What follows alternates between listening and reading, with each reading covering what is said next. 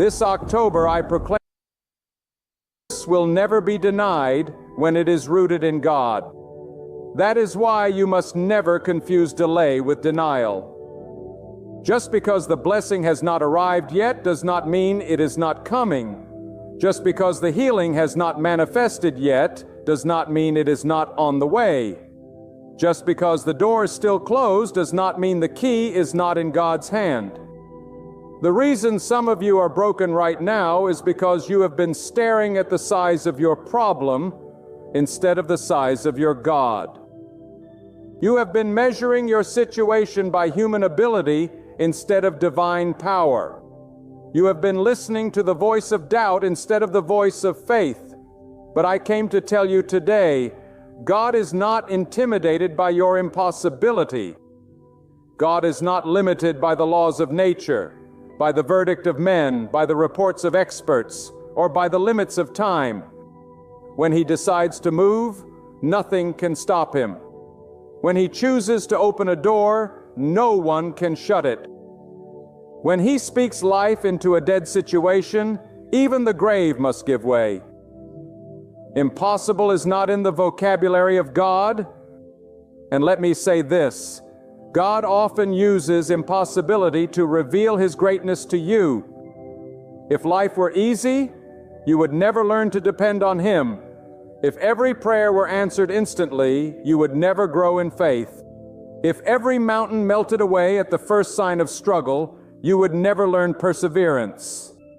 But God allows the impossible to stretch you, to refine you, to deepen your trust, to strengthen your spirit, and to reveal to you that He is not a small God who works only in the shallow waters.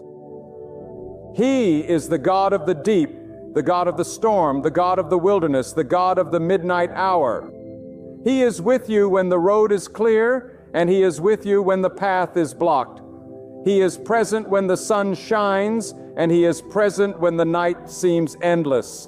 And all the while He knows your desire. Do you know what God is teaching you in the waiting? He is teaching you that your desire must not become your idol. Too often people love the blessing more than the giver. They crave the miracle more than the one who performs it. They want the gift more than they want the presence of God. And so in His mercy, God delays because He wants your heart first. He wants your trust first. He wants you to love Him not only for what He can give, but for who He is. And when He sees that your heart clings to Him more than to the outcome, that your faith rests in Him more than in the desire, that your joy is found in Him more than in the answer, that is when He releases the impossible into your hands. Some of you are asking, why has it taken so long? Let me tell you, time is not the enemy when God holds it. Time is the tool He uses to prepare you, to prepare the blessing, and to prepare the people around you. Some blessings are delayed because God is protecting you. Some are delayed because He is strengthening you. Some are delayed because the blessing itself is not ready yet. If He gave it too soon, it would crush you. If He answered too quickly, you might mishandle it. If He opened the door before you were mature, the very thing you prayed for could destroy you. But when the fullness of time arrives, what looked impossible will unfold in a way that leaves no doubt it was God and God alone. Beloved, I want to stir your faith today. Do not let your impossibility become your identity. Do not label yourself by your struggle. You are not defined by your lack, your sickness, your brokenness, or your failure. You are defined by the God who created you. And that God is faithful. He has not abandoned you. He has not overlooked you. He has not turned His face away from you. He is closer to you in the impossible than you realize. He is whispering to your heart even now, do not be afraid, do not lose hope. I am with you and I know your desire. My friend, there is something you must understand. The impossible situation you face is not designed to destroy you. It is designed to reveal God's strength in you.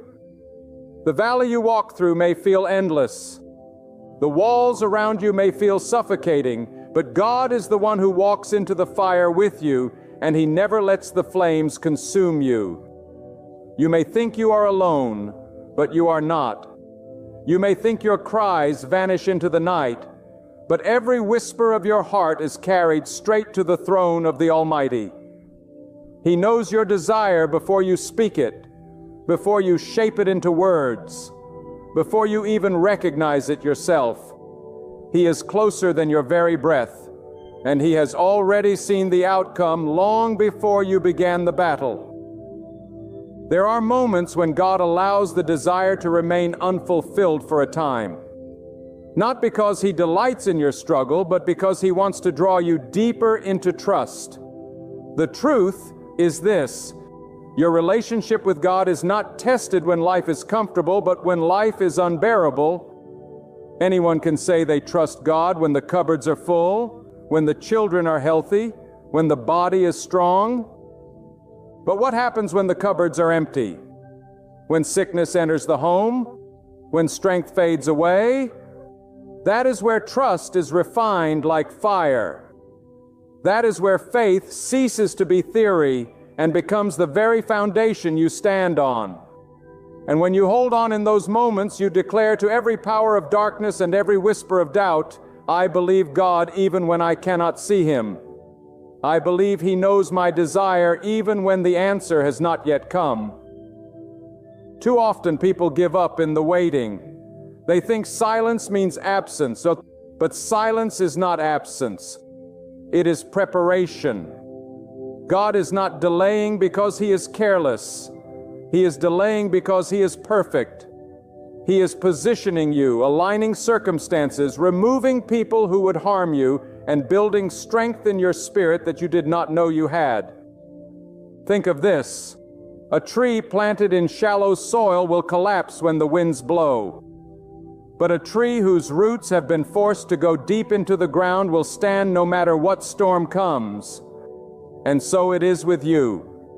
God sometimes withholds the quick answer so that your roots of faith will grow deep, so that when the blessing comes, you will be able to carry it with strength and gratitude, not with pride and weakness. Never forget this: God is not only the God of beginnings, He is the God of completion. He does not start what He cannot finish. If He has placed a desire in your heart, He will bring it to pass in the way that honors Him and fulfills you.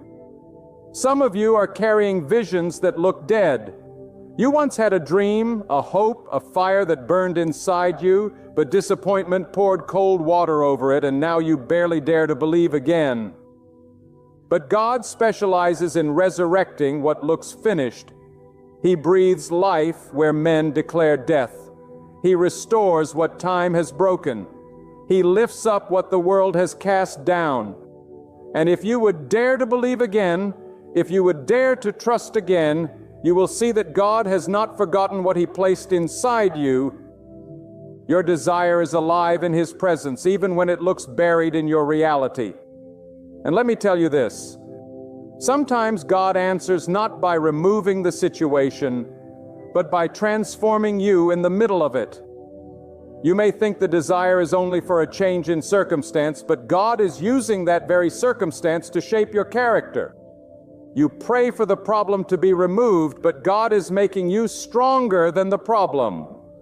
You pray for the door to open, but God is building endurance in you so that when the door does open, you will not crumble under the weight of the blessing. Your desire is not forgotten, but God is preparing you to carry it with wisdom and humility. What use is a blessing if you are not ready for it? What use is freedom if you do not know how to walk in it? God will not give you a gift that destroys you. He will only give you a gift that matures you, strengthens you, and brings glory to His name. Some of you are wrestling in the midnight hour saying, God, do you see me? Do you hear me? Do you know how much this means to me? And the answer is yes. He sees, He hears, He knows. But hear me clearly. God does not work according to your clock. He does not bend to your schedule. He is eternal. He knows the exact second when the answer must arrive, and He will never be late. You may feel pressed to the limit, but you will not break because He has measured the weight of your trial, and He knows exactly how much you can carry. You may feel you are at the edge, but that edge is not the end. It is the place where God's hand will lift you. Do not despise the impossible, for the impossible is the place where miracles are born. Do not curse the delay, for the delay is the place where faith matures. Do not run from the struggle, for the struggle is the place where your spirit learns to depend fully on God. You see, your desire is not simply about what you want. It is about who you are becoming. God is not only concerned with giving you the blessing, He is concerned with making you the kind of person who can honor Him with the blessing. And so He watches, He waits, He strengthens, He refines. And when the moment comes, the blessing will not be just an answer to prayer. It will be a testimony that God is faithful, that God sees, that God remembers. My friend, I must tell you this with fire in my soul. When God places you in an impossible situation, it is not to shame you. It is to shape you. The impossible is not God's way of abandoning you. It is His way of revealing Himself to you. For it is only in the furnace that gold is purified. It is only in the wilderness that strength is built. It is only in the midnight hour that faith learns to see in the dark. And God knows your desire. He knows the weight you carry. He knows the dream you nurture in secret. And He has not forgotten you. Do not mistake silence for neglect. Do not confuse waiting for rejection. God's silence is not absence. It is strategy. Just because He has not moved yet does not mean He is idle. Even when the surface looks still, beneath the soil roots are spreading, foundations are being laid, preparations are being made. God works in ways unseen so that when the answer bursts forth, it will come suddenly, powerfully, undeniably. You may feel like your story has reached its final page, but remember, God still holds the pen and the ink has not run dry. What looks impossible is simply the platform where His greatness will be revealed. Let me remind you, God is never confined by the circumstances surrounding you. People are limited by resources, by time, by strength. But God has no limits. He speaks things into existence that have never been seen before. He carves roads through wilderness and makes rivers flow through dry ground. He causes light to burst forth in the darkest night. And if He could create the universe out of nothing, He can rebuild your future from the pieces of what feels broken and lost. You might say, I have no strength left, no resources, no one beside me. But that, my friend, is exactly where the glory of God begins to shine, when nothing remains but Him. Some of you have whispered for years, God, please remember me. Hear this today. He already has. The delay is not His denial. The waiting is not wasted. Your desire has not been forgotten. God heard you the very first time you prayed. From that moment, the answer began its journey toward you. The struggle you face is not meant to destroy you, it's preparing you. It is to prepare you to carry the very thing you ask for. A vessel must be strong enough to hold the oil, or else it will break. And so God strengthens the vessel before He pours out the blessing. That is why you have faced resistance, why you have felt stretched, why the battle has been fierce. It is not because God has rejected you. It is because He is preparing you. And I tell you something more. The very impossibility that frightens you is the same impossibility that terrifies the enemy. because the enemy knows what will happen when God breaks it open for you. The enemy knows the testimony you will carry, the lives you will touch, the strength you will release, the power of faith you will walk in. That is why he wants you to quit in the waiting. That is why he whispers lies into your mind. That is why he tells you it will never happen.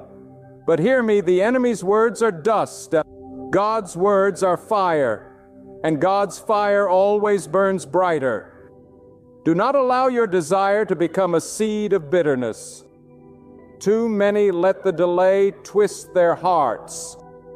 They say, God has forgotten me, God has overlooked me, God has abandoned me. No, he has not. Do not poison your spirit with unbelief. Hold on to faith even when your hands are trembling. Hold on to hope even when your eyes are filled with tears. For the God who gave breath to your body has not forgotten the cry of your soul. And let me go deeper. Sometimes what you think is the desire of your heart is only a shadow of something greater God wants to give you.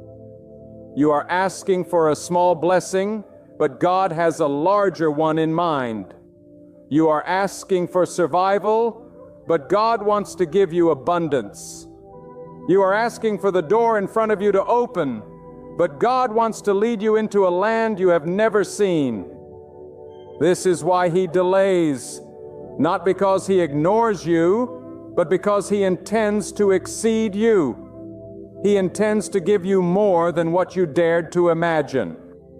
You want the possible, but God wants to show you the impossible. Beloved, faith is not believing that God can do what you think is reasonable. Faith is believing that God can do what men call ridiculous. Faith is believing that the barren can give birth, that the broken can rise again, that the prisoner can walk free, that the rejected can be chosen, that the impossible can become reality. And the moment you choose to believe, even when everything in you screams otherwise, that is the moment God moves. Listen closely, my friend. The very fact that you still have breath in your body is proof that God is not finished with you. If your story were over, you would not still be here. If your destiny had been canceled, your heart would not still be beating. God has preserved you for a reason. He has carried you through nights you thought would end you. He has sustained you in moments when you were too weak to stand. He has shielded you from dangers you never even knew were near. And why? Because he knows the desire of your heart. He knows the purpose of your life, and he is not about to let you drown in what looks impossible. There is power in knowing that God sees what men overlook. Men may dismiss your dreams as foolish, but God gave them to you. Men may mock your faith as unrealistic, but God honors it. Men may laugh at your prayers as hopeless, but God bottles every tear and records every cry. You are not invisible. You are not forgotten. You are not abandoned. God has been with you in every season. When you walked in joy and when you staggered in sorrow, when you stood in strength and when you fell in weakness, and through it all, he has carried the knowledge of your desire, waiting for the moment to bring it forth in his perfect timing.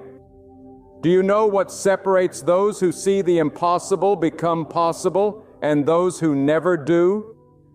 It is persistence in faith. It is the refusal to let go of God even when everything around you screams that it is useless. It is the decision to stand in the ashes and still declare, I believe. It is the courage to say, though the night is long, I will not stop looking for the dawn. It is the resolve to trust that the one who knows the stars by name also knows the longing in your soul. And that kind of faith moves mountains because it is not rooted in circumstances. It is rooted in God. You may say, but I am tired, I am weary, I am broken. And I tell you, yes, you may be. But God is not tired. God is not weary. God is not broken. You are leaning on the one whose strength does not fail, whose wisdom does not falter, whose love does not fade. The weight that crushes you is light to him. The burden that bends your back is nothing to his mighty hand. Stop trying to carry what only God can carry. Stop trying to fight battles that only God can win. Your desire is not accomplished by striving alone. It is fulfilled by surrender. When you lay it down before him, when you release it into his care, when you say, God, you know best, that is when peace floods your heart and power flows into your situation. And I tell you something else. Say, God does not answer according to your impatience. He answers according to his wisdom. Sometimes we demand quick answers, but quick answers do not always produce lasting fruit. God is not interested in temporary solutions. He is interested in eternal results. That is why he takes his time, why he works in ways you cannot see, why he allows you to walk through valleys before bringing you to the mountain. He is not only concerned with giving you what you desire, he is concerned with shaping you into the person who can handle it, protect it, and multiply it for his glory. Remember this truth. Every great testimony is born in a great test. Without the trial, there is no triumph.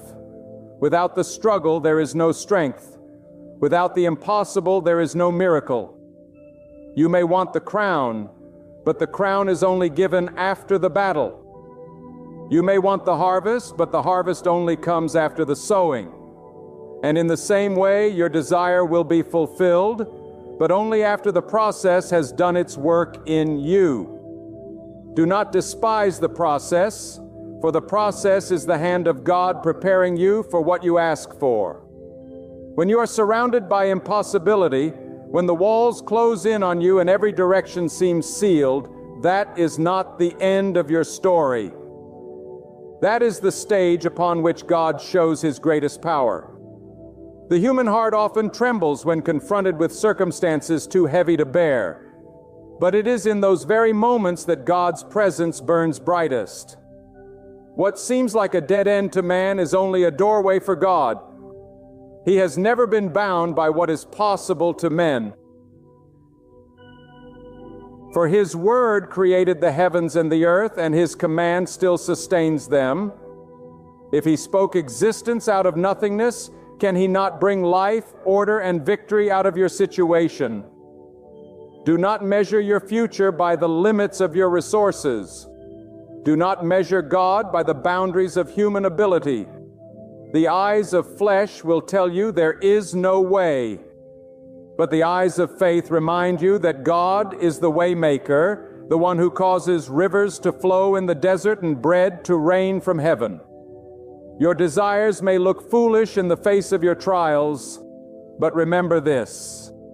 Say God placed that desire in your heart, and he is able to bring it to pass in his perfect time. Never let the enemy deceive you into believing that God has forgotten you. He has not turned his face from you. He has not closed his ears to your cries. Your tears are counted. Your prayers are stored, and your trust will not be in vain. Think of how God works in the hidden places. Seeds germinate underground, unseen by the human eye, yet in due season they burst forth into life. So it is with your impossible desires. They may seem buried, lifeless, invisible, but beneath the soil of your waiting, God is working, preparing, aligning, shaping, and arranging what your eyes cannot yet see. If you can endure the silence, if you can hold on through the waiting, you will live to see the fulfillment of what God promised you. Do not despise the waiting seasons, for they are not wasted. They are wombs where miracles are formed. Many times we think God delays, but he is never late. He is not confined to our calendars. nor is he restricted by our timetables. When he moves at the perfect moment, not too early to leave it unfinished and not too late to bring despair. If your desire looks impossible today, it is because God is preparing a testimony that will leave no room for doubt. When he answers, no one will be able to say it was your strength, your wisdom, or your strategy. It will be known by all that it was the hand of God. The danger in impossible situations is not the situation itself. It is the temptation to give up hope, to stop praying, to believe the lie that God has abandoned you. That is why the enemy fights your faith so fiercely. He knows that if you keep believing, if you keep trusting, if you keep calling on God's name, then the impossible must bow to the will of the Almighty. Hold firm, therefore, refuse to let despair rob you of your confidence in God.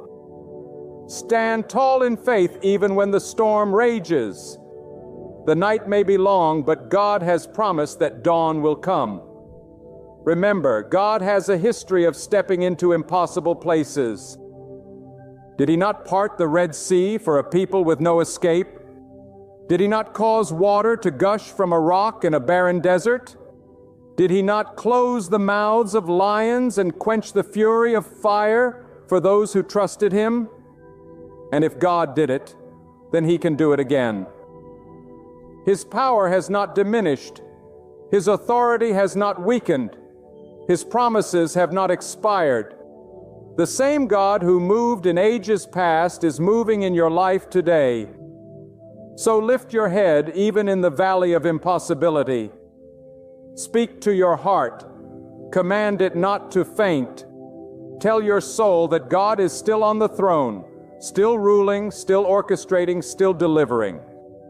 Do not silence your desire, for it is the seed of what God intends to do. Your impossible desire is not a burden. It is an invitation to witness the greatness of God.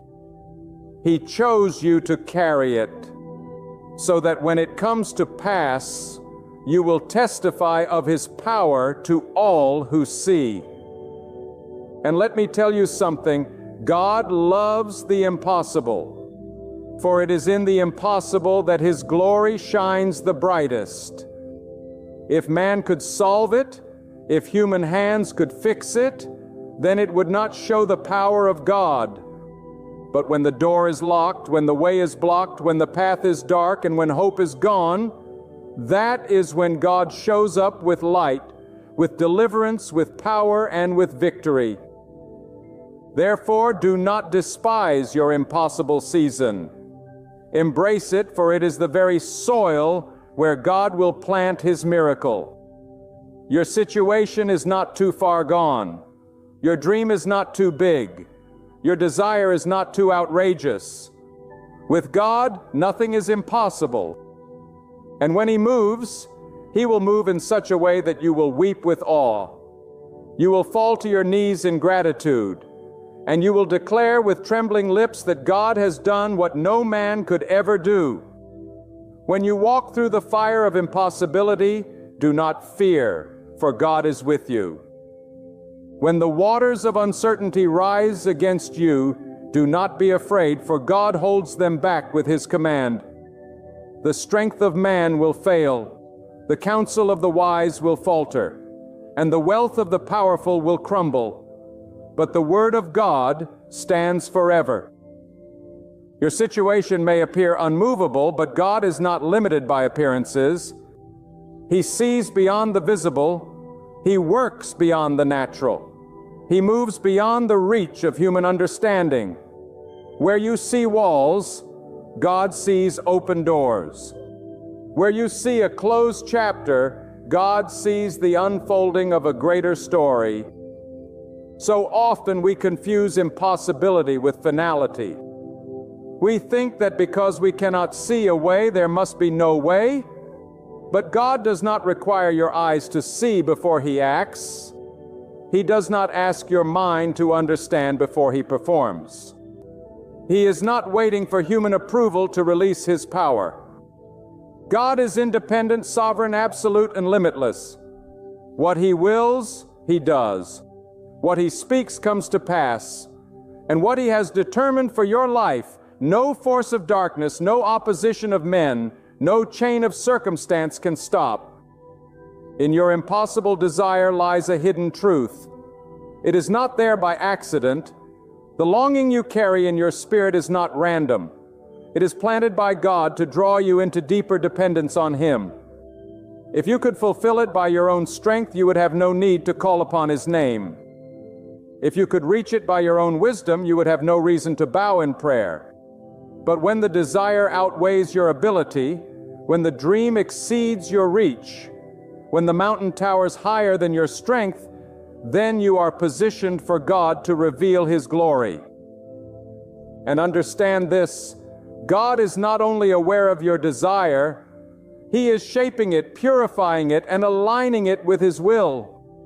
Sometimes He allows the impossible to remain just long enough to refine your heart, to strip away pride, to break self-reliance, and to anchor you more firmly in His power.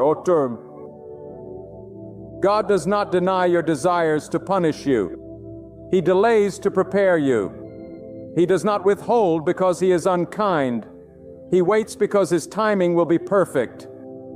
You may think you are waiting on God, but often God is waiting on you to grow, to trust, to surrender, to mature. Think of Abraham, who carried a promise for years before he saw its fulfillment. Think of Moses, who wandered in the wilderness before leading his people into freedom. Think of Joseph, who dreamed of greatness but endured betrayal, slavery, and prison before rising to power. In each of these, God placed a desire that looked impossible, but in time He brought it to pass in a way that magnified His power. Your life is no different. If God has allowed you to carry an impossible desire, He has already prepared the miracle that will fulfill it. Do not let the silence of God deceive you into thinking He is absent. God's silence is not His abandonment. It is often His preparation. He is weaving threads you cannot see. He is moving hearts you cannot touch. He is arranging circumstances you cannot influence. And when the appointed time arrives, everything will fall into place so swiftly, so perfectly, that you will know it was orchestrated by His hand alone. Lift your faith higher than your fears. Refuse to let the size of your problem dictate the strength of your prayers. Do not pray according to what you see. Pray according to what God can do. For He can bring water out of stone, light out of darkness, abundance out of lack, and life out of death. When you ask, do not ask small. Do not shrink your desire to fit your human reasoning. Ask boldly, for God delights in showing His greatness. Ask faithfully, for He rewards those who trust Him fully. Ask persistently, for delay is not denial, and the waiting is never wasted. The impossible is not a barrier to God. It is a stage for His glory. And when He fulfills your desire, it will not only bless you, but it will bless everyone who sees it. People will look at your life and say, "This is the hand of God." Your testimony will become a beacon for others walking through their own impossibilities. You will be a living reminder that with God, nothing is beyond reach. So today, hold fast to your desire. Do not bury it under fear. Do not silence it with doubt. Do not hand it over to despair.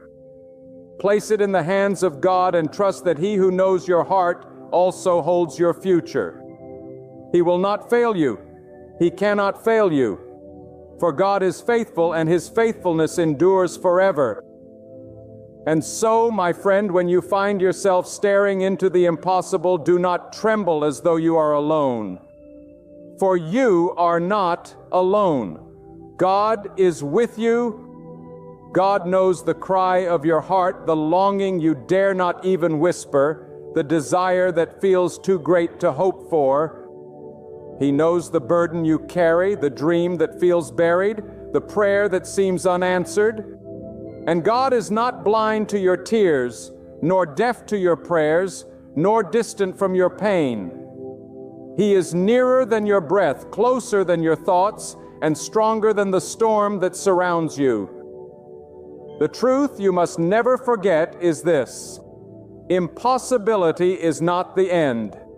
It is the doorway for God's glory to be revealed.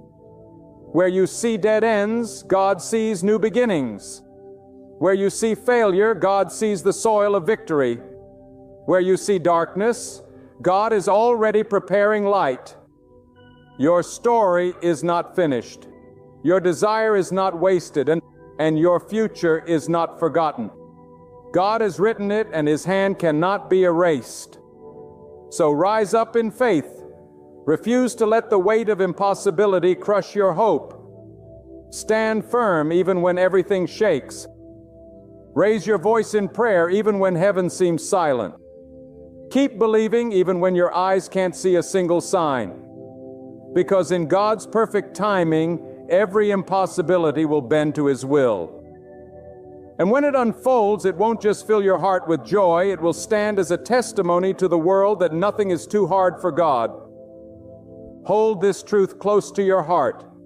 The desire that lives inside your impossible situation is not a mistake.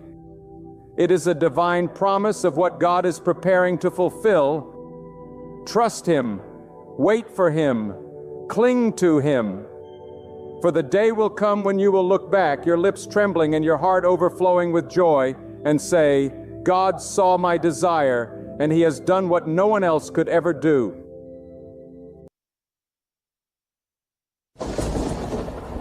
My friend, I want you to hear this with every part of your soul, because what I am about to share can completely change how you view your life. Right here, in this very moment, in this very season, God has not abandoned you. God has not forgotten you. And God is most certainly not punishing you. He is preparing you for something far greater than your mind can grasp. Something greater than your eyes have ever witnessed and your heart has ever dreamed of. God is positioning you for an unforgettable miracle. You might look around right now and see only pain, only struggle, only confusion. You might feel the ache of delay, the weight of prayers unanswered, and the stillness of waiting. You may look at your life and say, why has nothing changed? Why am I still in this valley? But let me declare to you with power and conviction, God has not forgotten you. God is arranging every detail, moving every piece, aligning every step, because the miracle He has prepared for you will not be ordinary. It will not be small, and it will not be forgettable. It will be so mighty, so undeniable that when it happens, you will fall on your knees in awe, saying, surely God's hand was in this all along. Do not mistake the silence of God for the absence of God. The silence is strategy. The waiting is preparation. The struggle is positioning. God is not delaying to harm you. God is delaying to strengthen you. For what good is a miracle if you are not ready to carry it? What good is a blessing if your faith collapses the moment trials come? No, my friend, God knows that the miracle He has for you requires faith that cannot be shaken, endurance that cannot be broken, and trust that cannot be stolen. That is why the process feels long, but it is holy. That is why the night feels endless, but it is necessary. Because when God finally opens the door, it will not be a door that any man can shut. Think of how God works. He never wastes a season. Not a single tear, not a single setback, not a single lonely night has been meaningless. Every test has been sharpening you. Every disappointment has been humbling you. Every closed door has been protecting you. You thought it was rejection, but it was redirection. You thought it was punishment, but it was preparation. You thought you were forgotten, but in truth, you were being chosen for something higher, something greater, something eternal. God was setting you up for a miracle that will not only bless you, but it will shake the lives of everyone around you. And here is the truth you must cling to. The miracle will not come from where you expect it.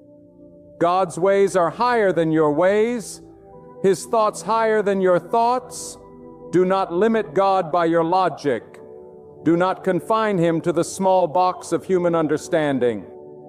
The same God who split seas, who brought water out of rocks, who lifted the poor from dust and set them among princes, is the same God who is orchestrating your life right now. He does not need permission from your enemies. He does not need validation from your critics. And He does not need help from human hands. When God moves, nothing can stand in His way. So lift your head, my friend. Wipe the tears from your eyes. Silence the voices that tell you it is too late, that you are too broken, that your story is over. Those voices are lies, distractions meant to rob you of hope. But I am here to remind you, as long as God is alive, your story is not finished. As long as God is moving, your miracle is still on the horizon. As long as God's power is at work, nothing, no curse, no enemy, no failure can stop what He has ordained. Perhaps you feel unworthy. Perhaps you think, why would God choose me for a miracle? Why would God lift me out when I have made so many mistakes? But let me speak truth into your soul. God does not call the perfect. He perfects the called. God does not wait for you to be flawless. He looks for your faith, your willingness to trust, your readiness to believe even when you cannot see. Your weakness is not a barrier to God's miracle. It is the very stage upon which His power will shine the brightest. For when you are weak, He is strong. When you cannot, He can. When you run out, He overflows. And let me tell you, when God sets you up for an unforgettable miracle, He will often allow your situation to look impossible. Why? Because miracles are only recognized when they defy human explanation. If you could do it by yourself, it would not be a miracle. If people could explain it, it would not be God's power. That is why He lets the odds stack up against you, why He lets the storm rage, why He lets the fire burn hotter. Not to destroy you, but to reveal that when the breakthrough comes, it was God and God alone who delivered you. I want you to imagine your life right now as a seed buried in the soil. From the surface, it looks as if nothing is happening. The ground is silent, the dirt is heavy, and to the eye, it seems dead. But beneath the soil, the seed is breaking, roots are forming, life is stirring, and in due season, the seed will push through the dirt and rise toward the light. That is what God is doing with you. On the surface, it looks like nothing is changing, but beneath the surface, God is building something unstoppable.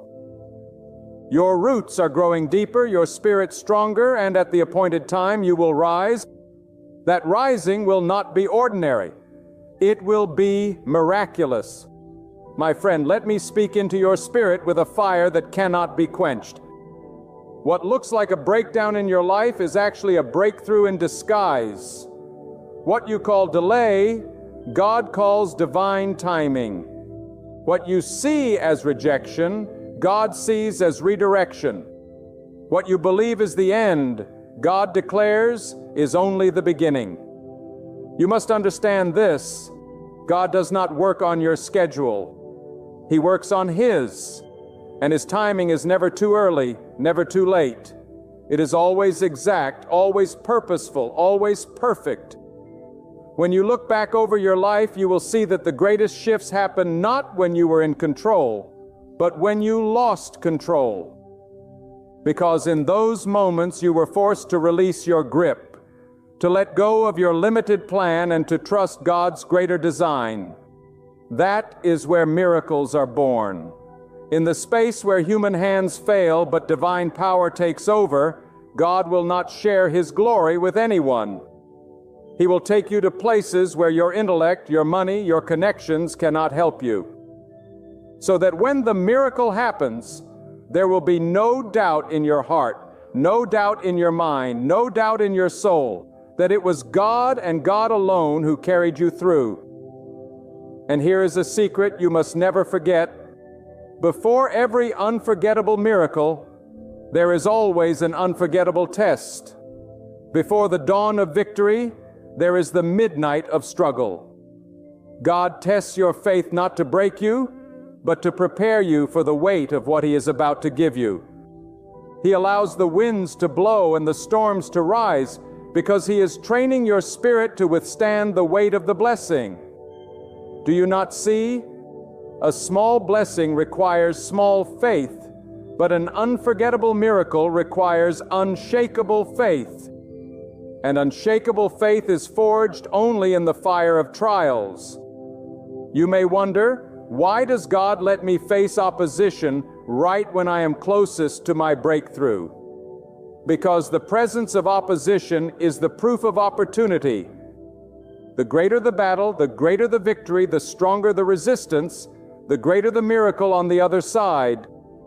Do not be discouraged by the size of your enemies. Let their size remind you of the size of your blessing. Do not be afraid of the mountain in front of you. Let its height remind you of the strength of the God who moves mountains with a whisper. Let me tell you something that will shake your heart awake. You are not waiting for your miracle. Your miracle is waiting for you. It is waiting for you to believe, waiting for you to endure, waiting for you to step into alignment with God's will.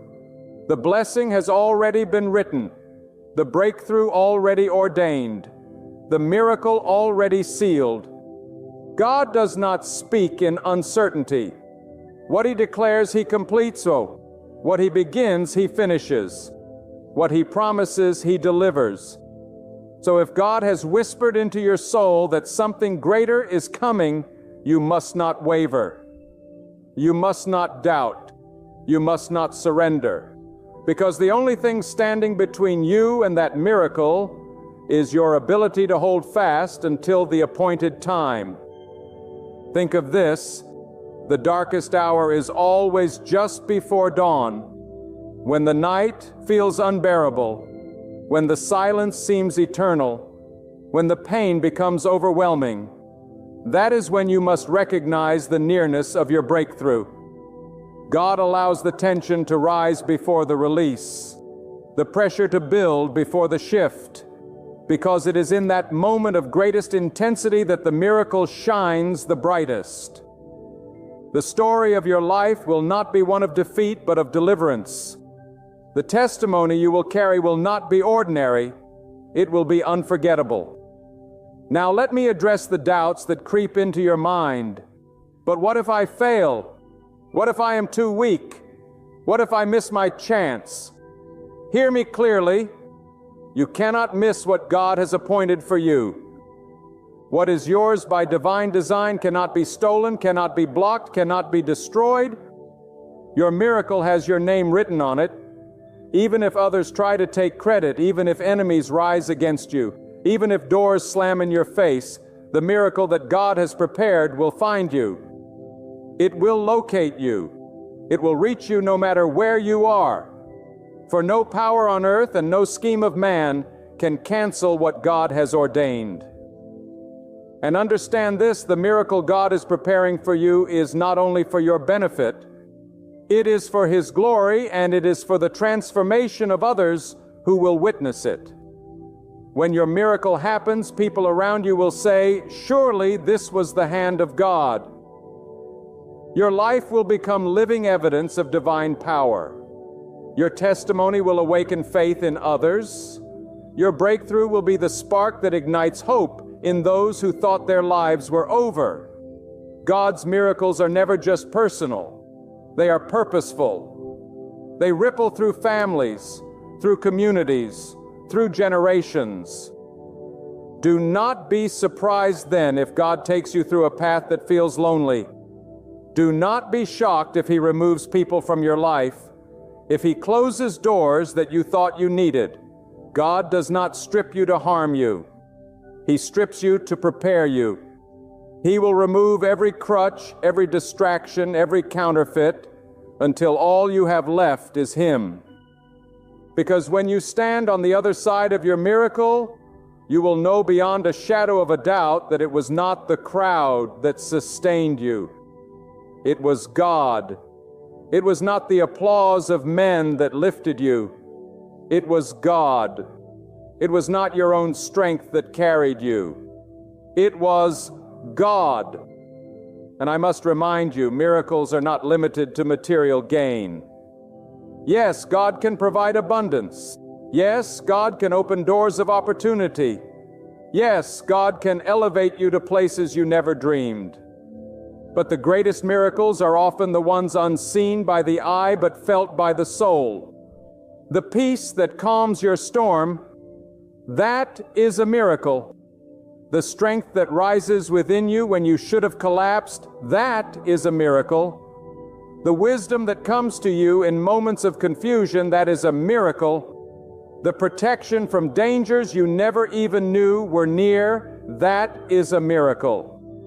God surrounds your life with wonders daily, but there is a greater miracle ahead. One that will be so undeniable, so unforgettable, that it will mark your life forever. My beloved friend, there is something you must grasp with both hands and press deep into your heart. The miracle God is preparing for you is not just an event. It is a divine encounter that will redefine the course of your life. It will not be a fleeting moment that fades away with time. It will be a turning point that sets you on a new path. A path that no enemy can block and no circumstance can derail. God's miracle will not only change what is around you, it will transform what is within you. For when God moves, He does not simply adjust the surface, He reshapes the very foundation of your destiny. So often we limit our understanding of what God can do because we measure His power by the scale of human ability. We think too small, we hope too little, and we dream within the confines of our logic. But God is not bound by the limits of your imagination. God is not restricted by the size of your faith or the scope of your vision. He is the creator of all that is seen and unseen, the one who holds galaxies in His palm and yet counts the hairs upon your head. If He can bring light out of darkness, life out of dust, and order out of chaos, what makes you think He cannot turn your situation around in a single moment?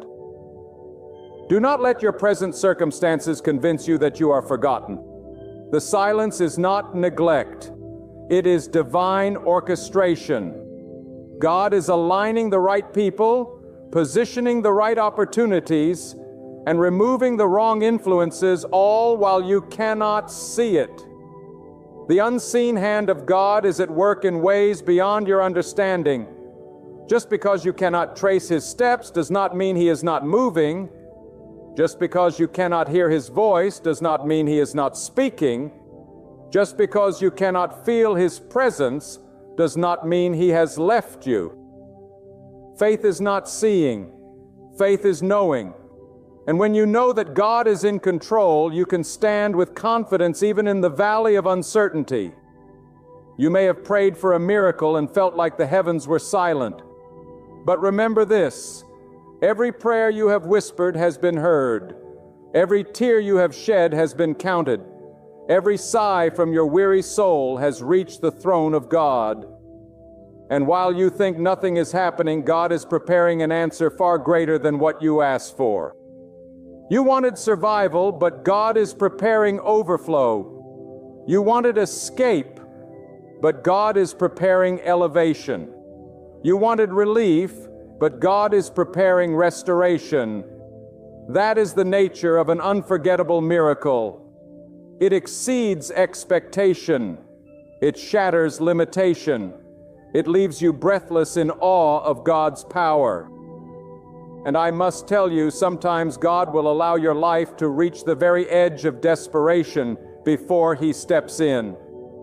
Why? Because it is at the edge that your faith is tested, refined, and proven.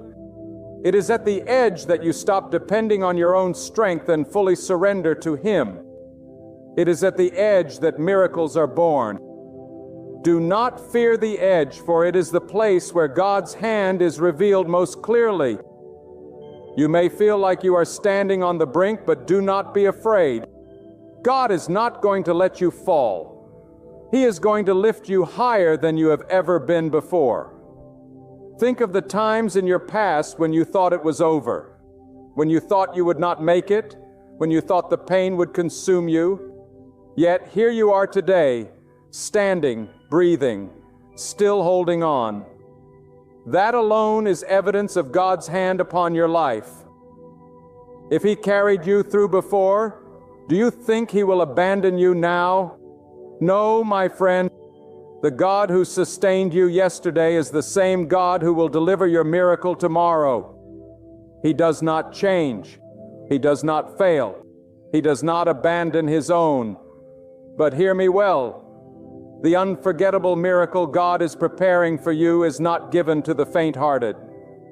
It is given to those who dare to believe in the face of doubt, who dare to stand when everything around them says fall, who dare to keep pressing forward when the weight of life says quit.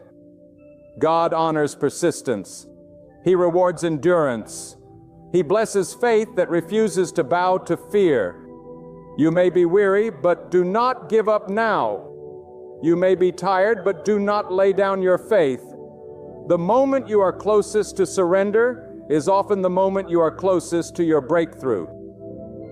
Do not confuse stillness with stagnation. Just because you are not moving does not mean God is not moving. There are seasons when God calls you to wait, to rest, to be still because He is fighting battles on your behalf. He is clearing the path ahead, preparing the blessing, ensuring that when you step forward, you will walk into victory without hindrance.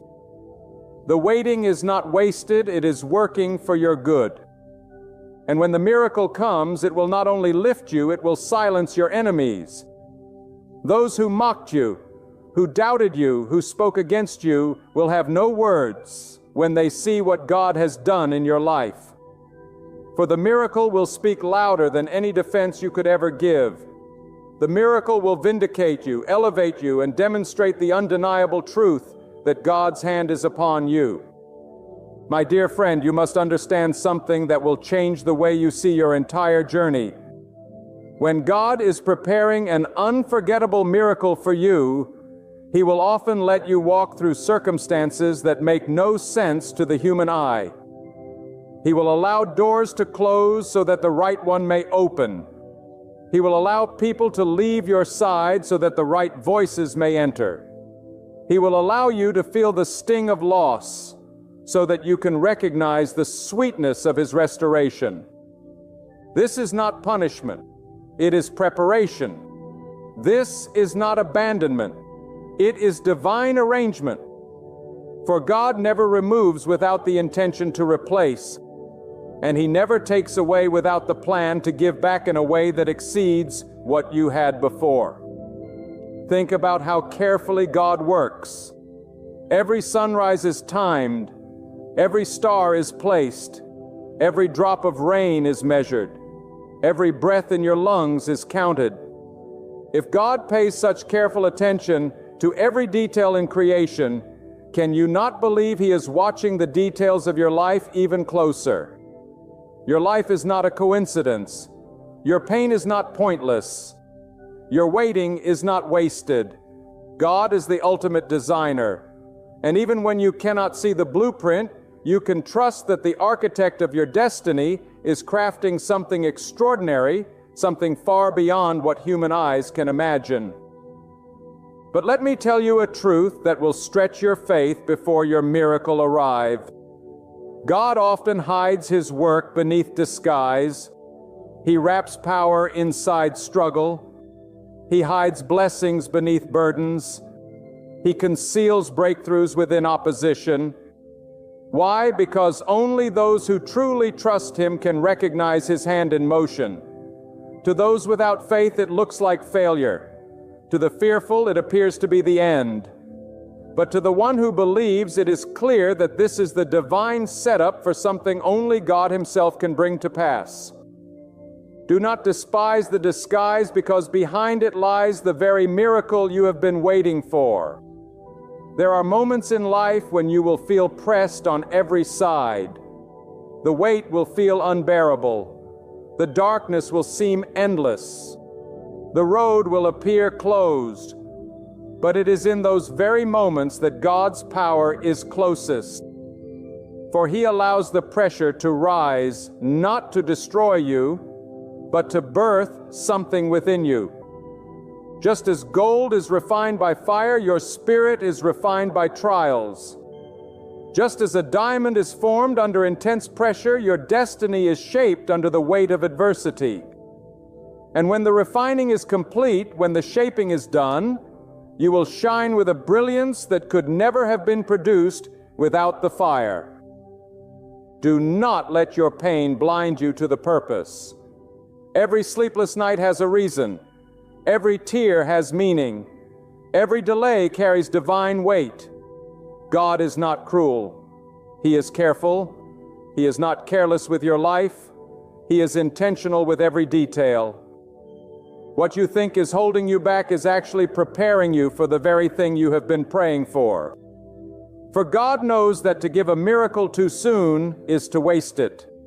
But to release it at the right time is to multiply its impact both in your life and in the lives of those who witness it.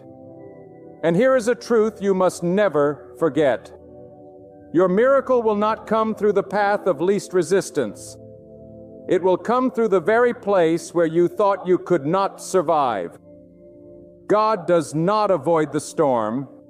He works in them. He does not bypass the valleys. He leads you through them.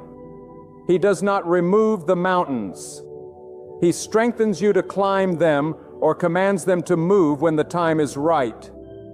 So if you find yourself in the middle of a storm, do not despair. It is the storm that makes room for the miracle. If you find yourself in a valley, do not give up. It is the valley that sets the stage for God's deliverance. If you stand before a mountain, do not fear. The mountain is the canvas upon which God will paint His power. And when God's miracle comes, it will not come in fragments. It will not come half done or incomplete. It will come in fullness, overflowing, undeniable. For God does not do things halfway. When He delivers completely. When He restores beyond measure. When He blesses to the point of overflow. That is why your miracle will be unforgettable, because it will not leave you with questions. It will leave you with answers. It will not leave you with wounds. It will leave you with healing. It will not leave you in bondage. It will leave you in freedom. And let me give you this revelation. Sometimes the unforgettable miracle is not the changing of your circumstances, but the changing of you. Sometimes the greatest miracle is the peace that floods your soul when everything around you is in chaos. Sometimes it is the strength to keep going when by all human reasoning you should have given up. Sometimes it is the clarity of mind in a world filled with confusion. Sometimes it is the courage to stand when everyone else bows. These miracles may not be seen by human eyes, but they are the very proof of God's power within you. And when the inner miracle happens, it will always lead to the outer miracle in due time. My friend, hear this with every part of your heart. God never begins anything in your life without already knowing how He will finish it. The miracle you are waiting for is not an uncertain possibility. It is a sealed reality in the plan of God. What you are longing for is already written in heaven, already marked in eternity, already ordained in His perfect wisdom. You are not chasing a dream that may or may not happen. You are walking toward a destiny that God Himself has secured. That is why you must not let doubt take root. Doubt is the enemy of expectation, and expectation is the soil in which miracles grow. When you expect nothing, you receive nothing. But when you expect the impossible, you invite the hand of God to move in ways that surpass human understanding. Do you know why your miracle will be unforgettable? Because God designs it in such a way that you will never be able to take the credit. You will never be able to say it was your connections, your wisdom, your skill, or your effort. You will know it was God. People around you will know it was God. Even your enemies will have to admit it was God. That is why He lets the odds stack against you. That is why He lets situations grow darker before the dawn. Because the contrast between your struggle and your breakthrough will be undeniable. But here is something few understand. Sometimes God's setup for your miracle begins with separation.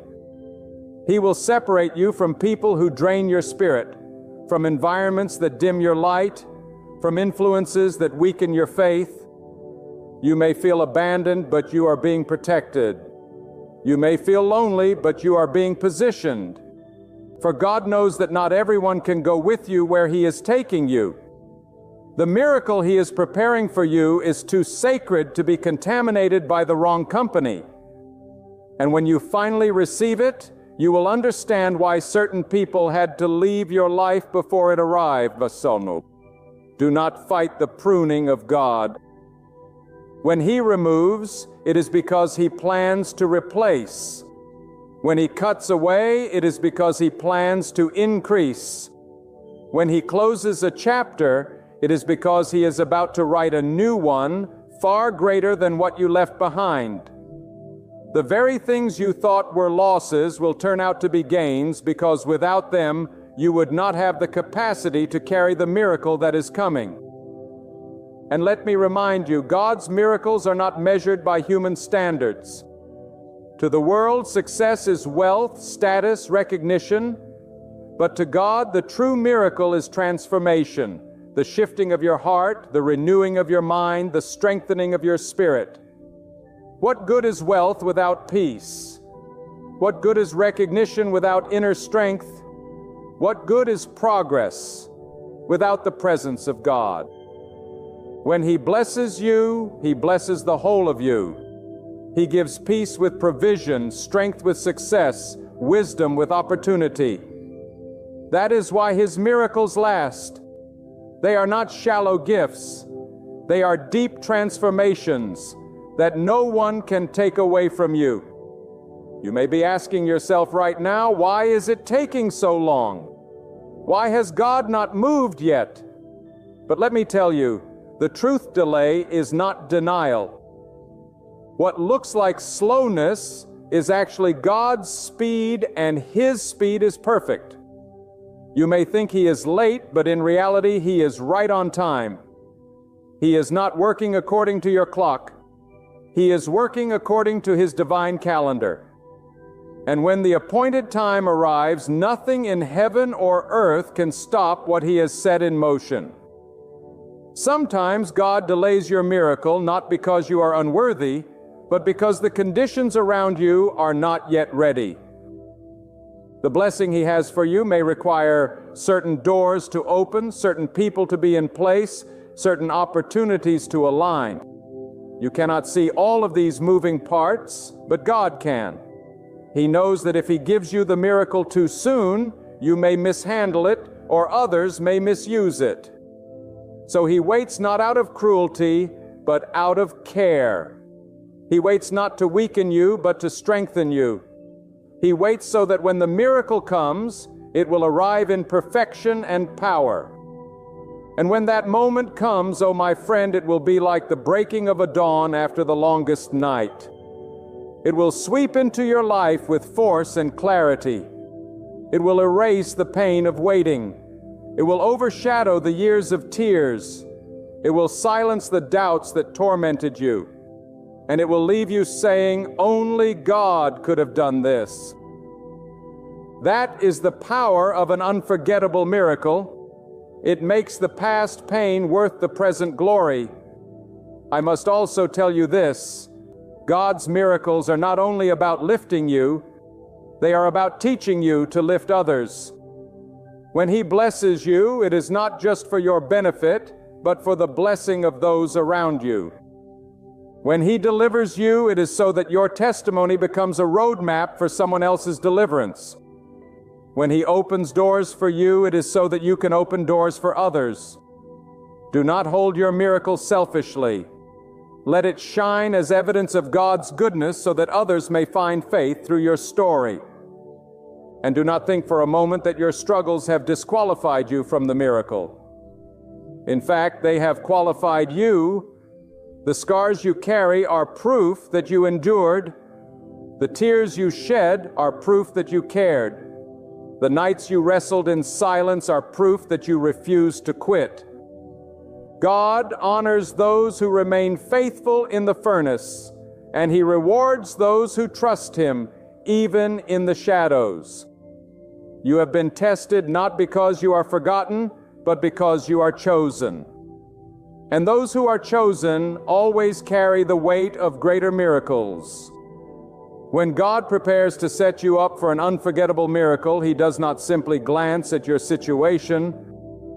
He writes a script so precise that even your enemies end up playing a role in your breakthrough. What you see as betrayal, what you endure as pain, what you struggle with in silence, all of it is part of a divine orchestration. Do you not know that the very pit dug for you may become the stage upon which God lifts you higher than you ever imagined? When you think you've been abandoned, you are actually being positioned.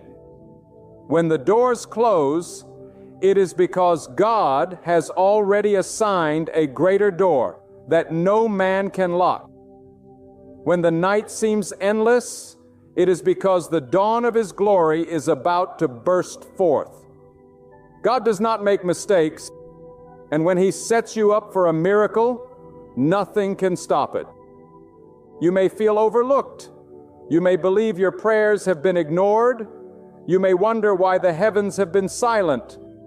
But silence is not absence. Silence is strategy.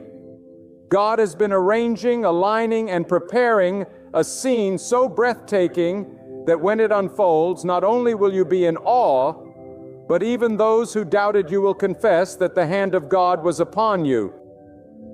His timing is never too late, and His ways are far higher than our own.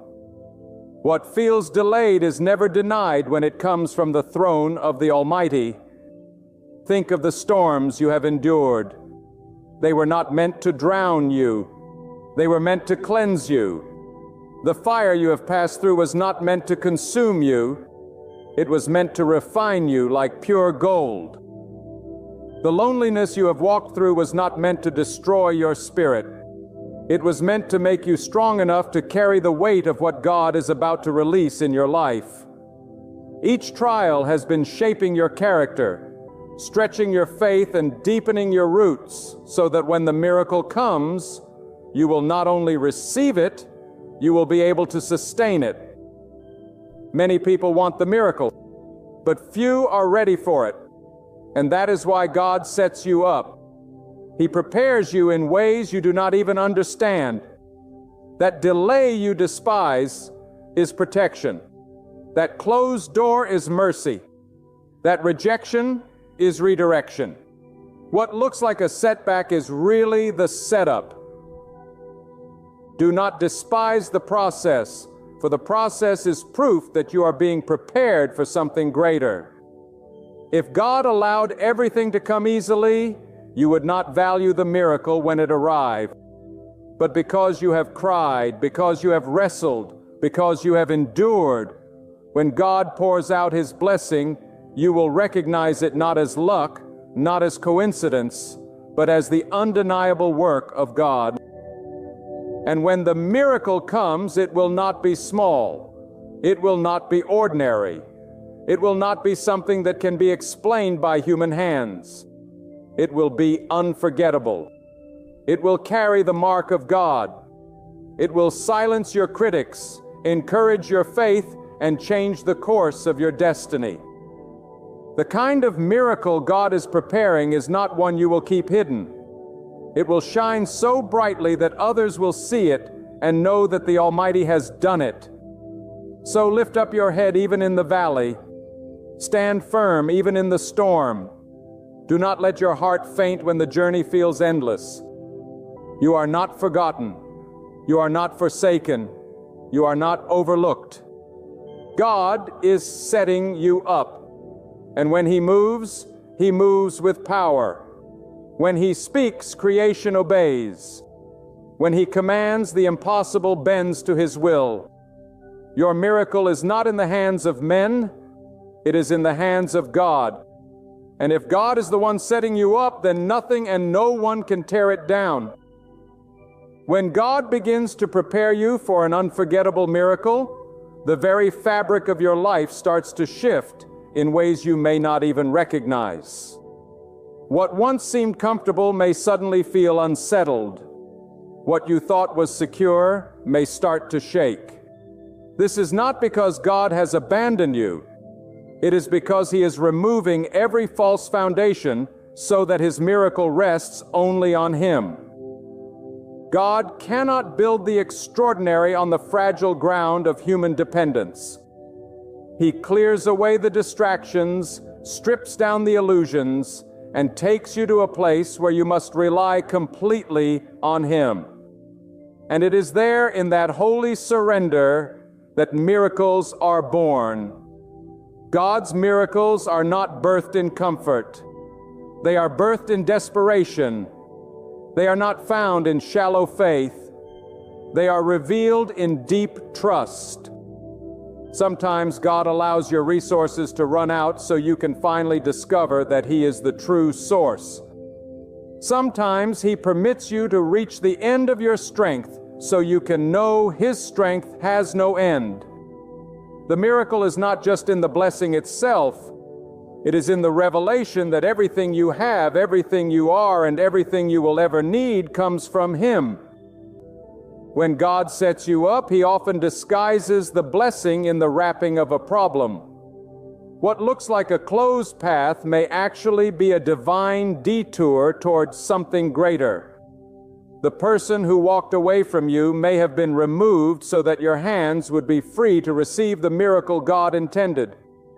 The opportunities that fell apart may have crumbled because they were too small for the destiny He has prepared. Do not mourn the doors that close. Rejoice, for if God allowed them to shut, He has already prepared a door so wide, so vast, and so glorious that it will make you forget the sting of yesterday's disappointment. The miracle you are waiting for requires endurance. God does not place diamonds in the hands of those who cannot bear the weight. He strengthens your back to carry the load. He enlarges your heart to receive the blessing. He teaches your spirit to trust Him. So when the miracle arrives, you will not be shaken by pride nor destroyed by fear. God is not only preparing the miracle for you, He is preparing you for the miracle. And when the two align, His perfect timing and your ready spirit, the unforgettable will manifest. Do not underestimate the way God works in the unseen. While you sleep, He is arranging. While you wait, He is designing. While you feel forgotten, He is orchestrating a plan that even your enemies will not comprehend until it unfolds before their very eyes. God is the master of divine reversals. The one who was overlooked becomes chosen. The one who was broken becomes lifted. The one who was counted out becomes the very testimony of His power. When God decides to move, no chain can hold you. No wall can block you. No power on earth can stop you. And when the miracle comes, it will be undeniable. It will carry the fragrance of heaven and the signature of God. You will not have to fight to prove it is real. The evidence will shine so brightly that even the doubters will have no choice but to acknowledge it. The miracle ahead will not only change what surrounds you, it will transform what lives within you. It will strengthen your faith, expand your gratitude, and awaken a boldness you didn't know you carried. And as it unfolds, its light will reach the lives of others. Because God never performs a miracle meant for one heart alone. When He blesses you, it is so that blessing can flow through you. When He raises you up, it is so His power can be seen through your story. When He opens the heavens, your life becomes the evidence of His glory. So tonight, do not curse the midnight hour. Do not despise the season of solitude. Do not resent the tears that fall unseen, for they are watering the very soil where your miracle is about to bloom. Remember, the darkest night always comes right before the sunrise, and your sunrise is on its way. God remains faithful. He has not overlooked you. What you thought was breaking you has been building you. The stage is ready. The heavens are moving. And soon the Almighty will unveil a miracle so powerful that your story and your spirit will never be the same again. There comes a moment in every life when the winds begin to change direction, when the air around you feels charged, when the quiet rhythm of the ordinary begins to tremble with the approach of the extraordinary. And I say this to you tonight with absolute conviction. When God is preparing to move in your life, He never leaves you unaware. He never leaves you wandering in darkness. He always sends signs. Signs that awaken your spirit. Signs that stir something deep within you. Signs that cannot be dismissed if your heart remains open. Some of you hearing this right now are standing on the edge of the greatest breakthrough of your life. But before it unfolds, you must understand that the unease you feel, the restlessness that steals your sleep, the stirring deep in your soul, are not coincidences. They are divine indicators that God is moving. I do not speak tonight of small changes, of minor shifts. I speak of the hand of the Almighty preparing to open doors no man can shut, preparing to lift burdens that have chained you for years, preparing to exalt you where others have tried to hold you down. And when God is about to move, He begins to stir the waters. Just as a mighty storm is preceded by the gathering of clouds, so too the movement of God is preceded by unmistakable signs in your life. You must be wise enough and humble enough to discern them. For when God speaks through signs, He is calling your attention. He is demanding your focus, and He is preparing you to step into something far greater than what you can see today. One of the first signs that God is about to move is the disruption of your comfort. Comfort has a way of lulling us to sleep, of trapping us in patterns that make us numb to the possibilities beyond. But when God wants to move you, He disturbs your nest. Suddenly, the job that once satisfied you no longer brings peace. The stability that once felt steady suddenly shakes. The routines you depended on feel hollow. This is not because life has betrayed you. It is because God is preparing to shift you. He knows you cannot stay where you are and still receive what He has prepared for you. So He sends disruption not as punishment but as preparation. The discomfort you feel may very well be the hand of God stirring you to rise, to move, to break free from what is too small for your destiny. Another sign that God is about to move is the rising of an unexplainable restlessness in your spirit. You cannot explain it to others. You cannot even put it fully into words yourself. But deep down, you know you are being called to something more. It is as though your heart hears a voice no one else can hear, and it tells you there is more, there is greater, there is beyond. That inner stirring is not a coincidence. It is not simply your imagination. It is the whisper of God awakening you to the fact that your current season is coming to an end and a new season is about to begin. And when that restlessness comes, do not suppress it. Do not drown it in distractions. Lean into it, for it is God preparing your heart for His movement. And then there are the sudden closures of doors you thought would remain open forever. How many of you have faced moments where opportunities slipped from your hand? Relationships ended unexpectedly, plans collapsed without warning. At the time you wondered why God allowed it. At the time you thought it was loss. But hear me clearly, when God closes a door, it is never to destroy you. It is to protect you and redirect you. That closed door is not a defeat. It is a sign that God is about to move you in a direction that your eyes have not yet seen. Every door that shuts under His authority is a signal that a greater door is about to open. Do not mourn the door that closed. Rejoice in the God who is leading you to something beyond what you could imagine. Sometimes the sign that God is about to move is the stripping away of people you thought you needed. It can feel lonely. It can feel cruel. But it is necessary. God knows that not everyone can go with you where He is taking you. Some voices must be silenced so you can hear His voice more clearly.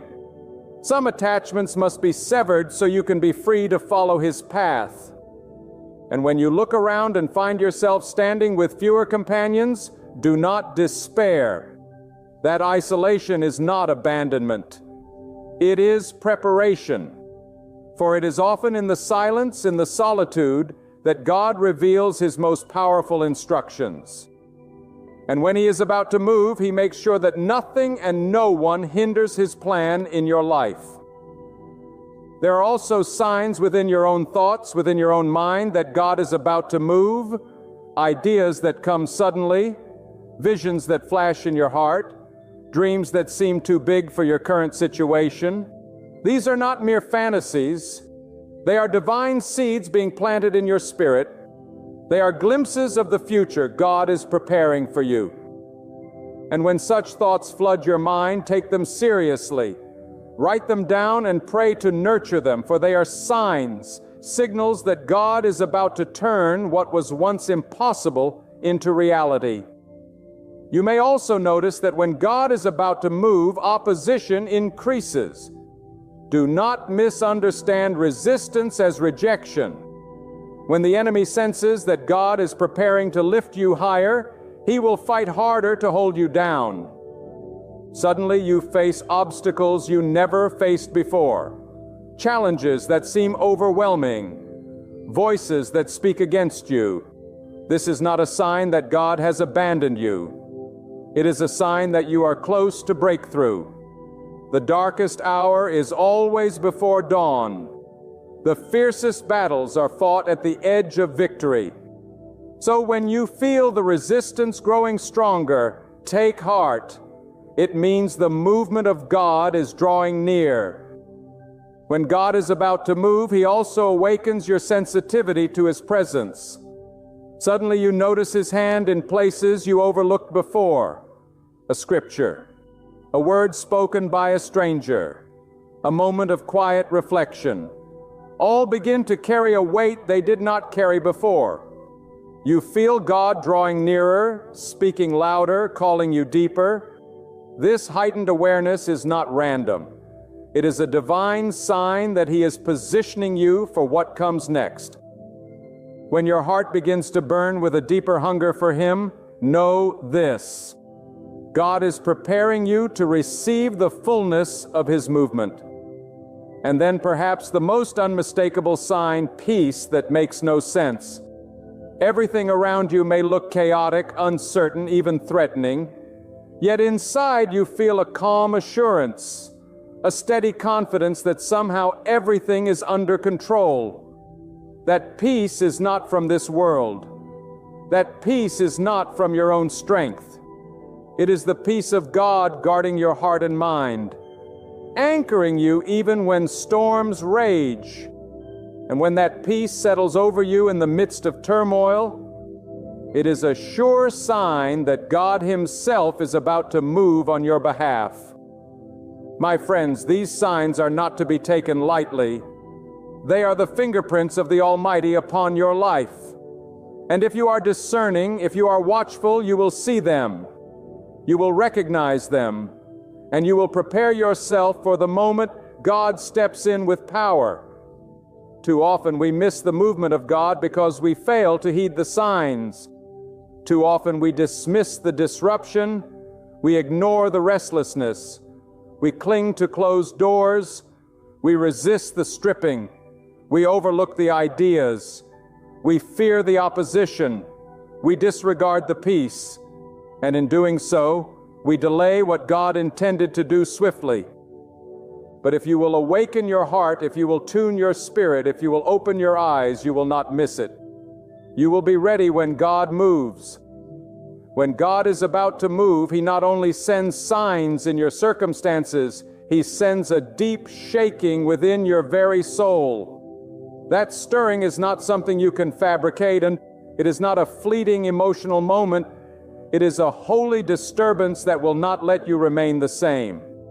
It is as though God Himself places His hand upon your heart and presses until you know you must change direction.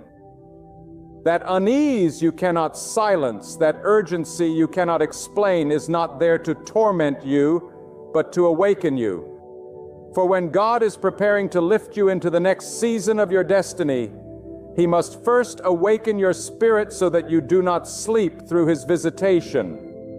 Do not mistake that divine stirring for confusion. Confusion comes from doubt, but the stirring of God comes with clarity. It comes with a voice inside you saying, "Rise, for you cannot stay where you are." It comes with a conviction that no matter how secure your present appears, you know it is too small for the greatness God has written into your story. And though your mind may argue, though your circumstances may resist, your spirit knows beyond all doubt that God is getting ready to move. Another clear sign that God is about to move in your life is that He begins to strip away your reliance on human strength. There will be moments when you find that the people you depended on can no longer carry you, that the resources you once leaned on suddenly dry up, that the systems you trusted fail to hold you. And in that moment, you might cry out in frustration. You may even wonder why God has allowed such loss. But do not mistake His intention. God removes every false support so that you learn to lean entirely on Him. For if you are to witness His movement in your life, you must know without question that it was His power, not man's, that lifted you. He strips away your reliance on the temporary to anchor you in the eternal. When God is about to move, He also sharpens your vision. You begin to see life differently. What once looked ordinary now seems pregnant with divine purpose. You look at your past struggles and suddenly recognize that they were preparing you for something greater. You see doors that once intimidated you as opportunities to display the glory of God. It is as though a veil is lifted from your eyes and you perceive what you could not perceive before. This sharpening of vision is no accident. It is God preparing you to recognize the path when He opens it. For a door can stand wide before you, but if your eyes are still blind, you will miss it. And so God clears your sight. He adjusts your focus. He aligns your vision with His, so that when the moment comes, you are ready to walk through the way He has prepared. Another unmistakable sign of God's movement is divine timing. There comes a moment when everything that once felt delayed suddenly begins to align. Prayers you thought were forgotten resurface with answers. Opportunities that once seemed distant are suddenly within reach. People who had no reason to cross your path are placed right in front of you, and you realize that what seemed like waiting was never wasted. It was divine preparation. God was orchestrating the unseen, arranging the pieces, positioning you so that when the time was ripe, His movement could unfold without hindrance. And when that alignment begins, when doors open without you forcing them, when opportunities find you instead of you chasing them, you can be certain that God is on the move. When God is about to move, He also gives you an unshakable conviction in the face of doubt. People may tell you it cannot be done. Circumstances may appear impossible. The evidence may scream against you. Yet deep inside there rises a conviction you cannot silence. It is not arrogance. It is not pride. It is faith placed by God Himself. That conviction is His assurance that what He has spoken will come to pass no matter what the world says. And when you carry that conviction, do not let anyone talk you out of it. Guard it as treasure. For that inner certainty is proof that God is about to do what only He can do. Sometimes the sign comes as unusual tests, trials that press you harder than before, battles that seem to multiply on every side, and you wonder why it feels like life has grown harsher at the very moment you are trying to do right. But hear this. Trials intensify, not to destroy you, but to refine you. God allows the fire so that the impurities burn away, so that when He lifts you higher, you can withstand the weight of the blessing. For blessings without refinement become curses, but blessings after fire become testimonies of God's faithfulness. When your trials increase, do not despair. It is often the sign that you are closest to seeing God's hand move in power. And perhaps one of the most powerful signs is the sudden clarity of purpose. For years you may wander, searching for meaning, questioning your path. But when God is about to move, He makes your purpose undeniable. It may come in the quiet of prayer, in the stillness of the night, in the sudden flash of inspiration, but when it comes, it anchors you. It directs you. It gives you courage to step where you once hesitated. And though others may not understand, you will know without question that God has marked your path. That clarity of purpose is not your imagination. It is a divine sign that you are about to step into the reason you were created. When God prepares to move, He also awakens a hunger in you that nothing else can satisfy. The entertainment you once enjoyed feels empty. The distractions you once pursued lose their appeal. The approval of people no longer fulfills you. There is a deeper craving inside you, a craving for God, for His presence, for His truth. That hunger is not there by chance. It is the divine pull of your spirit toward the one who is about to pour Himself into your life in a greater measure. Do not ignore that hunger. Do not try to silence it.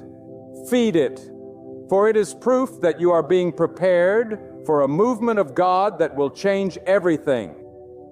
And finally, when God is about to move, He surrounds you with confirmation. The same message comes to you through different voices. The same thought echoes in different circumstances. You hear the same truth repeated in ways you cannot dismiss. That is God making sure you do not miss His signal. He speaks once, He speaks twice, and then He confirms again so that you know beyond doubt that it is Him.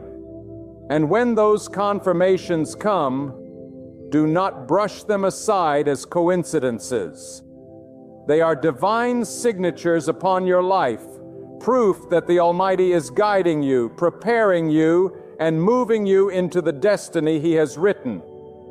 My friend, if you have noticed these signs stirring in your life, do not ignore them. God is speaking. God is preparing. God is moving. And the greatest mistake you could make is to sleep while the hand of the Almighty is at work. Open your eyes, sharpen your ears, soften your heart, for the signs are not random. They are deliberate signals from heaven that the time has come for you to rise into the fullness of what God has destined for you. When God is about to move, He will often allow the ordinary to grow unbearable so that you will not settle for less than what He has prepared for you. Some of you are asking why your life feels so heavy, why your spirit feels so unsatisfied even when everything looks fine from the outside. It is because God is stirring you out of complacency. He does not want you to build a house in the valley when He has prepared a mountain for you to climb. That dissatisfaction is not a curse. It is a calling. It is a holy dissatisfaction placed within you by God Himself, so that you will rise from the comfort of the familiar and step into the territory of faith where His power is revealed. There are moments when God strips away everything you thought defined you, not to leave you empty, but to show you that your true identity is rooted in Him alone. When positions are lost, when titles fade, when the applause of people goes silent, you may feel exposed. But in that silence, you discover the voice of God saying, "You are mine, and I have marked you for more than this world can give." That is a sign. That is evidence that God is positioning you for a move so great that it cannot rest on human affirmation. It must rest on divine confirmation. When God is about to move, He also awakens in you a courage you never knew you had. Suddenly, the fear that held you captive begins to weaken. The chains that once kept you still begin to loosen.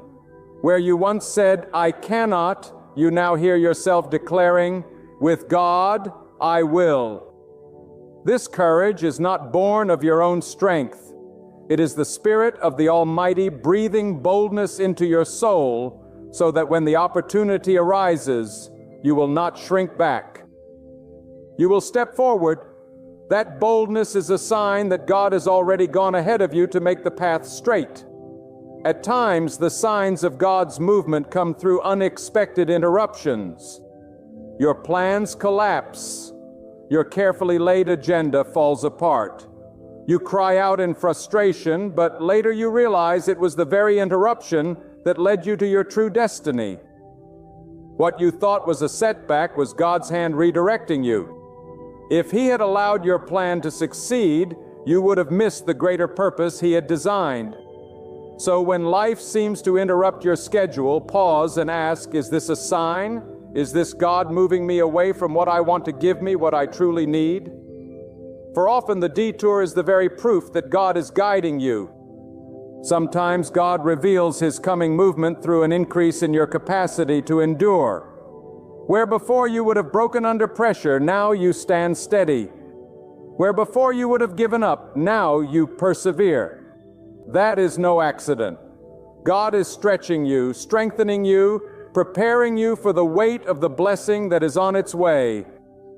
You may not see it yet, but your resilience in the storm is a sign that God is fortifying you for a move so significant that only a stronger version of you can carry it. Another sign that God is about to move is when He sends you divine connections. People who carry wisdom, resources, or encouragement that align perfectly with your step. These are not ordinary encounters. They are orchestrated meetings by the hand of God. Pay attention to the people who suddenly enter your life with words that ignite your spirit, with guidance that confirms what God has already whispered in your heart. They are signs.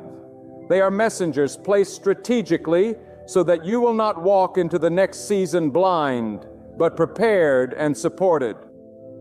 Do not think that the signs of God's movement always come with comfort. More often they come with conflict, for it is in the struggle that your faith is sharpened, in the battle that your trust is proved. And when you find yourself surrounded by pressure on every side, remember that the pressure is proof that something is about to be birthed. God is not punishing you. He is positioning you.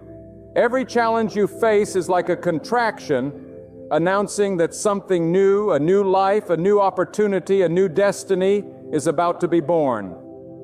And sometimes the way God reveals His movement is through silence. You may feel the urge to defend yourself. You may want to explain your heart. You may want to confront those who twist your intentions. Yet deep inside, there's a divine stillness whispering, "Be still, let me handle this."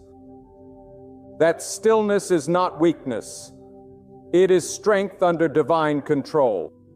God is saying, "Stand still and watch me move."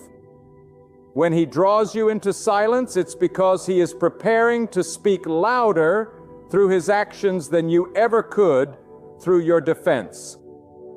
Another powerful sign is the breaking of patterns.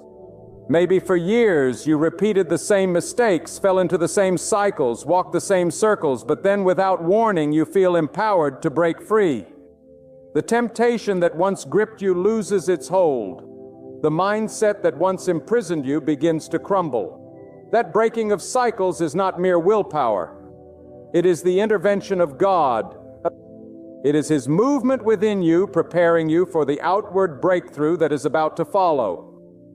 And then there are those unmistakable whispers of hope that rise within you even when everything looks hopeless.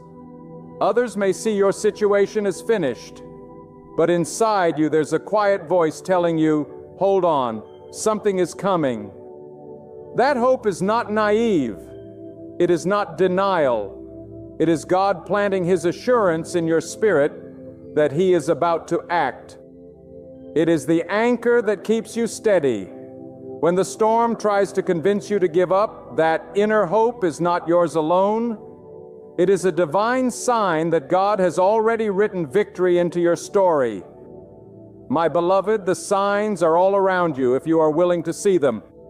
Do not harden your heart when God disrupts your comfort. Do not close your ears when restlessness calls. Do not despair when doors shut, when people leave, when trials increase. These are not signs of defeat. They are signs of destiny. They are the evidence that the Almighty is moving. And if you will be alert, if you will stay watchful, you will not be caught unaware. You will stand ready, aligned, prepared to step into the fullness of what God is about to release over your life. When God is about to move, He often begins by breaking the rhythm of your life. The patterns that once felt predictable suddenly shift. The comfort of routine is shaken, and you find yourself walking through days that feel unfamiliar. This is no accident. God is interrupting the ordinary so that you can perceive the extraordinary. He knows that if you are too comfortable with the rhythm of yesterday, you will miss the melody of tomorrow. And so He disrupts your pace, not to confuse you, but to awaken you to the sound of His footsteps drawing near. At times, the sign of God's movement comes as a sudden increase in your awareness of time. You begin to feel an urgency you cannot explain. You sense that you cannot waste another day. That procrastination has cost you too much already. That urgency is not your own. It is God impressing upon your spirit that a window is opening, and if you delay, you may miss it. The Almighty is teaching you that there are divine appointments that cannot be rescheduled. When He begins to stir urgency in your heart, it is a sign that His move is imminent, and you must be ready to step when He says, "Step." Sometimes God reveals His coming movement through hidden preparation. You may feel unseen, overlooked, forgotten, but God is using that hidden season to equip you. He is sharpening skills you did not know you would need. He is molding your character for challenges you have not yet faced. You may look around and wonder why doors remain closed. But the truth is, God is keeping you in the secret place until the appointed time. For when He reveals you, He does not want you half prepared. He wants you strong, grounded, unshakable. That hidden preparation is a sign that the unveiling is near. Another unmistakable sign is the stirring of compassion within your heart. Suddenly you begin to care deeply for things you once ignored. You feel moved to help, to serve, to heal. That compassion is not weakness. It is God aligning your heart with His own. For His movements are never only about blessing you. They are about positioning you to bless others. When you find your heart breaking for what breaks the heart of God, when you feel compelled to serve even when it costs you, take note that compassion is a sign that God is preparing to use you as an instrument of His movement on the earth. When God is about to move, He often surrounds you with signs in nature and creation. The stillness of a morning, the unexpected beauty of a sunset, the whisper of the wind. It is as though the world itself is reminding you of His power and presence. For the same God who commands the seas and shapes the mountains is the one who moves in your life. When He stirs creation to speak to you, it is a reminder that His movement is not distant, not delayed. It is near, it is real, and it is coming. Another sign is that God begins to strip away distractions. Things that once consumed your time and attention suddenly lose their grip. The appetite for what is shallow begins to die. You realize that what once seemed urgent no longer matters. This detachment is not by chance. It is God clearing the clutter so that you can hear His voice without interference. He knows you cannot carry the weight of His movement if your heart is tangled in trivial pursuits. And so He cuts away the excess not to punish you but to free you. At times, God signals His movement through tests of obedience. He places before you small instructions, simple commands to see if your heart is willing to follow. It may be a nudge to forgive, a call to release bitterness, an instruction to give, or a prompting to step away from something harmful. These small obediences are not random. They are tests of readiness. For if you cannot obey in the little, how will you obey in the great? And when you sense God calling you to take steps of obedience that stretch you, know this: it is a sign that He is preparing to entrust you with something far greater. Sometimes the sign that God is about to move is the sudden exposure of truth. Lies that once seemed convincing are uncovered. Deceptions that once blinded you are revealed. You begin to see clearly who and what was for you and who and what was against you. That exposure is not meant to hurt you. It is meant to protect you. God cannot move you forward while you are entangled in falsehood. So He shines His light into every corner, tearing down illusions, stripping away pretense so that you can walk in the truth that sets you free. There are also seasons when God signals His movement by overwhelming you with gratitude. Even in the midst of difficulty, you find yourself thanking Him for breath, for strength, for life. That spirit of gratitude is not ordinary. It is the overflow of His presence drawing near. Gratitude shifts your perspective, aligns your heart, and prepares you for the blessings He is about to release. When your spirit suddenly swells with thanksgiving, it is a sign that the Almighty is opening His hand to pour out more than you imagine. And perhaps one of the most profound signs is the alignment of your inner desires with God's will. Where once you craved what was destructive, now you long for what is righteous. Where once your ambitions were selfish, now your heart yearns to honor God. That shift of desire is not your doing, it is His. It is the clearest evidence that His movement has already begun inside you, and soon it will manifest around you. When your desires change, when your heart hungers for the things of God more than the things of the world, it is a sign that you are standing on the threshold of transformation. When God is about to move, He often brings a shaking that tests the very foundation of your life. The structures you once trusted begin to tremble. The plans you once clung to begin to fall apart. The relationships you thought were unshakable begin to shift. And in that shaking, fear may try to take hold of you. But hear me clearly. The shaking is not sent to destroy you. It is sent to reveal what cannot be shaken. God is showing you that everything built on sand will fall. but what he establishes will stand forever. When the ground beneath you feels unstable, do not despair. It is a sign that God is preparing to establish your feet on a foundation that no storm can move. There are times when the sign of God's movement comes in the form of clarity during chaos. The world around you may swirl with uncertainty. Voices may conflict. Confusion may reign. Yet in the midst of it, a still, steady conviction rises in your spirit. That clarity is not from the world. It is from God. It is His way of guiding you through the storm. His way of separating His voice from the noise. When everything outside of you is loud, but within you there is peace and direction, it is a sign that the Almighty is leading you into the next step of His plan. When God is about to move, He also enlarges your faith.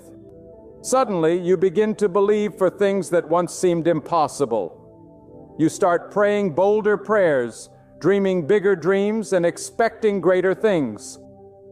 That shift is not pride. It is the Spirit of God expanding your capacity to receive. For He knows that small faith cannot carry great blessings. He must first stretch your faith. Awaken your expectation so that when He pours out, you are ready to contain it. When your prayers shift from the ordinary to the extraordinary, take notice. God is stirring your faith because His hand is about to move. Another sign that God is preparing to act is the sudden breaking of old ties that once bound you. Addictions lose their grip. Habits that enslaved you begin to crumble. Patterns that once seemed unbreakable suddenly collapse. This freedom is not your doing. It is God's. For He will not allow chains to remain on you when He is about to lead you into freedom. If you find yourself walking away from things you once thought you could never leave behind, rejoice. It is a sign that God has already begun His movement within you. Sometimes God signals His movement by placing you in situations where only His power can deliver you. He lets the resources run dry. He allows human help to fail. He permits the challenge to grow beyond your strength. Why? Because He wants you to see with your own eyes that only He could have done it. When you stand in a situation where no man can help you, no system can save you, and no strategy can deliver you, know this: it is the perfect setup for God to move. And when He does, there will be no doubt, no question, no confusion. Everyone will know that it was God who stepped in. At times, the sign of God's coming move is a shift in your priorities. What once mattered no longer holds the same weight. You begin to let go of pursuits that once consumed you. Your appetite for the temporary fades and your focus shifts to the eternal. That reordering of priorities is not coincidence. It is God aligning your heart with His own. He knows you cannot carry the weight of His blessing while chasing after distractions.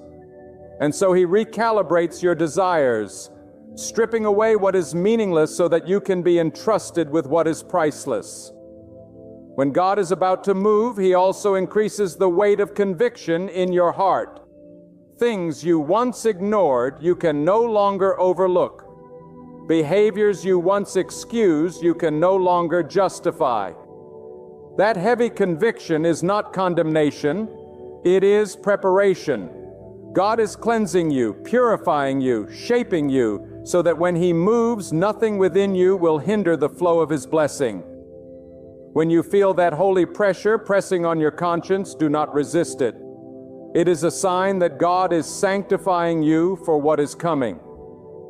There are also seasons when the sign of God's movement comes through dreams and visions. Ideas begin to flood your mind, pictures of a future you cannot explain. You wake with clarity about things you never considered before.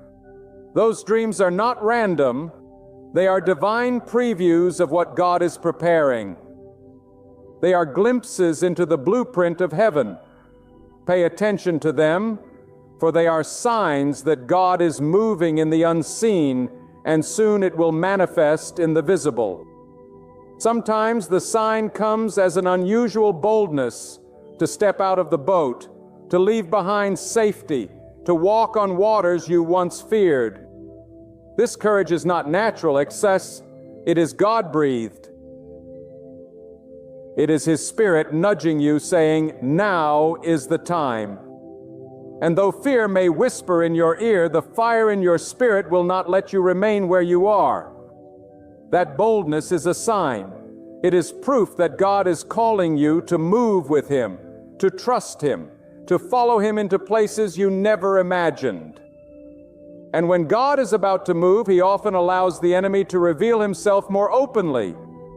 Attacks increase, opposition rises, resistance becomes obvious. But do not be afraid.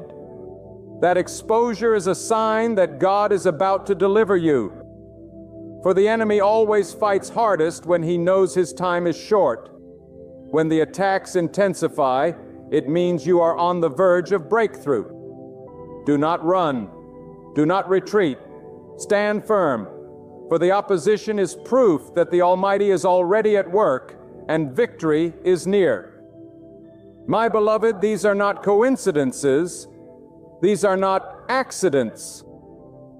Deliberate divine signs that the Almighty is moving in your life, the restlessness in your spirit, the shaking of your foundation, the urgency in your heart, the clarity in your mind, the boldness in your prayers. These are the fingerprints of God. And if you have the courage to discern them, the humility to yield to them, the faith to act on them, you will not miss His movement. You will step into it with confidence, and you will see with your own eyes what the power of God can do when He chooses to move. And so I say to you with all the weight of truth upon my heart, do not despise the season you are in, for God wastes nothing. The waiting, the shaking, the silence, the struggle, it is all part of His design. What looks delayed is being perfected. What feels like loss is making room for increase. What seems like the end is the very place where God begins. Trust Him when you cannot trace Him. Believe Him when you cannot see Him. Hold on when everything within you wants to let go. For the one who holds the heavens and the earth also holds your life in His hands. Lift your head and stand strong, for the Almighty has not abandoned you. He is closer to you than the breath in your lungs. His power is greater than the storm around you, and His wisdom is deeper than the questions within you. You may feel pressed, but you are not crushed. You may feel struck down, but you are not destroyed. You may feel surrounded, but you are not forsaken. Before the battle even begins, God has already declared your victory. So walk forward with boldness and unwavering faith. Do not hesitate. Do not turn back. Do not give fear a foothold. The very God who split the sea, drew water from the stone, and created a path through the wilderness, is the same God who goes ahead of you today. And if He is for you, then no power can rise against you. If His hand covers your life, then nothing on earth can overturn what He has destined. Take courage, for your story will not close in failure. It is unfolding toward divine purpose. Even now, the hand of God is at work in your favor. Believe it. Receive it. Step boldly into it. For when God moves in your life, no force in heaven or on earth can slow it down, and no enemy can undo it. Your season is shifting.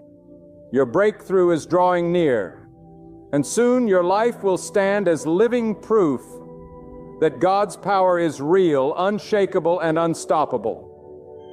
There come moments in life when even the atmosphere around you begins to change. You may not be able to explain it, but deep within you can feel it.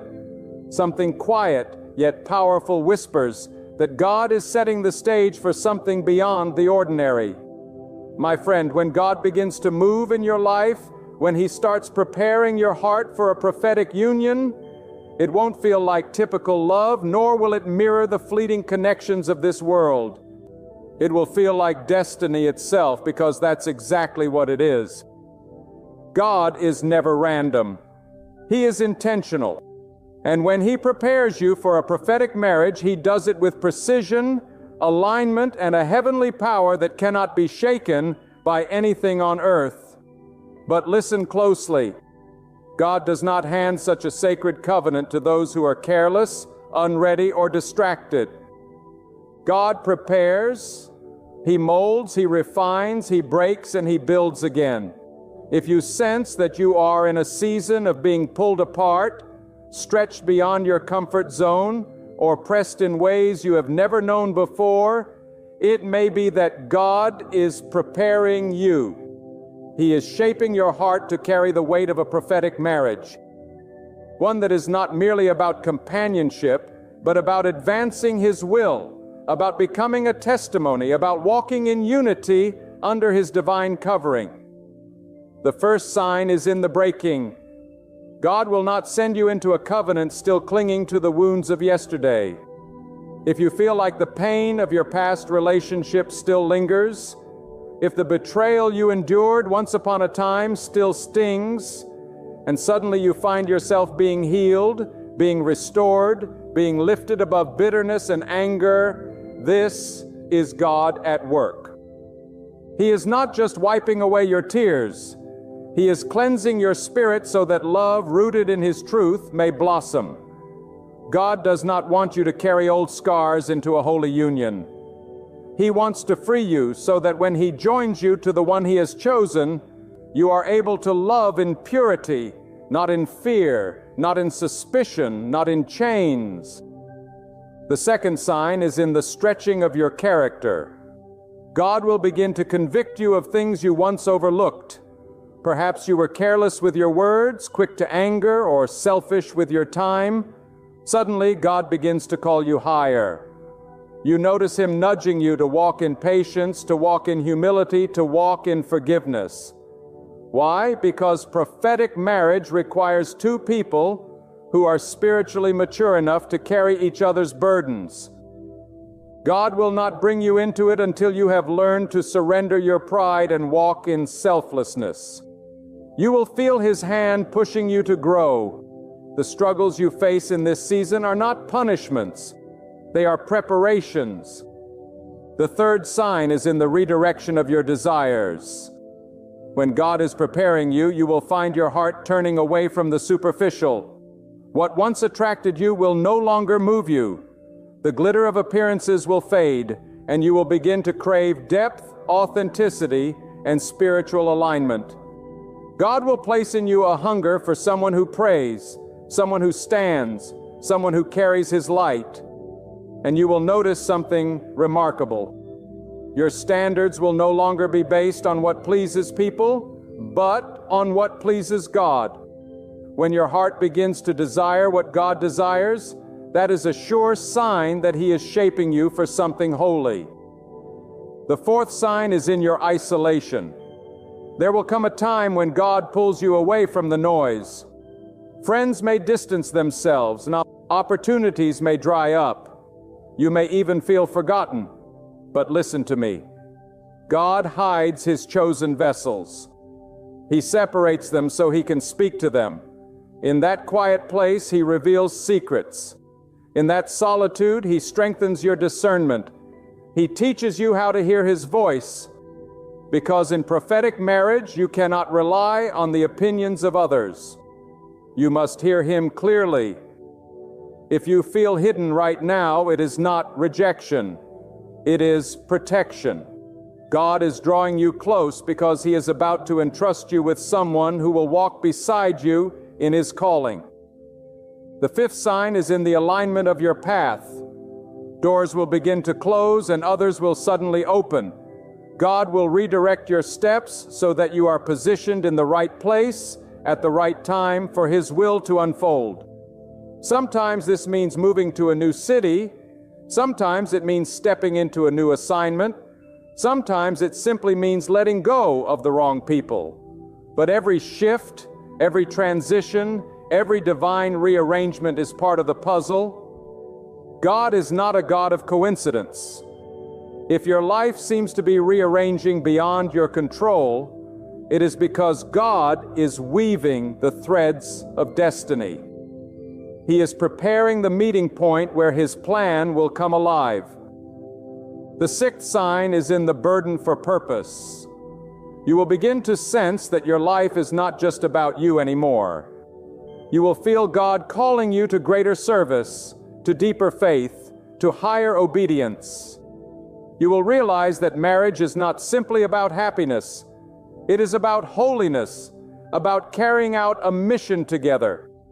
You will sense that God is not giving you a partner just to ease your loneliness, but to multiply your effectiveness. The person He prepares for you will not only love you, they will stand with you in the work of God. If you feel a rising fire within you, a conviction that your life must be used for something greater, it may be the stirring of God preparing you for a prophetic marriage that will advance His kingdom.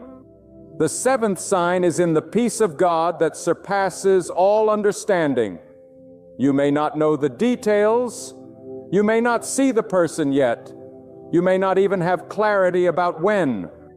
But there will be a calm assurance deep inside that God is orchestrating it all. When doubt tries to creep in, His peace will silence it.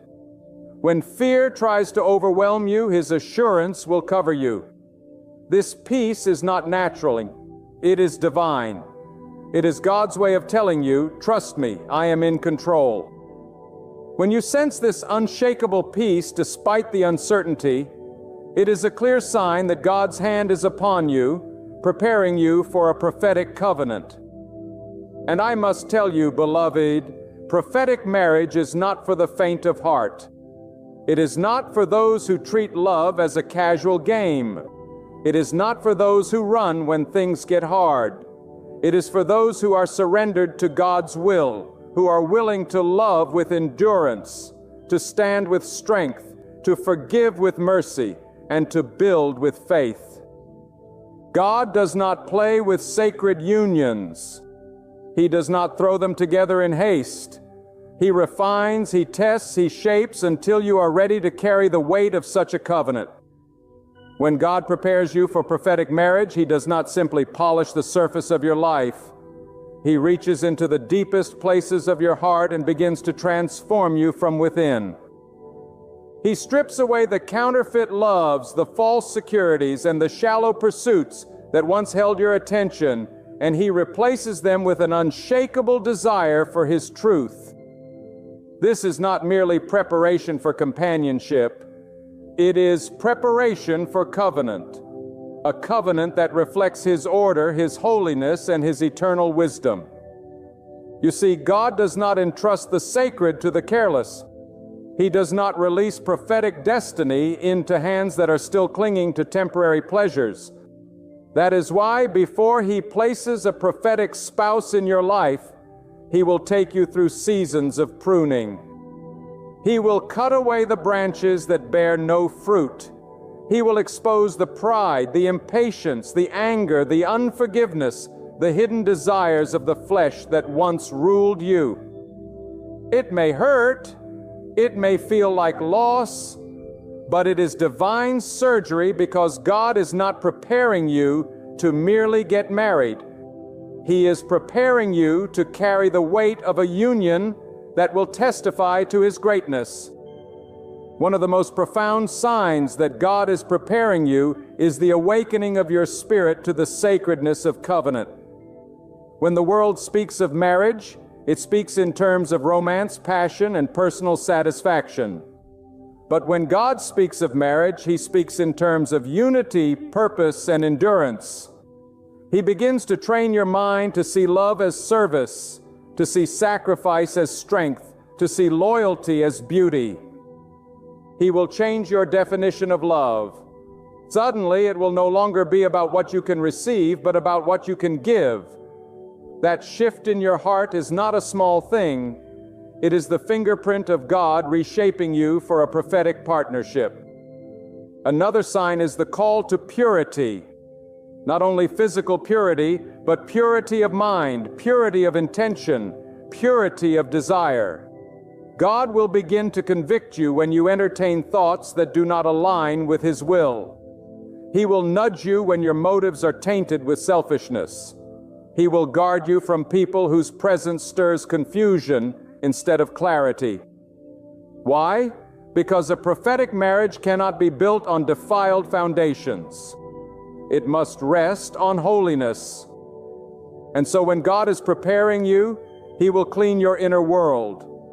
He will break the chains of lust, greed, vanity, and ego so that your love, when it comes, is clean, strong, and uncorrupted. Listen to me. God does not prepare you for prophetic marriage by giving you everything you desire. He prepares you by shaping you into everything He requires.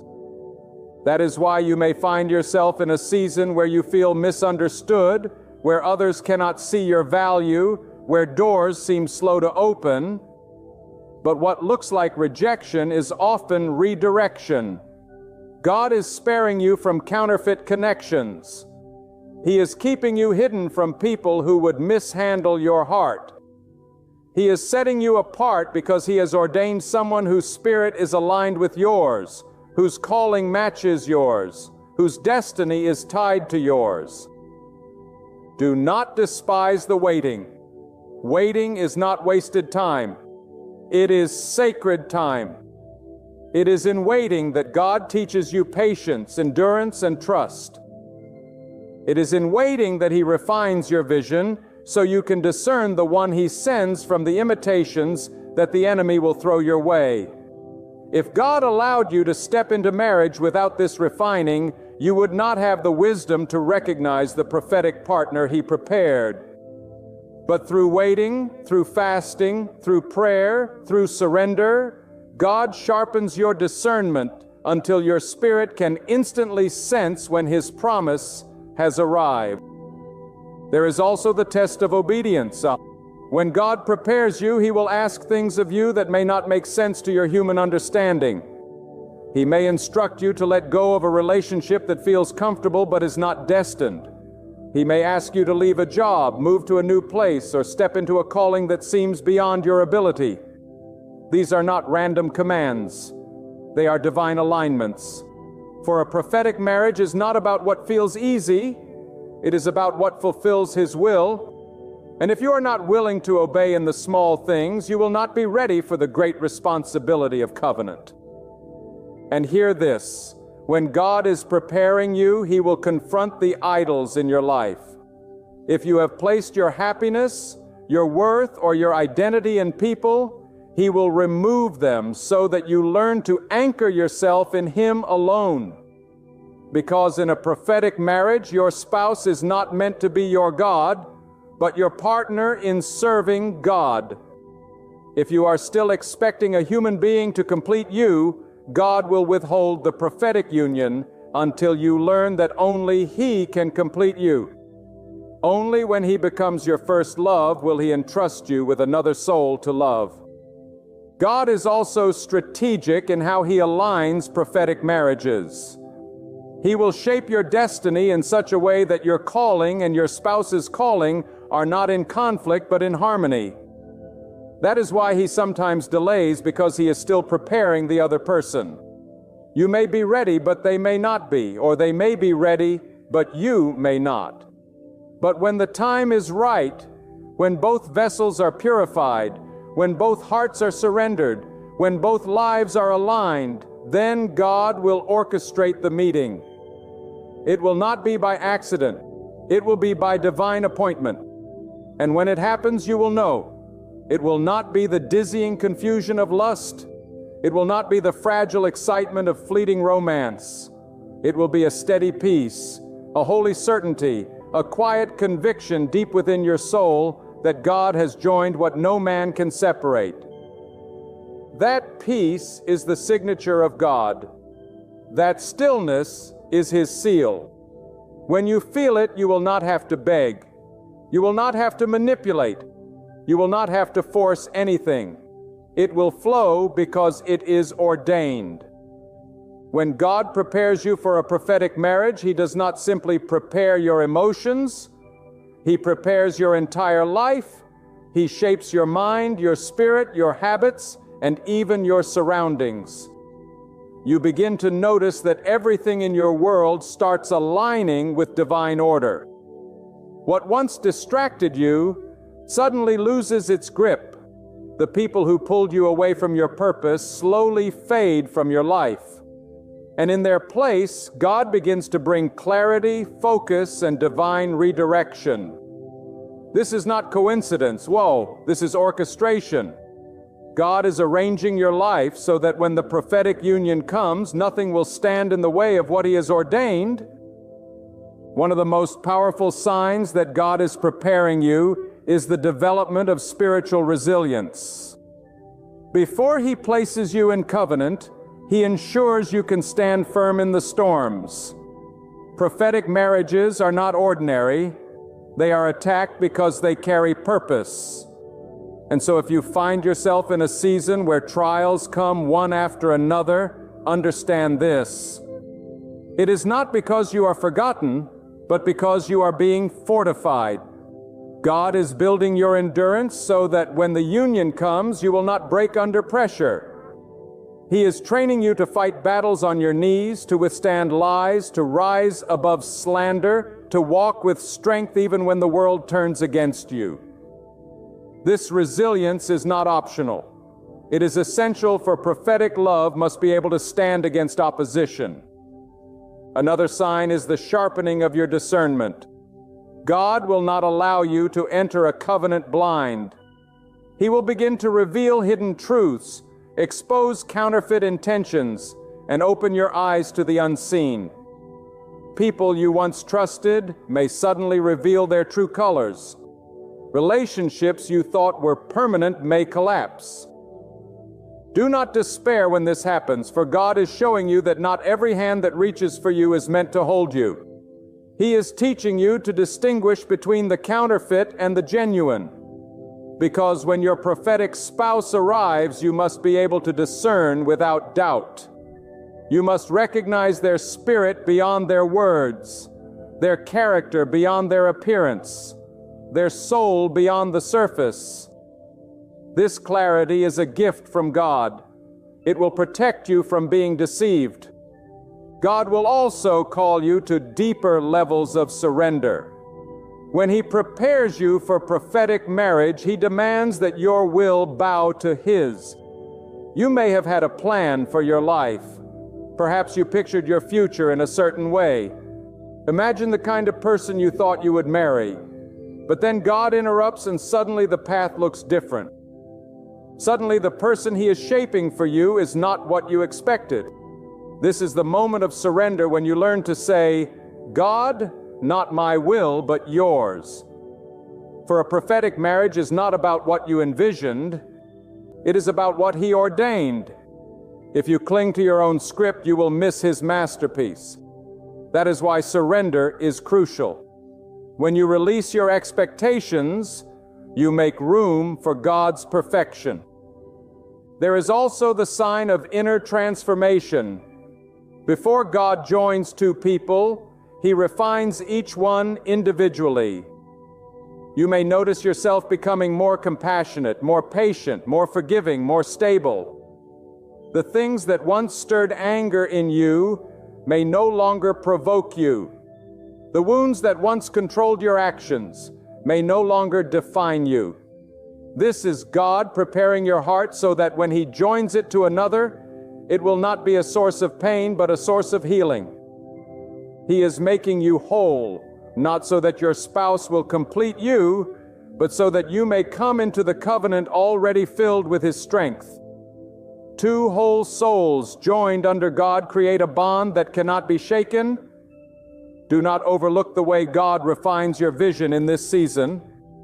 When He prepares you for prophetic marriage, He lifts your eyes from temporary pleasure to eternal purpose. You begin to see relationships differently. You no longer ask, does this person make me happy? but instead, does this person align with God's plan for my life? Your questions change because your perspective changes. You no longer seek just affection. You seek divine alignment. And that shift is powerful because prophetic marriage is not just about comfort, it is about mission. God does not join you to someone simply to ease your loneliness. He joins you to someone to multiply your impact, to strengthen your calling, to advance His will. And let us not forget that preparation always comes with testing. God will allow situations that challenge your patience, tempt your faith, and stretch your endurance. You may be faced with loneliness that feels unbearable, with delays that test your hope, with moments where you wonder if God has forgotten you. But remember this: silence does not mean absence. Delay does not mean denial. God is still working behind the scenes, still aligning, still orchestrating.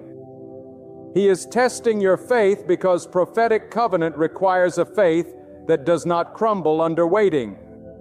If you cannot trust Him in the delay, how will you trust Him when challenges come within the marriage?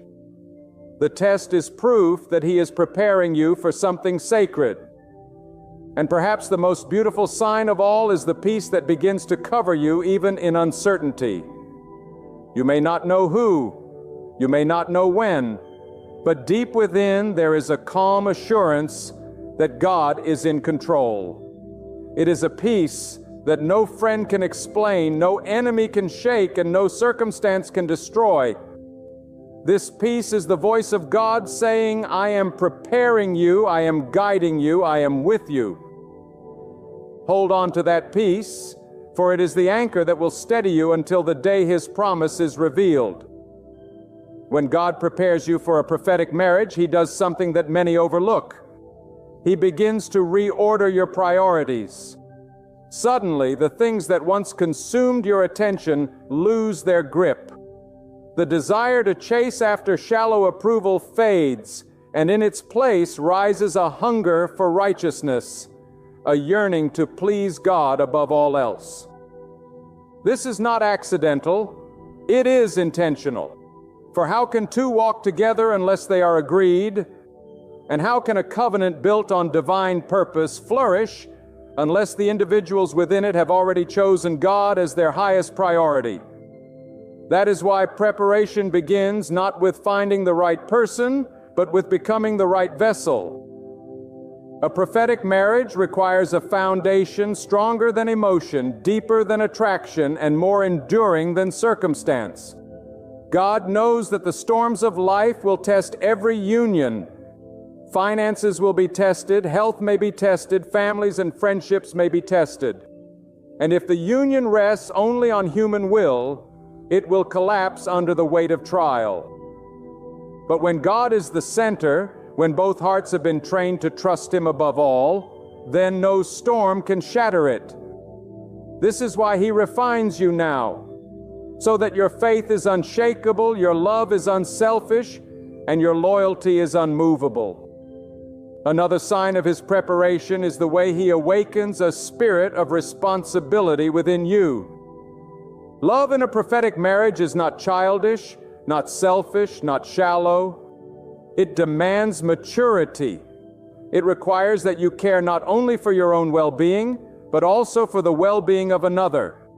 God will test this in small ways before He entrusts you with something greater. He may call you to serve people who cannot repay you. He may place someone in your path who needs patience, compassion, and understanding. He may stir within you a burden to pray not just for yourself, but for others.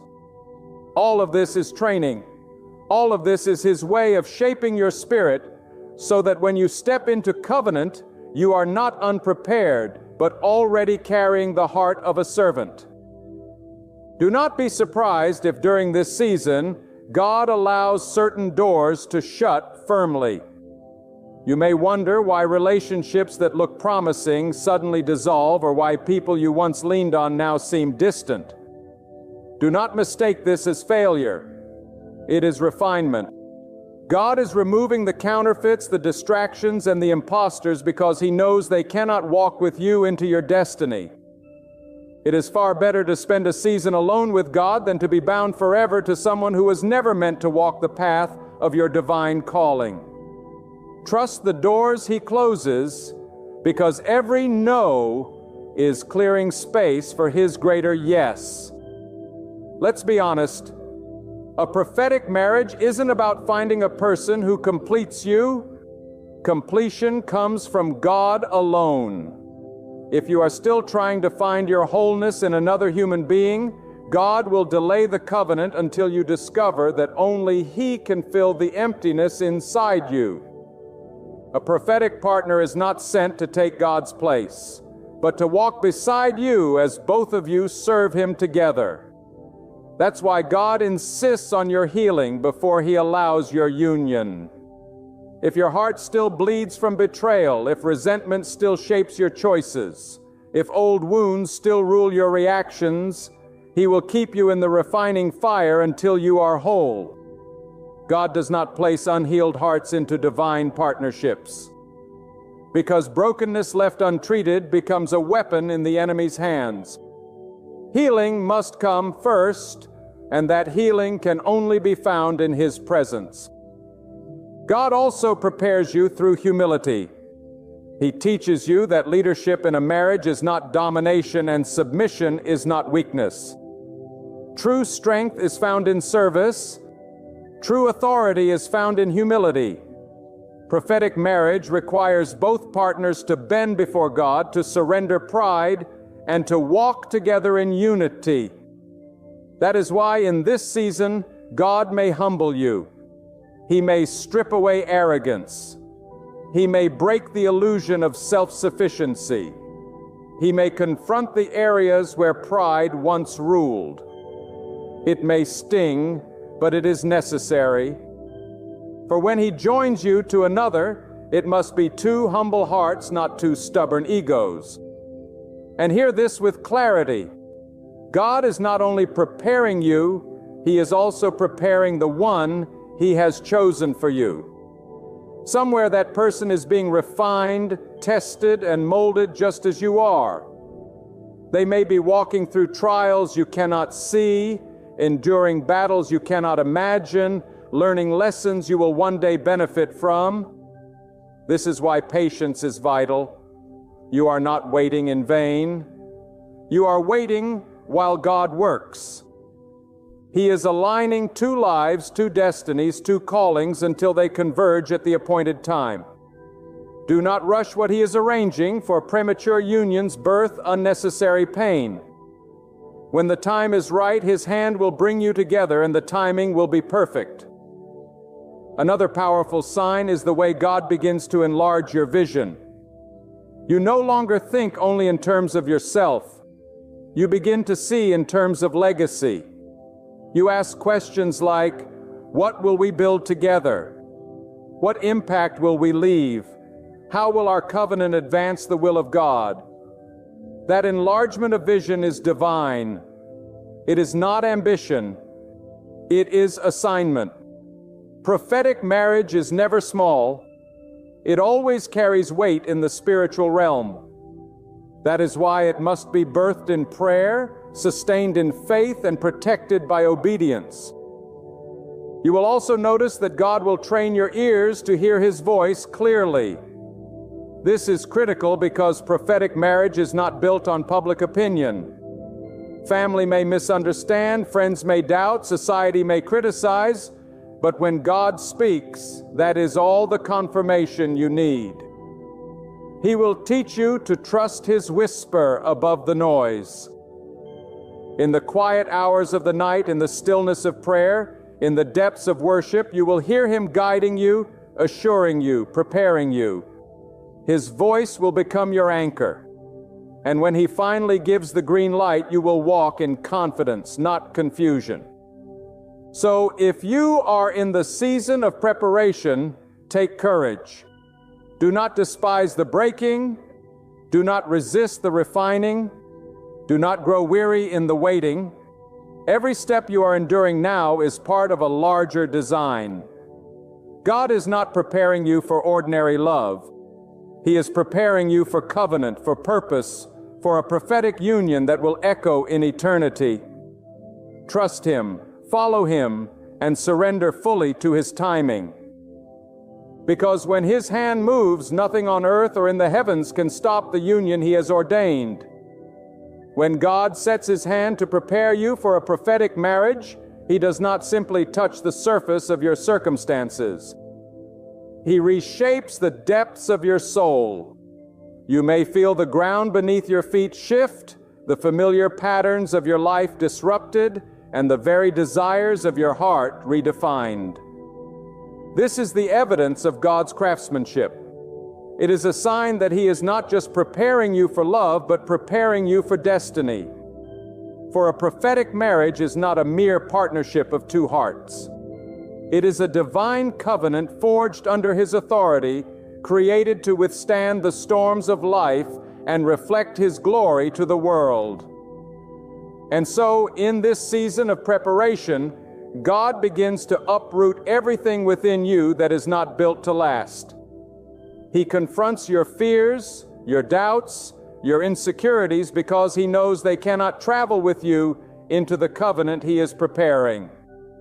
Perhaps you feel a restlessness inside, a stirring that refuses to let you stay the same.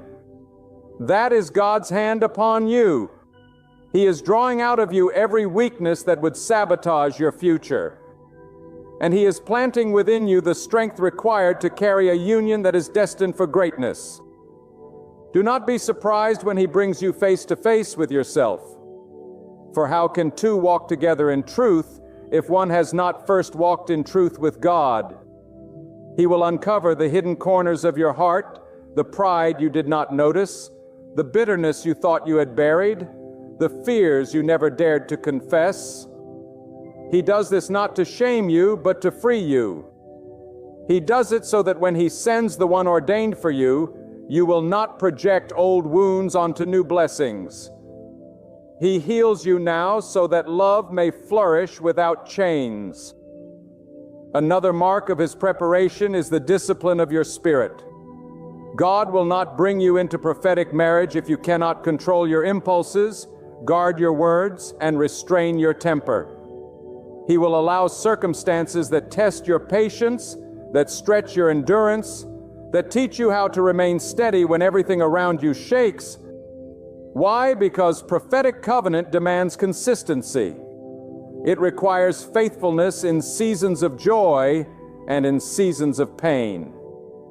And so He trains you in advance, shaping your character to endure, so that when the sacred union arrives, you will not crumble under its weight. You may also notice that God begins to realign your circle. People who once seemed close may suddenly fade. Voices you once trusted may no longer carry influence. Relationships you leaned on may dissolve without explanation. This can feel like loss, but in truth, it is divine protection. God is not isolating you to punish you. He is isolating you to prepare you. He knows that prophetic marriages are fragile in their early stages. And so He clears away the noise, removing the distractions so you can hear Him more clearly. When you feel alone, remember that aloneness with God is never emptiness. It is empowerment. In this process, God will ignite within you a deeper sense of vision. No longer will you view marriage as a matter of convenience or comfort. You will begin to sense that it is about calling, about impact, about purpose that stretches beyond yourself. You will realize that God is not simply giving you a spouse to ease your loneliness, but a partner to multiply your assignment. Together you will be stronger. Together you will cover more ground.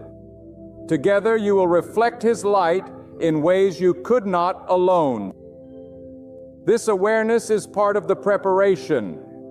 It is the widening of your understanding so that you will not enter the covenant with small expectations, but with divine perspective. And as He prepares you, God will demand obedience in ways that seem difficult. He may call you to walk away from relationships that feel familiar but are not ordained. He may urge you to pursue paths that appear uncertain yet carry His direction. He may command you to release your own plans so that His plan may prevail. Obedience is not easy, but it is necessary. For if you cannot trust Him with your singleness, how will you trust Him with your marriage? Every act of obedience now lays the groundwork for your ability to stand united in covenant later. God also purifies your motives. You may think you know why you want to marry, but He will strip away the shallow desires. No longer will you crave marriage for status, for appearances, for fleeting pleasure. He will burn those motives away until what remains is pure, a desire to serve Him through union, a longing to reflect His order, a passion to build a legacy that honors His name. When this purification happens, you will know you are close because God does not release a prophetic marriage into selfish hands. And let us not overlook this truth. In the season of preparation, God teaches you the language of peace. There will come a moment when everything around you looks uncertain, your future unclear, your timeline delayed. But within you rests a peace that cannot be shaken. That peace is not born of circumstance. It is born of His presence. It is His seal, His assurance, His whisper that says, I am working all things for your good. That peace will carry you until the day the covenant arrives, and it will remain with you long after, sustaining you through the challenges that will come. So if you are walking through breaking, if you are enduring pruning, if you are feeling the stretching of your soul, rejoice.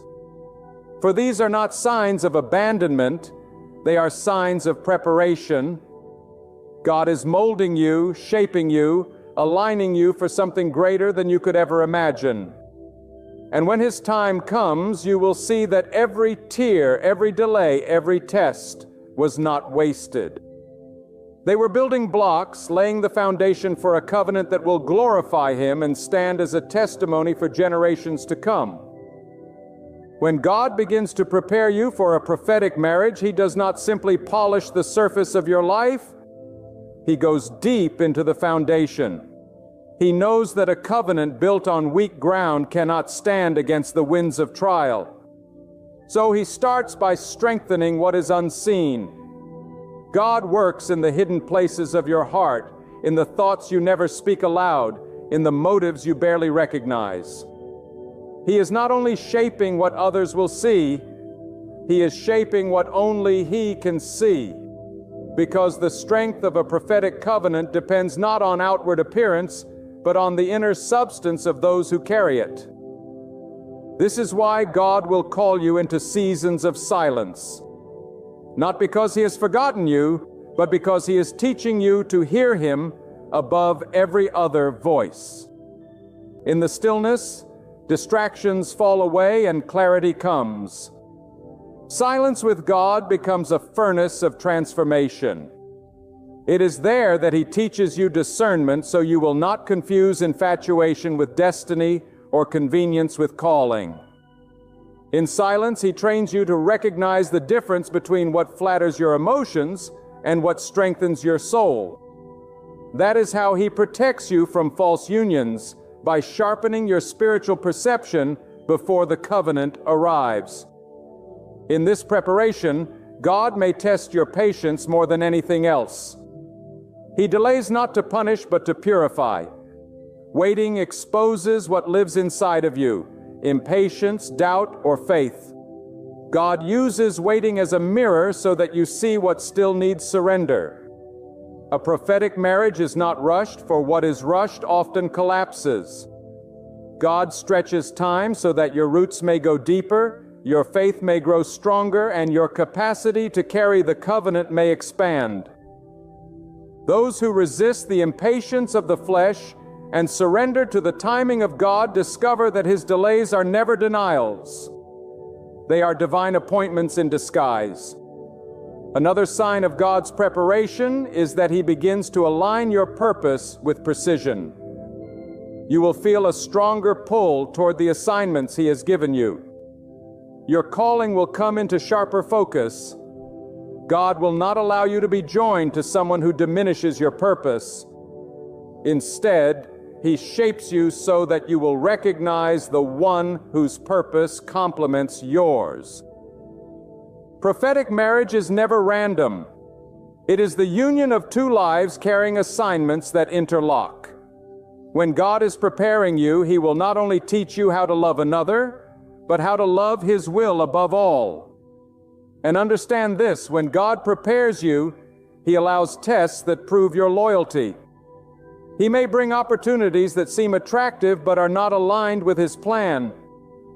He will see if you choose temporary comfort over eternal assignment. He will watch if you obey His whisper or chase your own desire.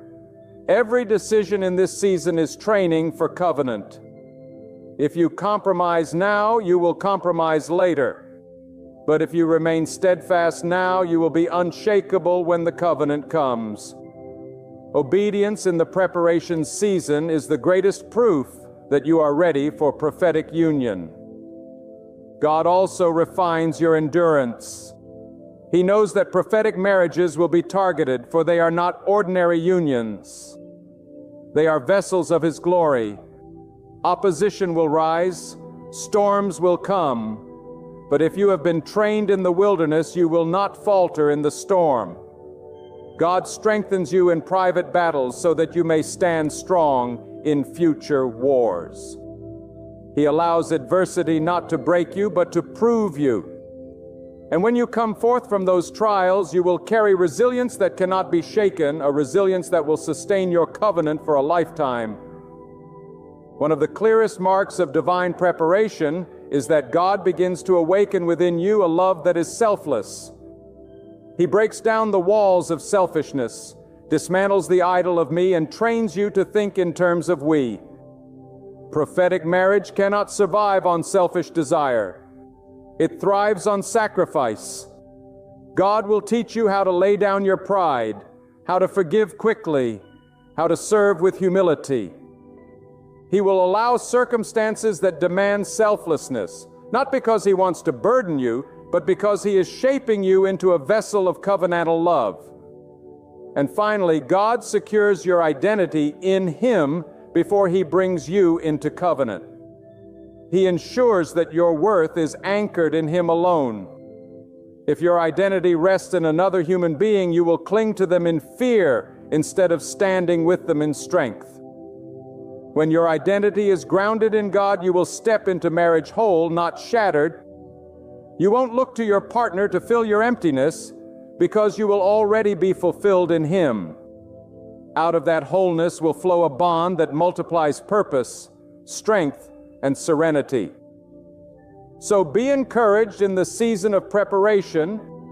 Every quiet moment, every delay, every challenge, every season of pruning, these are all signs that God is working behind the scenes.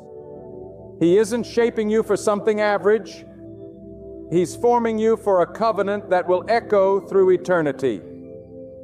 And when His appointed time arrives, when His divine hand brings together what He has chosen, no power in heaven or on earth will be able to tear apart what God Himself has joined. There comes a sacred point in every heart's journey when everything grows still, when the noise fades, the soul hushes, and a single question rises from deep within. Am I walking beside the one God truly chose for me? That question is not light, my friend. It is not one to be ignored or dismissed, because the person you unite your life with will shape the altitude of your spirit. They will influence your peace or your turmoil, your blessings or your battles, your destiny or your detour. And I say this with unwavering certainty: God does not toy with your life. He does not leave you wandering in confusion or hand you over to someone who will dim the light He Himself placed within you. No, when you are in love with the right person, there are divine signs that cannot be hidden, truths that cannot be erased, confirmations that echo from heaven to your heart until you know deep down that this bond is not by chance. It is written by the hand of God. You see, people may deceive you, feelings may fluctuate, emotions may mislead you, but the voice of God has a steadiness that no storm can silence.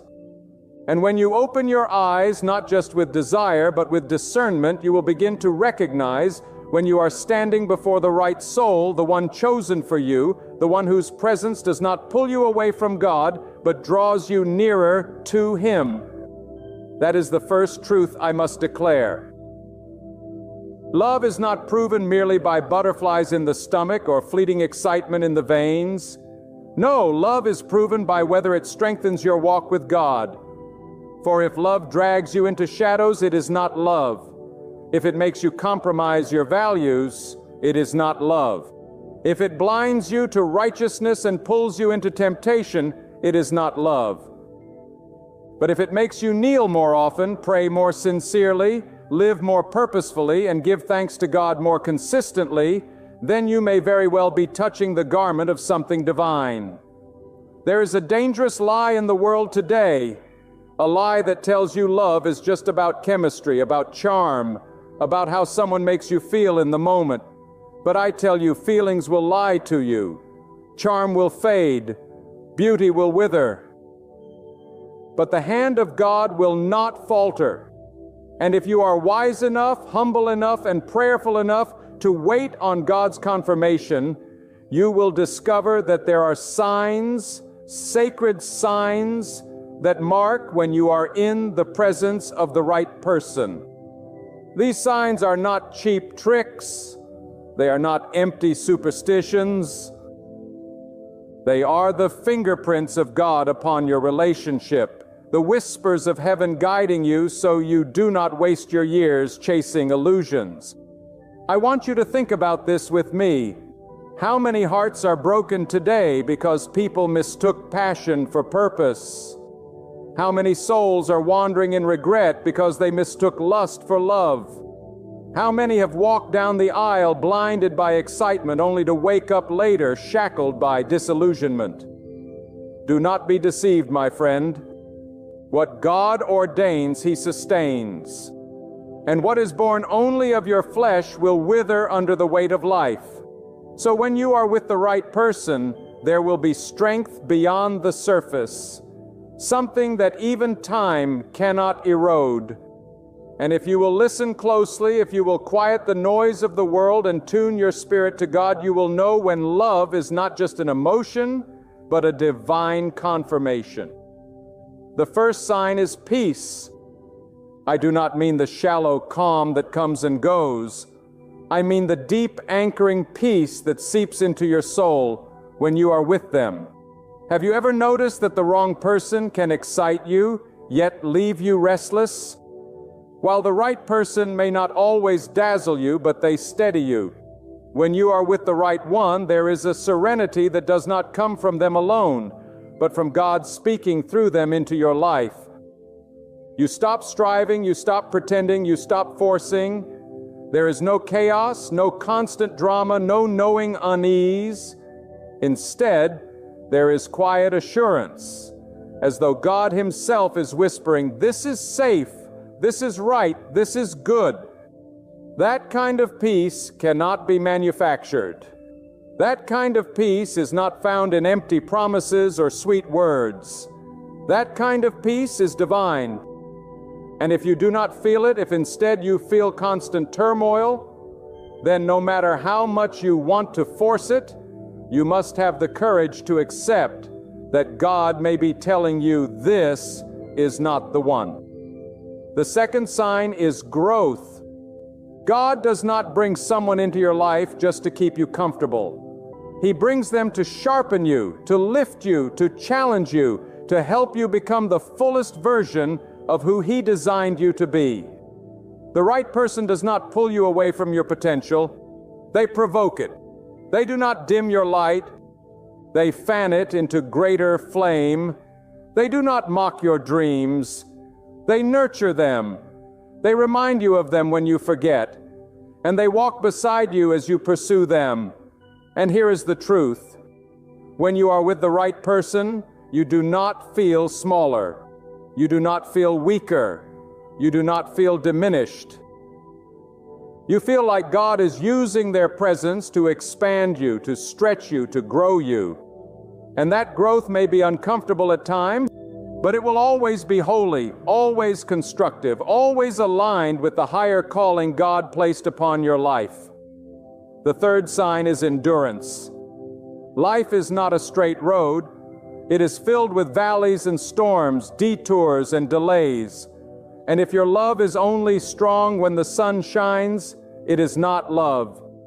If your bond only holds when everything is easy, it is not from God. But when you are with the right person, your connection weathers the tempests. You may argue, yes, but you reconcile with grace. You may stumble, but you rise together. You may face loss, scarcity, pressure, but instead of crumbling, you cling tighter to each other and to God. The right person does not abandon you at the first sign of difficulty. They do not flee when the waters rise. They stand with you because they are bound to you not just by affection, but by a divine covenant. And I tell you, that kind of endurance is not man-made. It is not the product of willpower alone. It is a sign that God Himself is the third strand in the cord of your relationship, holding you together when everything else tries to pull you apart. And then there is the fourth sign, alignment. This is perhaps the most overlooked, yet the most powerful. When you are in love with the right person, your values, your vision, your direction align under the will of God. You may not be identical. You may not agree on every detail, but the foundation of your lives points the same way. If you long to honor God and they long to honor God, if you desire integrity and they desire integrity, if you walk toward purpose and they walk toward purpose, then your steps fall in rhythm. But if one of you is walking toward light and the other toward darkness, sooner or later the road will split. So alignment is not about whether you like the same music or the same food. Alignment is about whether your souls share the same compass, whether your spirits are tuned to the same frequency of obedience to God. When they are, you do not have to drag each other. You move in harmony. That, my friend, is a divine sign. But let me pause here and tell you something important. These signs are not to be taken lightly. They are not suggestions to consider only when it is convenient. They are warnings and assurances, straight from the wisdom of God. And if you ignore them, if you harden your heart because you prefer to chase fleeting passion, then you will pay the price in years of regret. God speaks not to control you, but to protect you. He shows you these signs because He loves you too much to let you stumble into ruin. And if you are humble enough to submit your love life to Him, He will guard you from heartbreak. He will lead you to the right one, and He will bless you with a relationship that glorifies Him. Think of it this way. When you choose without God, you gamble. But when you choose with God, you are guided. And guidance is priceless. Because love is not just about today, it is about tomorrow and the day after tomorrow and every day until the end of your life. You do not want someone who only excites you now but exhausts you later. You want someone who inspires you today and will still be standing beside you decades from now. Their hand in yours, their heart aligned with yours, their faith lifting yours.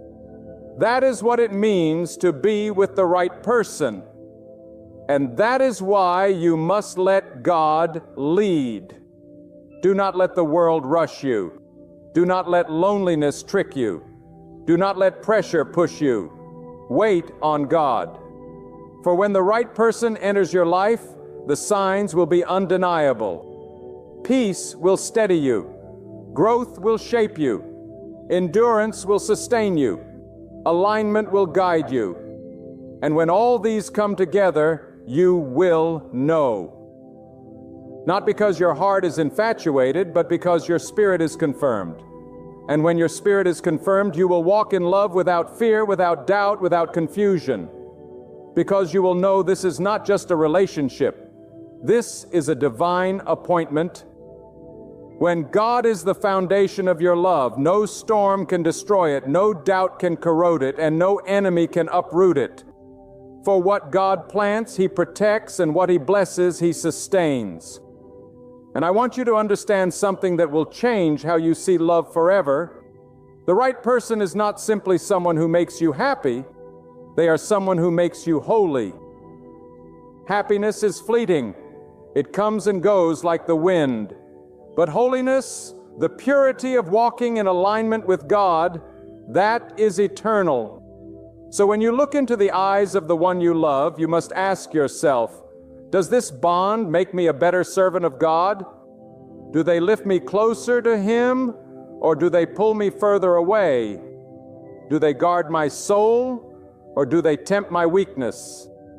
Because love that is not centered on God is not love at all. It is illusion.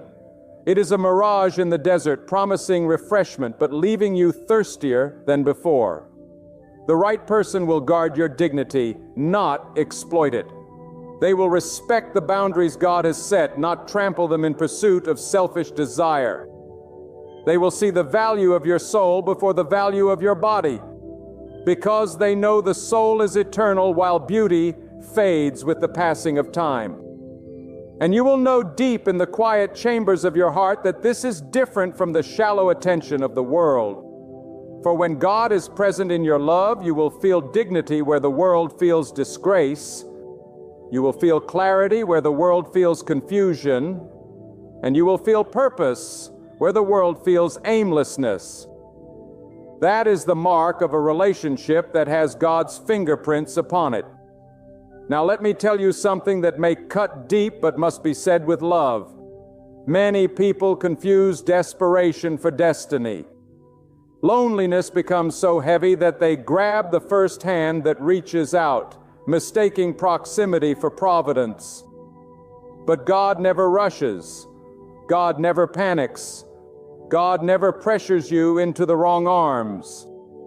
If you feel like you must compromise your values just to be loved, then it is not from God. If you must beg for respect, it is not from God. If you must silence your convictions to keep their attention, it is not from God. For the love ordained by God will never demand you to betray Him to keep it alive. Instead, it will thrive precisely because you honor Him together. Do not let the impatience of your flesh rob you of the masterpiece God is preparing. When He brings the right person into your life, their presence will not bring confusion but clarity. They will not weaken your faith but strengthen it. They will not silence your prayers but join them. And here is the truth you must hold on to. If the relationship you are in constantly forces you to doubt, to compromise, to sin, then no matter how sweet it looks, it is poison to your soul. But if the relationship makes you fall on your knees in gratitude, if it makes you guard your integrity more fiercely, if it makes you thank God even in ordinary moments, then you are standing on holy ground. The right person will also be tested with you. Many people think love is proven only in good times. But God shows you the truth of someone's heart when life turns heavy. When the storms of life rage, the wrong one runs, but the right one stays. When resources are scarce, the wrong one complains, but the right one finds gratitude. When challenges arise, the wrong one blames you, but the right one supports you. For true love is not proven in the sunshine, but in the storm. Not in the plenty, but in the famine. Not in the laughter, but in the tears. And if God has placed the right one in your life, you will see them stand beside you, not because it is easy, but because it is ordained. Let me remind you, love is a divine trust. God places someone in your life not for you to abuse, neglect, or manipulate, but to protect, honor, and cherish. The right person will never treat your heart as a toy or your emotions as a game. They will handle your soul with reverence because they know God is watching. And you too must do the same. For love is not one-sided. It is a sacred partnership under the eyes of God. If you want to know whether you are in love with the right person, ask yourself, do I treat them as a gift from God? Do I guard their dignity as I guard my own? Do I encourage them to walk closer to Him? Because love that does not honor God is not worthy of the name. When two souls align under God's direction, something remarkable happens. Their union becomes more than companionship. It becomes ministry. Their home becomes a sanctuary of peace. Their words become tools of encouragement. Their struggles become opportunities to witness God's faithfulness. Together they shine as a light in a world drowning in darkness. Love was never meant to be only about pleasure. It was designed for purpose. The world will try to convince you that love is defined by what you receive, but God reminds you that true love is revealed by what you give. The world measures love through passion, yet God measures it through patience. The world celebrates excitement, but God honors endurance. The right person, then, is not the one who excites your body for a fleeting moment, but the one who protects your spirit for a lifetime. And here lies the wonder of divine love. When you are with the one God has ordained, every ordinary moment becomes holy. A simple talk feels like healing. A quiet pause feels like rest. And a single look across the room feels like a promise kept by heaven itself. It is not grand gestures that prove it, but the consistent presence of God flowing through even the ordinary moments. And in those moments you will find yourself saying, "Thank you, God, this is right, this is blessed." That is how you know. Be careful, my friend, not to confuse temporary attraction with eternal confirmation. The wrong person can shine bright for a season, but their light fades and it leaves you stumbling in the dark. But the right person, even if the world overlooks them, will be like a steady flame that never dies out. God Himself will breathe on that bond, and it will endure.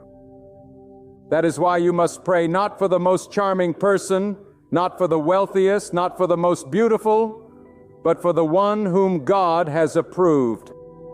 For only His approval secures your future. Do not be swayed by the shallow definitions of love promoted by the world. The world glamorizes lust and calls it love. The world praises infatuation and calls it destiny. The world glorifies possession and calls it romance. But God calls love something much higher, much purer, much stronger. It is about peace, growth, endurance, and alignment under His will. And when you are with the right person, you will not have to wonder endlessly. God will confirm it. He will settle your spirit. He will remove the confusion.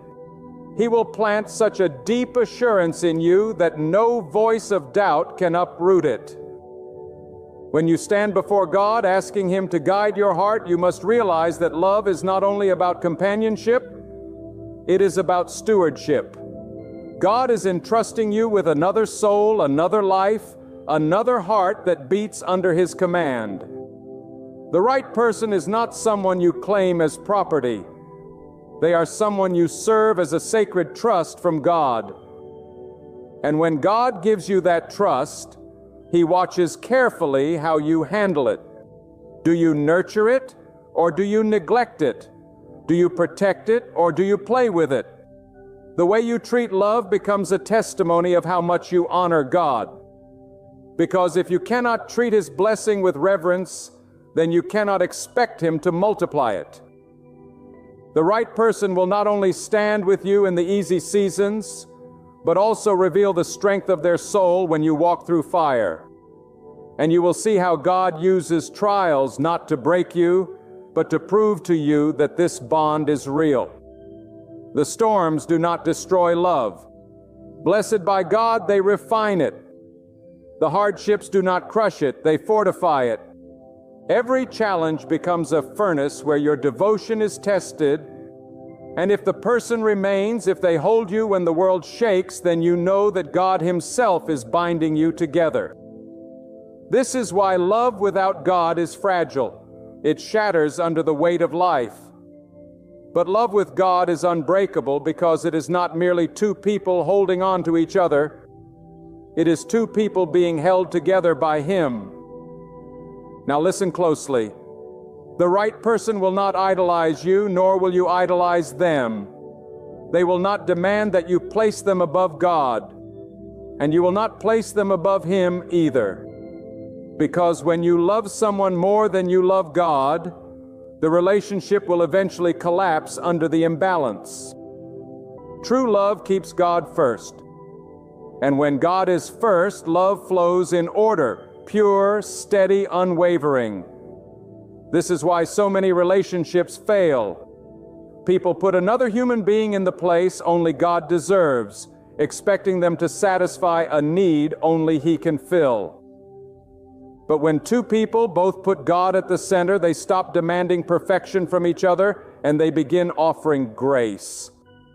They stop expecting their partner to heal them and they begin healing together in God's presence. That is the mark of a love that will endure.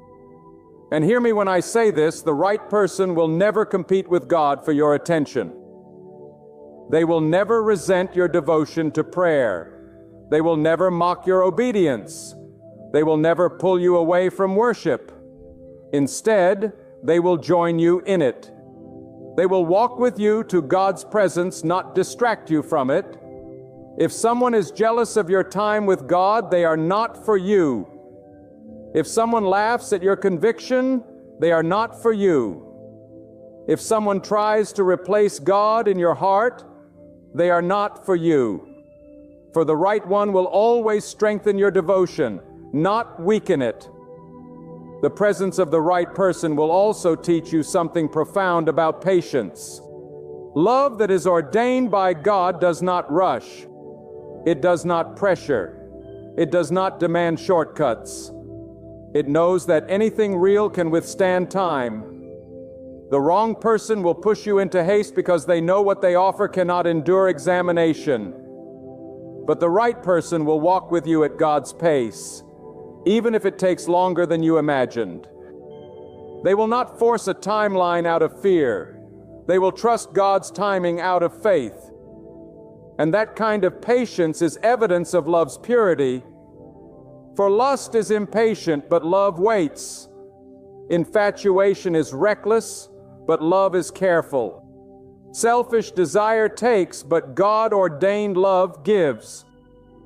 And let me remind you, when God is writing your love story, He does not just prepare the other person, He prepares you. Sometimes the delay is not because the right person is far, but because you are not yet ready to carry the responsibility of that kind of blessing. The right person is not simply a gift, they are also a test. God will not hand them to you if you are still careless with your own soul, if you are still reckless with your commitments, if you are still living without discipline. So before you ask whether you have found the right person, ask whether you have become the right person.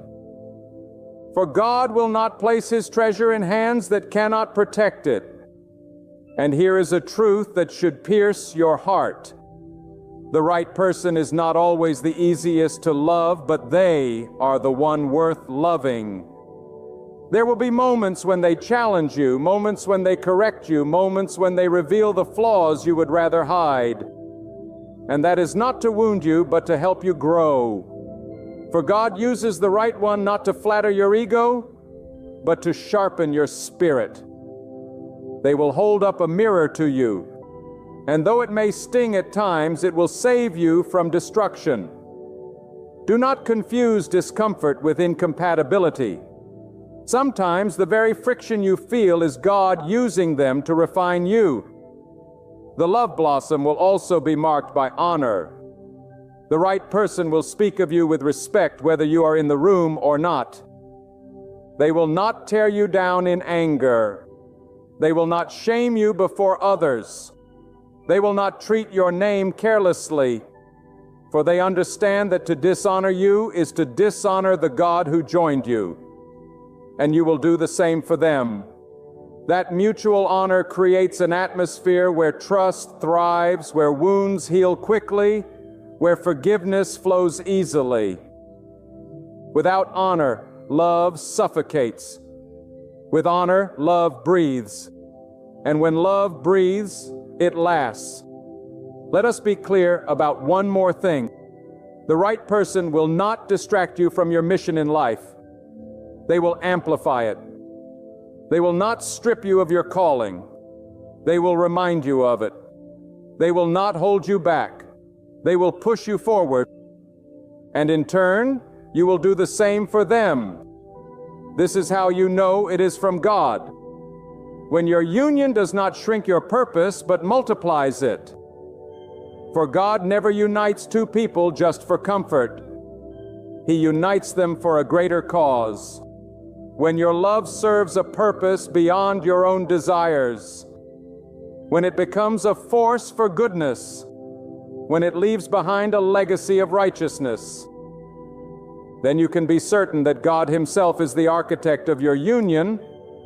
But if you truly desire that kind of love, you must have courage.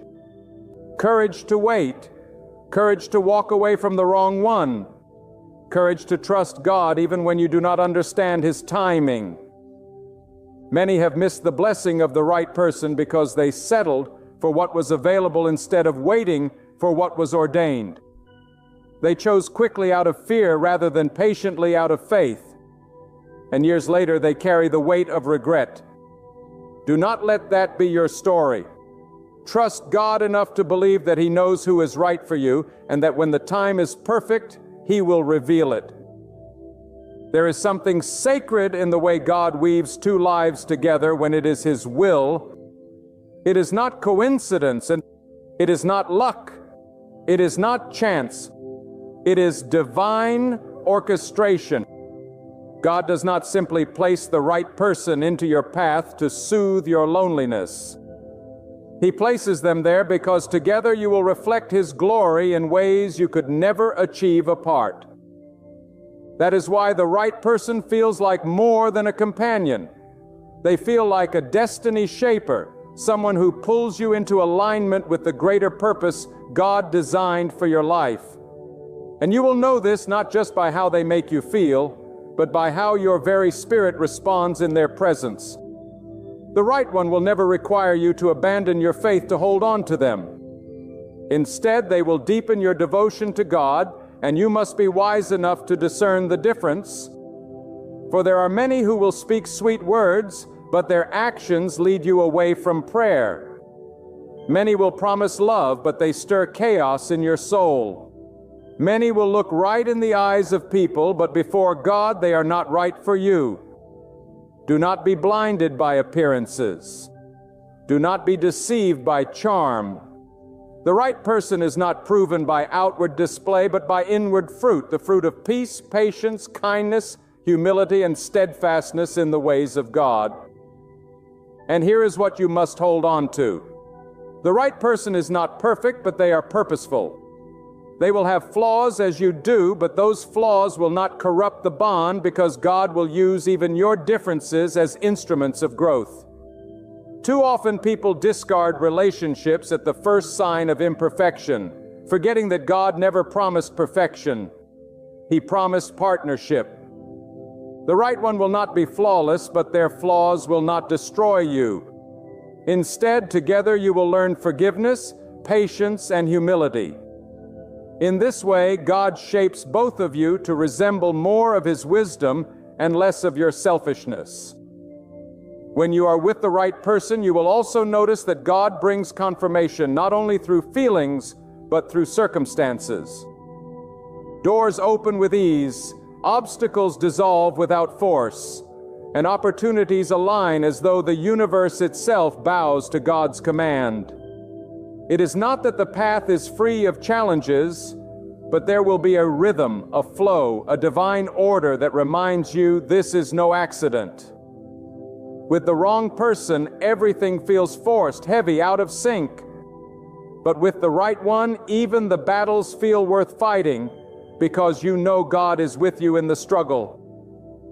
The love God ordains also has a language of sacrifice. The right person will be willing to put aside their pride for the sake of peace, their comfort for the sake of your will, bending their desires for the sake of God's will. And you too will find joy in sacrifice for them. This is not because you are weak, but because you are strong enough to put love above ego. When two hearts are both willing to sacrifice under God's guidance, then their bond cannot be shaken, because it is not built on selfishness, but on surrender to Him. Consider this also. The right person will guard your destiny as much as they guard your heart. They will not tolerate you living beneath your potential. They will not let you waste your talents, bury your gifts, or abandon your calling. They will push you forward when you feel like giving up. They will remind you of who you are when you forget. They will fight for your dreams as though they were their own. Why? Because God placed them in your life, not just to share your love, but to share your purpose. And when your destinies intertwine like that, you will know this is no ordinary love. This is divine. And my beloved, never underestimate the power of prayer in discerning love. If you are unsure, fall on your knees and ask God to show you. Ask Him to open your eyes, to close the wrong doors, to give you clarity that no human could manipulate. For when God gives you clarity, it cannot be confused. He may speak through your spirit, through circumstances, through the wisdom of those who love Him. And when He confirms it, there will be no need for constant guessing, no endless anxiety, no desperate searching for signs in every little thing. The peace of God will settle upon you, and you will know.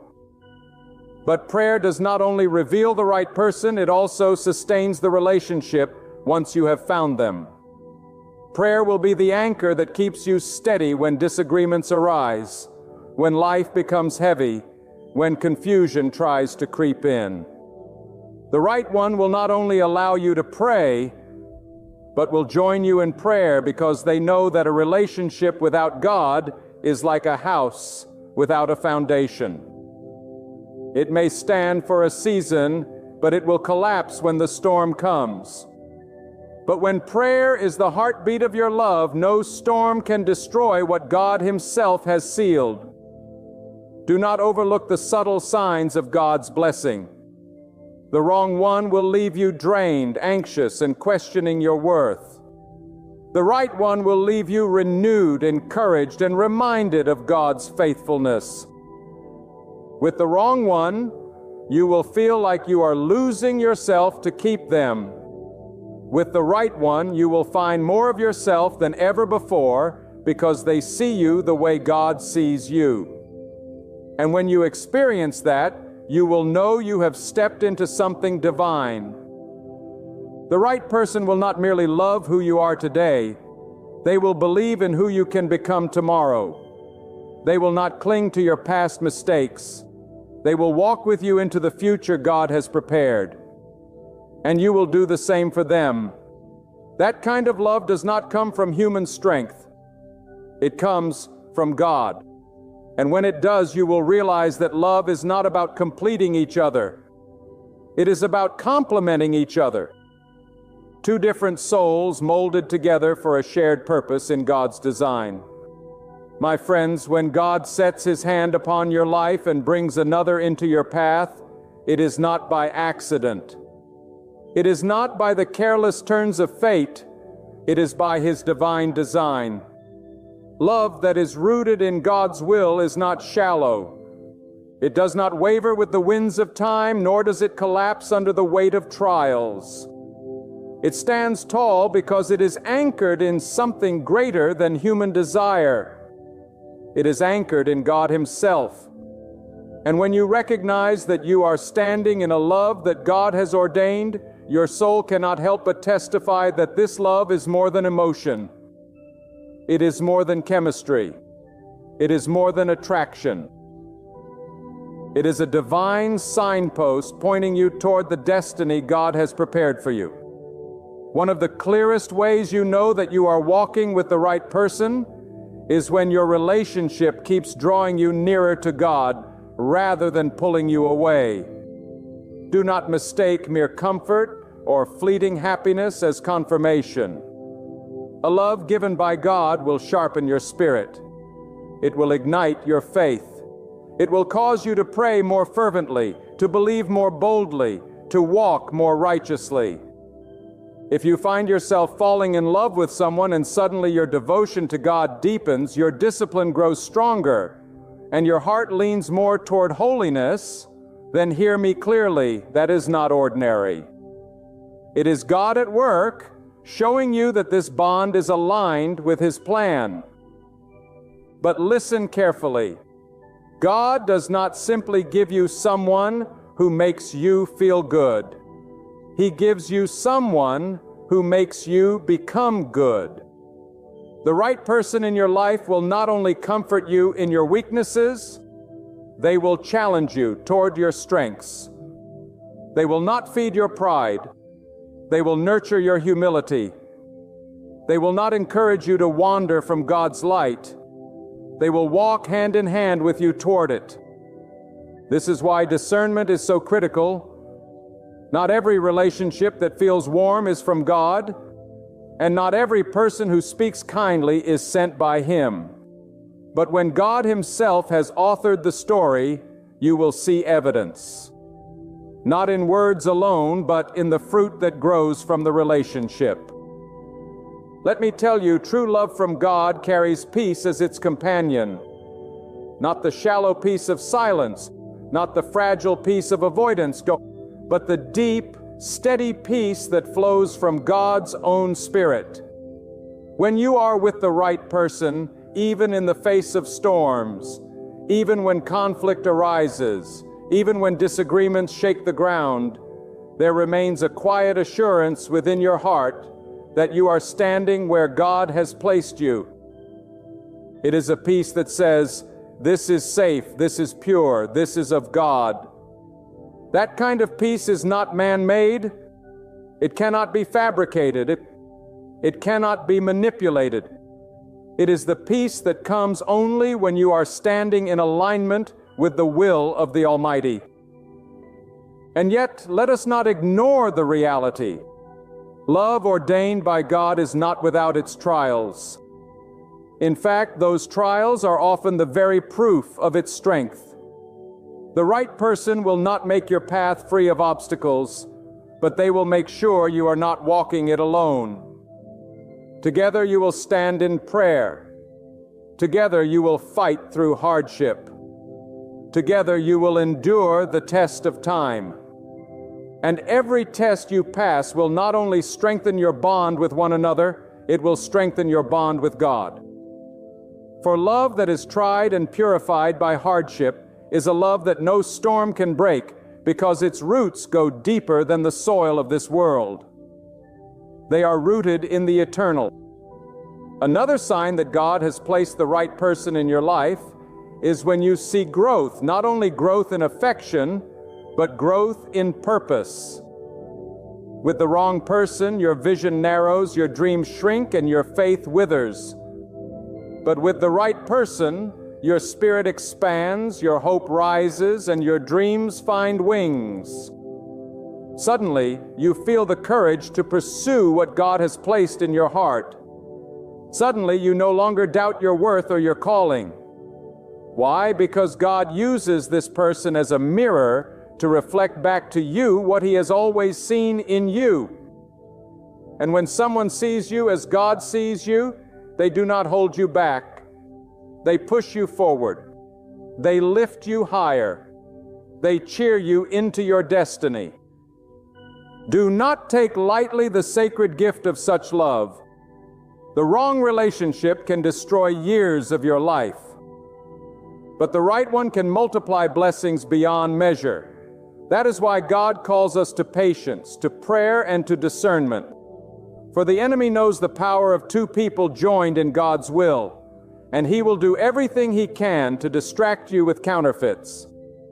But when you wait upon God, when you surrender your heart to Him, when you refuse to settle for less than is best, you will not only recognize the right person, you will be ready for them. And being ready is just as important as being with the right one, because God does not only bring the right person at the right time, He prepares you to be the right person at the right time as well. So I ask you, are you in a love that points you closer to God? Does your heart feel the peace of His confirmation? Do you see growth in faith, in purpose, in destiny? Do you feel strengthened, not weakened? If your answer is yes, then lift your head in gratitude, for you are walking in something rare, something holy, something only God could give. But if your answer is no, then do not be afraid to let go. Do not be afraid to trust God's timing. Do not be afraid to wait, because God's plan is never late. God is not careless with your heart. He will not hand it over to someone who cannot protect it. When He gives with intention. He gives with wisdom. He gives with foresight. And when He blesses you with the right person, that blessing will not come wrapped in confusion or hidden in chaos. It will come with clarity. It will come with peace. It will come with strength.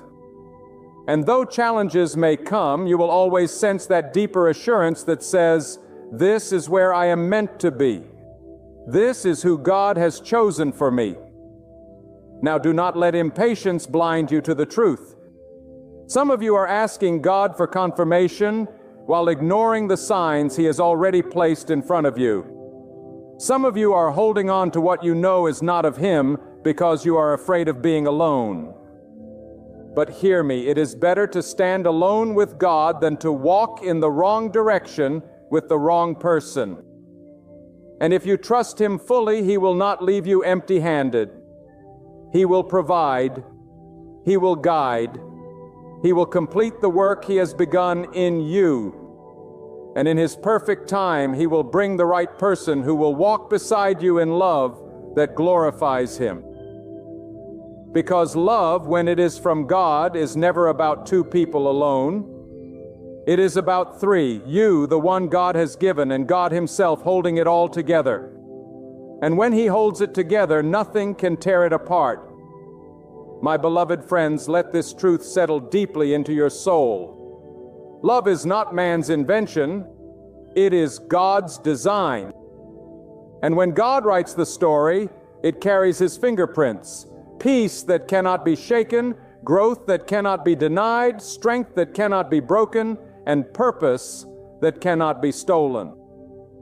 The right person is not just someone who fills your days with laughter, but someone who anchors your nights with prayer.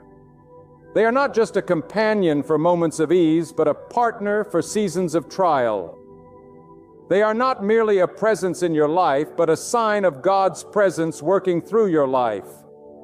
Do not be deceived by the counterfeits that shine brightly for a moment and then fade into regret. Do not allow impatience to lead you into bonds that God has not blessed. If the peace of God is absent, if the growth of your soul is hindered, if your faith is diminished, then no matter how pleasing it may seem, it is not from Him. But if your heart is strengthened in righteousness, if your spirit is lifted in devotion, if your destiny is sharpened and your purpose confirmed, then rejoice.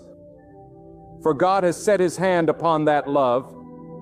And I tell you, when you stand in the love God ordains, you are not merely in love with a person. You are in alignment with the divine calling.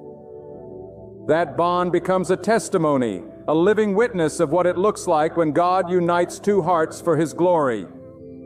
So walk carefully, pray earnestly, wait faithfully, and trust completely. Because when God gives, He gives perfectly, and when He blesses abundantly. When God blesses you with the right person, hold them close with a heart full of gratitude. Honor that love through loyalty and grace. Guard it in prayer, keeping God as the foundation of your union. And if you are still in the waiting season, do not lose heart, for the Creator of love has not overlooked your story. He knows the quiet longings that rest within you, and in His divine timing, He will reveal a love that is not merely good, but godly. Not just beautiful, but filled with purpose. Not only enduring, but eternal. So remain steadfast, dear friend. Trust His timing above your own, because when the moment arrives, there will be no confusion. There will be no striving, no uncertainty. The signs will be unmistakable. The peace will flood your soul, and you will know deep within that you are living a love authored by the hand of Almighty God. Have you ever prayed for so long with such intensity and desperation that you started to wonder if heaven was even listening? Have you cried into the dark, your tears soaking the pillow, your voice shaking as you whispered, pleaded, begged for God to move? And in that silence, a thought crept in. Did God forget me? Has He turned His face away?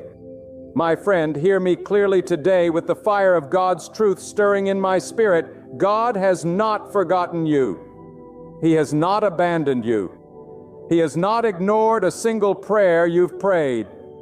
The answer you've been waiting for is closer than it has ever been. Sometimes when we pray, the heavens seem sealed, as if our words can't break through. Sometimes the waiting feels endless, the silence unbearable, and we start to believe our prayers have vanished into the void. But hear me, the silence of God is never the absence of God. When you think nothing is happening, God is moving. When you think your words have disappeared into the void, God has collected every syllable, every tear, every cry, and He has written them into His plan for your life. There is no wasted prayer when it is lifted to God. There is no forgotten request when it is entrusted to Him. Right now, at this very moment, unseen to your natural eye, God is orchestrating the pieces, arranging the details, shifting circumstances, aligning people, and preparing doors that will swing open in your favor. You prayed for it, you asked for it, you cried for it, and God is about to show you the harvest of those prayers. But hear me carefully, God never gives you what you ask for until He has prepared you to handle it. You have been in the waiting season not because God said no, but because God said not yet. I am preparing you. That delay was not denial. That silence was not rejection. It was God shaping your character, strengthening your faith, teaching you patience, stretching your spirit so that when the blessing comes, you will not squander it. You see, some of you have been praying for abundance, but God was first teaching you how to be faithful with little. Some of you have been praying for doors of influence, but God was first teaching you humility in the hidden places. Some of you have been praying for love, but God was first teaching you how to stand strong when you felt alone. Do you understand? The waiting room was your classroom. The silence was your training ground. And now God is saying, you are ready. What you have prayed for, I am about to release. I want you to lift your eyes for a moment and see beyond your current circumstance. What looks like nothing today is about to become everything tomorrow.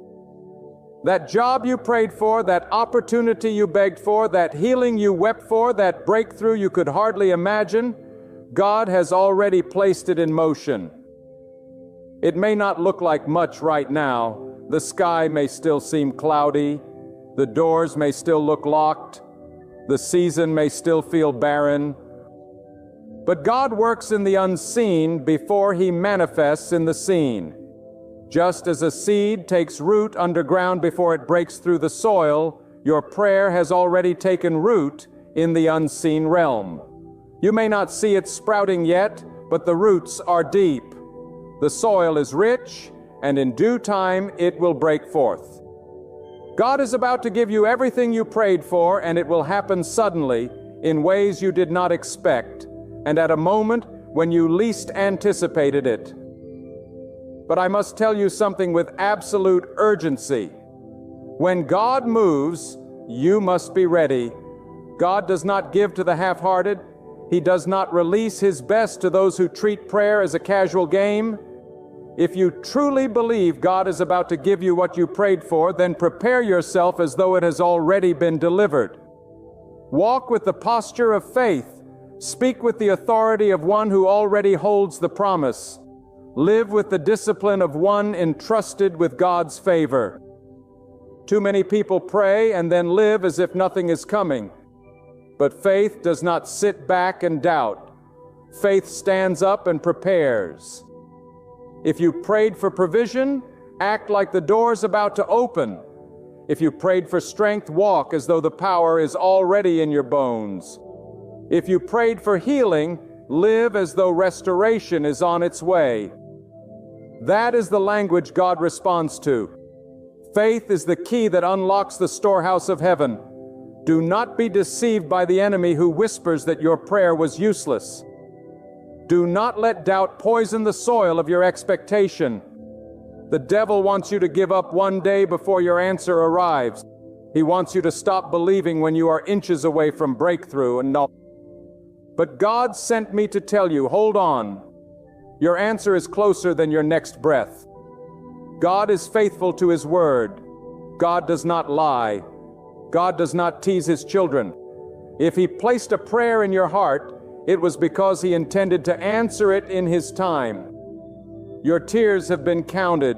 Your cries have been recorded. Your prayers have been stored up like incense before His throne, and the hour of release is drawing near. God is about to give you everything you prayed for. Not because you deserve it, not because you earned it, but because He is faithful and He delights in blessing His children who trust Him. Think of the farmer who plants a seed. He does not stand over the soil and demand immediate fruit. He does not curse the ground when the first week passes without sprouts. He knows that something is happening beneath the surface beyond his sight. He waters the soil, He tends the ground, He waits with expectation, and in time, the seed breaks through. That is what your prayer life is like. You planted the seed in faith. You watered it with tears. You nurtured it with patience, and now the harvest is near. God is saying the time of waiting is over. The seed is about to break through. The answer is about to be seen. My friend, do not stop praying now. Do not stop believing now. Do not give up in this final hour. You are on the edge of the very thing you cried for. God is about to give you everything you prayed for. He is about to open doors that no man can shut. He is about to restore what the enemy tried to steal. He is about to turn your mourning into dancing, your ashes into beauty, your sorrow into joy. The very thing you thought was dead, God is breathing life into again.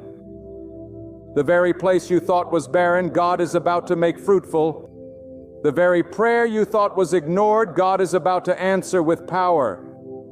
Lift up your head, strengthen your faith, and prepare your heart.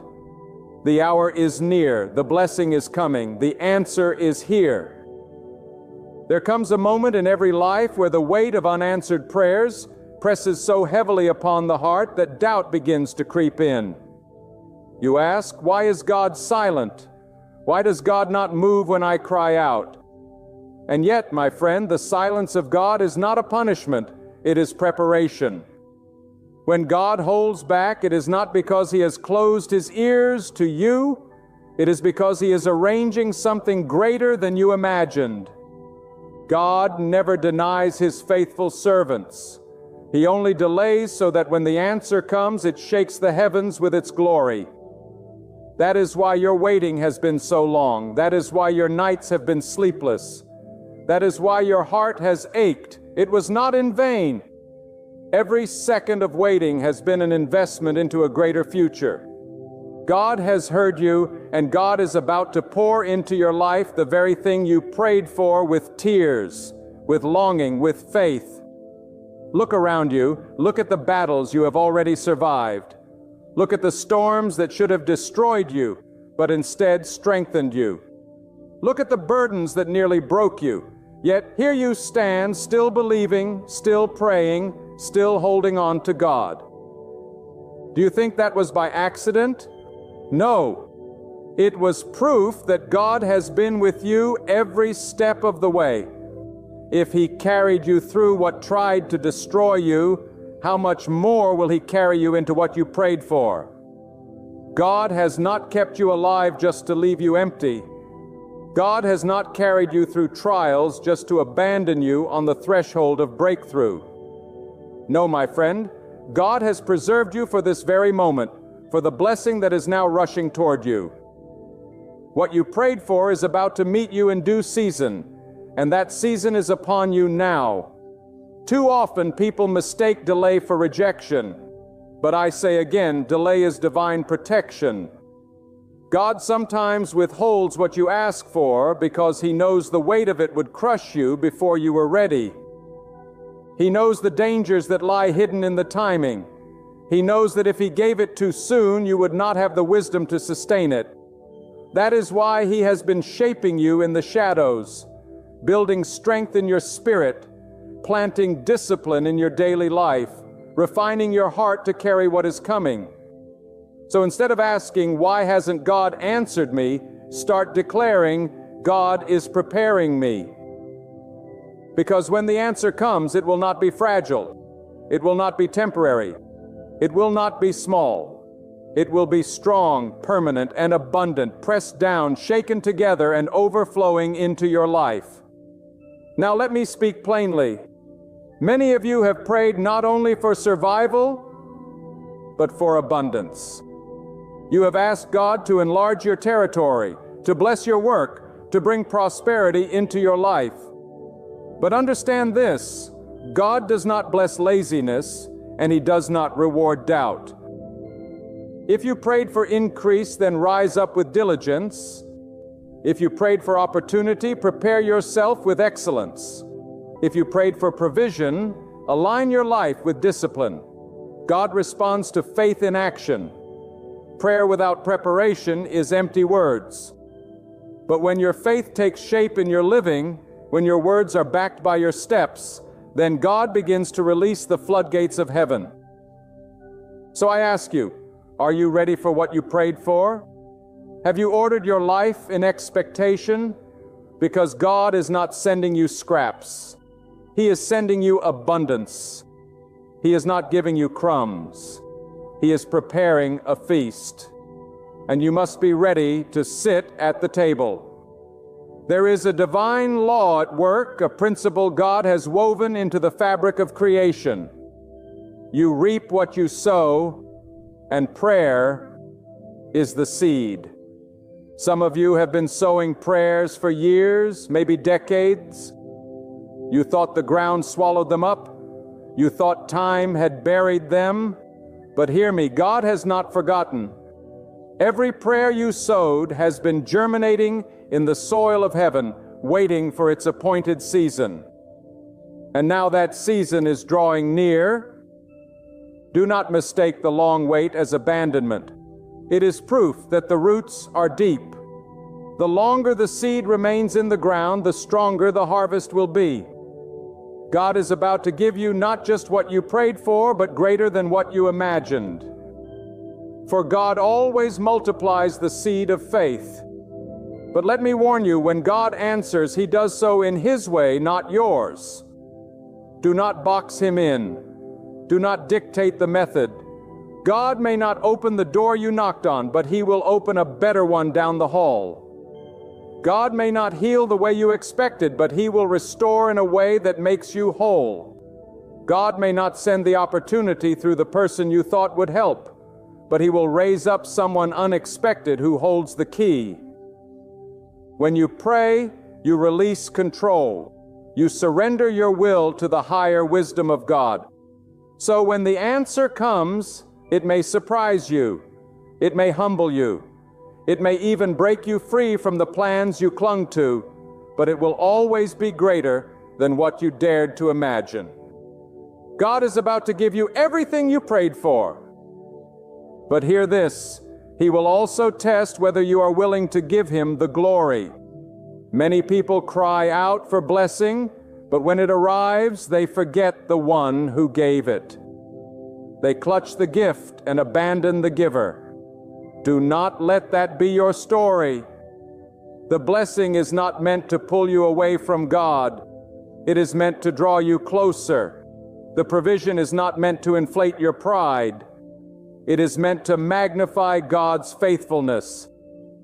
When your prayer is answered, lift your hands higher. When your need is met, bow your heart deeper. When the door opens, walk through it with gratitude, not arrogance. God is not giving you what you prayed for so that you may boast in yourself.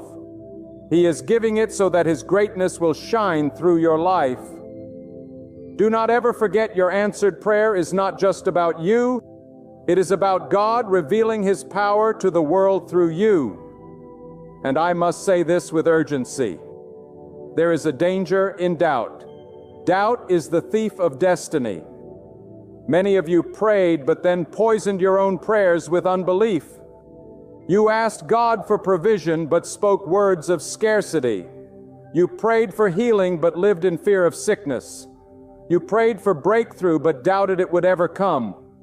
My friend, your tongue can either water the seed of prayer or scorch it with fire. If you truly believe God is about to give you what you prayed for, then speak with faith. Declare it with boldness. Stop rehearsing failure and start proclaiming victory. Stop magnifying your problems and start magnifying your God. Faith is not pretending the mountain is small. Faith is declaring that God is bigger than the mountain. Faith is not denying the storm. Faith is proclaiming that God is greater than the storm. Align your mouth with your prayer.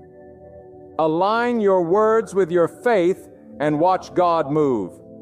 I tell you again with the deepest conviction of my soul, God is about to give you everything you prayed for. Some of you will receive restoration in your family. Some will see opportunities open that have been locked for years. Some will rise from the pit of despair into a place of abundance. Some will step out of loneliness into companionship. Some will see healing where doctors said there was none.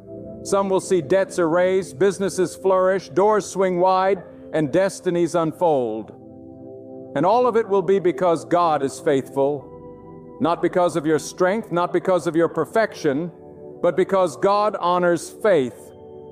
God rewards persistence, and God delights in answering the cries of His people.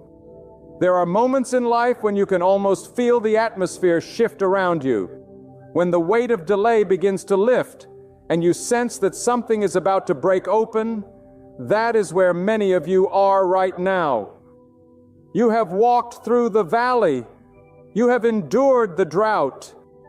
And now the wind of God's promise is beginning to stir the air. You may not see it with your eyes yet, but your spirit knows.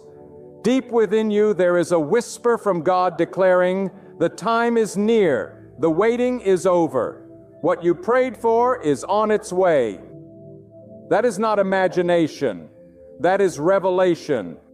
God plants that knowing inside you before the blessing arrives, so that when it does, you recognize it was His hand and not chance that brought it forth.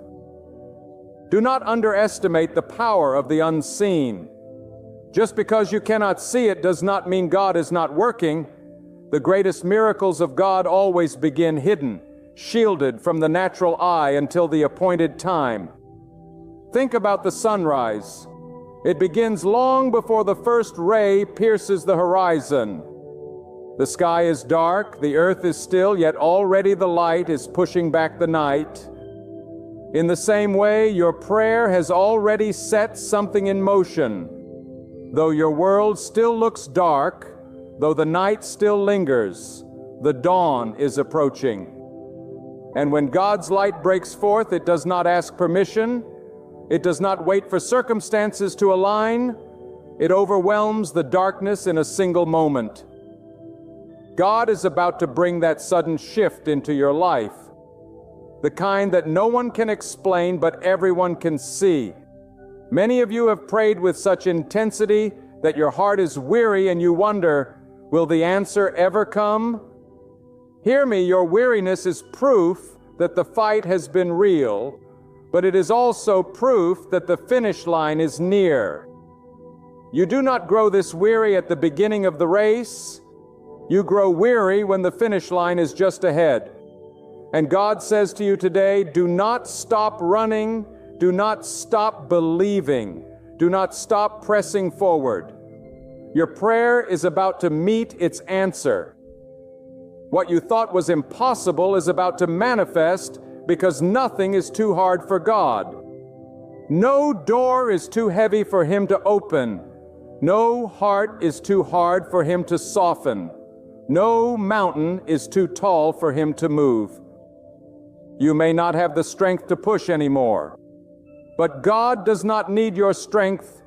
He only needs your faith. I must speak to those of you who have faced disappointment. You prayed once before, and the answer did not come in the way you hoped. You trusted, and the outcome broke your heart. And now when you pray, a shadow of fear hangs over your words. You wonder if it is even worth believing again. My friend, listen carefully. Disappointment is not the final chapter. What looked like rejection was redirection. God did not deny you. He shielded you from something you could not see. His wisdom is greater than your desire, and His plan is higher than your understanding. If God closed one door, it is because He was preparing a better one. If He withheld one blessing, it is because He was arranging a greater blessing. Do not let disappointment harden your heart. God is not finished with you. He is about to answer you in a way that erases every shadow of past sorrow. You will look back one day and say, now I understand why God delayed. Now I see why He said no. It was because He had something far better. Some of you have prayed not only for yourselves, but for your children, for your family, for the generations that will follow you. You have cried to God for protection, for guidance, for provision over those you love. And you wonder if your prayers will outlive your days. Let me assure you, God is eternal. And the prayers you speak do not die with you. They carry forward like arrows into the future, striking the hearts and lives of those you prayed for long after your voice has fallen silent.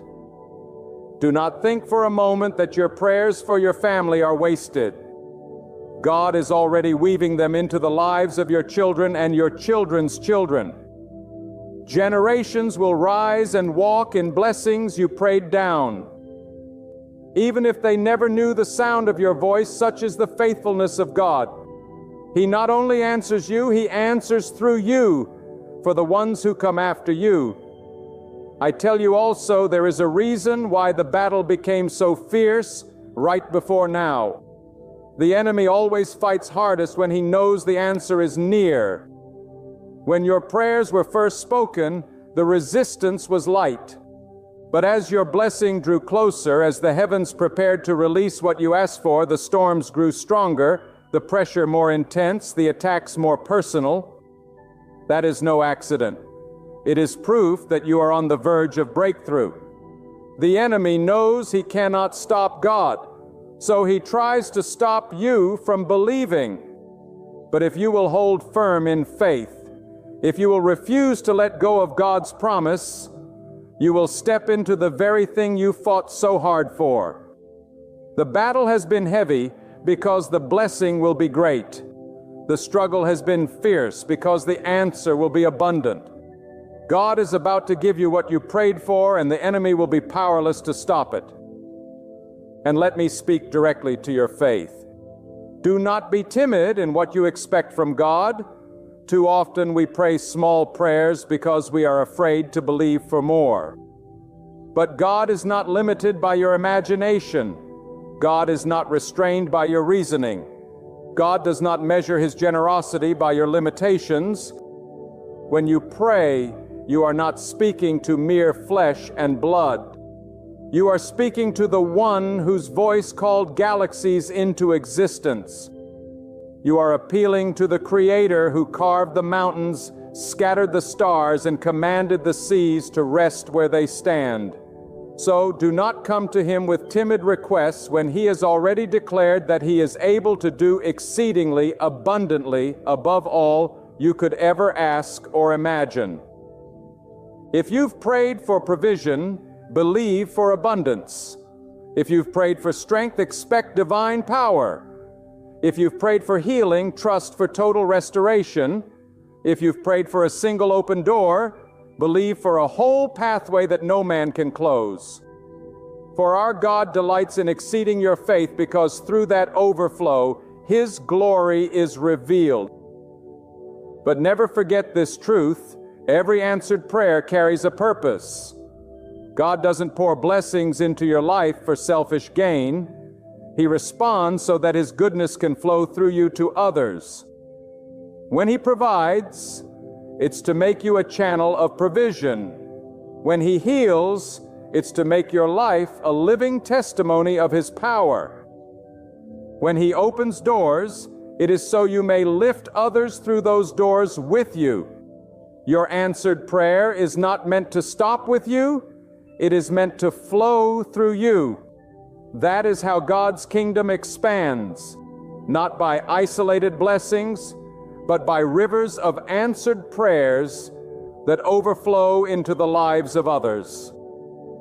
Do not hoard what God gives you. Become a channel, become a vessel, become a witness that when people see your life, they cannot deny the hand of God.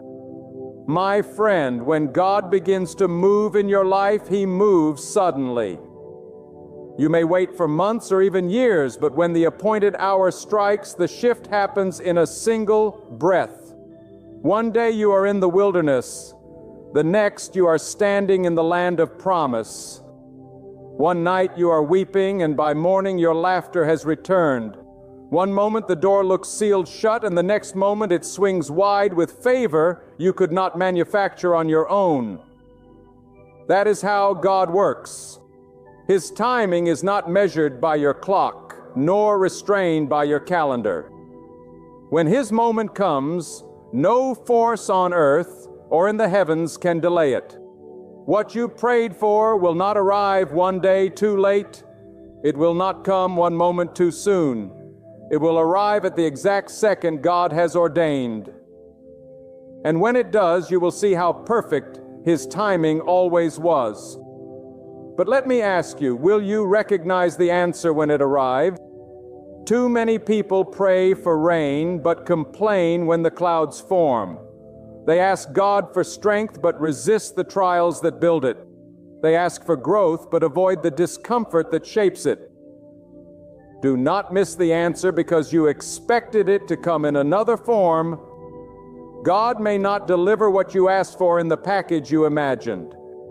He may send provision through unexpected means. He may bring restoration through a path you never considered. He may fulfill your prayer in a way that humbles your pride, but exalts His glory. Do not reject the answer because it offends your expectation. Remember, God's wisdom is higher than yours. His ways are not your ways. When the answer comes, it will be exactly what you need, even if it is not what you envisioned. And hear me now. When God gives you what you prayed for, it will not only satisfy your need, it will exceed it. God never gives in fragment. He does not give you half a blessing. He does not place crumbs on your table and leave you begging for more. When He moves in fullness. If you prayed for peace, He will bring peace that guards your entire being. If you prayed for provision, He will bring abundance that silences fear. If you prayed for strength, He will fill you with power that carries you beyond the storm. This is the nature of God. He does not just answer prayers, He magnifies them until the answer declares His greatness to the world. But I must tell you, this is not a season to shrink back in fear. This is not a season to second-guess God. The blessing that is coming requires courage to receive. Sometimes we grow so comfortable in waiting that we resist stepping into the very thing we asked for.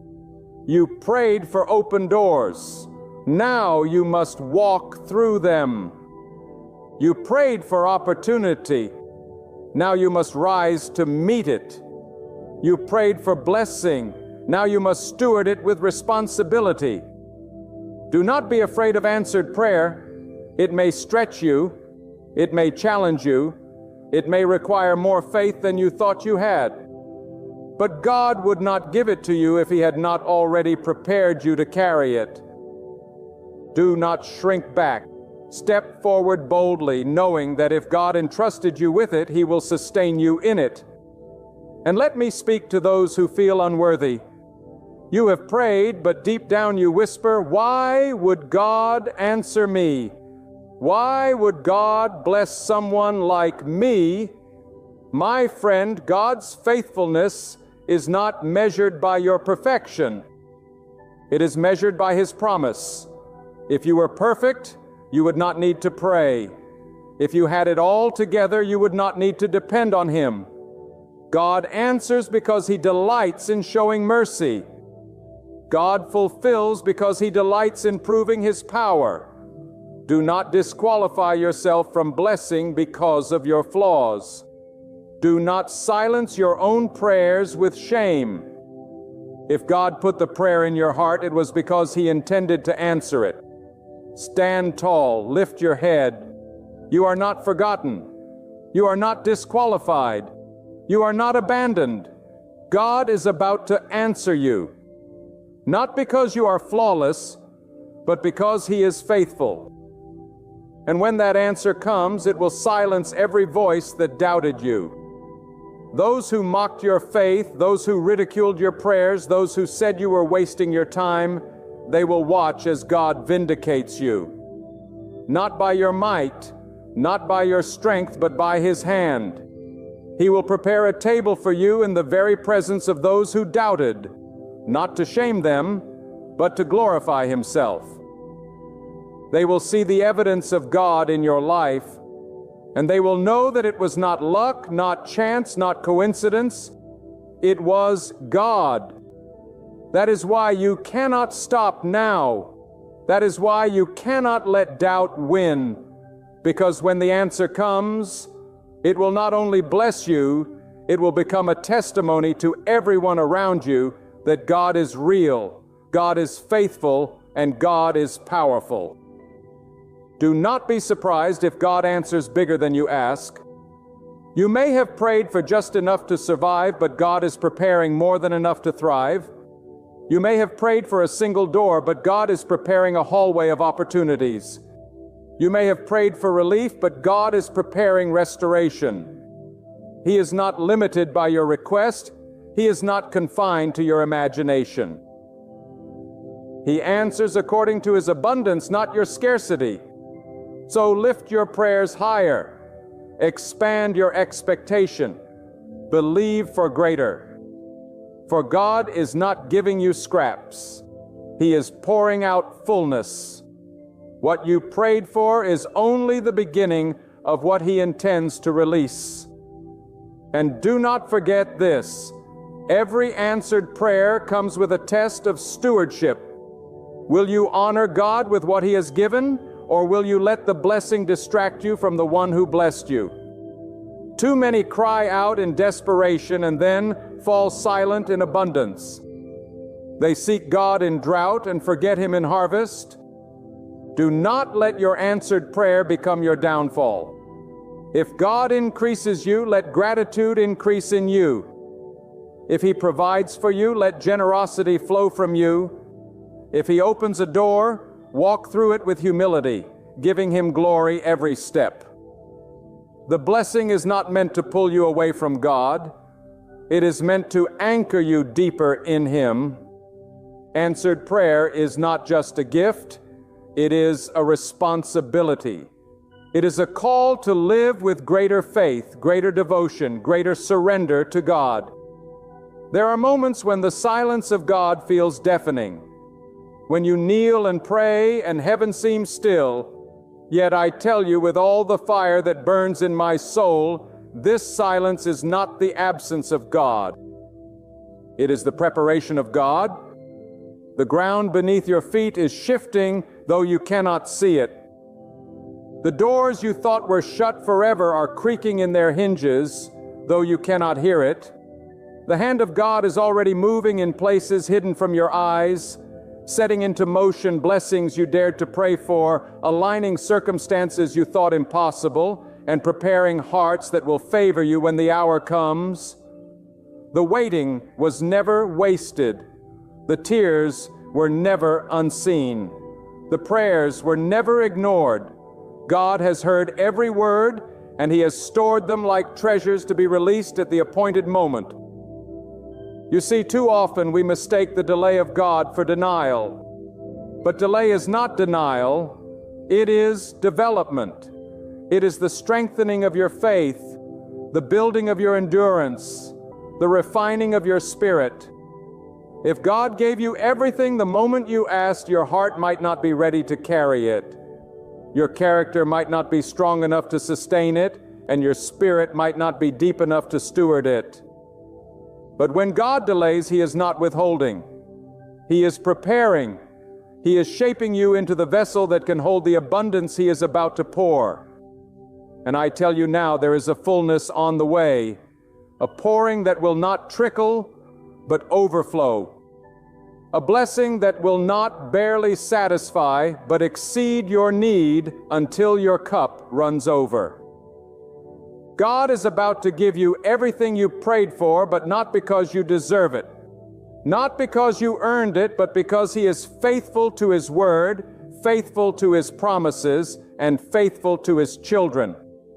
God has sworn by Himself that His word will not return empty. And if He has declared a blessing over you, nothing in heaven or on earth can revoke it. Your enemies cannot stop it. Your past cannot cancel it. Your failures cannot erase it. When God says yes, no man can say no. When God opens a door, no power can shut it. When God appoints a season, nothing can delay it. And your season is now drawing near. But let me speak plainly to your soul. You must not give up before the breakthrough comes. Too many walk away in the last hour, abandoning the harvest when the field is ripe, letting go of the rope just before the blessing arrives. Do not be counted among them. Hold on. Keep believing. Keep trusting. The night is almost over and the dawn is about to break. God is a God of timing, and His timing is perfect. He has aligned your prayers with His plan, your desire with His will, your need with His abundance. You may not see it, but faith is the evidence of what you cannot yet see.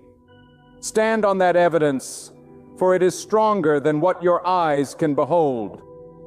Think of the countless times in your life when you thought it was the end, but God made a way. When you thought you had lost it all, but God restored you. When you thought the door was forever closed, but God opened another. Those moments were not accidents. They were reminders that God is in control, and He has never failed you. And if He has never failed you, why would He start now? If He sustained you then, He will bless you now. If He carried you before, He will lift you higher today. God is about to release into your hands the very things you cried out for in the midnight hour. The things you whispered when no one else was listening. The things you begged for with trembling lips and weary eyes. He has bottled your tears, and He is about to exchange them for joy.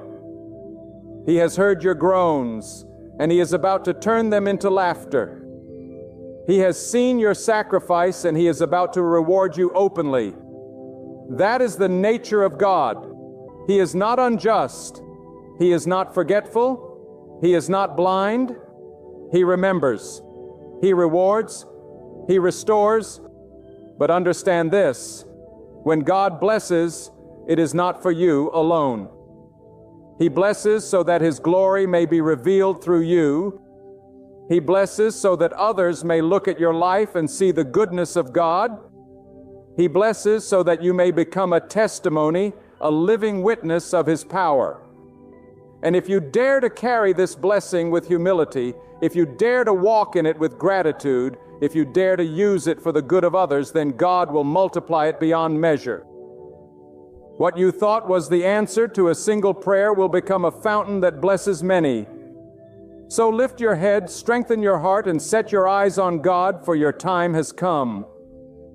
The world may not know it, the people around you may not see it, but heaven has already decreed it.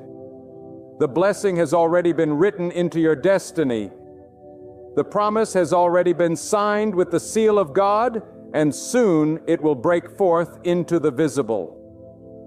Do not measure God's promise by your circumstance, for circumstances shift, but God remains.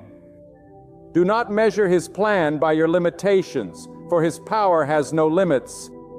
Do not measure His faithfulness by your feelings, for feelings fade. But God's word endures forever. And when it comes, and it will come, you will know without a doubt that it was not by your strength, not by your wisdom, not by your power, but by the hand of Almighty God. You will know that your prayers did not echo into emptiness, but reached the throne of the one who governs all things. And in that moment when the answer is in your hands, when the blessing is on your life, when the doors swing wide open before you, you will remember the waiting, and you will understand why it had to be this way.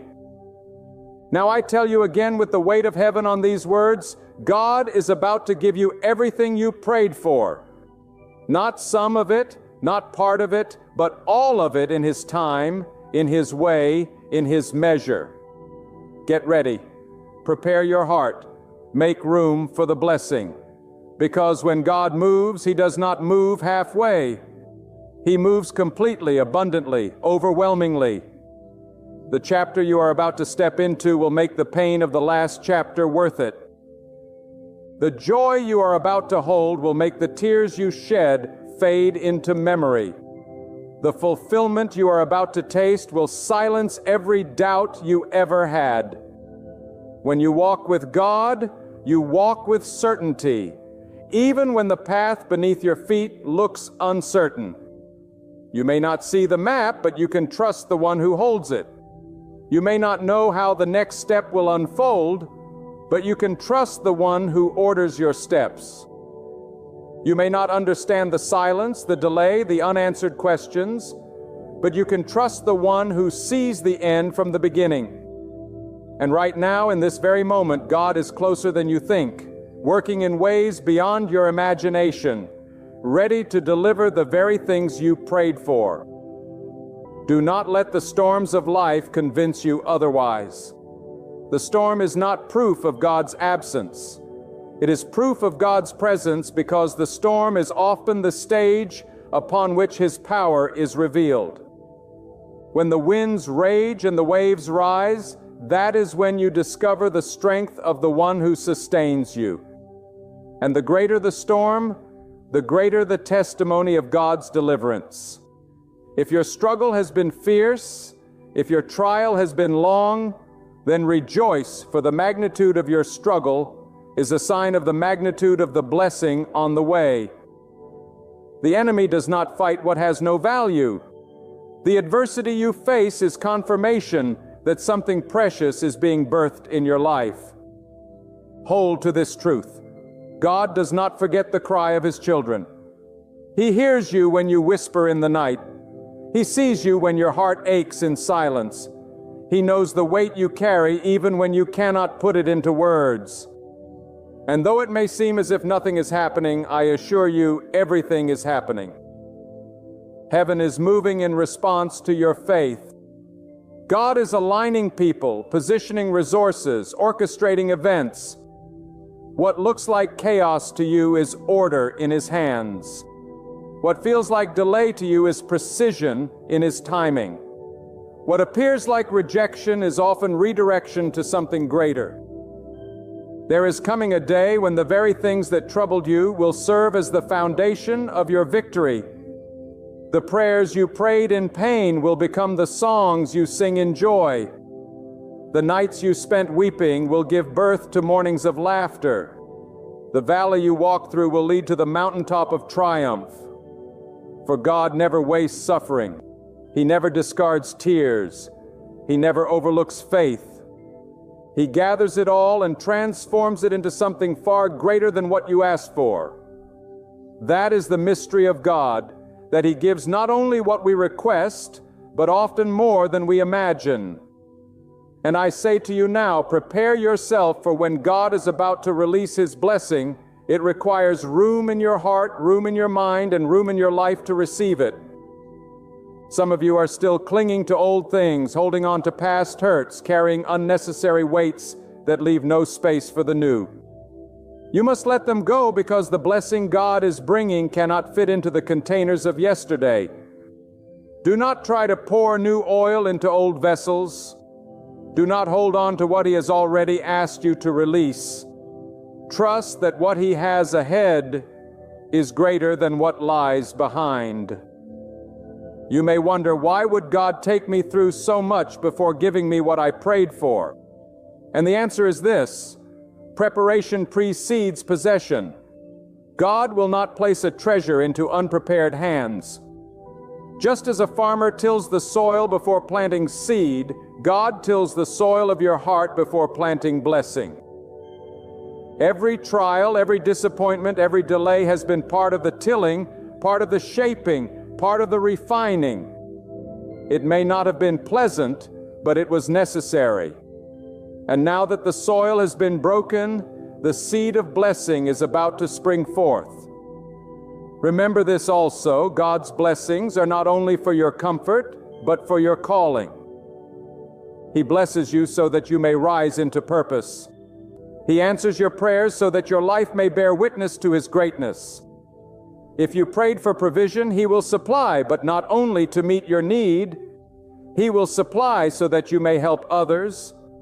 If you prayed for healing, He will restore, but not only for your relief. He will restore so that your testimony will lift others. If you prayed for guidance, He will lead, but not only to take you forward. He will lead so that you can bring others with you. God's blessings are always bigger than you, because His plan always stretches beyond one life. Do not think that your waiting has been wasted time. What you thought was stagnation was actually incubation. Just as a seed lies unseen beneath the soil before it bursts forth into life, your prayers have been germinating in the unseen, waiting for the appointed season to break forth. The hidden does not mean the absent. The delay does not mean the denied. It means growth is taking place where you cannot see. And when the season is right, what was once hidden will manifest openly, and no one will be able to deny that it was the hand of God. I urge you, do not grow weary. You are closer than you think. The finish line is nearer than your eyes can see. Every step you take in faith, even when you feel weak, is bringing you into alignment with God's promise. The breakthrough is not somewhere far off in the distance. It is already forming around you. The answer is already traveling toward you. The blessing is already written into your story. God is not preparing the blessing alone. He is preparing you to meet it.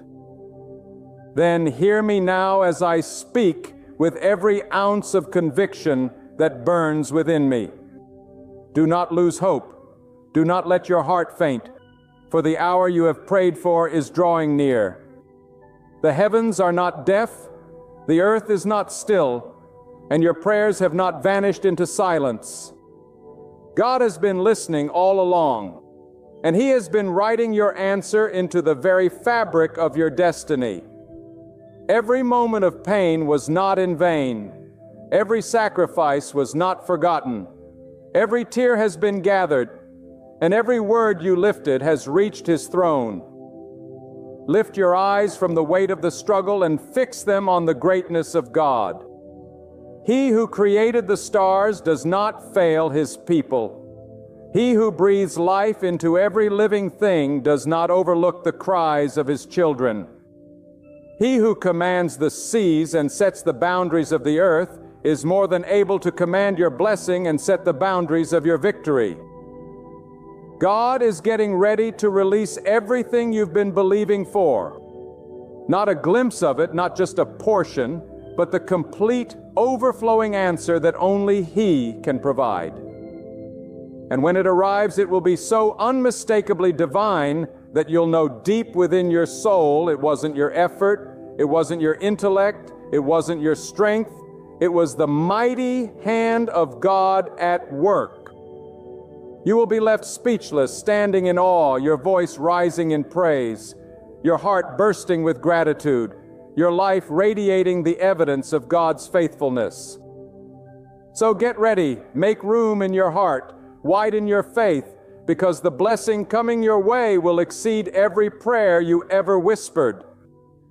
The season of waiting was only the threshold, and now the door is swinging wide open.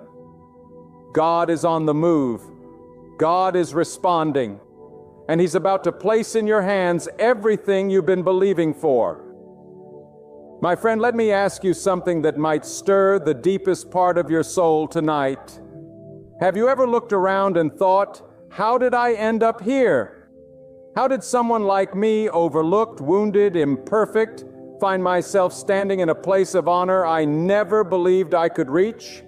Let me tell you, it wasn't your resume, your influence, your strength, your wit, or your qualifications that brought you there. It was God, and only God, who lifted you. Because when He chooses to raise you, He will place you in a position that no man's approval can grant and no enemy's attack can destroy. You may not fit the world's criteria, but God will seat you in places that cause the wise, the wealthy, and the powerful to ask, how did they get there? There will be seasons where you feel too small for the assignment, too weak for the battle, too undeserving for the blessing. But hear me clearly, God specializes in taking the ones who seem disqualified and raising them to heights where no human effort could ever take them. If you think you need to be the strongest, the smartest, the most talented, or the most polished, you are mistaken. God looks at the humble heart, the surrendered spirit, the one who depends fully on Him, and He says, that is the one I will lift. When God chooses to elevate you, no opinion, no criticism, no record of your past can keep you chained down. You see, people will often tell you that you are not good enough. They will whisper behind your back, she doesn't deserve that, he's not qualified for that, they are not capable of carrying that responsibility. But the truth is, God does not promote you based on human qualifications. He promotes you based on His divine plan. He promotes you based on what He has spoken over your life before you were even born. And when God speaks, no man can reverse it. You may not have the degree. You may not have the wealth. You may not have the perfect background, but when God decides to lift you, He will bypass the very things you thought were obstacles and use them as stepping stones for your elevation. Think about how life has tried to keep you small. Every time you took a step forward, something came to push you 2 steps back. Every time you thought you were finally moving ahead, opposition rose up like a flood. And yet here you are, still standing, still breathing, still pressing forward. Why? Because God has His hand on you, because God has been preparing you for something greater than your present situation. And when the right moment comes, God will launch you into a place so far beyond your qualifications that even your enemies will be forced to admit that it had nothing to do with you. It was all God. The world loves to keep score. They measure your worth by your achievements, your bank account, your title, your appearance, your background. But God does not look at the outer qualifications. He looks at the heart. And when your heart is aligned with Him, when your spirit is surrendered to Him, He will put you in positions that make no sense to the human mind. He will open doors that should never have opened. He will cause people who never thought about you to favor you. He will make opportunities chase you down, and He will set you on high places, not because you qualified, but because you trusted. Do you know why God does this? Because He wants the world to see His power at work. If you had the qualifications, if you had the connections, if you had the resources, then people would give you the credit. But when you had nothing, when you came from nothing, when you were rejected and overlooked and yet you still rose, people will know it was God. And that is exactly what He wants. God wants His glory revealed in your life. He wants your story to be so impossible, so unlikely, so unexpected, that everyone around you will have to acknowledge that only God could have done it. Some of you have been overlooked for years. You've been faithful, you've worked hard, you've prayed, you've waited, and still doors have closed in your face. But I declare to you today, do not be discouraged, because when God opens the right door, you will not need to knock twice. When God chooses to lift you, you will not have to beg for acceptance. You will not have to prove yourself to anyone. You will walk into that place, and even the people who thought you did not belong will have no choice but to respect the hand of God on your life. There is coming a moment when God will take the very things that disqualified you and use them as the foundation for your blessing. The pain you endured, the rejection you faced, the struggles you went through, God will use all of it to show that His power is greater than your weakness. The world said you weren't enough, but God says, with me you are more than enough. The world said you would fail, but God says, I will make you stand. The world said you were not worthy, but God says, I have chosen you, and that is enough. Do not let your lack intimidate you. Do not let your past shame you. Do not let your insecurities silence you, because God is not finished with you. He is not done writing your story, and the next chapter is not going to look like the last. The next season of your life is going to shock everyone who thought they had you figured out. You will walk into positions you did not apply for. You will inherit blessings you did not work for. You will receive honor you did not seek, because God Himself is about to lift you into a place you never qualified for. But hear this, my friend. When God lifts you, it will not be for your glory. It will be for His. He is not elevating you so you can boast in your own strength. He is elevating you so that when people look at your life, they will see His fingerprints. They will see His power. They will see His faithfulness. And they will know that God is still in the business of taking the least likely and making them a testimony of His greatness.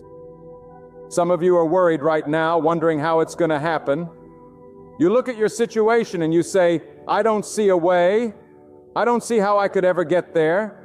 I don't see how I could ever qualify for that position, for that blessing, for that breakthrough. But let me tell you, you don't have to see the way. God is the way. You don't have to qualify yourself. God is the one who qualifies you. He does not call the qualified. He qualifies the called. And if He has chosen you, no one can cancel what He has ordained. When God lifts you, He will silence every voice that spoke against you. When God lifts you, He will shut the mouths of those who said you could not make it. When God lifts you, He will prove every doubter wrong. And you won't have to fight for it. You won't have to argue for it. You won't have to force it. God Himself will place you where you belong. And once He places you there, no one can remove you.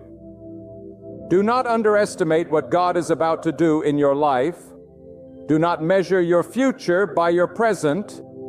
Do not think small when God is preparing to do something great. You may feel unworthy, but God says you are chosen. You may feel inadequate, but God says you are enough. You may feel unqualified, but God says, I will qualify you. And when God says it, nothing in this world can stop it. Listen closely, because what I am about to tell you has the power to shift the way you see your entire life. Many of you have been walking under the heavy weight of comparison, believing that because you do not have what others have, because you did not come from the right family, because you do not carry the same credentials, that somehow you are disqualified from the greatness that God has promised. But I declare to you right now, God has never measured you by human standards.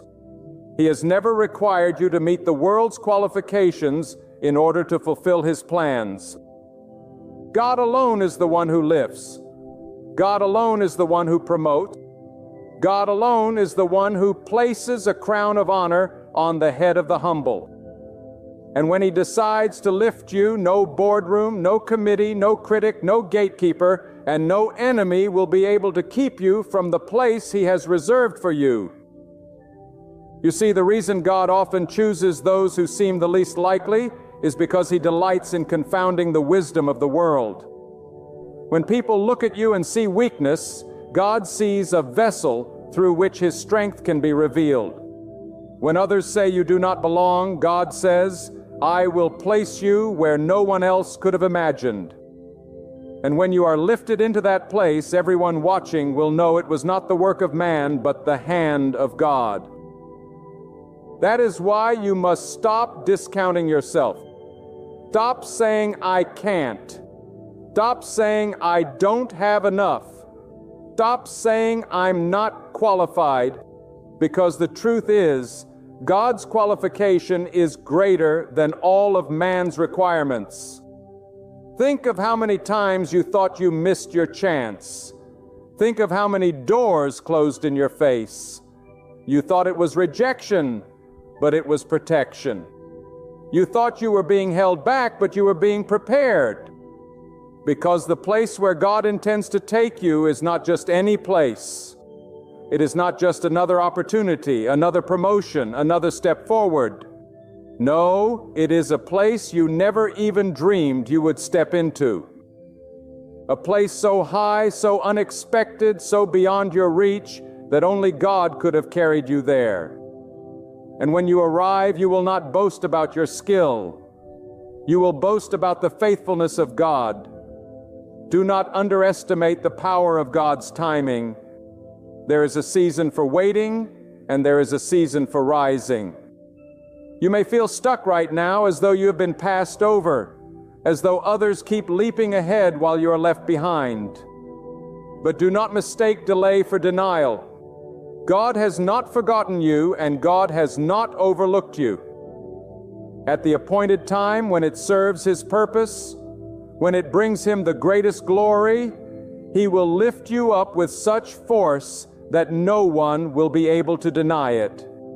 And it will happen suddenly, without warning, without explanation, without a chance for your enemies to prepare. One moment you will feel overlooked, and the next you will be standing in a place that generations before you could not even imagine. And let me tell you why God does this. Because He wants to display His power in vessels that the world thought were unusable. That means He will use your brokenness. He will use your scar. He will use your history. He will use the very things people thought disqualified you, and He will turn them into testimonies that magnify His greatness. Do not despise your past.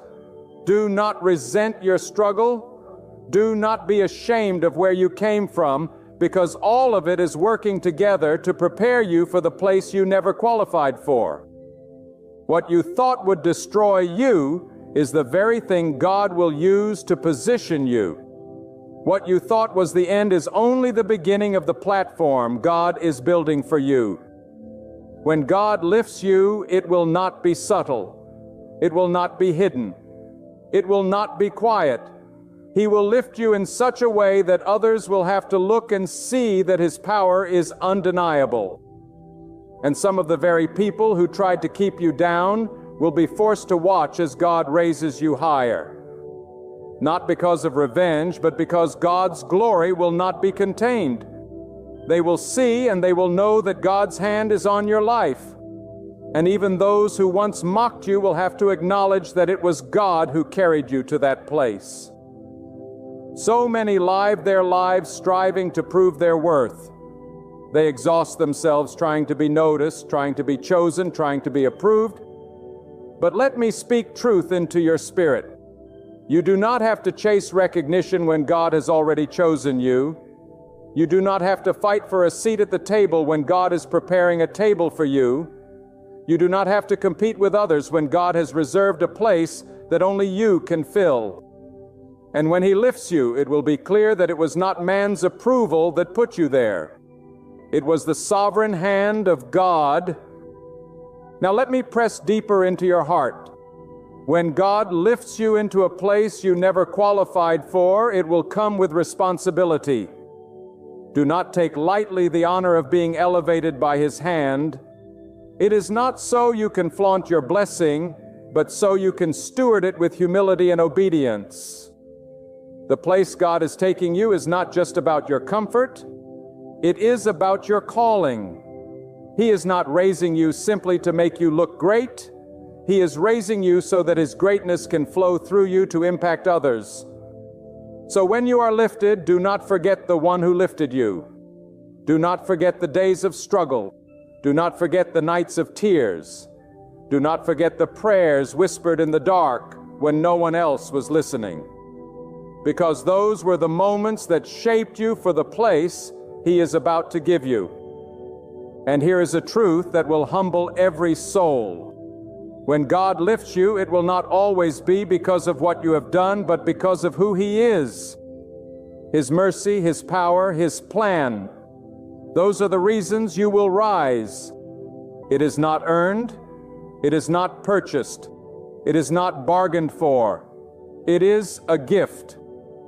And that is why pride has no place in the heart of the lifted. Because everything you have, everything you will step into, everything you will inherit, it is not because you qualified. It is because God decided to favor you. You may be asking, why me? Why would God choose to lift someone like me? And the answer is simple. Because He is God. Because He chooses whom He wills. Because He delights in showing His strength through vessels that seem unworthy. Because He wants your story to be a testimony that will inspire others to trust Him. And so He looks at you, the one who feels small, the one who feels forgotten, the one who feels inadequate. And He says, I will lift you. Do not resist it. Do not doubt it. Do not talk yourself out of it, because when God speaks, it is settled. When He decides, it is final. And when He lifts, nothing in heaven or on earth can stop it. Your job is to remain faithful, to remain humble, to remain surrendered. Let Him prepare you in the waiting. Let Him strengthen you in the quiet. Let Him mold your character in the hidden place. Because when the moment comes, when the season shifts, when the door swings open, you will need the strength of that preparation to stand where He places you. I tell you again, God is about to lift you into a place you never qualified for. And when it happens, it will not only change your life, it will ripple through generations. Your children will see it. Your family will witness it. Your community will talk about it. Because the glory of God cannot be contained within your own story. It will overflow into the lives of others. That is the kind of lifting He is about to do. Let your heart be still for a moment and listen because the word I bring to you now carries weight for your destiny. Too many people live their lives believing they have to be perfect before they can be elevated. They think they need every qualification, every approval, every credential, every endorsement. But let me tell you this with the authority of conviction. When God chooses to lift you, He does not ask the permission of man. He does not consult your critics. He does not review your past mistakes. He does not check with the gatekeepers of this world. God lifts whom He chooses. And when He places His hand upon you, the very rules that seemed unshakable begin to bend in your favor. Doors that were locked suddenly swing open. Paths that were blocked suddenly clear. Walls that stood tall suddenly crumble at your feet. Because when God lifts, He rewrites the story of your life in a way no human system can control. The world teaches you to climb ladders, to compete, to push, to strive, to hustle for positions that others are fighting for. But hear me, God does not need ladders. He does not need man-made systems of promotion. He does not need human platforms. When God lifts you, He bypasses the natural order and places you directly into the seat He has chosen for you. That is why your elevation will never make sense to those who measure worth by worldly standards. They will look at you and ask, how did this one get here? They don't meet the requirements. They don't have the pedigree. They don't have the raw. And the answer will echo through eternity. It was God. You may be in a season right now where you feel buried. Everything looks dark.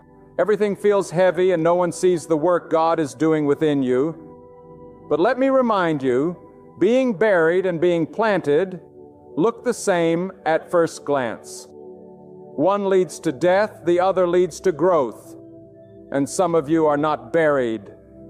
You are planted. God has placed you in the soil of preparation. He has hidden you in obscurity so that your roots can grow deep, so that when He lifts you into the light, you will not wither under the weight of success. Do not despise your hidden season. It is in the hidden place that God prepares the vessel He intends to elevate. And when He lifts you, you will know that the darkness was never meant to destroy you. It was meant to strengthen you. Understand this truth. God's lifting is not ordinary. When He raises you, He does it in such a way that the spotlight shines not on you, but on Him. You may feel like the least likely candidate, but God delights in using the least likely because it magnifies His greatness. He could have chosen the mighty, but He chooses the meek.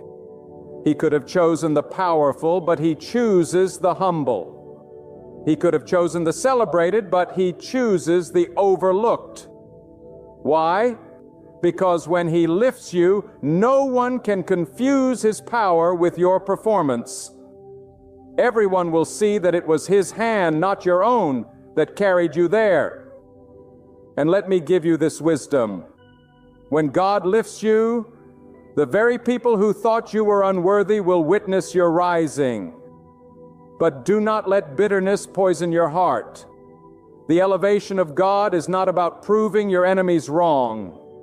It is about proving God right. It is about showing that His word never fails, that His plan cannot be overturned, that His favor is greater than man's rejection. So, when you rise, rise with grace. When you step into that place you never qualified for, walk with humility. Let your success be a testimony, not a weapon. Let your blessing be a light that points others back to the God who gave it. Some of you believe your past has written you out of God's plan. You replay the wrong turns, the disappointments, the missed chances, and convince yourself that your destiny has been lost forever. But hear me, God never checks your history to decide your future. He is the master of time, the one who speaks the end from the very beginning. He already saw every stumble, every failure, every fall before he ever decided to lift you up. And still he declares, I will raise you. Your mistakes don't disqualify you from his promotion. In truth, they often become the very stage where his mercy and power shine brightest. Don't be fooled into thinking that God's elevation must make sense by human logic. Many times his ways will shatter logic completely. He can take a shepherd and seat him among kings. He can lift a prisoner to govern nations. He can raise an orphan to guide generations. God does not rely on human systems to confirm his chosen ones. He does not need a diploma, a title, a certificate, or an endorsement. When he chooses you, he validates you himself. And when his hand rests upon you, no man can revoke what he has ordained. And hear me on this. The lifting of God is not always upward in the way the world thinks. Sometimes it is inward. Sometimes it is about lifting your spirit out of despair, lifting your mind out of confusion, lifting your heart out of fear. Sometimes the place you never qualified for is not a position, but a peace you could never earn. It is not a title, but a freedom you could never purchase. It is not a promotion, but a restoration you never thought possible. God lifts not only to honor you, but to heal you. He raises you not only to exalt you, but to restore the parts of you that life tried to crush. And when he does lift you into positions of influence, do not forget that influence is not just for yourself. The place God is taking you carries purpose beyond your own comfort. It is about those who will be blessed through your obedience. It is about the voices you will amplify, the hands you will strengthen, the lives you will touch.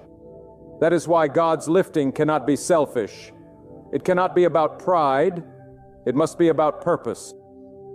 When God raises you, he is raising a vessel through which his will can flow into the earth.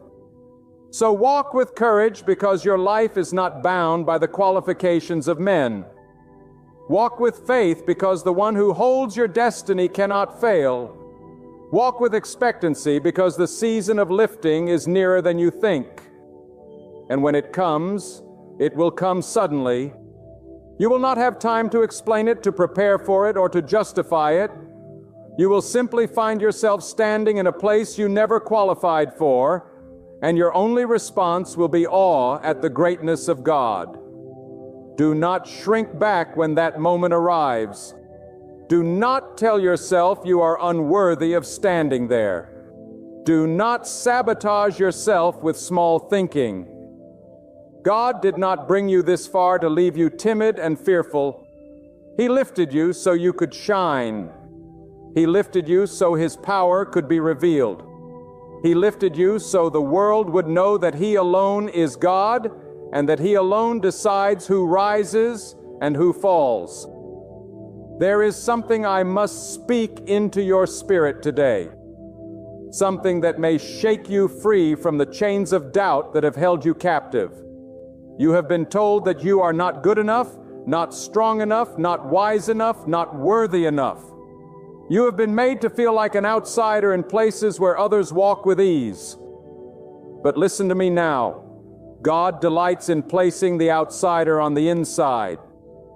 God delights in raising the forgotten to the forefront. God delights in turning the rejected stone into the chief cornerstone. And when he lifts you, he will not simply lift you slightly higher. He will place you in a position so unexpected, so beyond your human merit, that even those who opposed you will have no choice but to declare this was the doing of God. Some of you have been living beneath your potential because you have accepted the labels that people have put on you. They have called you unworthy, incapable, unqualified, and you have begun to believe them. But let me tell you with fire in my voice, the labels of man do not define the destiny of God.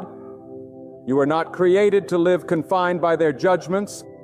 You were not designed to shrink under their expectations. You were not chosen to remain small in the shadow of other people's opinions. God Himself has spoken over you, and His word carries more power than every voice of opposition combined. When God chooses to lift you, He is not limited by where you were born, how you were raised, what education you received, or what mistakes you have made. He is not bound by your failures. He is not restricted by your lack. He is not hindered by your shortcomings. In fact, it is often in those very shortcomings that His glory shines the brightest. Because when you rise into that place you never qualified for, no one will say it was because of your credentials. They will say it was because of your God. And let me remind you, there is a reason why God lifts His people into places they do not deserve by human standards. It is so that all eyes will be directed upward, not outward. If you could explain it, if you could calculate it, if you could trace it back to your own effort, then people would glorify you. But when the evidence points in no other direction but toward God, then He alone receives the glory. That is why He has chosen you, the one others overlook, the one who feels inadequate, the one who carries scars. He is about to lift you so that His power may be displayed through you. Some of you are sitting in silence right now, wondering why the doors have not yet opened, why the opportunities have not come, why you have been delayed while others seem to run ahead. Let me tell you, delay does not mean denial. Delay means preparation. God has been equipping you in the dark, strengthening your spirit, refining your character, testing your faith. He has been preparing you for a level of responsibility that you could not have handled if He had lifted you too soon. But now the season is shifting. Now the time is drawing near. Now the hidden place is about to give way to the elevated place. And when it does, you will rise not only with blessing, but with wisdom, not only with honor, but with endurance, not only with promotion, but with purpose. Do not misunderstand this. When God lifts you, it is not only for your sake, it is for the sake of others who will be impacted by your elevation. Your family, your community, even generations yet unborn, will feel the ripple effect of the place God is about to carry you into. You think it is only about you receiving honor, but God's vision is greater. He is raising you so that through your life, others may see the reality of His power and the certainty of His promises. That is why you must not despise the process. Every tear you cried, every battle you fought, every valley you walked through, it was not wasted. It was molding you into someone who can stand when lifted, because elevation without foundation leads to collapse. But God has been digging deep within you, laying a foundation so strong that when He raises you up, you will not fall. You will stand, and you will stand as a witness of His power. And let me speak to your doubt for a moment. I know there are voices in your mind telling you, you don't deserve it. You're not ready. You're not capable. But those voices do not come from God. God does not speak in discouragement. God does not speak in limitation. God does not speak in defeat. His word says, I will lift you in due season. His word says, I will honor those who honor me. His word says, I will make you the head and not the tail, above and not beneath. And when God says it, it overrides every lie, every doubt, every fear. Prepare yourself, because the lifting of God comes suddenly. You may be in the valley today and on the mountain tomorrow. You may be in obscurity this morning and in prominence by evening. That is how swiftly God can shift your story. And when He does, you will realize that all the nights of waiting, all the years of being overlooked, all the seasons of feeling forgotten were only setting the stage for the moment of your rising. And when it happens, remember this: Humility must clothe you. Do not let pride corrupt the blessing. Do not let arrogance poison the promotion. Walk with gratitude because you know better than anyone that you never qualified for where you now stand. Let your elevation be your testimony, not your trophy. Let your success be your witness, not your weapon. Let your blessing be your service, not your selfishness. Because God lifts you not for you to shine alone, but for His light to shine through you. My friend, there are moments in life when everything within you screams that you are unqualified, unworthy, and unequipped. You look at the mountain before you and your heart whispers, "I cannot climb this. I cannot stand there." Yet it is in those very moments when God reaches down with His mighty hand, lifts you up, and places you in a position you could have never reached on your own. When God decides to elevate you, it will not be by your RA Summa, your connections, or your qualifications. It will be by His power alone. God will lift you into a place where no degree could have taken you, no influence could have secured for you, and no human hand could have carried you. You see, man looks at what is on the surface, but God looks at the heart. Man disqualifies you because of your past, but God qualifies you because of your faith. People may see every reason why you should not rise, but God sees every reason why He Himself will cause you to rise. And when He moves, no force on earth and no power of darkness can stop what He has ordained. If God says you are chosen, you are chosen. If God says you are lifted, you are lifted. Think about it. Every prophet, every servant, every person God has ever used mightily was placed in positions they did not qualify for by human standards.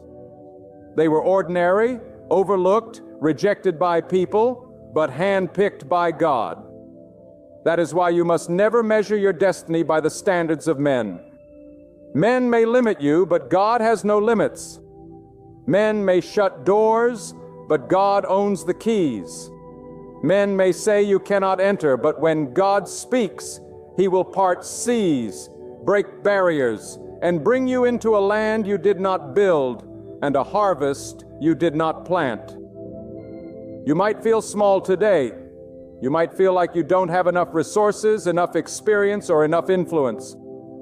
But let me tell you, with every conviction of my soul, when God decides to elevate you, none of that matters. God's power will overshadow your lack. His strength will cover your weakness. His wisdom will outweigh your inexperience. And His favor will break every wall that stands against you. God can take someone with nothing and make them the very vessel that shakes nations. Listen closely. God does not need you to have the qualifications. He only needs you to have the faith. Because faith is the currency of heaven. Faith is what draws the hand of God into your situation. Faith says, God, I cannot, but you can. Faith says, I am not enough, but you are more than enough. Faith says, I don't deserve it, but I will walk boldly because you have chosen me. And when you walk in faith, you align yourself with the very power that causes God to move you from the back to the front, from overlooked to chosen, from rejected to appointed. You may have been disqualified by people. They may have told you, you are not talented enough, you are not smart enough, you are not worthy enough. But God's voice is louder than theirs. God's voice silences the critics. God's voice confuses the naysayers. God's voice opens doors that no man thought possible. And when God speaks a word over your life, every tongue that rose against you will be silenced. Every weapon that was formed against you will fail. And every plan that was designed to keep you small will collapse under the weight of His glory. You see, elevation from God is not about status. It is about purpose. God does not lift you so you can boast. God does not exalt you so you can flaunt. God lifts you so that His light can shine through you in places others thought you could never reach. God positions you so that His name is glorified through your story. When you walk into rooms you did not qualify for, it will not be about your name. It will be about His name. People will look at you and say, "How did they get here?" And the only answer will be, "God did it." That is the beauty of God's power. He writes stories that no human could write. He arranges paths that no human could design. He places crowns on heads that the world would never choose.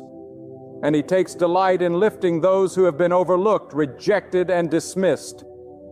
Because when He does, the world has no choice but to acknowledge that it was God who raised you. Do not think for a moment that your background disqualifies you. Do not think that your failures disqualify you. Do not think that your weaknesses disqualify you. In fact, those very things are what God will use to display His greatness. Because when He lifts you, it will be undeniable that it was not your doing, it was His doing. And when it is God's doing, it is permanent. No man can undo what God has established. So hold your head high today. Lift your eyes to the heavens. Stop disqualifying yourself in your own mind. Stop replaying the voices of doubt. Stop comparing yourself to those around you. Because the truth is, you are already chosen. You are already appointed. You are already set apart for something greater than your qualifications. God Himself has marked you for elevation. And when the appointed time comes, He will lift you into a place where your only response will be to fall on your knees in awe and declare, "God, only You could have done this." My friend, hear this with every fiber of your being. When God lifts you, it will not be by accident and it will not be by chance. It will be by divine appointment. The very places you thought were impossible will become your dwelling ground. The very tables you thought you would never sit at will become the places where God sets you as a testimony of His greatness. The very rooms where your name was never spoken will begin to echo with honor because God Himself placed you there. Don't let the whispers of doubt convince you that you are undeserving. Don't let the voices of others make you retreat in fear.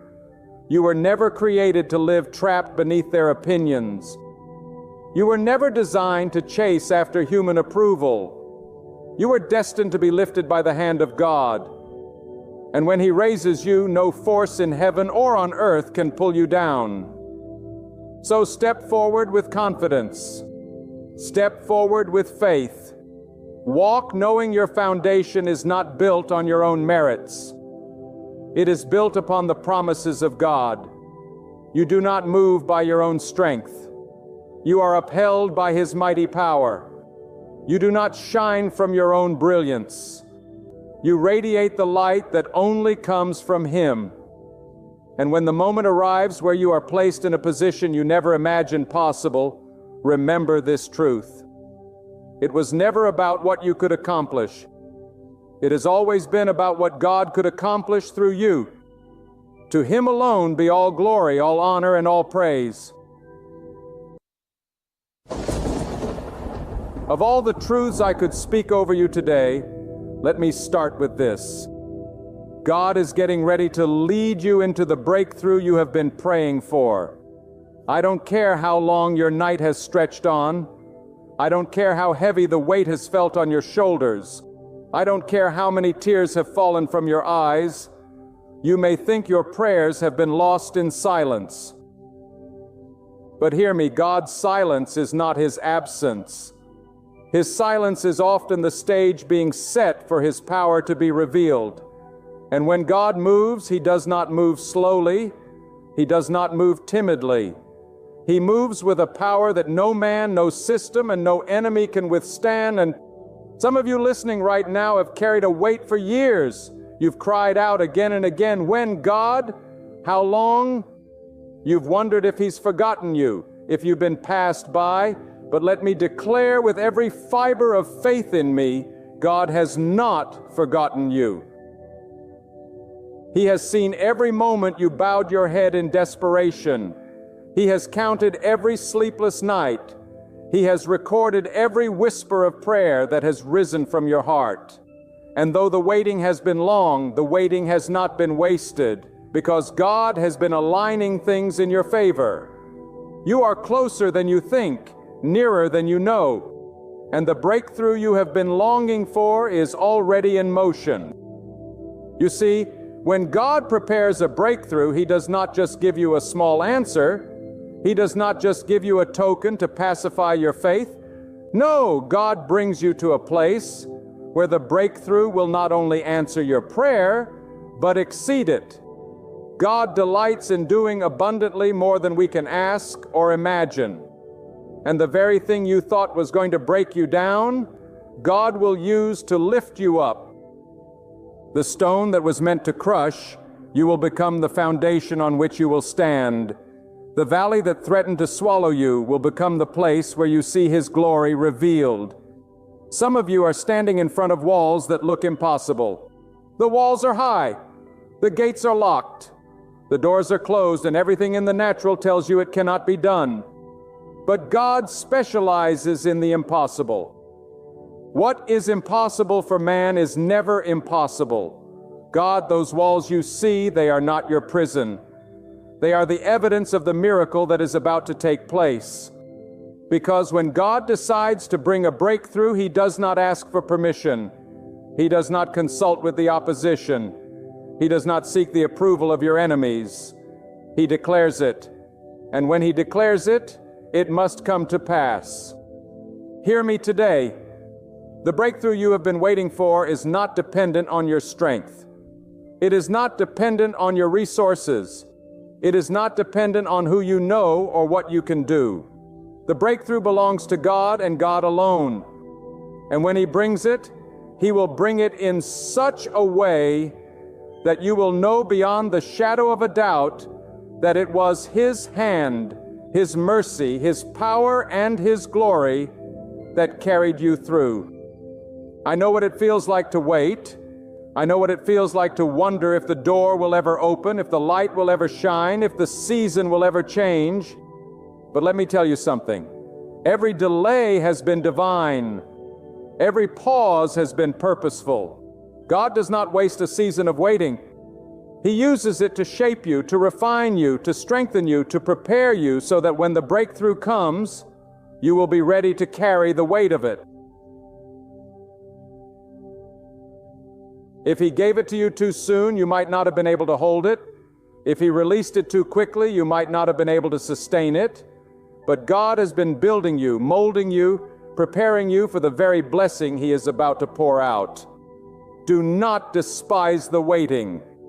Do not curse the process. For the very pain you are feeling is the evidence of the birth that is coming. No woman gives birth without labor pains. And no great destiny is birthed without struggle. The pain you feel right now is not the end. It is the sign that new life is about to break forth. God is about to deliver you into the very promise He placed in your heart long ago. Some of you have been attacked, betrayed, abandoned, spoken against, pushed aside. But what others did to harm you, God has been using to position you. The betrayal was not the end of your story. It was the turning point. The rejection was not the final chapter. It was the redirection. The loss you suffered was not meant to leave you empty. It was meant to clear the space for something greater. When God allows something to be taken, it is because He has something better prepared. You may not see it now, but when He reveals it, you will understand why the old had to go to make way for the new. And I tell you today, God does not bring you this far to leave you. He does not let you walk through the fire only to abandon you in the smoke. He does not allow you to climb the mountain only to leave you stranded at the cliff. No, God finishes what He starts. If He has brought you into the wilderness, it is only because He intends to bring you out. If He has led you into the battle, it is only because He intends to give you the victory. And if He has allowed you to sit in the waiting room, it is only because the door that is about to open is greater than anything you could have imagined. Lift up your head, my friend, because the breakthrough you have been waiting for is already closer than you think. God is not limited by the calendar. He is not restricted by the clock. He does not measure your destiny according to man's deadlines. You may have thought it should have happened last year or 5 years ago or 10 years ago, but God's timing is perfect. He knows when you are ready. He knows when the season is ripe. He knows when the stage has been set.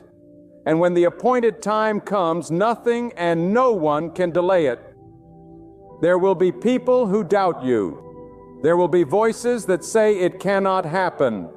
There will be forces that try to hold you back. But God does not need their agreement to bless you. God does not need their cooperation to raise you up. When God says breakthrough, it will break through. When God says enough, the storm must cease. When God says rise, you will rise.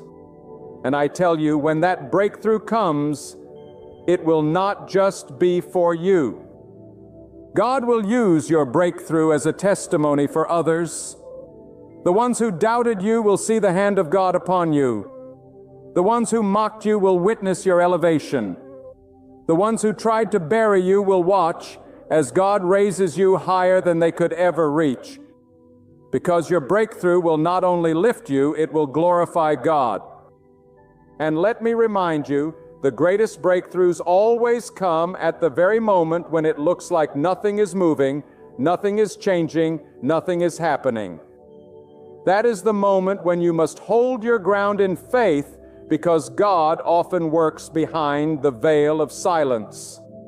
He does not always reveal His hand immediately, but when He chooses to unveil it, His plan always arrives in perfect order. You see, while you were pacing the floor, thinking the answer was delayed, God was orchestrating details in places you could not see. While you were crying out, thinking your voice was falling into the void, God was setting divine connections, moving hearts, shifting circumstances, and preparing a door that no man could shut. And when that moment arrives, you will stand in awe, because you will see that the very things you thought were obstacles were actually part of the construction of your miracle. Some of you feel as though life has been pressing you into the ground. You feel crushed, worn down, weary beyond words. But do not mistake your crushing for defeat. God allows the pressing because it produces something new inside of you. Just as oil is pressed from the olive, so too does God draw out of you strength, perseverance, and faith that cannot be shaken. The pressure you are under has been permitted not to destroy you, but to prepare you for the greater measure of glory He intends to reveal through you. What you thought was the end is actually the preparation for a new beginning. There are those who have been surrounded by voices of negativity. The people around you may not understand your journey. They may not see the vision God has placed in your heart. But hear this, your breakthrough is not dependent on the understanding of others. God does not need everyone to believe in you. He only requires that you believe in Him. When God gives you a promise, it is settled in heaven. Men may laugh, they may doubt, they may scoff, but God's word is not bound by human opinion. If He has spoken it over your life, it shall come to pass. And I want you to understand this truth. Sometimes God delays the breakthrough, not because He is withholding it from you, but because He is building it for you. A structure that is meant to last cannot be built overnight. If you want something shallow, you can get it quickly. But if you want something that will endure, it requires time, preparation, and a firm foundation. God is not giving you something fragile. He is preparing a breakthrough so solid, so complete, that when it arrives, no storm will be able to uproot it. Your breakthrough may not look like what you imagined. You may have asked God to open one door, but instead He closes it and opens another. Do not despair when your plan falls apart. For what you thought was your path may have been too small for the destiny He has prepared. God does not just meet needs, He exceeds them. He does not simply open doors, He creates new ones. He does not only restore what was lost, He multiplies it. And when He brings the breakthrough, you will realize that His plan was always greater than yours. Now, some of you are at the edge of surrender. You've said in your heart, I don't know if I can hold on any longer. I don't know if I have the strength to keep waiting. But let me tell you this, the breakthrough often comes at the moment just before you are ready to quit. That is why you cannot give up. You cannot let go. You cannot stop believing. God did not bring you this far to leave you stranded on the shore. He brought you here because you are closer than ever before to stepping in the promise you have prayed for. Hold your ground. Lift your head. The night is about to give way to morning. And let us speak of timing. For God's timing is unlike ours. We measure life in minutes and hours, but God measures in seasons and purposes. You may think you are behind, that life has passed you by, but God says you are right on schedule. The years you think were not wasted in His plan. He knows how to redeem time, how to restore opportunities, how to accelerate blessings, so that what should have taken decades can be fulfilled in a moment. When God brings the breakthrough, He makes up for the years the locusts have eaten. He restores what was lost, and He causes your latter days to be greater than your former days. Breakthrough is not just about doors opening, it is about chains breaking. Some of you have been bound by fear, paralyzed by doubt, weighed down by shame. But God is about to break the chains that have held you captive. You will not only see circumstances change around you, you will see a freedom rise within you. The things that once intimidated you will no longer have power over you. The doubts that once whispered defeat will no longer control your decisions. The shame that once kept you silent will no longer hold you back. When God gives you a breakthrough, He doesn't just change your situation, He transforms your spirit. And I tell you, breakthrough comes with responsibility. When God blesses you, He does not bless you to remain idle. He blesses you to carry His light into the world. Your testimony will become someone else's hope. Your victory will inspire someone else's faith. Your deliverance will prove to others that God is still moving, still active, still powerful, still present. That is why your breakthrough matters not just for you, but for the lives you will touch because of it. The enemy wants you to believe you are forgotten. He wants you to think that the silence of God means abandonment. But the enemy is a liar. God has not forgotten you, not for a moment. He engraved your name in His book before you were even born. He counted the hairs on your head, and He knows your rising and your lying down. He has walked with you in the valley and watched over you in the storm. Do not let the lies of the enemy rob you of your faith. Lift your eyes to God. And remember, He who has begun a good work in you will bring it to completion. Some of you are afraid of stepping forward because the unknown terrifies you. You wonder what will happen if you take the leap, if you move in faith, if you believe again. But hear me clearly, the unknown is not unknown to God. What you cannot see, He already holds.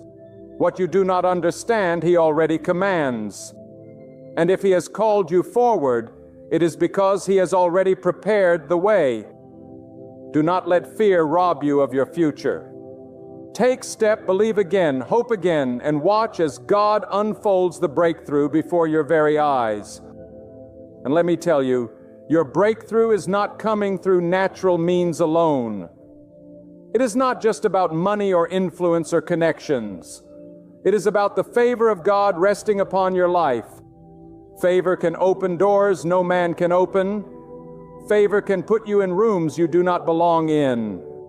Favor can elevate you above opposition, protect you in the storm, and carry you into opportunities that others cannot explain.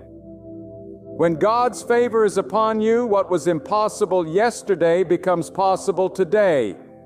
Hold fast, my friend, because you are on the edge of something remarkable. God has been working in the shadows, preparing you, shaping you, building you, and the time is drawing near when the breakthrough will be revealed. It may not come the way you expect. It may not look like the picture you painted. But when it arrives, it will be undeniable that the hand of God has moved in your life. When God prepares to bring you into breakthrough, He often strips away the things you thought you needed most. You may look around and wonder why certain people left, why certain doors closed, why certain resources dried up. But let me tell you, God does not remove anything from your life unless it has fulfilled its purpose. What you lost was never meant to carry you into the future He has designed. If it had stayed, it would have weighed you down. If it remained, it would have limited the space for what He is about to release. So do not mourn what is gone, because God's hand has been at work, pruning away the unnecessary to make room for the extraordinary. There is something you must understand. God is not just interested in giving you a temporary breakthrough. He is interested in establishing something permanent, something eternal, something that shifts the direction of your life forever. That is why He will sometimes let the pressure intensify. That is why He will let the fire burn hotter, because in the heat of trial, impurities rise to the surface. Listen, in the refining fire, your faith is purified like gold. When you come out of this season, you will not just come out with an answer.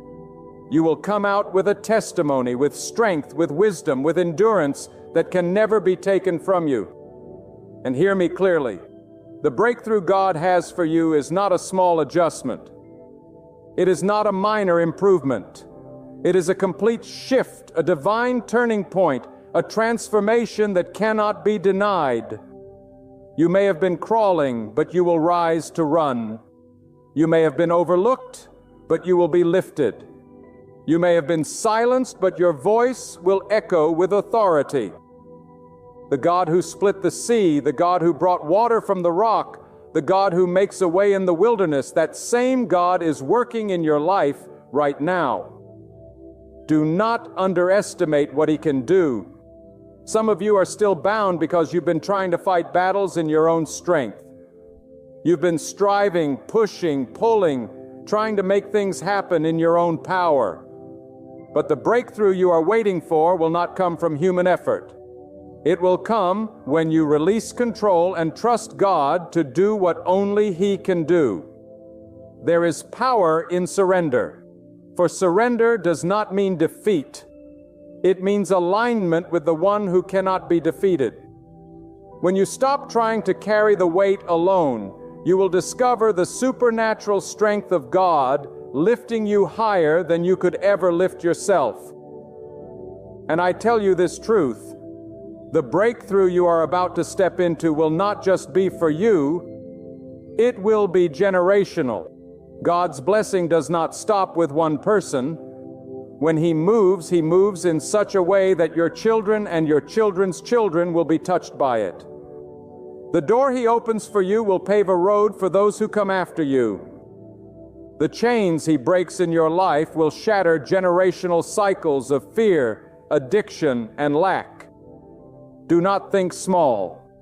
God's vision for you is always larger than your own. When He releases a breakthrough, He releases it in abundance. But let me warn you, when the breakthrough begins to unfold, it will not always be welcomed by everyone around you. Some will question it. Some will resist it. Some will even be angered by it. But never forget, God's blessing on your life is not subject to the approval of man.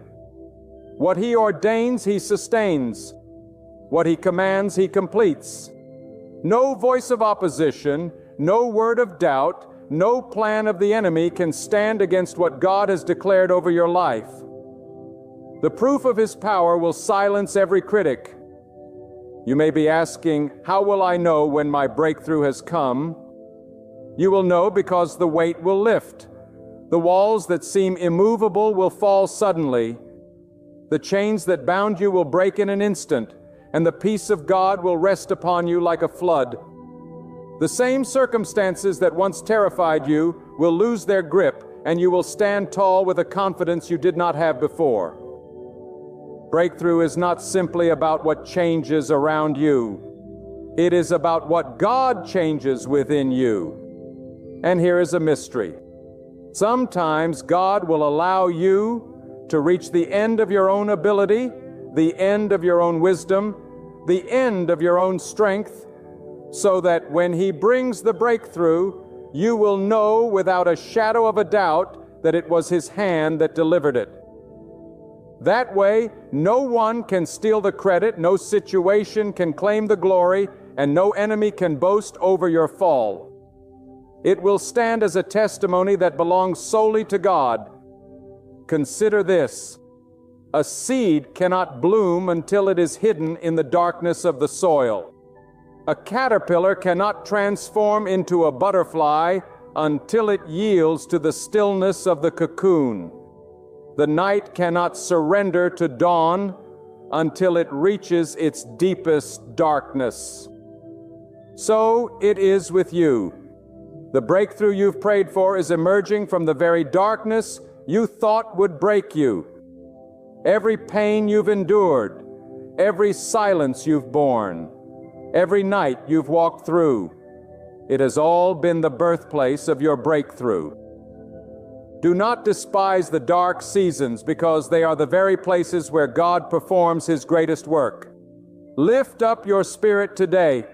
Do not let despair have the final word. Do not let the enemy convince you that this is the end. God's plan for you did not expire when trouble came. His promises for you were not canceled when hardship hit. His favor over you was not withdrawn when you stumbled. He is still God, still faithful, still powerful, still in control. And if He has said He will bring you to breakthrough, then nothing in this world can prevent it. I declare to you now, your waiting has not been in vain.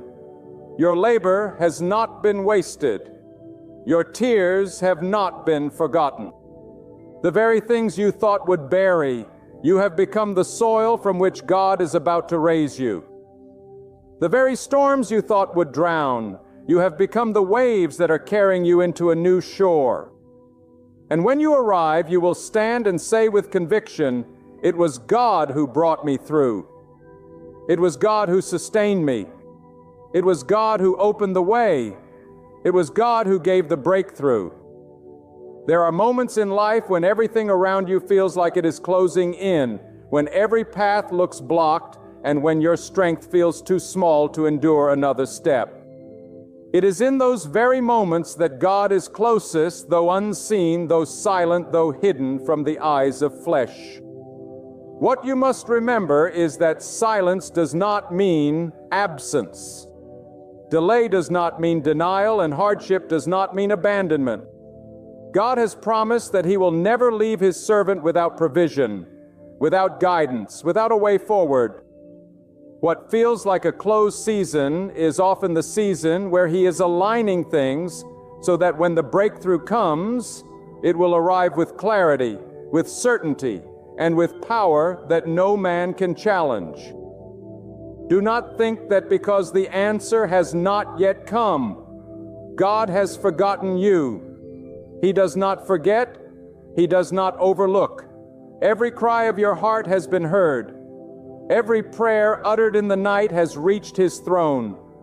He is not a God who turns His face from those who call upon Him with sincerity. He is a God who bends down to listen.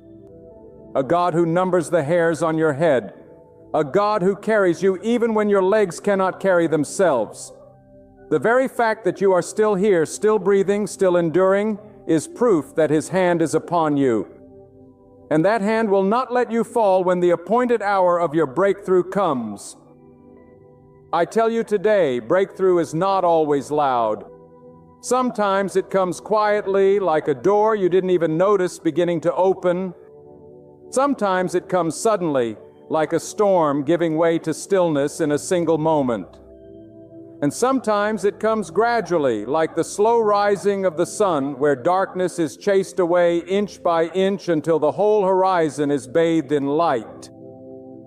However, it comes when God decides to bring you through.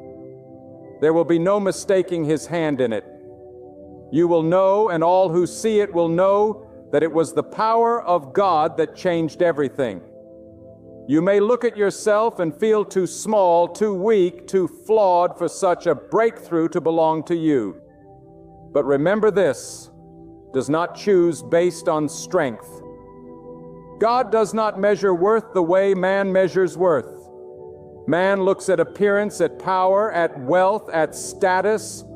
God looks at the heart.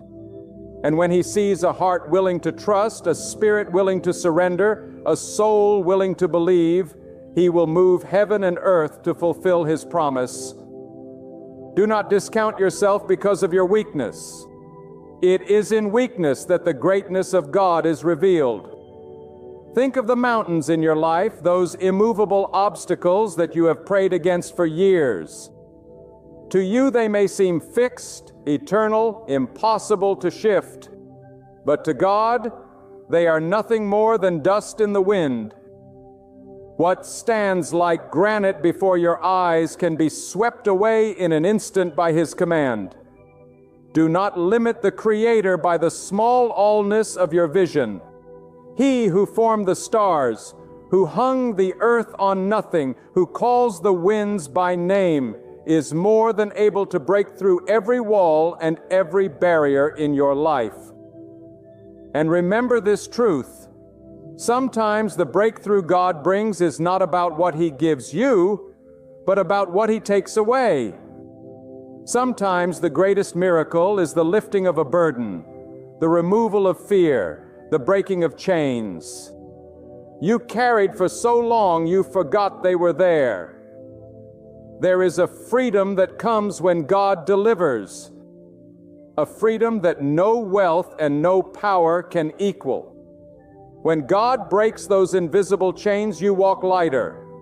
You see clearer. You live with a new strength that nothing can counterfeit. Do not be surprised if the breakthrough God gives you looks different than what you imagine. You may have prayed for one specific door, but God is opening a gate you never even knew existed. You may have asked for restoration in one place, but God is building a new place altogether.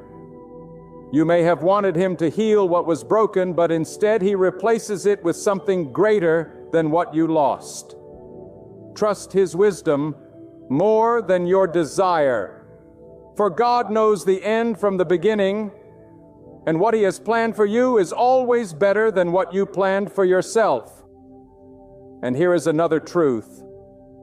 The breakthrough you are about to step into is not just about your blessing. It is about God showing His power through your life. When He lifts you up, it will be as a testimony to those around you. People who doubted, who mocked, who thought you were finished, they will see that God is still a deliverer, still a provider, still a protector. Your breakthrough will be a light in the darkness, not only guiding your own steps, but inspiring others to believe again, to trust again, to hope again. The waiting may have been long, but waiting is never wasted when it is in the hands of God. He uses every delay to strengthen your roots so that when the blessing comes, you will not be uprooted by it. Many receive blessings they cannot carry, and the weight of it crushes them. But God in His mercy allows time for growth, for shaping, for strengthening, so that when your breakthrough arrives, you will not only step into it, you will stand firm in it. Do not allow discouragement to rob you of expectation. Do not let fear steal your faith.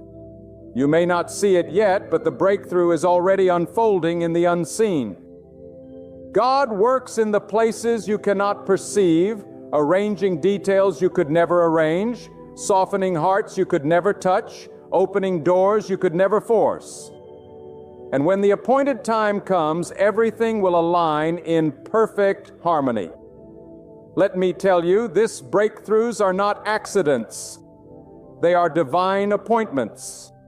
Nothing in God's plan is random. Nothing is coincidence.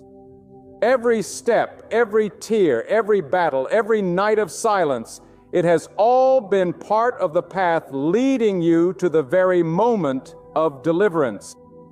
Trust the process, because the God who holds the universe in His hand is also holding the timeline of your life. And when that moment comes, when you finally step into the breakthrough you have been waiting for, you will not only rejoice, you will be transformed. You will carry a new authority, a deeper wisdom, a stronger faith. The same trials that once made you tremble will become the stories that make others believe. The same wounds that once caused you pain will become scars of honor, reminders of what God has brought you through. And the same valleys that once seemed endless will become the testimony that the God who led you in is the same God who led you out. Breakthrough does not begin on the outside, when it begins in the heart. Before the walls fall, before the doors open, before the chains break, something must shift inside of you. God does not simply change circumstances. He changes the person standing in them. That is why so many of you have felt pressure in your spirit, a stirring, a restlessness. It is the signal that God is preparing you for the very thing you prayed for. He does not pour new wine into old vessels, and He will not release a fresh blessing into a heart that is still bound by old fears. That is why He is stretching you, reshaping you, teaching you to lean not on your own understanding, but to place your trust fully in Him. Consider this. A seed must die before it can live. When it is buried in the ground, it looks forgotten. It looks abandoned. It looks finished. Yet in that hidden place, transformation begins. Roots spread downward. Strength grows in the dark. And in time, what was once unseen bursts through the soil into the light. Your life may feel buried right now, but do not mistake buried for finished. Buried is often the beginning of breakthrough. God has planted you, and at the appointed time, He will cause you to rise. Do not underestimate the power of God's timing. We are impatient people, always wanting things instantly. But God works in seasons. He knows when the soil of your life is ready, when the conditions are set, when the fruit will not only appear but endure. If He gives it too early, it may spoil. If He gives it too late, it may be missed. But when God moves, He moves in perfect alignment. That is why you must not grow weary in waiting. For in due season you shall reap if you do not faint. Breakthrough also comes when you shift your vision. Too often we focus on what we lack, on what has been lost, on what has not yet happened. But God calls you to lift your eyes higher. Look not at what is gone, but at what is coming. Look not at what was taken, but at what is being prepared. Faith is not the denial of reality.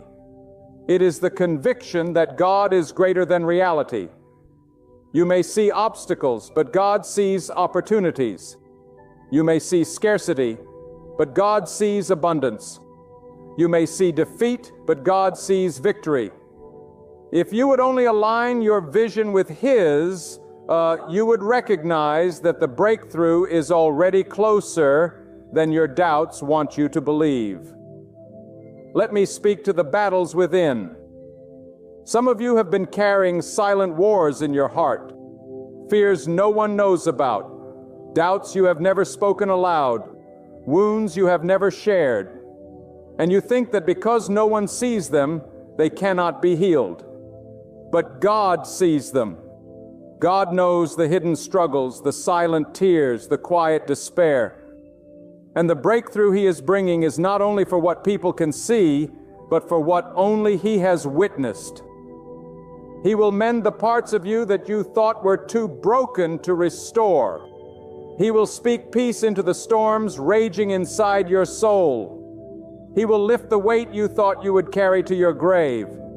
That is the kind of breakthrough that only God can bring. An inner deliverance that no one else could ever touch. Understand this. God does not only deliver from, He delivers into. When He brings you out of a season of hardship, He brings you into a season of promise. When He takes you out of bondage, He leads you into freedom. When He removes the ashes of sorrow, He replaces them with the beauty of joy. Breakthrough is not only about leaving something behind, it is about stepping into something greater. You are not just escaping pain, you are being positioned for purpose. And let me tell you, the weight of waiting is not wasted. Every tear has watered the soil of your destiny. Every prayer has been a seed planted in the unseen. Every act of faith has been a step closer to the door that is about to open. God does not forget. He is a keeper of promises, a fulfiller of destinies, a restorer of what was lost. His word does not return void. It accomplishes the purpose for which it was sent. And if He has spoken breakthrough over your life, it is not a matter of if, it is only a matter of when. You may be surrounded by people who doubt you, people who mock you, people who tell you it cannot be done. Do not let their unbelief drown your faith. They are not your source. God is. They are not the author of your story. God is. And when the breakthrough comes, it will silence every critic. It will confound every skeptic. It will overwhelm every doubter, because what God does in your life will be undeniable, unexplainable, unstoppable. There are those who feel weary, who feel as though they have thought too long, prayed too much, waited too patiently. But I say to you, do not give up. You may be in the midnight hour, but midnight is the turning point. Midnight is the beginning of a new day, even if the sun has not yet risen. And just as sure as the dawn follows the night, your breakthrough is coming. The darkest moment often comes just before the light bursts forth. Hold fast, because your morning is nearer than you know. And when God gives you that breakthrough, walk in it with humility. Do not forget the valleys He carried you through. Do not forget the nights He sustained you. Do not forget the prayers that brought you here. For the breakthrough is not just for your comfort, it is for your calling. God blesses you so you can be a blessing. He delivers you so you can declare His greatness. He lifts you so you can lift others. Your breakthrough is a testimony, a torch, a light that will guide others out of their darkness. I say again with all the weight of conviction in my heart, God is bringing you to the breakthrough you have been waiting for. Not by chance, not by accident, not by luck, but by divine design. And when it comes, it will be greater than you asked for, greater than you imagined, greater than you dared to believe. So I say to you now, stand firm in the place where God has planted you. Do not let fear steal your confidence. Do not let doubt silence your prayer. And do not let delay weaken your faith. The hand of God is not short that it cannot save, nor is His promise fragile that it can be broken. What God has spoken over your life will surely come to pass. When God unlocks a door, no one can shut it. When He raises you up, no force can drag you down. When He declares, "Now is the time," every chain will break, every wall will crumble, every obstacle will move aside, and blessings will begin to flow. Hold tightly to His promise. Trust Him with everything within you, and wait with faith that does not waver. For your story isn't finished until God writes the final word, and His ending will always surpass your beginning. You are not forgotten. You are not forsaken. You are not unseen. You are resting safely in the hands of the Almighty. His purpose for you is unshakable. Step forward with faith. Lift your gaze with hope. And walk boldly, knowing that God Himself is leading you into your breakthrough. And when that moment arrives, give Him all the glory. For it is His strength, His grace, and His unfailing faithfulness that will carry you into victory. Have you ever felt overlooked, underestimated, or passed by? Have you ever sat in a room where people whispered about your failures, but never spoke of your potential? Have you ever walked through a season where it seemed the world had stacked itself against you, where doors closed, opportunities dried up, and those who promised to stand beside you disappeared? Let me tell you tonight, you are not forgotten. You are not abandoned, and you are not invisible. God has His eyes upon you, and the very people who doubted you, the same ones who dismissed you, will one day witness the power of God as He lifts you before their eyes. God will exalt you openly, not because of who you are, but because of who He is. He is the lifter of heads, the changer of seasons, the one who takes the lowest and places them in the highest places. When the time is right, it is a dangerous thing to count someone out too soon. Because when God places His hand on a life, no human tongue, no jealous spirit, no envious heart, and no opposition can stop the exaltation He has already ordained.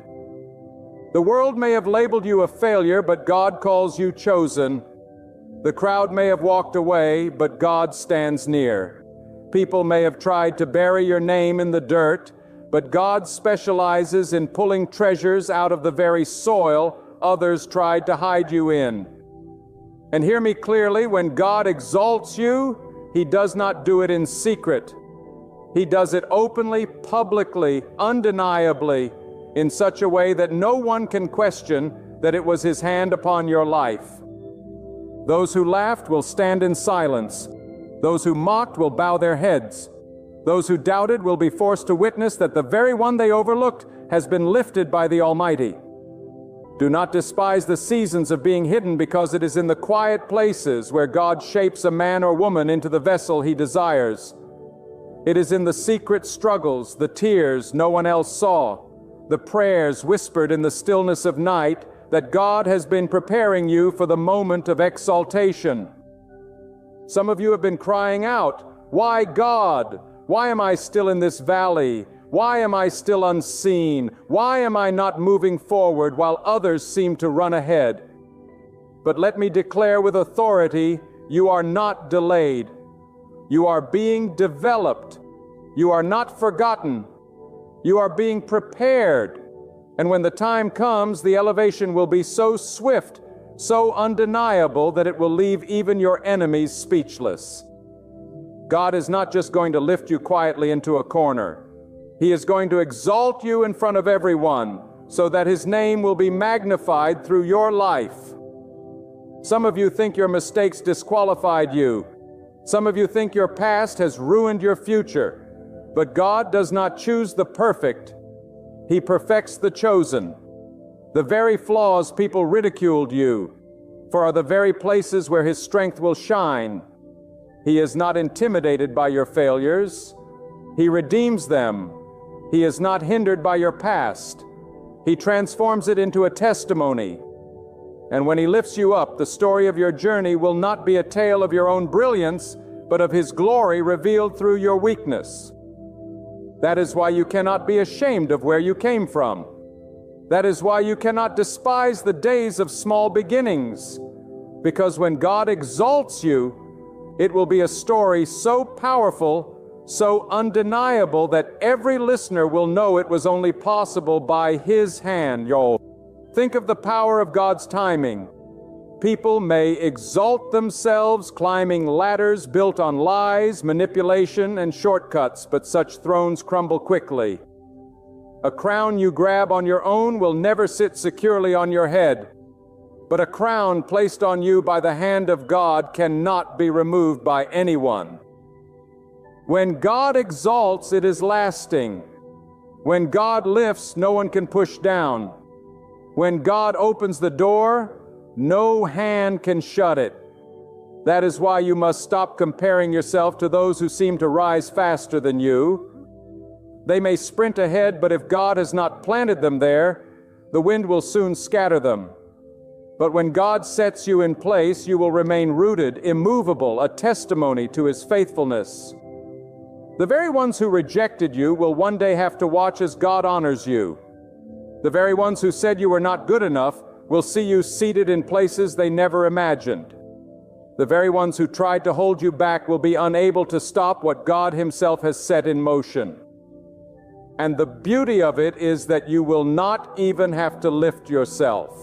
You will not have to fight with bitterness or vengeance. You will not have to prove yourself with desperate striving. All you must do is remain faithful, remain humble, remain surrendered. And when the time comes, the exaltation will be so divine, so undeniable that all will see the hand of God upon your life. Do you know why God exalts in front of everyone? Because He wants His glory seen. If He lifted you in secret, the world would continue to think power lies in human hands.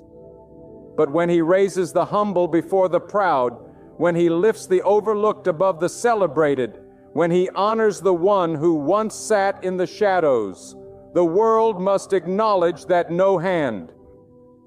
But God's could have done it. That is why you cannot afford to give up in the valley. That is why you cannot afford to stop in the wilderness. That is why you cannot let despair consume you when life seems silent. Because right now, while you feel unseen, God is preparing the stage. Right now, while you feel small, He is building the platform where He will set you high. And when that day comes, it will not be for your ego, but for His glory. The exaltation of God is not just about position, it is about purpose. He lifts you not so you can sit in comfort, but so you can carry responsibility. He raises you up not to flaunt your name, but to declare His. And that is why the valley is necessary, because it teaches you humility. That is why the rejection is necessary, because it cleanses you of pride. That is why the silence is necessary, because it roots you in dependence on Him. And when He lifts you, you will not be corrupted by the height, because the depth of your valley will have prepared you to stand tall without losing your foundation. He is not just exalting you in front of everyone to show them what you can do. He is exalting you in front of everyone to show them what He can do through a life fully surrendered. There is a divine mystery in the way God works. A mystery that human logic cannot explain and human pride cannot predict. You see, when people look at you, they may only see the surface. They may only measure you by your appearance, your background, your resources, or your current situation. But God sees deeper. God sees the hidden strength, the quiet endurance, the untapped potential, and the faith that nobody else noticed. God sees the tears you shed when no one else was watching. God hears the prayers whispered in silence when you felt alone. And it is precisely those unseen moments that prepare you for the day when He will exalt you before the eyes of all. People may think they know your story, but only God holds the final chapter. And when that chapter unfolds, it will silence every critic and astonish every witness, because it will be evident that His hand has been upon you all along. The exaltation of God is not like the exaltation of men. When men lift someone up, it is often fleeting, fragile, and filled with conditions. People celebrate you one day and forget you the next. They praise you while it benefits them, then abandon you when it costs them. But when God exalts you, there is no expiration date on His blessing. When God lifts you, He secures you. When God places you in a position of honor, no hand can snatch your way. That is why you must trust His timing even when it feels slow. That is why you must surrender to His process even when it feels painful. Because God does not simply lift you for a moment, He establishes you for a lifetime. His exaltation is not a performance.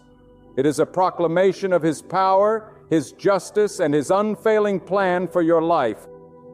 And make no mistake, the process is just as important as the promise. For before God exalts, He refines us. Before He elevates, He tests. Before He honors, He humbles. Why? Because He knows that the weight of exaltation can crush those who are not ready for it. He knows that power without humility is dangerous and honor without character is destructive. That is why your journey has been filled with challenges, trials, and seasons of silence. It was never punishment. It was preparation. The tears you cried watered the soil for your future harvest. The battles you endured trained your spirit for the heights you are about to climb. The rejections you suffered purified your heart so that when God exalts you, pride will not poison your soul. Everything you went through was shaping you into someone who can carry the honor of being lifted by God without being destroyed by it. There are people who do not believe you will make it. There are those who have already written you off, placing a period where God has only put a comma. They see you in the valley and assume you will never rise. They see you at the bottom and assume that is where you belong. But let me declare to you tonight, God's plan is not determined by people's opinions. God's timing is not dictated by their schedules. God's purpose is not canceled by their disbelief. And when He chooses to exalt you, He will do it in such a way that even those who doubted you will have to testify that it was His hand at work. They will look and say, "How did it happen? How did someone we thought so little of rise so high?" And the answer will be one word, God. This is why you must not grow weary in your waiting. The delay is not denial. The silence is not abandonment. The valley is not the end of your story. For the very path you walk in, humility is the path God will use to lift you up. Do you not know that the stone rejected by the builders can become the cornerstone? Do you not realize that the one who has been cast aside can become the very one God uses to display His glory? That is the way of God. He reverses the order of the world. The proud are brought low. The humble are lifted high. The forgotten are remembered. The overlooked are chosen. The last become first, not by human hands, but by the decree of God. And when He exalts you, it will not be a secret rise. It will be a public testimony, a living declaration that God is still in the business of lifting the lowly and honoring the faithful. So do not despise where you are. Do not despise the smallness of your current place. Do not despise the hiddenness of your present season. For what looks like obscurity is actually God's training ground. What feels like delay is actually God's protection. What seems like rejection is actually God's redirection. And the very ones who look down on you now will one day be forced to look up as God raises you above what they ever imagined. Not because of your power, not because of your influence, but because God alone has chosen to exalt you.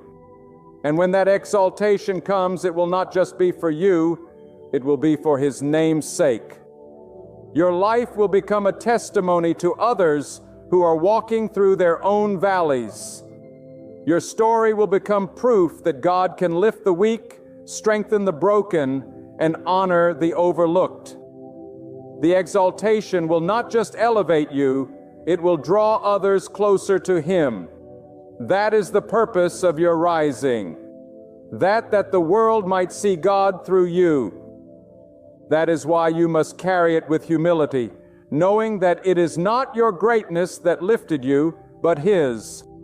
So walk with confidence, even in the valley, for the valley is not forever. Walk with faith even in the wilderness, for the wilderness is not permanent. Walk with hope even when overlooked, for the eyes of God are upon you. And when the time comes, the exaltation will be undeniable. You will not have to fight for recognition, for God Himself will announce you. You will not have to beg for honor, for God Himself will crown you. You will not have to prove yourself, for God Himself will vindicate you.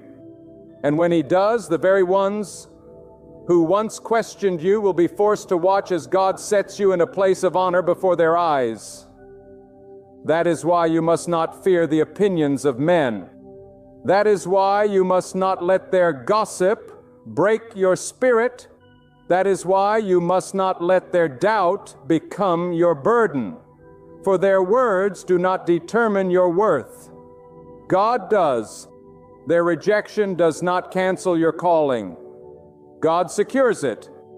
Their unbelief does not weaken your destiny. God strengthens it. And when the moment of exaltation comes, their voices will fall silent under the weight of His authority. Remember this: when God exalts, He does not do it halfway. He does not lift you to a small place just to appease your law. He lifts you high enough that even those who stand far off cannot deny what He has done. He places you in positions that could never have been reached by your own hand. He opens doors so wide that no man can shut them. He places you on platforms so secure that no one can shake them. And all of it is so that the world will see His greatness through your story.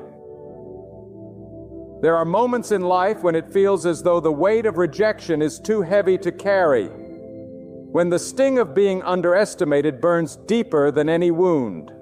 Perhaps you have faced betrayal from those you trusted or ridicule from those you thought would support you. Perhaps you have watched as others passed you by, taking positions, opportunities, and recognition you longed for while you remained unseen. But let me remind you tonight that God has not forgotten you. God has not overlooked you. In fact, it is in those very moments of rejection and obscurity that He is preparing the foundation for your exaltation. For when He raises you up, it will not be because of human approval, but because of His divine decree. And when God decrees a thing, no voice, no power, no opposition can silence it. The exaltation of God is not built on human applause. It is built on divine purpose. When people promote you, they can demote you. When people elevate you, they can abandon you. But when God exalts you, He establishes you on a foundation that cannot be shaken. But that is why the waiting often feels long, because He is not building something temporary in you. He is building something eternal. He is shaping a character that can carry the weight of glory. He is molding a heart that will not crumble under pressure. He is fortifying your spirit so that when the moment of exaltation comes, you will stand strong, steady, unmovable, and deeply rooted in Him. You see, many chase positions, but positions without God's hand are empty. Many crave recognition, but recognition without God's favor is hollow. Many seek to be seen, but to be seen without the covering of God is dangerous. That is why God sometimes hides you, not to harm you, but to protect you. He hides you while others are running ahead, because He knows that a premature rising can lead to a premature fall. He knows that if you step into honor too soon, you might be destroyed by the very weight of it. But when God exalts you at the right time, He does it in such a way that you are not only lifted but sustained. You are not only honored but preserved.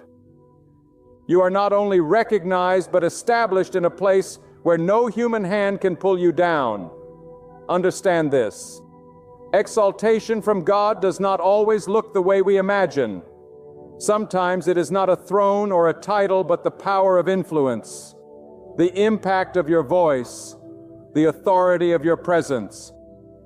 God can exalt you in your workplace, giving you favor beyond your credentials.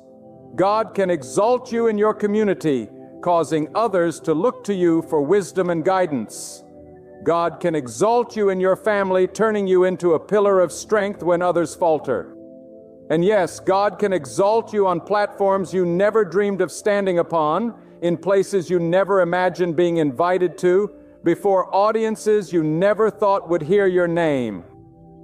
But however He does it, the exaltation will be unmistakable. It will be God and only God. Do not underestimate the power of humility in this process. For humility is the key that unlocks the doors of exaltation. When you humble yourself under the mighty hand of God, He lifts you in due season. And humility is not weakness. It is strength under control.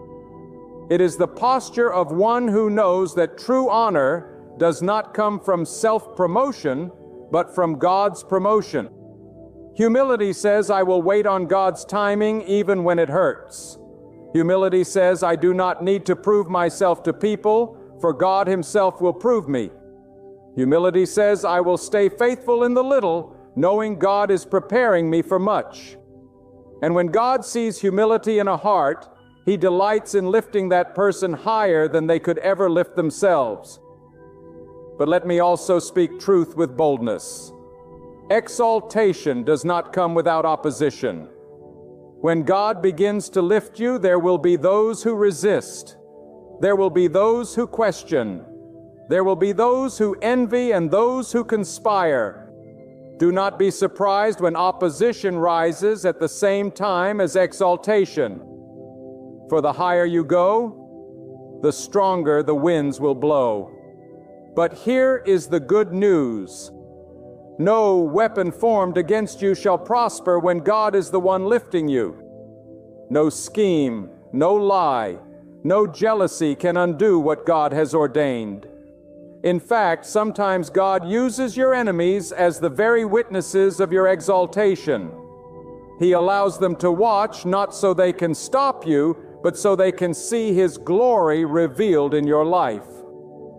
They will watch powerless as God takes you from the valley to the mountain. They will witness the unfolding of a plan they cannot interfere with, a destiny they cannot sabotage. And in the end, even they will have to acknowledge this is the hand of God. This is why you must guard your heart as God lifts you. Do not let pride creep in. Do not let arrogance take root. Do not let the applause of men make you forget the hand of God. Because exaltation without gratitude is dangerous. Honor without humility is hollow. But when you carry your exaltation with a bowed heart and lifted hands, God can trust you with even greater things. He exalts not to make you boastful, but to make you a beacon. He lifts you not to inflate your ego, but to magnify His greatness through you. The higher He takes you, the more visible your testimony becomes. And the more visible your testimony becomes, the greater the opportunity to declare the glory of God. Perhaps right now you feel stuck, overlooked, hidden. Perhaps you wonder if your season of exaltation will ever come. Let me declare to you with conviction, it will. For God is faithful to complete what He begins. He does not start a story He does not intend to finish. If He has spoken honor over your life, that honor will come. If He has promised to lift you, that lifting will happen. If He has decreed exaltation, it will manifest in the perfect time. Do not measure God's plan by the clock on your wall. For his timing is not bound by human hours. He moves in seasons, not seconds. And when your season comes, it will not be late. It will not be early. It will be right on time. So stand firm. Keep your head lifted even in the valley. Keep your spirit strong even in the waiting. Keep your faith unshaken even when circumstances try to break you. For the day is coming when God will exalt you in front of everyone. The day is coming when He will lift you so high that those who once looked down on you will no longer be able to deny His hand upon your life. And when that day comes, you will not stand in pride but in awe. You will not boast in yourself but God. You will not say, "Look what I have done," but look what God has done. There is a divine pattern woven throughout the lives of those whom God has lifted. If you look closely, you will see that exaltation rarely comes in the way we expect nor at the time we desire. Often it comes after long seasons of silence when it seems nothing is moving, when prayers feel unanswered, and when the waiting seems endless. But this is the way of God. He does not exalt in haste, because haste destroys what patience can build. He exalts at the moment when the heart is ready, the spirit is purified, and the lesson of humility has taken root. That is why you cannot despise the waiting. For the waiting is the very furnace in which God shapes the vessel that He intends to lift. Some of you have been comparing your timeline to the timeline of others. You see people being honored, being promoted, being recognized, and you wonder, why not me? Why has God passed me by? But hear this truth. God is not late and He has not passed you by. He is weaving a story in your life that cannot be compared to another's. What He is preparing you for is unique. And when He exalts you, it will not look like what He has done for someone else. It will look like something entirely your own. The honor He has prepared for you is tailored for you, and no one else can wear it. That is why He has hidden you for so long, why He has preserved you through rejection and obscurity.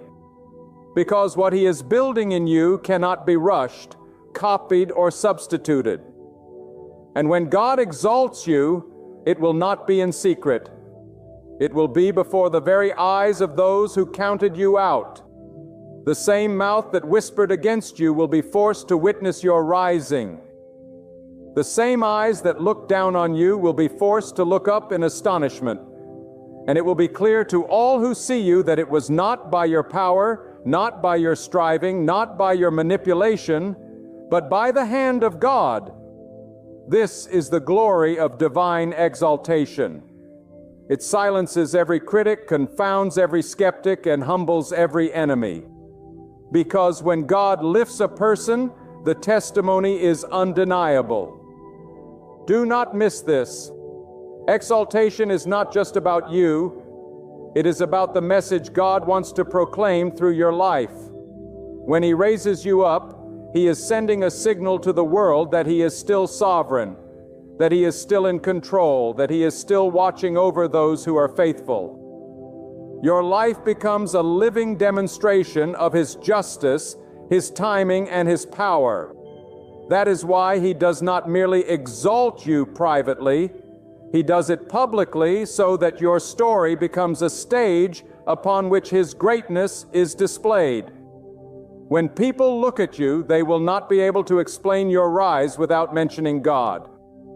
And that is exactly His intention, that your exaltation becomes an altar of testimony where His name is glorified. But understand this, with exaltation comes responsibility. God does not lift you just so you can bask in honor. He lifts you so you can carry influence. He exalts you so you can lead with humility, serve with integrity, and impact others with the lessons you learned in the valley. That is why your struggles were necessary. Without them, you would not have compassion for those still in the valley. Without them, you would not know how to guide others with wisdom. Without them, your exaltation would serve only yourself. But because you have walked through hardship, your rising will not just elevate you, it will lift others with you. Your testimony will become a torch for those still walking in the dark. A reminder that if God could exalt you, He can exalt them too. There is also a testing that comes with being lifted. For when God exalts you, you will be surrounded by both admirers and critics. Some will celebrate you, others will envy you. Some will draw close to you with pure motives, others with hidden agendas. That is why you must never forget the one who lifted you. Do not let the honor of men make you forget the hand of God. Do not let the applause of the crowd drown out the voice of the Spirit. Stay grounded in humility. For the higher God lifts you, the more you must bow before Him. Stay faithful in prayer, for the more visible you become, the more you will need His covering. And never use your exaltation to crush others. Use it to point them upward to the God who raises the lowly. Hear this clearly. No one can stop what God has ordained. No betrayal, no rejection, no closed door can cancel the decree of the Almighty. People may delay you, but they cannot deny you. Circumstances may frustrate you, but they cannot destroy you. For when God has spoken honor over your life, His word overrides every obstacle. And when the time comes, nothing can prevent Him from lifting you. The exaltation of God is not a possibility. It is a certainty. If He has promised to exalt you, it will happen. Not one force in the heavens or the earth can stand against the word of the Almighty. And when it happens, you will understand why the waiting was so long, why the rejection was so sharp, why the valley was so deep, because all of it was necessary. Every tear, every disappointment, every lonely night, it was shaping you, humbling you, strengthening you, preparing you for the place God has reserved for you. And when He exalts you, you will not only rise higher than you imagined, but you will rise stronger, wiser, and more dependent on Him than ever before. So, let your heart be steady. Let your faith be strong. Let your hope be unshaken. For God is faithful, and He will exalt you in front of everyone. The story is not over. The page is not finished. And the best chapter has yet to be written. Soon you will stand in a place you once only dreamed of. Soon you will see the fulfillment of what you prayed for. Soon the world will witness what God has been preparing all along. And when that moment comes, may every eye see and every heart know it was God and God alone. There comes a time when the hidden work of God in your life must be revealed. When the quiet preparation of the valley gives way to the public display of His glory. Some of you have been asking, why has God kept me low? Why has He not lifted me yet? And the answer is this: God is not only concerned with lifting you up, He is concerned with what you will carry when you are lifted. If He raised you too soon, you might lose sight of Him in the noise of applause. If He placed you on the mountain before you learned how to stand in the valley, the winds of pride might sweep you away. But when God decides that your season of preparation is complete, His exaltation will not only lift you, it will anchor you. He will raise you in such a way that no one can deny it and no one can undo it. Consider how God works in patterns that confound human logic. He takes the least likely and makes them the most honored. He takes those who have been pushed aside and places them at the center. He takes the ones who were silenced and gives them a voice that cannot be ignored. This is the way of God. He delights in overturning the verdicts of men. When people think they have written the final word about you, when they have decided who you will be and how far you will go, God steps and writes His own decree. And His decree is final. His decree carries weight beyond every rumor, every insult, and every rejection. When He declares that you will be exalted, the ink of His word cannot be erased. But let us not mistake God's exaltation as a mere elevation of status. God does not lift you simply to be admired. He lifts you so His power can be revealed through you. The place He sets you in is not for you to boast, but for you to shine with His light. When people see you exalted, they must be compelled to see God in you. That is why your exaltation will carry a fragrance of humility. Others rise and boast of their own hand. But when God lifts you, you will know it was not your doing. You will know it was not your cleverness or your strength.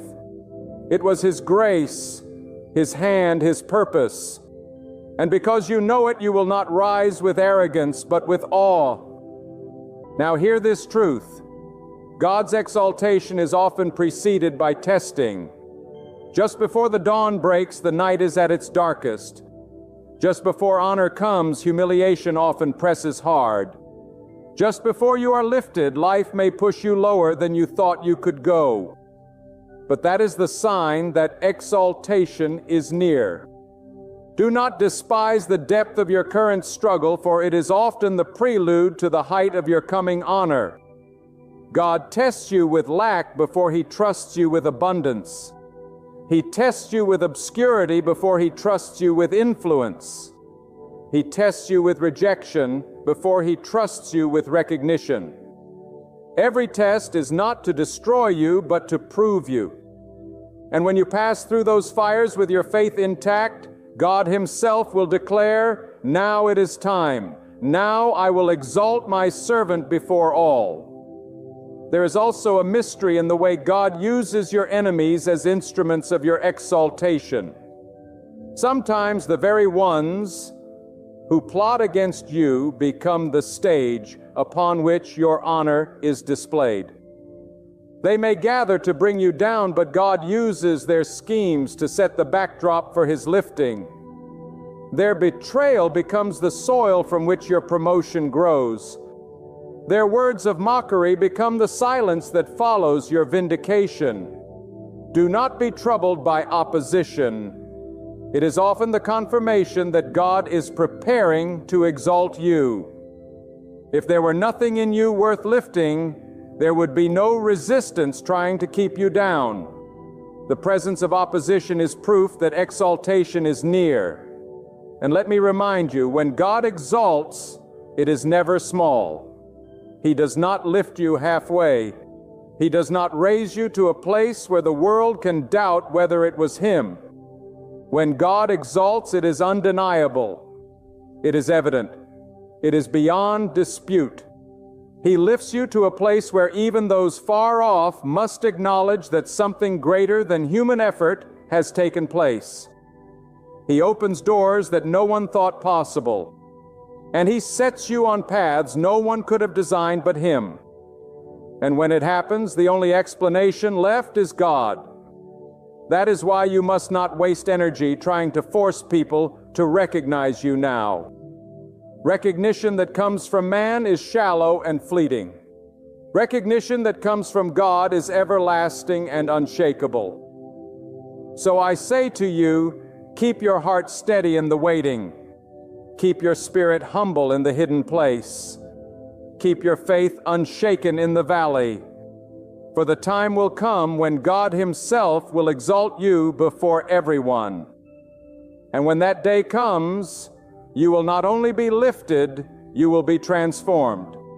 You will walk differently, not because of pride, but because of purpose. You will speak differently, not because of arrogance, but because of authority. You will carry yourself differently, not because of ego, but because the weight of God's hand is upon you. And do not forget, your exaltation is not only for you, it is for those watching you.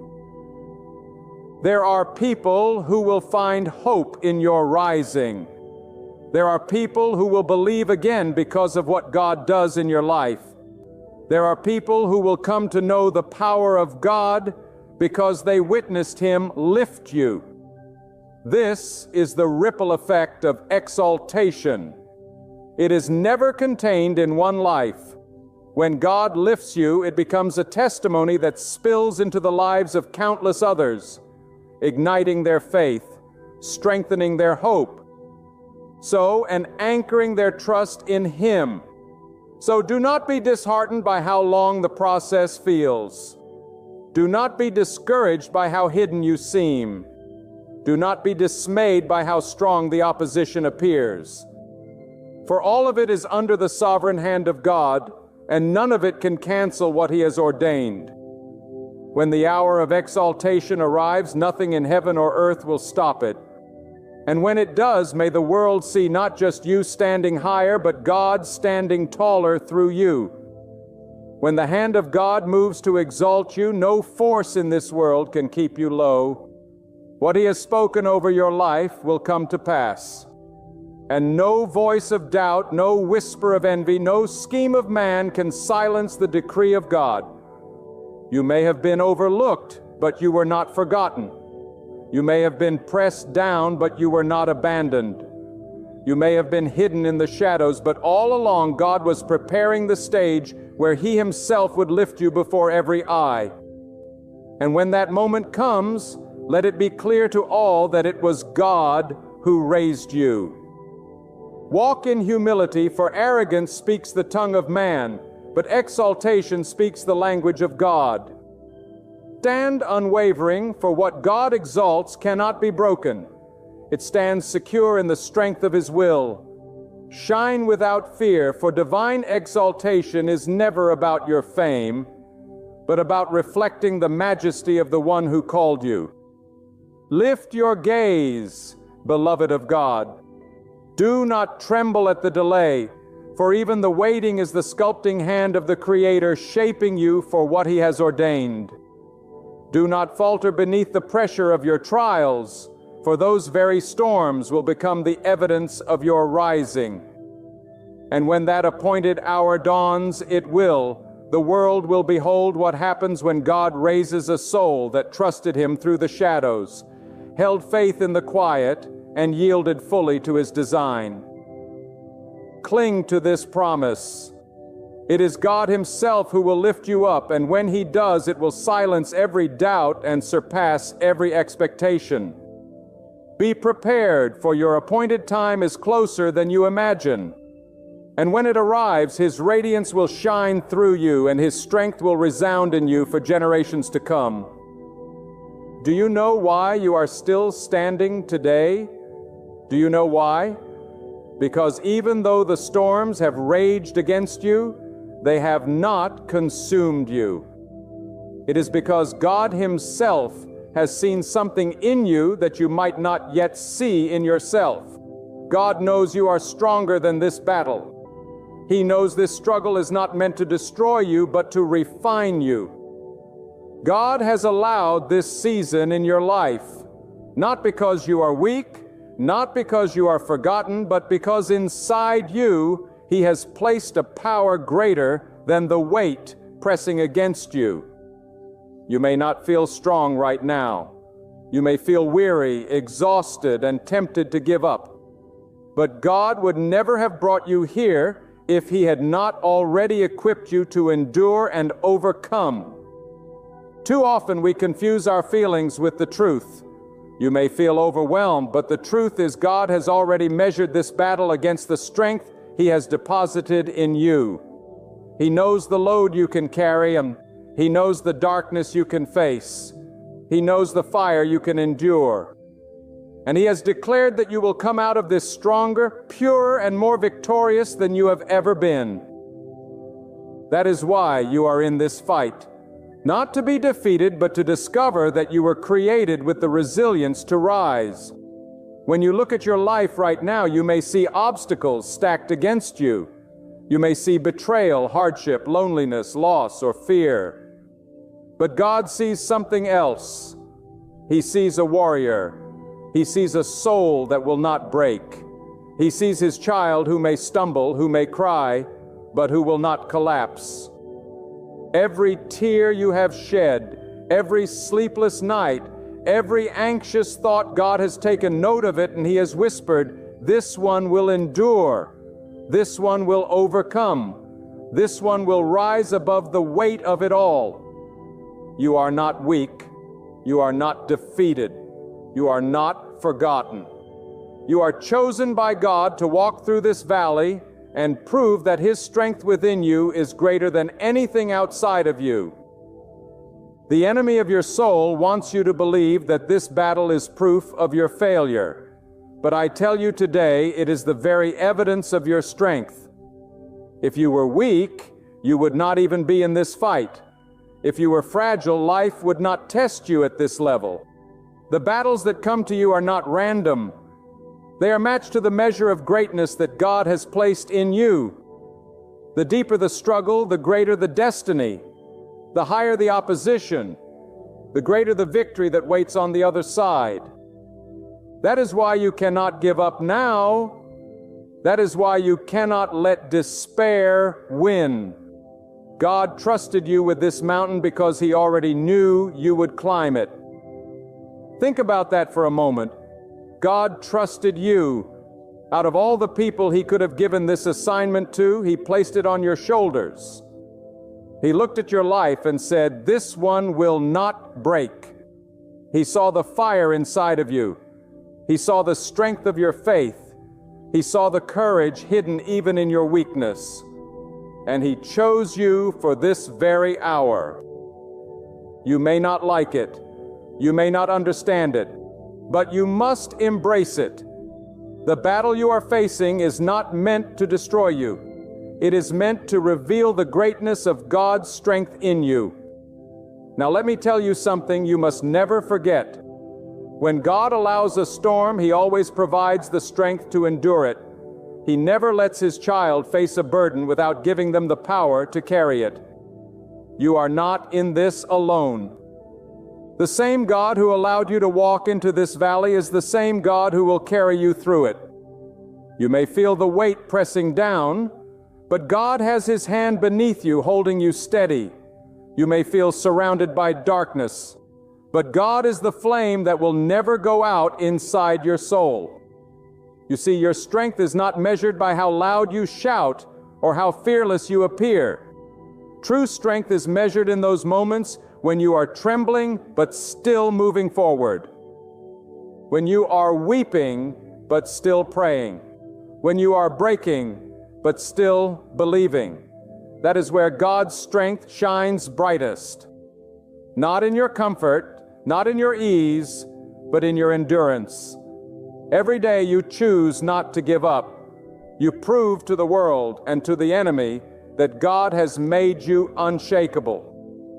I know some of you are listening right now with questions in your heart.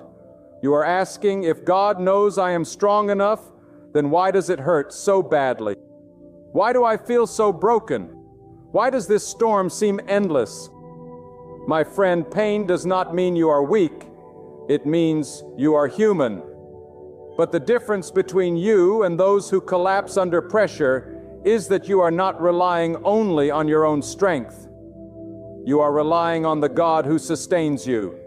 Your tears may fall, but your faith is still alive. Your body may be tired, but your spirit is still anchored in the one who promised never to abandon you. That is strength. That is victory already at work in your life. Do not despise this battle. As hard as it is to believe, this very fight is shaping you into who you were created to be.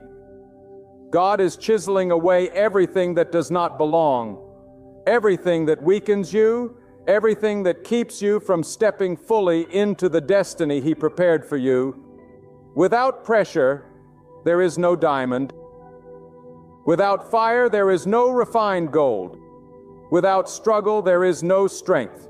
You may not see it now, but you are being forged into something greater. And hear me well, God is not silent in your struggle. Even when you cannot hear him, he is speaking through the storm. Even when you cannot see him, he is standing right beside you. He is the reason you have made it this far. He is the reason the darkness has not swallowed you whole. He is the reason your heart still beats with hope. You may feel like you are barely surviving, but God knows you are more than surviving. You are conquering one step at a time. Then listen closely, because I believe with all my heart that God wants you to hear this. The very trial you are facing right now has been permitted by His wisdom and governed by His power. Nothing enters your life outside of His knowledge. If He has allowed this storm, it is because He has already determined that you have what it takes to withstand it. You are not walking blindly into chaos. You are walking a path overseen by the hand of God. He has already written strength into your spirit, courage into your bones, and victory into your future. The enemy may rage against you, but the enemy cannot override the will of God. There is a sacred truth I want you to carry deep within you. The battles you face are not a sign of God's abandonment, but of His trust. He trusted you to hold the weight of this burden because He saw that your faith would not collapse under it. You may feel small in the face of what surrounds you, but God looks at you and sees resilience. He sees perseverance. He sees a heart that, though pressed on every side, will not be crushed because He is your sustaining force. Do not mistake your weariness for weakness. It is simply the evidence that you are fighting. And God knows you are not fighting in vain. When the night feels endless and your prayers seem unanswered, remember this silence does not mean absence. God is closest in the moments when you feel most alone. His nearness is not measured by your emotions. It is measured by His promise that He will never leave you nor forsake you. That promise has carried generations before you, and it will carry you now. Every cry of your heart has reached His throne. Every step you take in faith, even when you cannot see the outcome, is a declaration that you trust His power more than your pain. Let me tell you something about the nature of struggle. It reveals what comfort cannot. When everything is easy, when the path is smooth, you never discover what you are truly made of. But when the winds howl, when the waters rise, when the fire blazes, that is when the greatness God planted inside you begins to emerge. The storm strips away the illusion and shows the truth that you are anchored in God, and nothing can uproot you from His hand. What you thought would break you becomes the very thing that proves you are unbreakable. Think of how God has carried you before. Think of the times you thought you would not make it, yet here you stand. Think of the days you thought the night would never end, yet the dawn always came. That was not by accident. That was the faithfulness of God. And if He sustained you, then He will sustain you now. The God who brought you out of yesterday is the same God who will carry you through today and tomorrow. He does not change, and His strength in you does not run dry. You may say, "But I am tired. I am not as strong as others. I cannot see the way forward." Yet God does not compare you to others, nor does He measure you by your perception of yourself. God measures you by His own knowledge of what He has placed within you.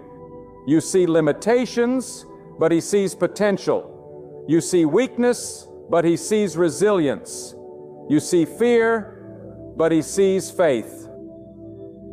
And the very fact that you are still here, still holding on, still seeking Him, is proof that His strength is alive in you. There is a sacred mystery in the way God works through struggle. Sometimes He allows the battle to grow fierce so that you may discover that the greatest weapon you have is not your own might, but your trust in Him. Human strength will fail. Human wisdom will falter. But God never fails. When you lean upon Him fully, you will find that even in your exhaustion, His strength rises. Even in your confusion, His wisdom guides. Even in your despair, His hope lifts. And that is why you will not collapse beneath this battle, because God Himself is your foundation. Hear me now. You are not defined by what you face. You are defined by who holds you in the midst of it. The fire does not define you. The one who sustains you in the fire does. The storm does not define you. The one who calms your spirit in the storm does. The battle does not define you. The God who declared your victory before the first blow was struck does. And that God has already said you are strong enough to overcome. I want you to lift your eyes above the weight of what you see. The enemy wants to trap you in the prison, the present moment, convincing you that what you feel now is all there ever will be. But God sees the end from the beginning. He knows the testimony that will rise from this trial. He knows the doors that will open because you endure. He knows the strength you will carry that you never had before.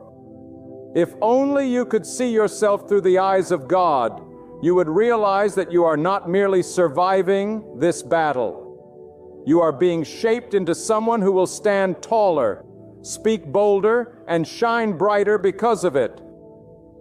Let me speak to the heaviness in your soul. You may be asking, why me? Why must I walk this path? Why does the weight fall on my shoulders? But remember, the weight is evidence of trust. God would not have chosen you if He had not prepared you.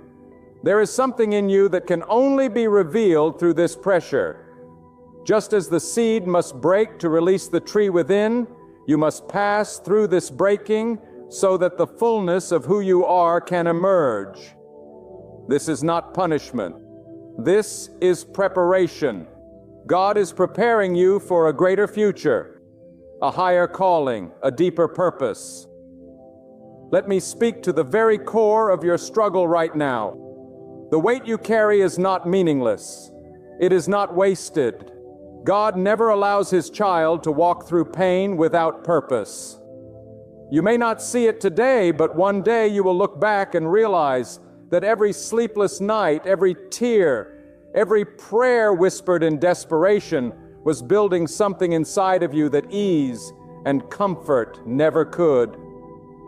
God uses the fire to purify. He uses the storm to strengthen. And He uses the valley to prepare you for the mountain ahead. What feels like a burden is actually a bridge carrying you from who you were into who you are meant to become. And hear this with your heart as much as with your ears. There is no force in this world that can overpower what God has decreed over your life. No enemy, no circumstance, no failure, no fear can rewrite the plan that God has set in motion. If He has said you are strong enough, then you are. If He has declared that you will endure, then you will. If He has marked you for victory, then nothing in heaven or earth can keep it from you. You may stumble, but you will not fall. You may bend, but you will not break. You may cry, but your tears will not drown you. For the God who formed you has already woven resilience into your very being. Do not let the voice of doubt deceive you. Doubt will tell you that you are too weak, too broken, too tired. But God says, my strength is sufficient. Doubt will say the battle is endless. But God says, this too shall pass. Doubt will say you are alone. But God says, I am with you always. Which voice will you believe? The fleeting whispers of fear or the eternal promises of the one who cannot fail? Your breakthrough does not begin when the storm ends. It begins the moment you decide to trust God in the middle of it. You see, strength is not the absence of struggle. It is the refusal to surrender to Him. And that refusal comes from knowing who holds your future. God is not testing you to break you. He is proving to you what He already knows, that you are capable of more than you ever imagined, that you can endure more than you thought possible, that you can rise higher than the pitch you find yourself in today.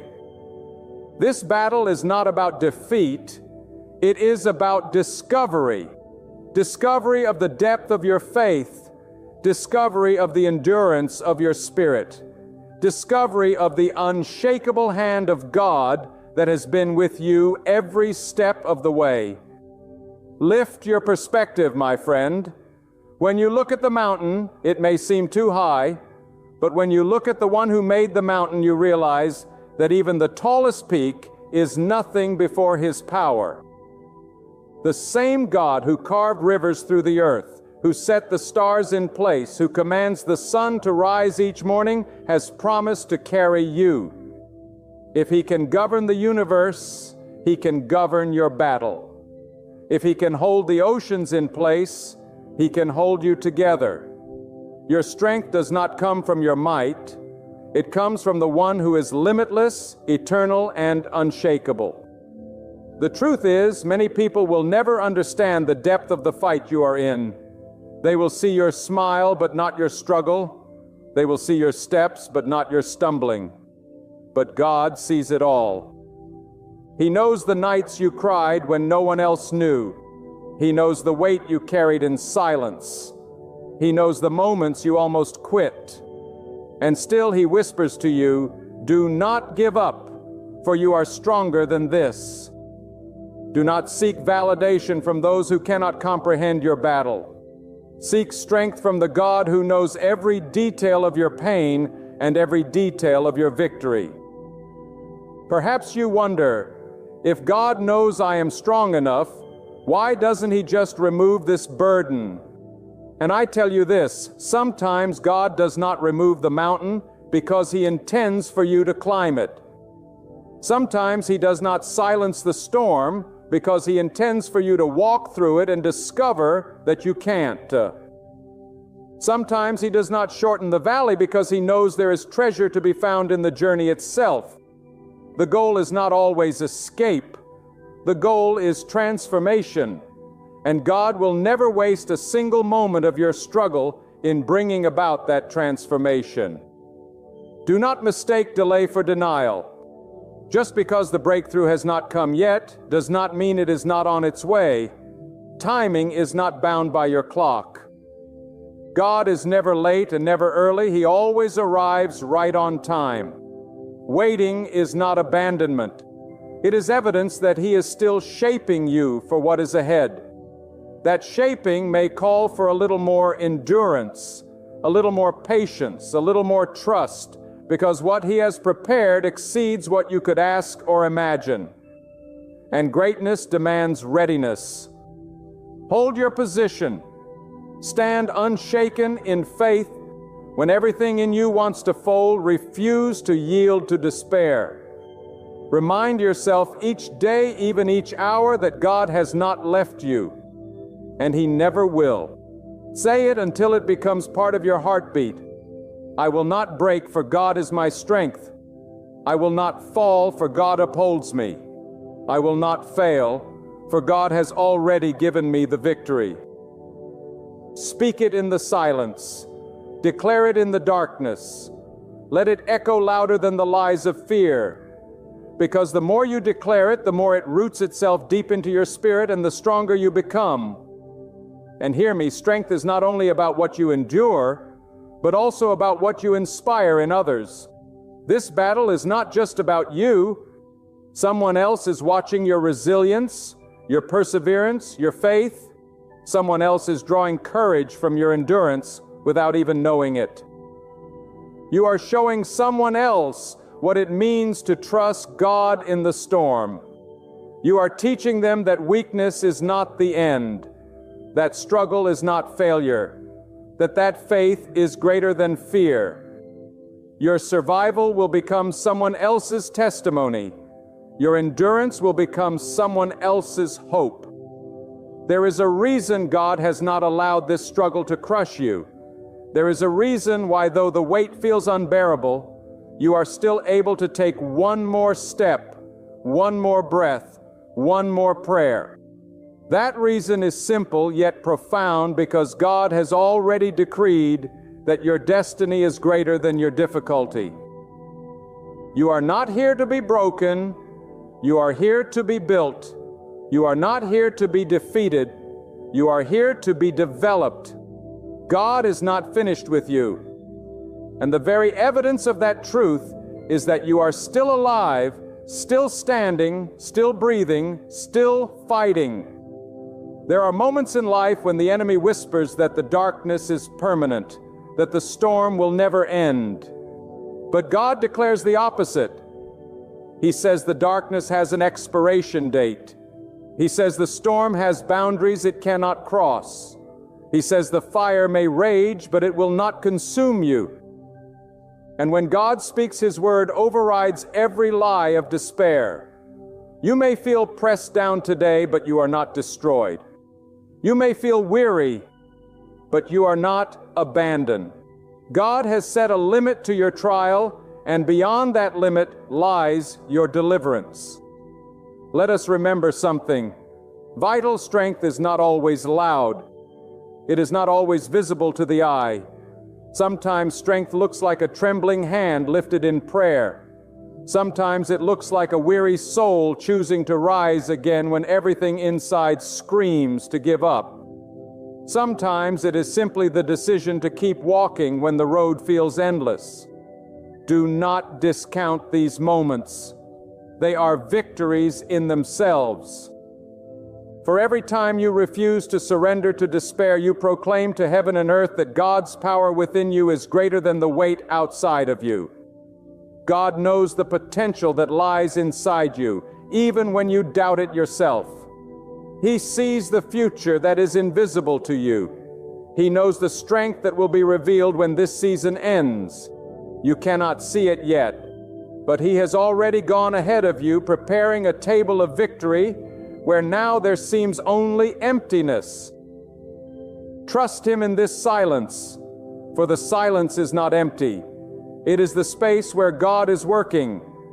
Even when you cannot hear Him, He is arranging circumstances, aligning opportunities, and fortifying your spirit for what lies ahead. Do not underestimate the power of endurance. We live in a world that glorifies speed, but God values steadfastness. The oak tree does not grow overnight. It takes years of standing through storms, roots digging deeper into the soil, branches stretching higher toward the sky. And when it is fully grown, no wind can uproot it. That is what God is doing with you. He is deepening your roots through this battle. He is anchoring you so firmly in Him that when greater challenges come, you will not be moved. What you are enduring today is equipping you to stand tomorrow with unshakable faith. And let me say this clearly, do not confuse the battle with your identity. This struggle is not who you are. It is simply what you are passing through. Too many people take on the weight of their hardship as their name, as their destiny. But you are not your pain. You are not your loss. You are not your failure. You are a child of God, and your identity is rooted in His purpose for your life. Do not label yourself by your valley. Label yourself by the victory that God has already written over you. Sometimes God allows battles not only to strengthen us, but also to separate us from what no longer serves us, from the people who cannot walk with us into the next season, from the habits or mindsets that hold us back. Pain has a way of revealing who truly belongs in your life. Struggle has a way of stripping away what weakens you. Do not fear the loss that comes with this battle. For what God removes, He replaces with greater. What He takes away, He does so to make room for what He is about to bring. Now hear this truth and let it settle deep into your heart. Your endurance is not wasted. Every time you persevere, every time you refuse to let go of faith, you are sowing seeds that will one day burst into harvest. God is not blind to your tears, nor is He indifferent to your pain. He is the one who collects every tear, who records every struggle, and who promises that not one act of faith will go unrewarded. The reward may not come in the way you expect, but it will come in the way you need. For God always fulfills His promises. I want you to imagine this. The very thing that feels like it is breaking you today will one day become the testimony that lifts someone else. The scars you carry will not only be reminders of what you survived, they will be proof of God's sustaining power. Someone out there will find hope in your survival. Someone out there will be encouraged by your perseverance. Someone out there will believe again because you did not give up. That is the greater purpose of your battle. Not just your own victory, but the ripple effect of faith you create in others. So, my friend, take courage. Even if the night is long, the dawn is coming. Even if the mountain is high, your steps are carrying you upward. Even if the valley feels endless, God is walking beside you every moment. This is not the end of your story. This is not the chapter where you collapse. This is the chapter where you rise. God knows you are strong enough, and His knowledge is never wrong. Trust Him. Lean on Him, and you will see that the very battle that once made you tremble will become the platform for which you declare with boldness and with power, and that your God never fails. There comes a moment in every battle when you feel as if you cannot take another step. Your body aches, your mind is weary, your spirit feels drained, and every voice inside you whispers, "This is the end." But it is in that very moment at the edge of surrender that God reveals His strength in you most clearly. For when you have nothing left to give, God steps in and carries you. When your hands are too weak to lift, God upholds you. When your path is too dark to see, God lights the way. You may think you have reached the limit of what you can bear, but God knows there is more inside of you, not because of your own strength, but because of His power flowing through you. Do you realize what that means? It means the battle you thought would finish you is actually forging you. The weight that threatens to crush you is the very weight that builds your endurance. You are being strengthened, shaped, and refined in ways you cannot even see. God is not only protecting you in this fight, He is preparing you. And when the dust settles, you will look back and realize that this struggle was not your downfall, but your training ground. God has been raising you into someone far stronger than you were before. It is easy to think strength means you never cry, never falter, never doubt, but that is not true strength. Real strength is crying and still standing. Real strength is doubting but still moving forward. Real strength is feeling broken but still clinging to God with everything you have left. That is what makes you unshakable, not the absence of weakness, but the refusal to let weakness define you. God honors that kind of faith, the faith that says, even if I can't see the way, I will trust the one who leads me. And let us not forget, God never chooses the weak vessel for meaningless battles. If you are facing something that feels overwhelming, it is not because you are cursed or forgotten. It is because God saw fit to entrust you with something mighty. He looked at you and said, "This one can endure. This one will not give up. This one will reveal my strength through their perseverance." You are not fighting because you are weak. You are fighting because you are strong, and the very size of your battle is evidence of the greatness of your destiny. Sometimes you ask God to remove the storm, but He gives us strength to stand in the storm instead. Sometimes we pray for the valley to end, but He teaches us how to walk through it with unshakable faith. Sometimes we beg for the fire to be extinguished, but He shows us how to come out of it without being consumed. God may not always change the circumstance, but He always changes you through it. And when He changes you, no circumstance can defeat you. Do not underestimate the hand of God in the details. Even when it feels chaotic, He is orchestrating every step. The people who left you, the doors that closed, the setbacks that wounded you, none of these are wasted.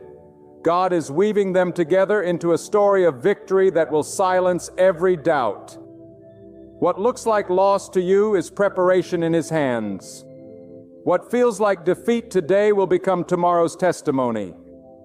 Trust that God does not make mistakes, and if He has allowed it, He has already determined the outcome will lead to your good. Think of how many times you thought the end had come before, yet you made it through. Think of the valleys you've walked, the storms you've survived, the nights you thought you would never endure, and yet you are still here. That is not by accident. That is by God's sustaining power. If He did it before, He will do it again. He has not brought you this far to abandon you now. He is the same God who carried you yesterday, and He will carry you today and tomorrow. There is also a sacred lesson hidden in this battle. That strength is not solitary. God reminds us that we are never truly alone. Even when everyone else has walked away, His presence fills the silence. His power upholds the weary. His hand guides the lost. When you lean fully on Him, you discover that you were never meant to carry the weight on your own. He has been with you every moment, whispering courage into your spirit, placing endurance in your heart, and surrounding you with unseen protection. And that is why you are still standing. That is why you will keep standing. I tell you this with conviction. The hardest battles produce the greatest victories. What feels unbearable today will soon become the very thing that defines your strength. Others will look at you and see resilience. They will see perseverance. They will see a living testimony that God does not fail His people. And when you stand on the other side of this battle, you will not only thank Him for delivering you, you will thank Him for trusting you enough to walk through it. For you will see that without the fire, you would not have discovered the gold within you. My friend, the very fact that you are hearing these words right now is proof that God has not abandoned you. He is not finished with you. He has carried you through storms before, and He is carrying you through this one as well. You may feel weak, but the strength of God has not left your life. You may feel surrounded, but you are not outnumbered. For one person who stands with God is already a majority.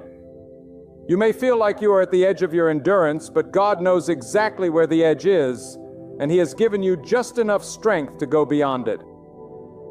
Do not think for a moment that you were made to be crushed under this weight. You were created to rise because God has placed His own breath of life within you. That breath is not one of fear or defeat.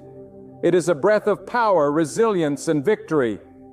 God never said the road would be without obstacles. He never promised you would not face nights of weeping, seasons of loss, or moments of exhaustion. But He did promise that He is closer than your very heartbeat, that He sees every tear, that He records every silent prayer whispered in the dark. And if God sees, then He also provides. If God knows, then He has already planned your way out. If God allows you to face the fire, it is only because He knows you are strong enough with His help to walk through it and come out refined, purified, and radiant on the other side. Too many times we look at our battles and think they are punishments. But what if they are preparations? What if the pain you feel right now is the pressure that shapes you into the vessel that can carry the blessings you have been asking God for? What if this difficulty is the training ground for the strength you will need tomorrow? God never wastes pain. Every tear you cry waters the seed of growth He has placed within you. Every struggle you endure strengthens the foundation for the future He has prepared. You may not see it in the moment, but one day you will look back and realize that even in the valley, God was building your mountaintop. You see, strength is not built in ease, it is built in resistance. A tree that grows in the calm shelter of a greenhouse will never develop the roots that a tree in the open storm does. The winds that push against it force the roots to dig deeper. The rains that pour upon it teach it to stretch higher toward the light. And so it is with you. This storm is not meant to destroy you. It is meant to anchor you. It is meant to deepen your trust in God, to prove that your faith is not fragile, and to awaken the warrior within you that God has already designed. Do not compare your journey to others. Do not look at the strength of another person and think you are weaker because your battle looks different. God gives each person their own measure, their own road, their own season, and He knows exactly what you can bear. He does not miscalculate. He does not overestimate you.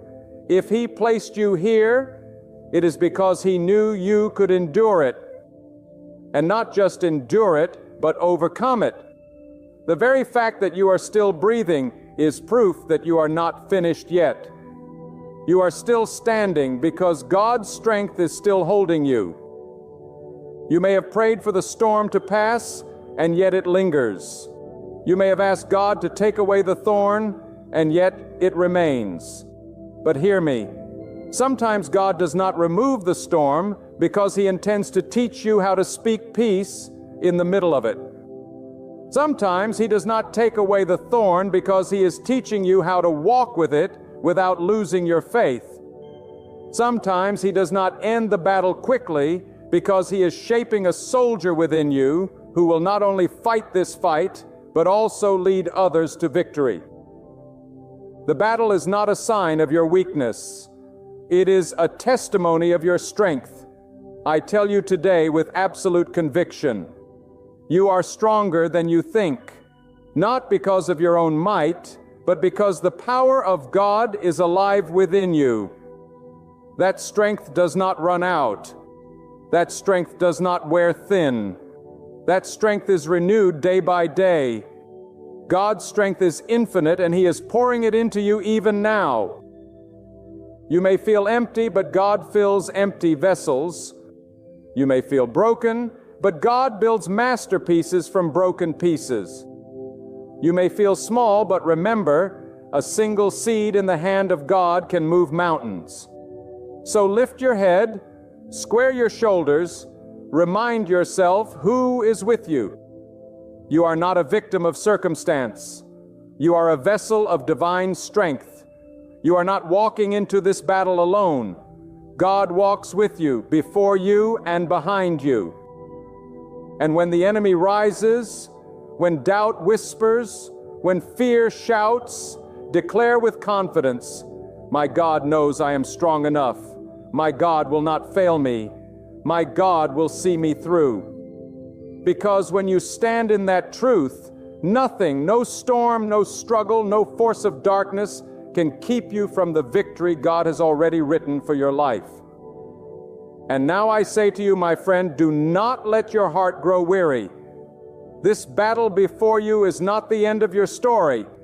It is the very chapter God will use to reveal His strength through you. You may have felt overlooked. You may have felt abandoned, but God has never turned His face from you. He has been with you in the silence. He has been with you in the struggle. And He will be with you in the victory. Every tear you've cried has not gone unseen. Every quiet prayer you've spoken has reached heaven's ear. And every faithful step you've taken has been written into eternity. Stand firm, knowing that God has already called you strong enough to endure, to rise, and to overcome. The burden you carry today will soon become the story of your breakthrough. The pain that stretches you now will one day become the strength that shapes generations. The fire surrounding you is not meant to destroy you. It's meant to refine you. And when this season ends, you won't come out empty-handed. You'll emerge stronger, wiser, and closer to God's heart than ever before. So don't quit now. Don't let your faith slip away.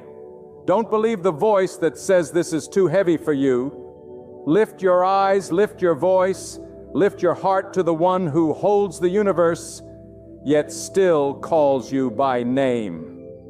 Trust him, for he has measured your strength with perfection. Trust him, for he has already prepared your way out. Trust him, for your victory is already written. God knows you are equipped for this battle, and when you rise, the world will witness not just your endurance, but the living power of God shining through you. There comes a time in every life when the road you're on starts to feel like confinement instead of calling. You wake up each day with a quiet ache in your heart, sensing that something is missing, that the ground beneath you no longer feels like the place God meant for you to stay. You may wear a smile, but deep down you know there's a silent cry within you. A cry for direction, a cry for freedom, a cry for a fresh beginning. And hear me clearly, this cry is not your imagination. It is not weakness, and it is not confusion. That cry is God's whisper in your soul. He is saying, you need a new path, and I am the one who will lead you there. So many of you listening have walked for years down the same road, repeating the same choices, circling the same mountains, never finding peace in your spirit. You've tried to convince yourself that this is the only way life can be, that this is all you deserve. But deep within you, a still small voice keeps saying, this is not where you were meant to stay. God has seen every tear you've shed in silence. He has watched every restless night when sleep would not come because your soul was unsettled. And He has heard every unspoken question in your heart. Is there more for me? Is there a better way? Can I ever change direction? And His answer is yes. Not only can you, but you must. Because when God sees that you need a new path, He does not leave you where you are. He calls you to rise, to move, and to step into the destiny He designed for you long before you took your first breath. You see, the danger of staying on the wrong path is not just wasted time, it is wasted life. And life is too short, too precious, too sacred to be squandered on roads that lead nowhere. Many of you are clinging to a path that God has already told you to leave. You are holding on to relationships that poison your spirit, to habits that chain your future, to fears that paralyze your potential. And as long as you keep walking down the road of compromise, defeat, and disobedience, you will never taste the fullness of what God created you to experience. That is why He shakes your world. That is why He disturbs your comfort. That is why He will not let you feel settled in a place that was never meant to be your home. Because God loves you too much to let you die on the wrong path. And some of you know exactly what I mean. You thought you were losing everything when that door closed, when that person left, when that plan failed. But what you thought was lost was actually protection. What you thought was the end was really the beginning. Because God knew that if He allowed you to keep walking the same road, you would destroy yourself. So He disrupted your direction, not to punish you, but to prepare you, not to break you, but to build you, not to push you down, but to lift you up. God knew you needed a new path, and He is still calling you to follow it today. But here is the question: will you listen? Because the tragedy of life is not that God refuses to lead us.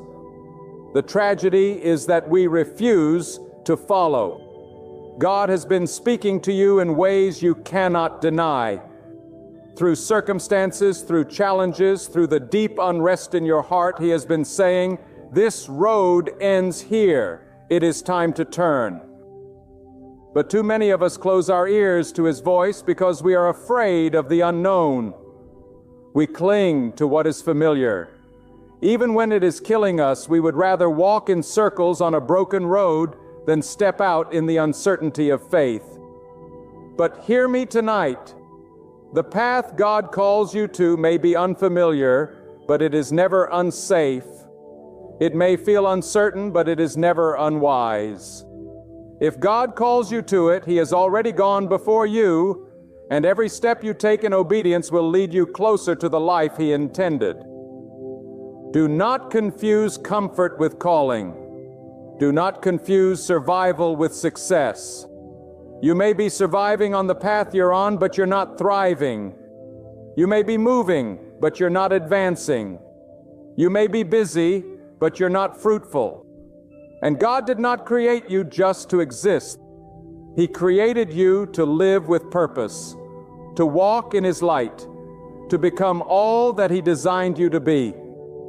That is why He is calling you to a new path, because your old one cannot carry the weight of the future He has prepared for you. I want you to think about this. Every great turning point in life begins with a moment of decision. You can't walk into a new destiny while clinging to an old direction. You can't step into tomorrow if you are chained to yesterday. God is not asking you to understand everything about the new path. He is asking you to trust Him enough to take the first step. That's where faith comes alive. Faith is not waiting until every question is answered. Faith is moving when God says move, even if the road ahead is hidden in shadows. Because when you take that first step, God will meet you there. And with every step you take in trust, the path will become clearer, stronger, and brighter. Some of you listening right now are at a crossroads. You know the road you've been walking is not leading you anywhere. You know deep inside that the longer you stay on this path, the more you lose time, joy, peace, hope, and yet fear has kept you stuck. But let me tell you this, the only thing more dangerous than stepping into the unknown is refusing to step at all. Stagnation is death. Hesitation is defeat. But obedience is life.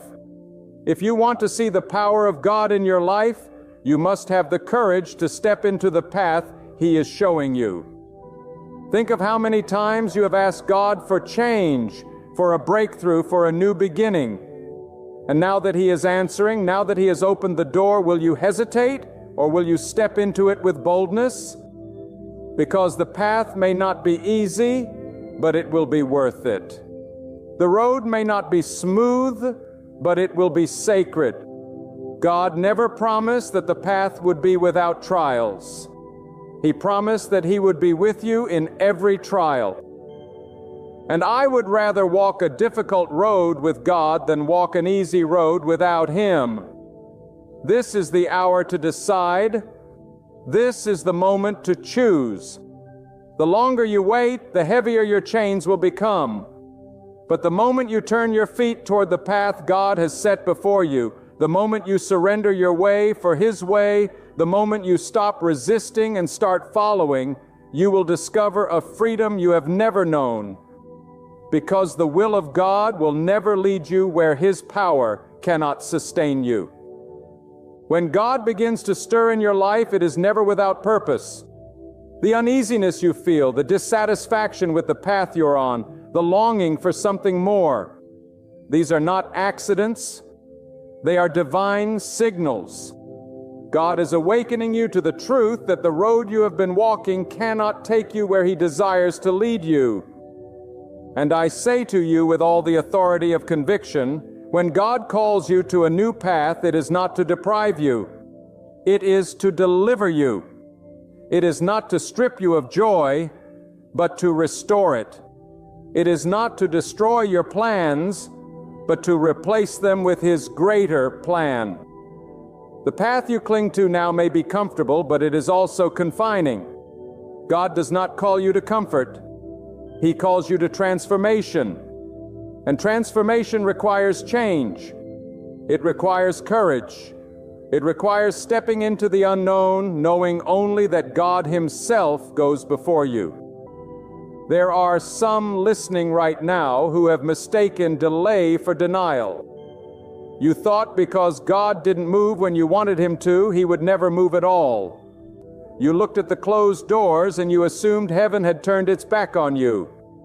But let me declare to you tonight, God's silence is not His absence.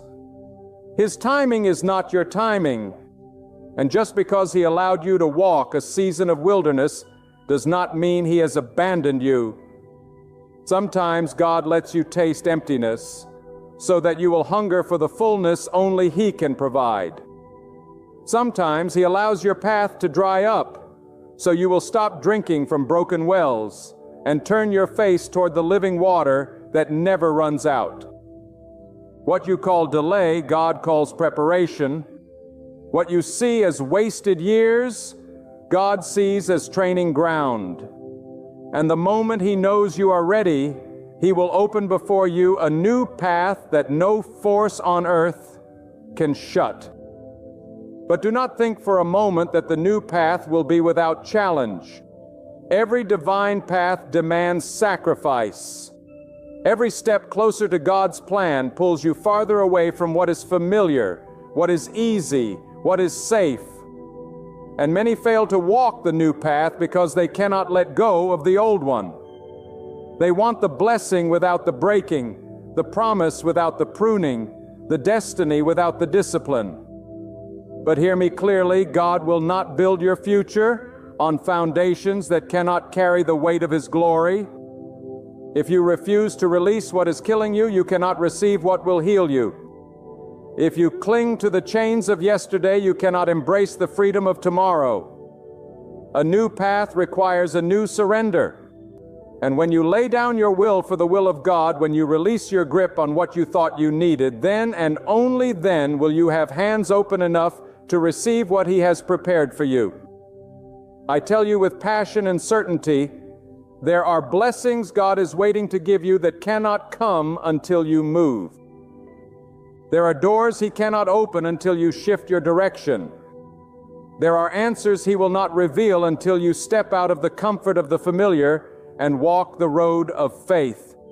Too many of you are praying for God to change your situation while refusing to change your position. You want Him to bless you while you remain in the same place, making the same decisions, walking the same road. But God does not bless stagnation. He blesses movement. The path of destiny is not walked by the hesitant. It is walked by the obedient. And the longer you delay, the more you forfeit. But the moment you obey, the moment you turn your feet toward His way, you unleash favor and provision that will follow you all the days of your life. And let me remind you, the path God calls you to is not just about you. It is bigger than your comfort, bigger than your convenience, bigger than your personal dreams. When God redirects your life, He does so because your story is meant to touch others. Your journey is meant to shine light for those still wandering in darkness. If you remain stuck where you are, countless others will remain stuck as well. But when you step into the new path, when you follow the call of God with boldness, your courage becomes a testimony. Your obedience becomes an invitation for others to rise. Your faith becomes a spark that ignites faith in the hearts of those watching you. This is why the path you take matters, because your life is not a private matter. It is a public witness. And when you walk in alignment with God, you become a living example of His power, His wisdom, and His guidance. The world is filled with voices telling you to stay where you are, to accept what is, to settle for less than God's best. Fear tells you, don't move, you might fail. Doubt whispers, Stay here, it's safer. The enemy of your soul will always try to convince you that change is costly, that risk is too dangerous, that obedience is too difficult. But I tell you this, the only true danger is ignoring the voice of God. For the moment you silence His leading, you silence your own destiny. The moment you turn your back on His call, you turn your back on the very life you were created to live. When God calls you to a new path, He is not merely changing your scenery, He is reshaping your soul. He is breaking cycles that have held you captive for years. He is pulling you out of the places where your faith has grown stagnant and your heart has grown weary. Too many of you have been walking in circles, repeating the same struggles, carrying the same burdens, believing the lie that this is all there is. But God did not form you from the dust of the earth to live a life of defeat. He did not breathe His Spirit into you so you could settle in mediocrity. He did not design you to be chained to failure, regret, and fear. God placed greatness inside you, and He will not allow you to waste it on a path that leads nowhere. That is why the disruption has come. That is why you feel the stirring in your heart. It is the sign that God is shifting you, pushing you, urging you to step into the road that will unlock what He has always known was inside you. Do not think the path of God is reserved only for the strong, the wealthy, the educated, or the influential. No, His call comes to the weary, the broken, the overlooked, the forgotten. It comes to the man who thinks his failures have disqualified him. It comes to the woman who believes her pain has silenced her potential. It comes to the youth who feels invisible in a world that never seems to notice. God's call is not based on who you are, it is based on who He is. And when He sets a new path before you, He equips you for every step of it. He strengthens the weak, He lifts the fallen, He heals the wounded, He renews the weary. The path may stretch you beyond what you think you can handle, but that is how God proves that His power is greater than your limitations.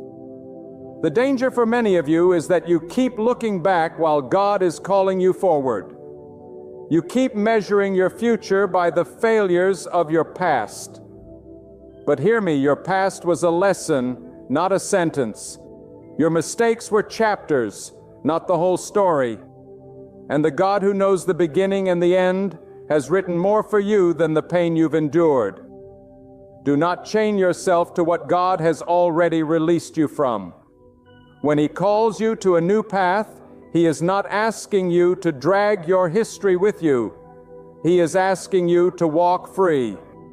If you continue to hold on to what was, you will never step into what can be. The new path requires you to let go of the weight that slows you down and trust that God knows how to carry what you cannot. And let me tell you something, there will be resistance. Not everyone will understand the path God places before you. Some will mock you. Some will doubt. Some will even try to pull you back into the life you are leaving behind. But you must decide whose voice you will follow.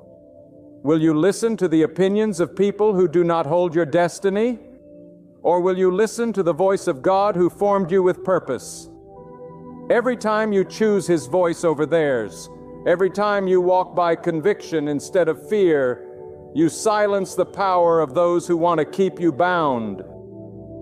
This path is not about pleasing people, it is about obeying God. And when you obey Him, the world may not understand, but heaven will rejoice. The beauty of God's path is that it often begins in the shadows, but ends in the light. At first, you may not see where you are going. The road may feel narrow, the terrain rough, the way unclear. But if you trust God enough to take the first step, He will guide the second. And with each step, clarity will grow, strength will rise, and peace will settle in your heart. God does not promise to show you the entire road at once, but He promises to be with you for every step of it. And I would rather walk one step at a time with God than run 1,000 miles without Him. There will come a moment when you look back on the path you left behind and realize why God pulled you out. You will see the dangers you escaped, the traps you avoided, the burdens you no longer carry. You will see that the pain of leaving was nothing compared to the joy of arriving. And you will say with certainty, God knew what I could not see. No, He knew I needed this new path. That is the testimony waiting for you if you will only trust Him now. And understand this, God's path is never only about reaching a destination. It is about becoming who He created you to be along the way. The road He sets before you will stretch your faith. It will test your endurance. It will refine your character. But with each trial comes transformation. With each challenge comes growth. With each step of surrender comes a deeper connection with the One who leads you. The new path is not just about where you are going. It is about who you are becoming in the process. Some of you have been praying for a sign, asking God to show you if it's really time to move. Let me tell you, the unrest in your spirit is the sign. The dissatisfaction that will not leave you is the sign. The closed doors that once were open are the sign. God does not waste His children's pain.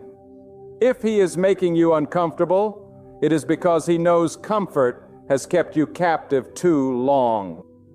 He is shaking you loose from what no longer serves your destiny so that you can rise into the life He has prepared. Do not ignore the signs. Do not silence the voice. Do not harden your heart. God knows you need a new path, and He is calling you to walk it today. There comes a time in life when God will not allow you to remain where you are any longer. He will disturb the ground beneath your feet, shake the walls around your comfort, and make it impossible for you to stay in a place that no longer carries His blessing. This is not because He seeks to harm you, but because He knows that if you linger too long in the wrong place, you will miss the purpose for which you were created. God's mercy does not always come as ease. It often comes as disruption. He will close doors you thought you needed. He will remove people you thought would stay forever. He will dismantle plans you built with your own strength.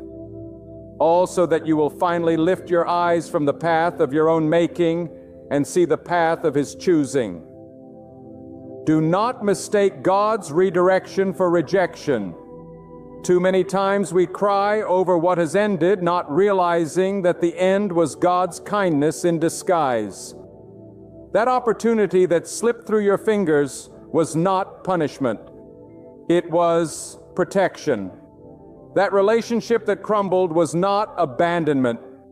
It was preparation. That dream that shattered was not defeat. It was redirection. When God takes something from your hands, it is only because He has something greater He is preparing to place in them. You may not understand it now, but when you look back one day, you will see that every detour, every delay, every disappointment was part of the map leading you to the path you were meant to walk all along. And let me tell you this, the new path God sets before you will always call you higher. It will demand more faith, more obedience, more trust.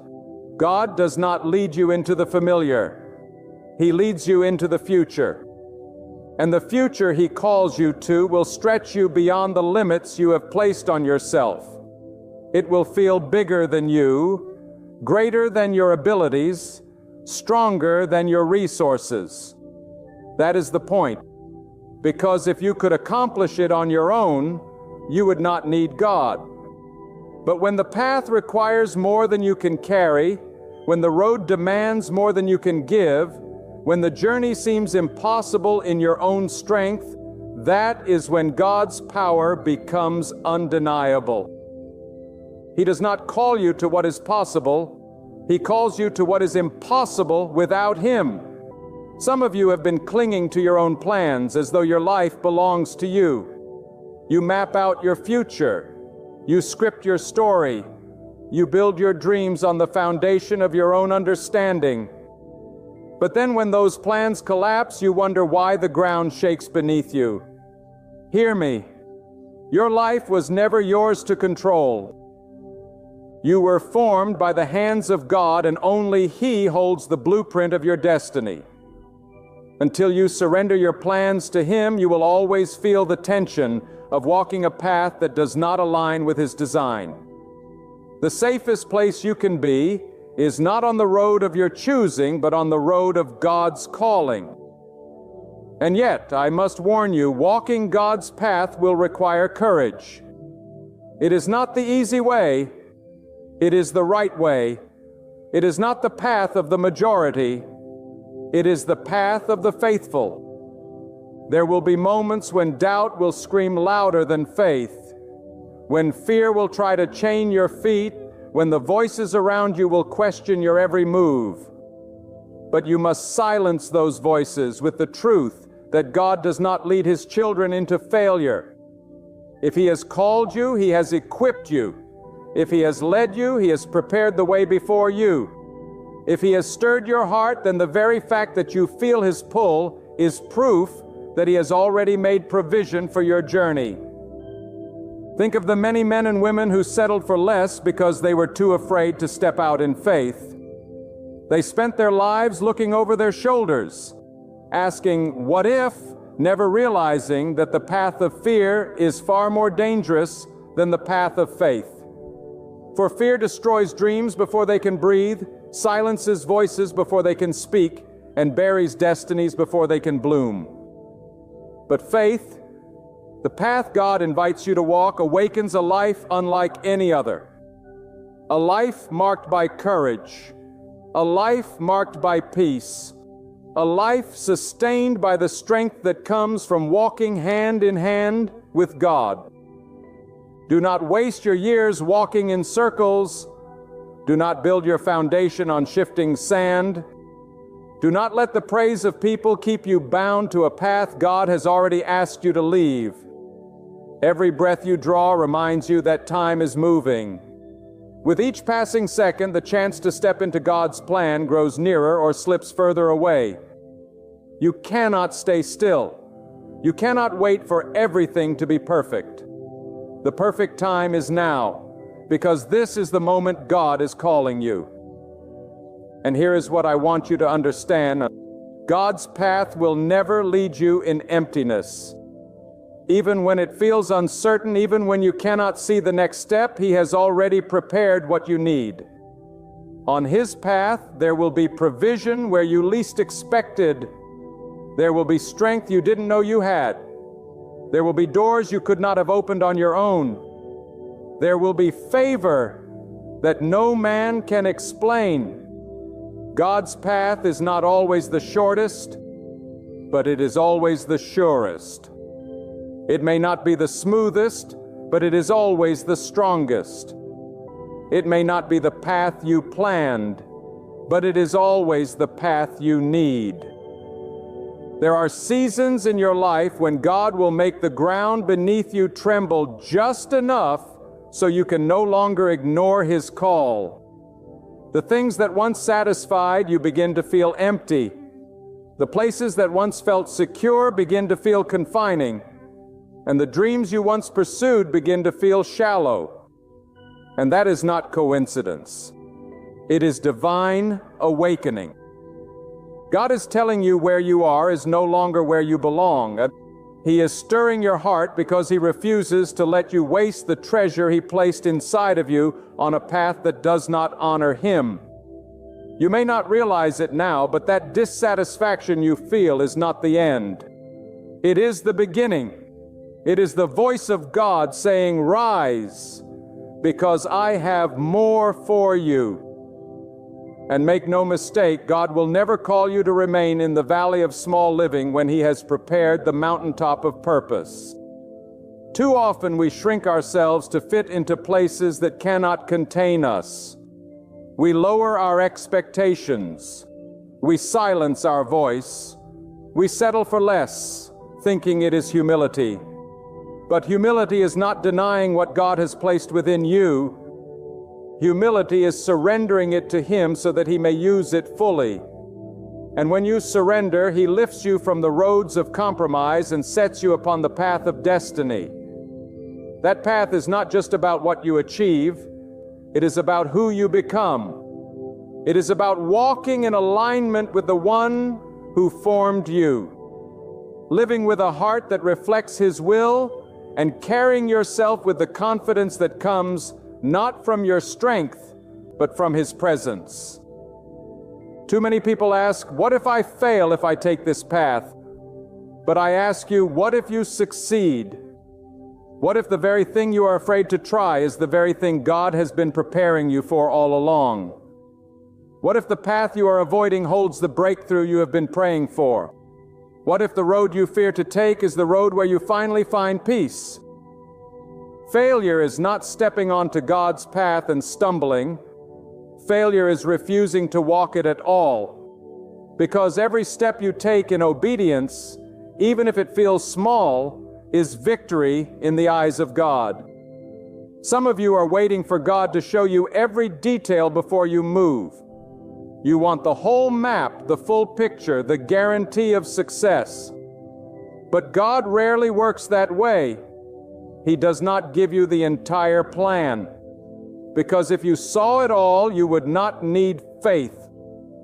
Instead, He gives you enough light for the next step. And when you take that step, He gives you the next. This is how He teaches you to trust Him. Not with your eyes, but with your heart. For the path is not meant to be seen all at once. It is meant to be walked with Him day by day. I must speak plainly to you. There will be sacrifices on this path. You cannot walk into the life God has prepared for you while clinging to the habits, the fears, the relationships, or the comforts that belong to your old road. The new path demands release. It demands courage to leave behind what no longer serves you.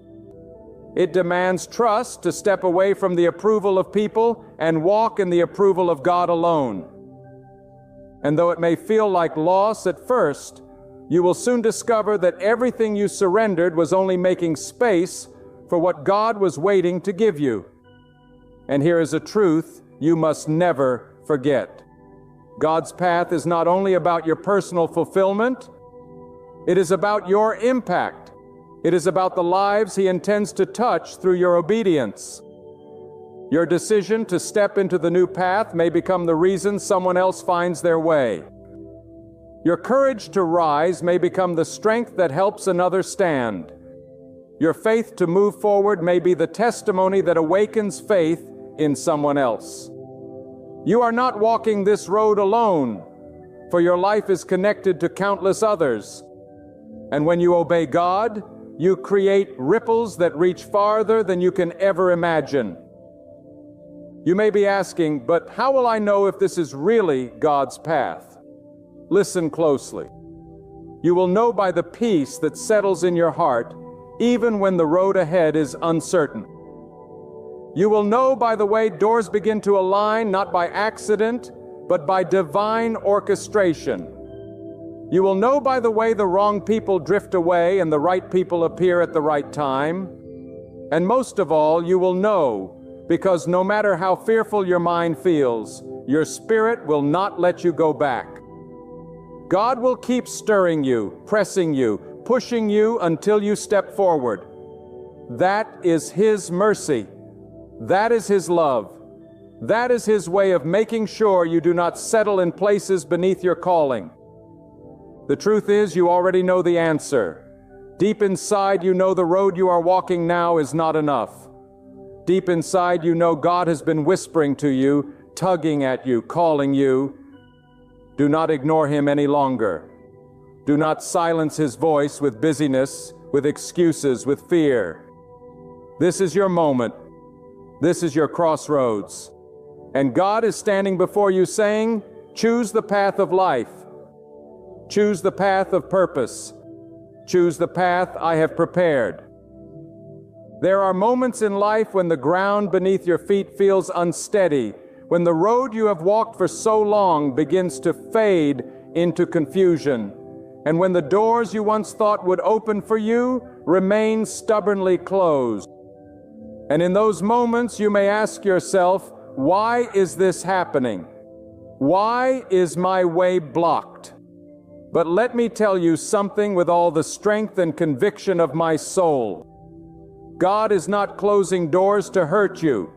He is closing them to lead you. He is not ending seasons to abandon you. He is ending them because He knows the road you are on cannot take you to the destiny He has prepared. God knows you need a new path. And sometimes the hardest thing for us as human beings is to release what we have clung to for years, to let go of the familiar, to leave behind the comfort of routines that no longer serve us. We would rather remain in a place of struggle than step into the unknown. But God calls you beyond your fear. God calls you into a future that your mind cannot yet imagine. He sees the traps you cannot see. He knows the dangers that lie ahead if you continue as you are. He knows the burden of the chains that you pretend don't weigh you down. And because He loves you, He disrupts your plans so He can put you on His path. Do not despise the disruptions of God. They are not punishments. They are redirections. When you feel stripped of what you thought was secure, it is God taking you out of false security and planting your life upon the solid ground of His will. When opportunities vanish, it is because God has greater ones that require you to walk differently, to think differently, to live differently. You cannot live your future on yesterday's habits. You cannot walk into the destiny God has written for you if you insist on holding to the path you carved for yourself. Many of you listening right now have felt the stirring inside your heart. You sense it in the quiet hours when you cannot sleep, when you wonder why nothing feels right anymore, when your spirit aches for something greater than your daily routine. That restlessness is not an accident. That dissatisfaction is not a curse.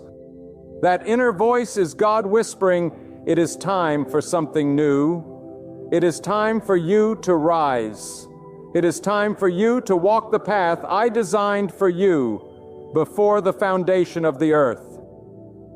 And hear me clearly, God's path is never a path of confusion. It may feel uncertain to you, but it is ordered by His wisdom. It may look narrow to you, but it is wide enough for His blessings to overflow. It may appear steep, but He equips you with the strength to climb. He does not lead you where His presence cannot sustain you. If He shifts your direction, it is because His hand is already waiting at the end of the road to crown your obedience with favor. But to walk the new path God has for you, you must be willing to surrender the old one. You cannot cling to what is broken and expect God to give you wholeness. You cannot clutch the past while asking Him for a new future. You must decide that His way is higher than your way, His wisdom greater than your wisdom, His plan more perfect than all your striving. The question is not whether God is willing to lead you. He is. The question is whether you are willing to follow when He calls you to step out. Do not let fear paralyze you at the edge of your breakthrough. Too many lives remain stuck because people would rather stay in a valley they know than climb a mountain they do not.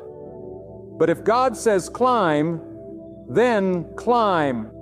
If God says walk, then walk. If God says let go, then let go. Because the same God who commands you to move will carry you as you go. He will not call you to a new path and abandon you halfway. He is the God who finishes what He begins. Think of the countless stories throughout history of men and women who refused to settle for the familiar when God stirred their hearts. They were not extraordinary because of their own strength. They were extraordinary because they trusted the hand of God enough to step into the unknown. And the same God who ordered their steps is still ordering steps today. The same God who lifted them from obscurity can lift you. The same God who redirected their lives can redirect yours if you will only listen and obey. Let me speak to the heart that feels weary tonight.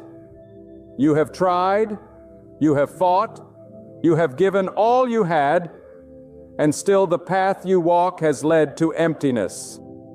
God sees your tears. He has watched your struggle. And He whispers to your soul, "This is not the end. This is not your final chapter. I have something greater for you." God never brings you out to leave you empty.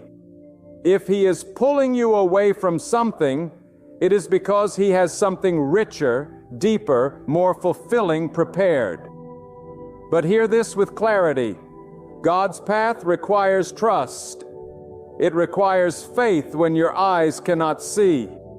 It requires surrender when your hands want to hold on. It requires patience when your heart is desperate for speed. Too often we miss the blessing of God's new path because we want to run ahead of His timing. But the God who knows the way also knows the when. If He holds you back for a season, it is because the ground ahead is not ready yet.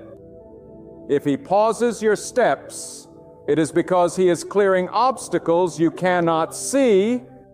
Trust His delay as much as His direction, because both are part of His design. And I want you to understand something deeper.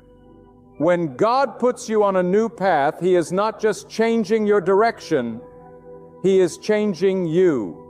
He is shaping your character, purifying your heart, deepening your faith, and strengthening your resolve. The path is not only about where you are going, but who you are becoming as you walk it. God is less concerned with how quickly you arrive and more concerned with how faithfully you follow. So I say to you with urgency, do not fight the hand of God when He calls you to a new path. Do not cling to what is familiar when the Almighty has written a future beyond your imagination.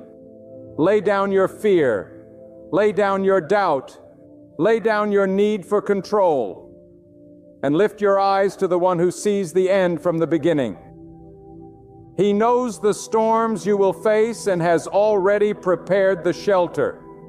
He knows the mountains you will climb and has already placed strength within you. He knows the deserts you will cross and has already provided living water. God knows you need a new path, and He is not asking you to create it by your own wisdom. He is asking you to trust Him enough to follow. He is asking you to believe that His way, though it may cost you comfort, will give you purpose. He is asking you to surrender the small plans you hold so He can replace them with His great design. And if you will dare to walk with Him, you will discover that His path is not only new, it is the path that leads to life. And so I leave you with this truth burning in your heart. God is calling you to rise from the dust of where you've been and to walk boldly into where He is leading. Do not look back at what was lost. Do not cling to what has ended. And do not mourn the doors that have closed. Lift your eyes to the God who knows you better than you know yourself, to the one who sees the full design of your life when all you can see is a single step. His hand is steady, His plan is perfect, and His love is unshakable. This moment is no coincidence. You are not listening to these words by accident. God has stepped into your journey to whisper that a new season has begun. It's time to place your full trust in Him, to release the path you've been building on your own, and to follow the one He designed for you. It may challenge you. It may stretch your faith. But it will never leave you empty, because God never calls His children into less, only into more. More peace, more purpose, more life. Walk boldly into this new beginning. Walk with faith. Walk with a heart fully surrendered to Him, trusting that His strength will carry you, His wisdom will direct you, and His goodness will overflow along the way. For when you walk in God's divine path, you don't just discover direction, you discover the very heartbeat of life itself. There will be moments in life when you reach the edge of your own strength and feel as though you cannot take another step. You see the burdens pressing on your shoulders, the chains gripping your thoughts, the walls blocking your path, and you whisper to yourself, "This is it. This is as far as I can go. This is all I will ever be." But hear this truth spoken into your spirit today. The limits you see, the walls surrounding you, the ceilings you think cannot be broken, none of them were placed there by God. They are born from fear, from doubt, from the boundaries you have unknowingly built within yourself. And with the power of faith, I tell you this: if you will surrender those limits to Him, God will shatter every barrier you once believed could never fall. You are not created for a life of defeat. You were not born to crawl in the dust of despair. You were fashioned by the very hands of God, with potential so vast, with strength so great, with possibilities so endless that no human eye can measure it. Yet the tragedy of life is that men and women live small, they live confined. Not because God has made them so, but because they have placed shackles upon their own minds and souls. God has never once said, "You cannot rise." God has never once said, "You cannot dream." God has never once said, "You cannot overcome." Those are words we speak to ourselves when fear whispers louder than faith. And yet when you turn your eyes toward God, when you surrender those limits you have placed upon yourself, then and only then will you discover that the very chains you thought unbreakable were only illusions of your doubt. I have met people who live defeated before the battle even begins. They walk into opportunities with their heads bowed low, already convinced they will fail. They approach dreams as though they are enemies, afraid of disappointment, afraid of rejection, afraid of falling. But hear me, my friend, God never intended for His children to live in fear. Fear is the prison of your mind. Fear is the greatest thief of destiny. Fear will convince you to stay in the valley when God has prepared the mountain. Fear will whisper, "This is too much for you," when God is declaring with me, "Nothing is too much for you." Do not let fear put a limit where God has placed no boundary. The human mind is powerful, but without faith in God, it becomes a cage. How many times have you told yourself, "I am not good enough"? How many times have you looked in the mirror and said, "I do not have what it takes"? How many times have you silenced your own dream before the world even had the chance to hear it? That is not humility. That is unbelief. And unbelief is a greater enemy than any obstacle in your way. Because when you do not believe, you rob yourself of the very power God placed in you from the beginning. God never created you to speak defeat over your own life. God created you to rise with strength, to move with courage, to believe with faith, and to walk knowing that every limitation you feel is no match for His power. There are people listening right now who have buried their dreams. You once had a vision, a fire inside of you, a passion that made your heart race and your spirit leap. But over time, the voice of doubt grew louder. The words of others weighed heavier, and the mistakes of your past built walls around you. And now you live with the ashes of what once burned brightly. But hear this truth: God does not bury dreams. God resurrects them. What you thought was over, what you thought could never live again, what you thought was gone forever, God can breathe life into it once more. Do not let your own voice of doubt become stronger than God's voice of promise. He is greater than your weakness, greater than your past, greater than every excuse you have ever used to chain yourself down. The greatest battles you will ever fight are not outside of you, but inside of you. The war of the mind is where destinies are won or lost. The enemy of your soul does not have to break down your door to stop you. He only needs to whisper lies into your thoughts and let you do the rest. When you believe you cannot, you have already surrendered the fight. But when you believe that God can, that God will, that God is able, then no force in heaven or on earth can keep you bound.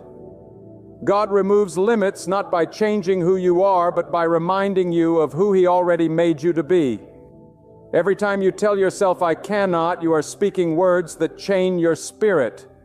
But when you declare with God, "I can," you release power into your life that no chain can hold. Some of you have been living under ceilings of your own construction.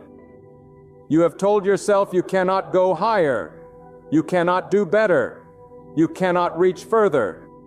But those ceilings are not real, they are shadows of your doubt. God is saying to you today, lift up your head, tear down the ceiling, walk in faith, step into the wide open space I have prepared for you.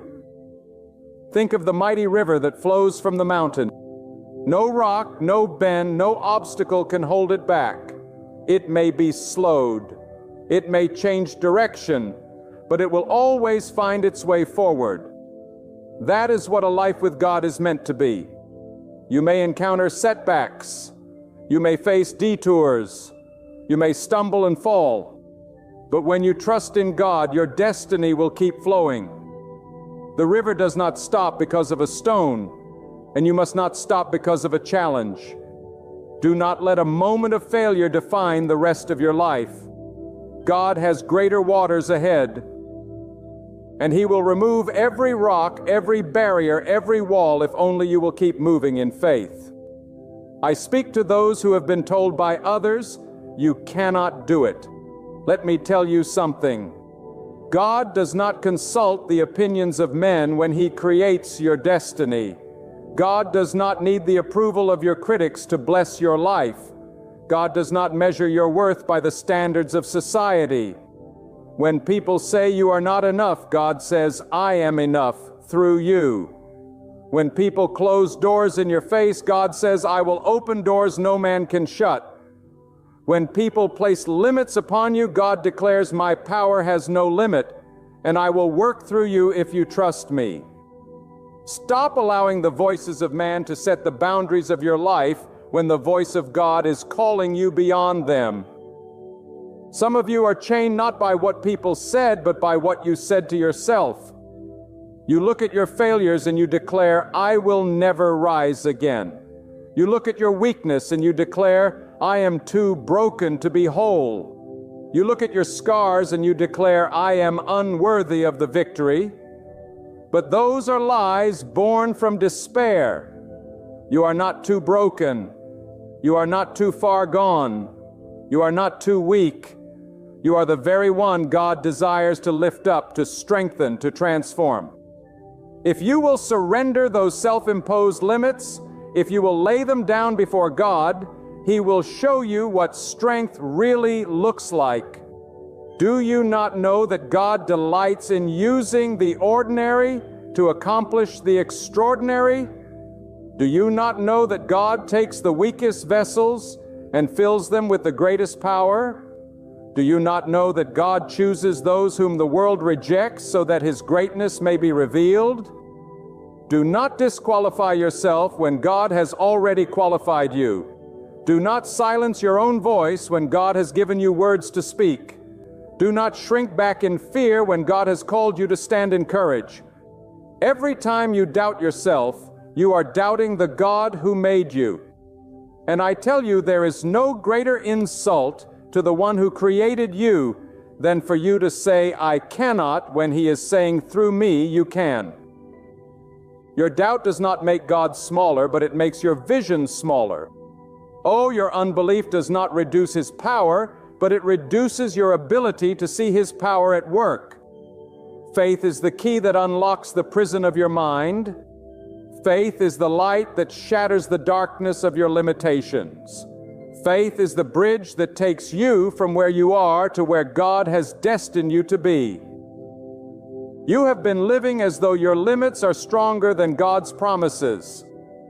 But let me remind you, God's power has no limit. His wisdom has no limit. His mercy has no limit. His ability to transform your life has no limit. And when you place your faith in Him, He removes every limit you have placed upon yourself. He lifts you higher than you ever believed you could rise. He strengthens you beyond what you thought you could endure. He carries you further than you ever imagined you could go. Your life is not over. Your best days are not behind you. Your greatest victories are not in the past. With God, the horizon is always brighter. The future is always greater. The possibilities are always endless. But you must take off the chains of doubt. You must tear down the walls of fear. You must remove the ceiling of unbelief. Because as long as you keep them, you will live confined. But the moment you let them go, the moment you trust God fully, the moment you step beyond the prison of your own mind, that is the moment God begins to reveal what He has been waiting to show you all along. Let me tell you something that may shake you at the core. Most of the limitations in your life are not put there by God nor by other people, but by yourself. You set the boundaries of your thinking. You draw the lines around your dreams, and you decide how far you are willing to go. But hear me, when you come to God in surrender, He will not honor the small cage you built for yourself. He will break it apart. God does not shrink His greatness to fit your fear. He expands your vision to fit His power. What you see as impossible is not even a challenge for Him. The ceiling you placed above your head is nothing but dust in His hands.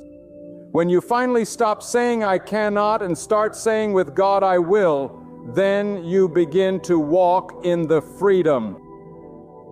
There is a lie that many carry silently in their hearts, the lie that they are too weak, too flawed, too ordinary to do anything extraordinary. But who told you that? Did God say you were too weak? No. He said He is your strength. Did God say you were too flawed? No. He said His mercy covers every flaw. Did God say you were too ordinary? No. He said you are wonderfully made, chosen, and destined for more than you can see. The problem is not what God has declared. The problem is what you have chosen to believe. And as long as you believe the lie of your own limits, you will never live in the truth of God's greatness. I speak to hearts that are weary, to minds that are heavy, to spirits that feel confined by the weight of their own unbelief. Do not mistake your weariness for weakness. Do not mistake your struggle for defeat. Do not mistake your delay for denial. God has not turned away from you. He has not abandoned you in your struggle. He has not left you in the shadows of your doubts. He is waiting for you to lift your head, to release your grip on the chains you hold, and to believe that His power is greater than your restraint. God cannot be limited, but He allows you the freedom to limit yourself.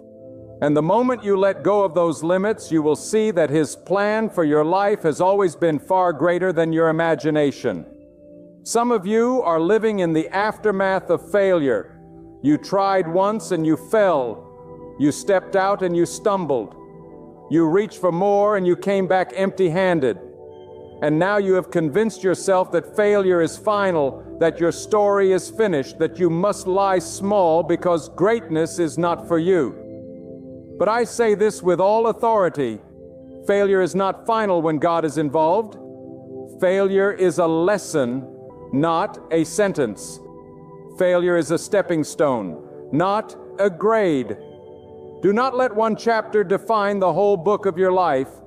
God has written a story for you that is filled with redemption, filled with triumph, filled with promise, but you will never know its power if you allow the ink of doubt to blot out the words of hope. Others among you are trapped by the voices of your past. Maybe you were told you would never succeed. Maybe you were told you were not enough. Maybe you were told to stay in your place, to shrink, to settle, to live quietly in the shadow of others. And you believed those voices because they seemed louder than your own. But let me tell you, the voice of God is louder still. He calls you out of the shadows. He calls you into the light. He calls you to walk boldly, to live freely, to rise courageously. And when God calls you, no human voice has the authority to silence you. Do not let the memory of what people said limit the reality of what God is saying right now.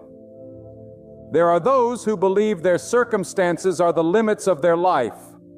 They say, I was born in poverty, so I must stay in poverty. I was raised in hardship, so I must remain in hardship. I was abandoned, so I must always live in loneliness. That is a lie born from despair. Where you began is not where you must end. The valley you came from does not determine the mountain you can climb. The wounds of your past do not determine the victories of your future. God delights in lifting the lowly, in raising the broken, in strengthening the weary. If you believe your circumstances are stronger than your destiny, you have believed wrongly. God is greater than your beginnings. He is greater than your pain. He is greater than the chains of your past.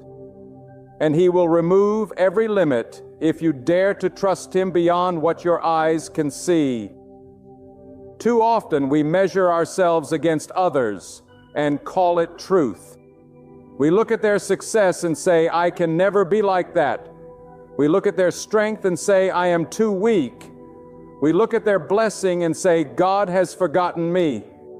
But God never asked you to measure yourself against anyone else. Your journey is your own. Your calling is your own.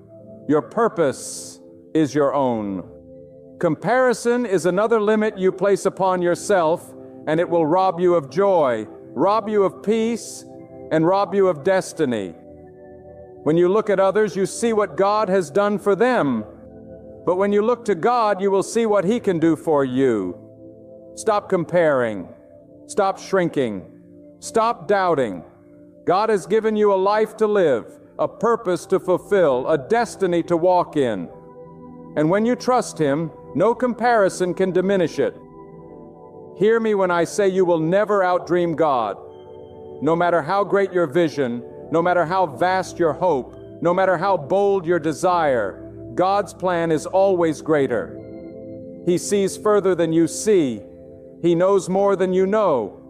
He is able to do beyond what your mind can comprehend. And so if your dreams are limited, it is not because God gave you small dreams. It is because you stopped yourself from dreaming bigger. Open your heart again. Dare to believe again. Dare to hope again. Dare to step out in faith, not because you are strong enough, but because God is. Every day you wake up, you face a choice. Will you live bound by fear, or will you live free in faith? Will you believe the lies of your limits, or will you believe the truth of God's power? Will you shrink back into the cage of your own making, or will you step forward into the wide open field of God's promise? The choice is yours, but the power is God's. And when you choose faith, when you choose courage, when you choose to believe that God is greater than your limits, then nothing can stop you. Do not think for a moment that God desires for you to live a life of mediocrity, trapped in chains of doubt and fear. No, God desires abundance, fullness, freedom, and victory for His people. He is not glorified in your defeat. He is glorified in your triumph. He is not magnified in your despair. He is magnified when you rise from despair into hope. He is not honored when you hide in fear. He is honored when you walk boldly in faith.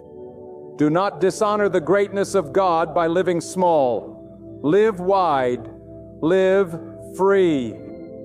And when the storms come, and they will come, do not see them as proof of your limits. See them as opportunities for God to show His power.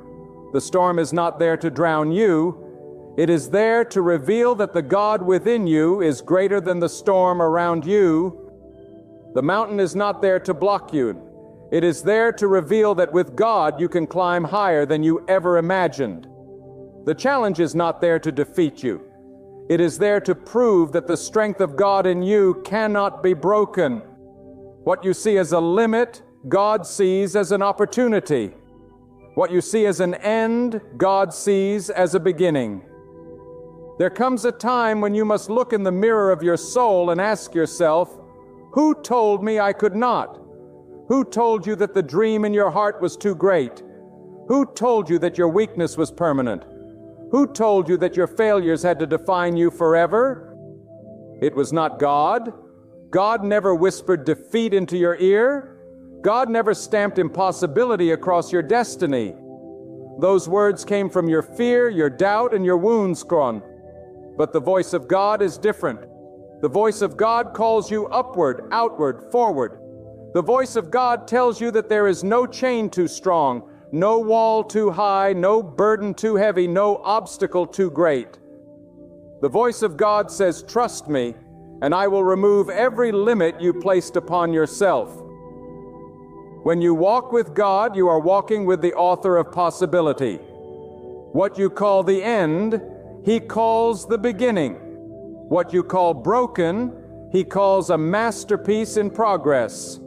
What you call weakness, He calls an opportunity for strength to be revealed. God does not look at you through the eyes of man. Man sees your flaws, but God sees your potential. Man sees your limits, but God sees your future. Man sees your failure, but God sees the victory He has already prepared for you. And when you align your vision with His, when you stop looking at yourself through the eyes of doubt and start seeing yourself through the eyes of God, then you will understand that the limits you believed were permanent were nothing but shadows ready to be scattered by His light. Too many live like prisoners, though the door of the cell has been left wide open. They sit in the corner bound by invisible chains, convinced that they cannot leave, when all the while God is calling, step out. The door is open.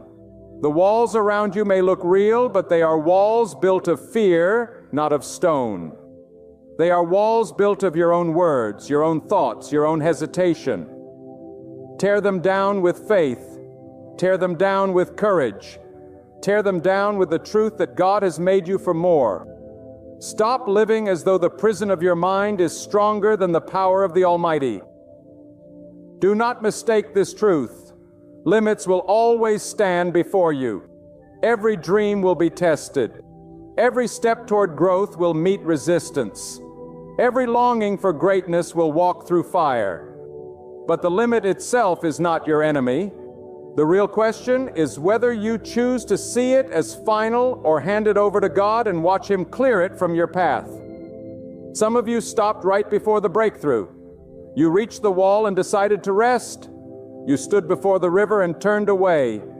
You faced the storm and ran for shelter. But God never told His people to retreat.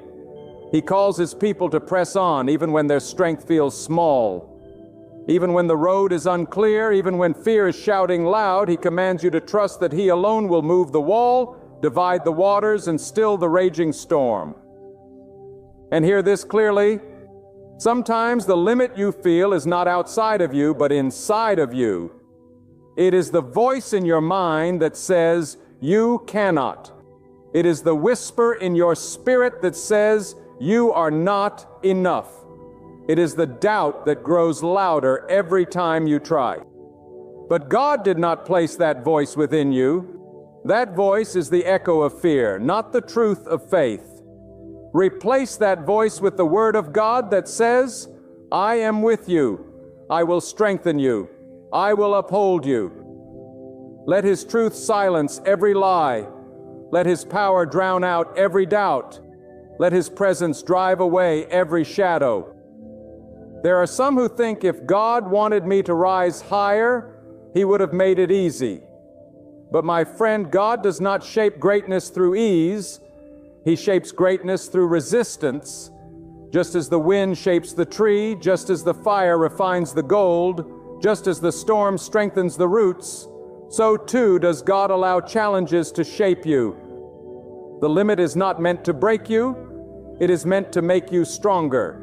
The wall is not there to end your journey, it is there to prove the strength that God has already placed in you. If you would stop seeing limits as barriers and start seeing them as teachers, you would understand that every challenge is a message from God, saying there is more in you than you think. Think of the eagle. It does not fear the storm. It uses the storm to rise higher. While other birds hide from the wind, the eagle spreads its wings and lets the very force others fear become the force that carries it upward. That is what God calls you to do. Do not run from the storms of life. Do not hide from the winds of resistance, but spread the wings of your faith and let God lift you above the very things that were meant to keep you down. The storm does not limit the eagle, it elevates it. And in the same way, the storm does not limit you. When you trust in God, it elevates you. Some of you think your past disqualifies you. You look at the mistakes you made, the wrong turns you took, the years you wasted, and you say, I am too far gone to rise. But hear me well, your past is not a prison when God is your Redeemer. What you see as wasted, God sees as preparation. What you see as broken, God sees as ready to be rebuilt. What you see as shame, God transforms into strength. Do not let your past become a chain around your neck. God has already cut it loose. Stop dragging what God has already released. Stop carrying what God has already forgiven. Stop limiting your future with the weight of your yesterday. I must speak to those who live in silence, those who keep their dreams buried deep because they are afraid of ridicule, afraid of failure, afraid of disappointment. My friends, silence will not protect you. Hiding will not save you. Shrinking will not secure you. You are not safe when you live in fear. You are in prison. The only safety is in the arms of God, and the only freedom is in the courage to live the life He has given you without restraint. Speak the dream. Take the step. Walk in faith. Because when you do, you will find that God is already there clearing the path, removing the obstacles, tearing down the limits you thought unmovable. Do not settle for a life that is less than what God has placed in you.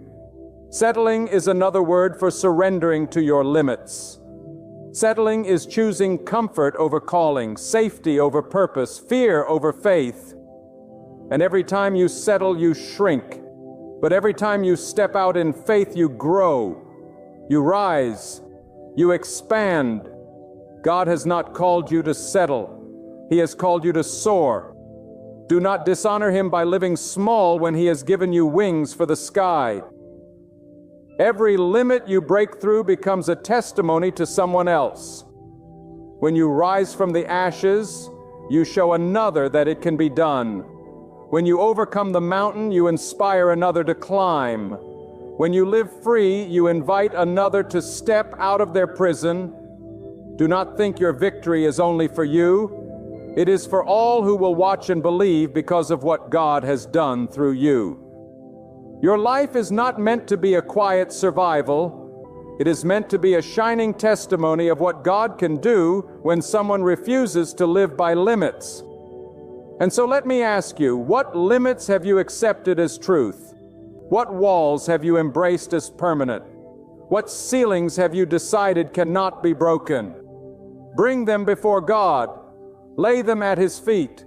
Speak them out and then let them go.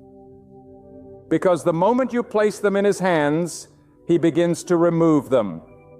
And when He removes them, you will find yourself running where you once crawled, soaring where you once stumbled, rejoicing where you once wept. For with God, the word limit loses all meaning, and the word impossible becomes nothing more than a lie exposed by truth. ChatGPT said, "There are people listening right now who have walked for years with invisible chains around their hearts. You move through your days with a smile on your face, yet inside you are weighed down by belief that your life will never change. You say to yourself, this is just the way it is, this is who I am, this is all I will ever be. But let me tell you the truth. When you believe that, you are not living by the power of God, you are living by the power of your limits. And as long as you cling to those limits, they will shape your life. But the moment you open your hands and release them into the care of God, you will see that He has been waiting all along to take you higher than you dared to imagine. Do you not understand that God created you with intention? Every breath you take is a reminder that your existence is not random. The mind you carry, the talents you hold, the desires that stir in your heart, none of it is meaningless. God planted those seeds within you so that you would bear fruit in this world. But when you say, I cannot, you refuse the very harvest He intended for you. When you limit yourself, you bury the seeds before they ever see the sun. And when you bury them, you rob not only yourself, but also those who were meant to be nourished by the fruit of your life. Do not bury what God has planted. Do not silence what God has spoken. Do not diminish what God has designed. Some of you carry the weight of impossibility because you are trying to carry it all by yourself. You measure your strength against the size of the mountain, and you say, I will never climb it. You measure your wisdom against the size of the problem, and you say, I will never solve it. You measure your resources against the size of the dream, and you say, I will never reach it. And yes, if it were only you, you would be right. But it is not only you, it is God through you. And when God is with you, the mountain is not too high. The problem is not too complex. The dream is not too far. Do not measure your destiny by your power. Measure it by God's power. There is a reason that people who trust God live differently. They walk into storms with peace. They step into uncertainty with courage. They face challenges with hope. It is not because they are stronger than others, but because they know that God is greater than the storm, greater than the uncertainty, greater than the challenge. They do not deny the presence of struggle. They deny the finality of it. They do not ignore the weight of their burden. They trust God to lift it. And because they refuse to let limits define them, they walk into places others are afraid to go. They do things others said could never be done. They become living testimonies of what happens when a person believes in the limitless power of God. Do not think for one moment that God has forgotten you. Some of you have prayed and the answer has not yet come. You have waited and the door has not yet opened. You have believed and the dream has not yet appeared. And now the temptation comes to say, maybe it was not meant for me. Maybe this is all I will ever have. But hear me, delay is not denial. Waiting is not rejection. Silence is not absence. Sometimes God allows the waiting so that your faith may grow stronger, so that your roots may go deeper, so that when the breakthrough comes, you are ready to sustain it. Do not let waiting convince you that you are limited. God has not changed His mind about you. He has not withdrawn His promise. He has not removed His hand. Trust His timing, for when He moves, the limits that held you for years will fall away in a moment. Some of the greatest chains people carry are not seen on their hands or feet, but are wrapped around their minds. chains of doubt, chains of insecurity, chains of shame, chains of fear. And these chains are heavier than any iron, stronger than any steel, more confining than any prison.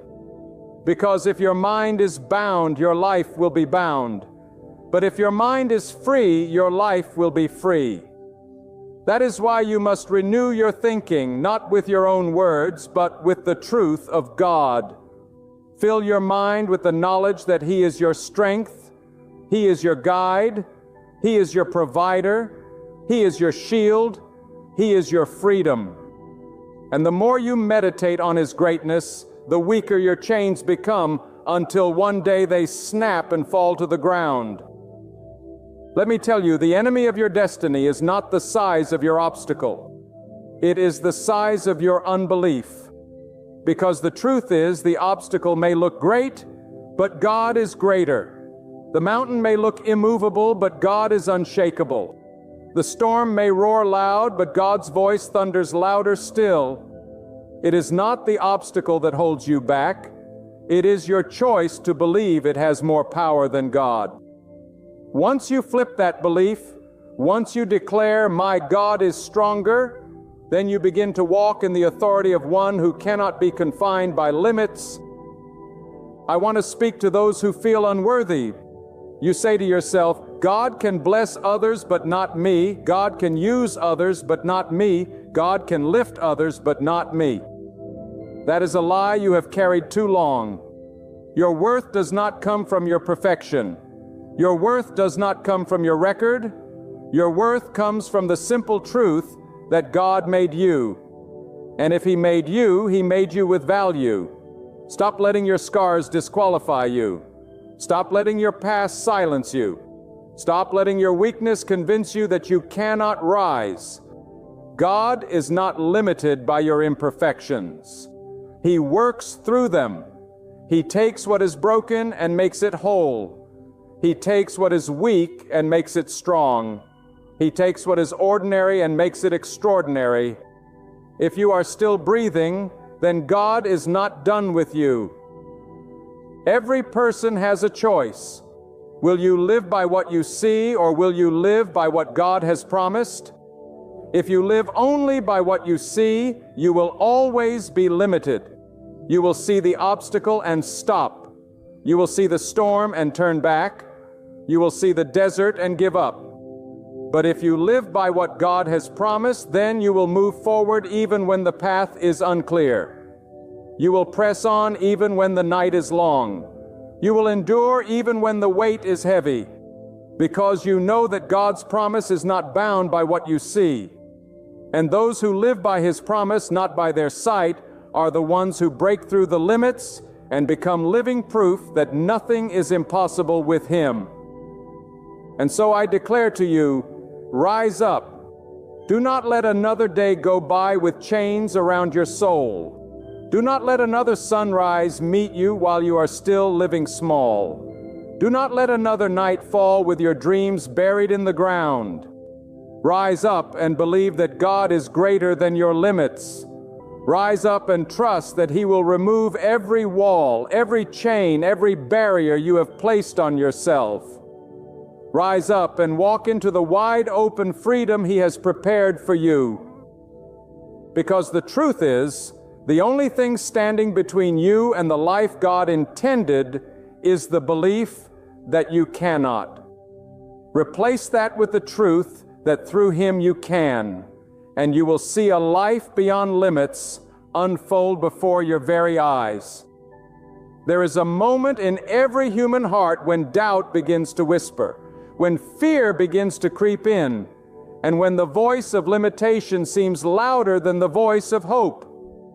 But I tell you with all the authority of truth, God did not create you to live under the weight of chains you built yourself. He did not breathe His life into you only for you to surrender to the bars of self-doubt, fear, and hesitation. He is the one who can remove every limit you have placed upon your own soul. For where your strength ends, His power begins. What you see as a wall, He sees as dust that can be blown away with a single word. What you call impossible, God calls small. Every time you tell yourself, I cannot, you are not describing the reality of God's power, but only the frailty of your own vision. You are speaking from the language of human weakness, not the language of divine strength. And when you cling to those words long enough, they become chains. They become a prison. But God in His mercy breaks the very locks you put on the doors of your own destiny. He does not wait for your permission to be God. He only waits for your faith to align with His greatness. And when you allow Him to take control, the walls you thought were too high begin to crumble. The oceans you thought were too wide begin to part. And the ceilings you thought were fixed begin to shatter. There are countless lives today that live in quiet defeat. Not because God has withheld His blessings, but because they have believed the lies of limitation. They measure their future by their past failures. They judge their worth by the opinions of others. They shrink their dreams down to the size of their fears. But I say to you, when God has written your story, no failure defines it, no critic can erase it, and no fear can silence it. The same God who stretched out the heavens and set the stars in place has never once needed permission from your doubts to make you victorious. Think about the power of the human mind when surrendered to God. A single idea gifted by Him can build nations, can heal generations, can turn weakness into strength. Yet how often do we bury those God-given ideas beneath the soil of hesitation? How often do we silence the very calling that could change everything because we fear the size of the mountain? But hear me clearly. The mountain was never meant to intimidate you. It was meant to reveal the power of God to move it. The barrier was never meant to end your journey. It was meant to showcase that His hand can lift you above it. When God is for you, even your mistakes cannot keep you down. Even your past cannot chain you. Even your own weakness cannot destroy you.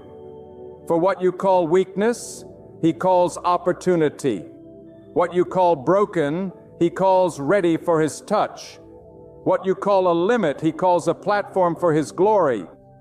Every limit you accept is an insult to the one who knows no bounds. Every ceiling you build is a shadow compared to His endless sky. And every excuse you make is powerless against His eternal decree. Do not underestimate what God has put inside you. The very breath you carry is not your own. It is His gift. And if He has given it, then He has also given purpose. That means you are not wandering without direction. Even if your eyes cannot yet see the path, the limits you see are temporary. The strength He gives is eternal. The storm you face is passing. The victory He promises is forever. I must warn you, if you live your life only by what your eyes can see, you will never rise above the limits of this world. But if you choose to live by what God has spoken, you will walk on waters that others sink in. You will climb mountains that others surrender to, and you will see possibilities where others see only impossibilities. For God does not speak in terms of limits. He speaks in terms of abundance, power, and victory. When you walk out of here, I want you to remember this truth with every beat of your heart. God has never designed you to be small, defeated, or chained by the walls you've built for yourself. He has called you higher. He has destined you for more. Every voice of doubt, every whisper of fear, every chain of limitation is nothing in the presence of His power. And when you trust Him, when you step forward in faith, when you refuse to bow to the prison of your own mind, you will see the mighty hand of God tear down those walls and open doors you never thought could open. Do not walk away carrying the same boundaries that held you when you arrived. Leave them behind. Release them. Allow God to reveal what unfolds when faith outweighs fear. When obedience rises above hesitation, when trust stands taller than doubt, He will lift you out of the valley and set your feet upon higher ground. He will take your shattered pieces and shape them into power. He will expand your vision beyond what your mind could ever conceive. The world may label you bound, but God calls you free. The world may see weakness, but God declares strength. The world may assume your story has ended, but God says it has only just begun. Lift your gaze toward Him and see how He breaks every ceiling, tears down every wall, unshackles every chain, and shatters every limit you once believed. For with God there are no boundaries, no barriers, no impossibilities, only victory. My friend, listen closely to me right now, because what I'm about to tell you is not a suggestion, not a theory, not a mere hope. It is a declaration backed by the full authority of God's Word. You may be surrounded by challenges. You may feel trapped by your situation. You may think the pressure is closing in, but God is already creating a way out. You do not have to live in fear. You do not have to drown in anxiety. You do not have to lose another night's sleep, because while you are worrying, God is working. While you are stressing, God is unlocking doors you haven't even seen yet. While you are weeping, God is setting the stage for a breakthrough no one can hinder. So stop stressing, because the hand of God is already in motion over your life. I know how heavy life can feel. I know the weight of burdens that press down so hard it feels like your very chest cannot rise. You may be asking, when will this end? How will I get out? Where is the answer? And yet, the truth you must cling to is this: God never leaves His people without a way of escape. God is not blind to your pain nor deaf to your cries. He is not distant, not uncaring, not idle. Even when you cannot trace His steps, you can trust His heart. God is ahead of you, making crooked places straight, preparing rivers in the desert, and carving highways through the wilderness. You see only the problem before your eyes, but God sees the outcome. You see the storm, but God sees the rainbow. You see the prison, but God has already planned the release. Stress comes from the illusion that you must solve everything yourself, that you must carry it all on your shoulders, that the outcome depends on your effort alone. But God says, "Cast your burdens on me, for I will still sustain you." Do you hear that? God is saying, "I am enough. I am your deliverer. I am your strength. I am your way out." Worry does not open doors. Prayer does. Anxiety does not solve problems. Surrender does. Fear does not change outcomes. Faith does. So stop tormenting yourself with the endless what-ifs. Stop rehearsing in your mind every possible disaster. Stop living as though God has abandoned you. God has not abandoned you. He is already making a way. Think of how many times in your past you thought it was over and thought you would not make it. Thought there was no solution, but you are still here. Why? Because God made a way then, and God is making a way now. He did not bring you this far to leave you stranded. He did not allow you to endure this long just to watch you collapse. He has been faithful yesterday. He is faithful today, and He will be faithful tomorrow. Stress is an insult to the faithfulness of God, for it whispers, "God cannot handle this." But faith shouts back, "God already has the answer." Stop letting your mind run wild with doubt. The battle is not yours. It belongs to God.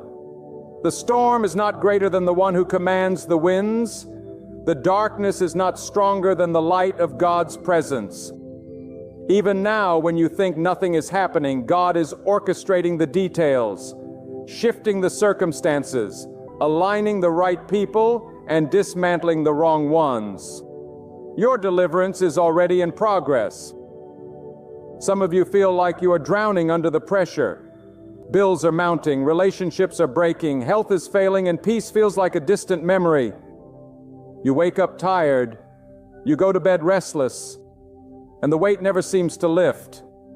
But listen, your stress cannot change what only God can do. God does not need your worry to accomplish His will. He does not need your sleepless nights, your trembling hands, or your racing heart. What He needs is your trust. What He desires is your faith. What He commands is your surrender. Stress is evidence of misplaced trust. Faith is evidence of surrender to God's power. You may be saying, "But I can't see the way out." You don't need to see it. God sees it. You may say, "I don't know when this will change." You don't need to know when. God has already appointed the time. You may say, "I don't know how this will work." You don't need to know how. God has already determined the method. You don't need to figure out the plan, because the plan belongs to God, and His plan is perfect, is unstoppable. His plan is already unfolding. Think about it. When a seed is planted in the ground, you don't see anything happening for a long while. The soil looks empty, lifeless, barren. But beneath the surface, something powerful is taking place. Roots are growing. The seed is breaking. Life is pushing upward. And then suddenly at the appointed time, the green shoot bursts form. That's what God is doing in your life. Beneath the surface, in ways you cannot see, He is moving, preparing, shaping, and setting the stage for a breakthrough that will astound you. Stop digging up the soil every day to check on it. Stop stressing about what you cannot see. Trust that God is at work in the invisible realm, bringing forth visible results at the right time. And when that breakthrough comes, you will see that all your stress was wasted energy. You will see that none of your sleepless nights added a single blessing to your life. You will see that the tears you cried in doubt did not open doors. Only God did. God is already doing what you could never do on your own. So why stress over what is already guaranteed by His power? The enemy wants you to live in fear. He wants you to live in panic. He wants you to live in a constant state of unrest, because a restless mind cannot hear God clearly. But God calls you into peace. God calls you into stillness. When God calls you into trust, when you quiet the storm inside, you will hear His voice guiding you through the storm outside. He says, "Be still and know that I am God." That stillness is not weakness. It is power.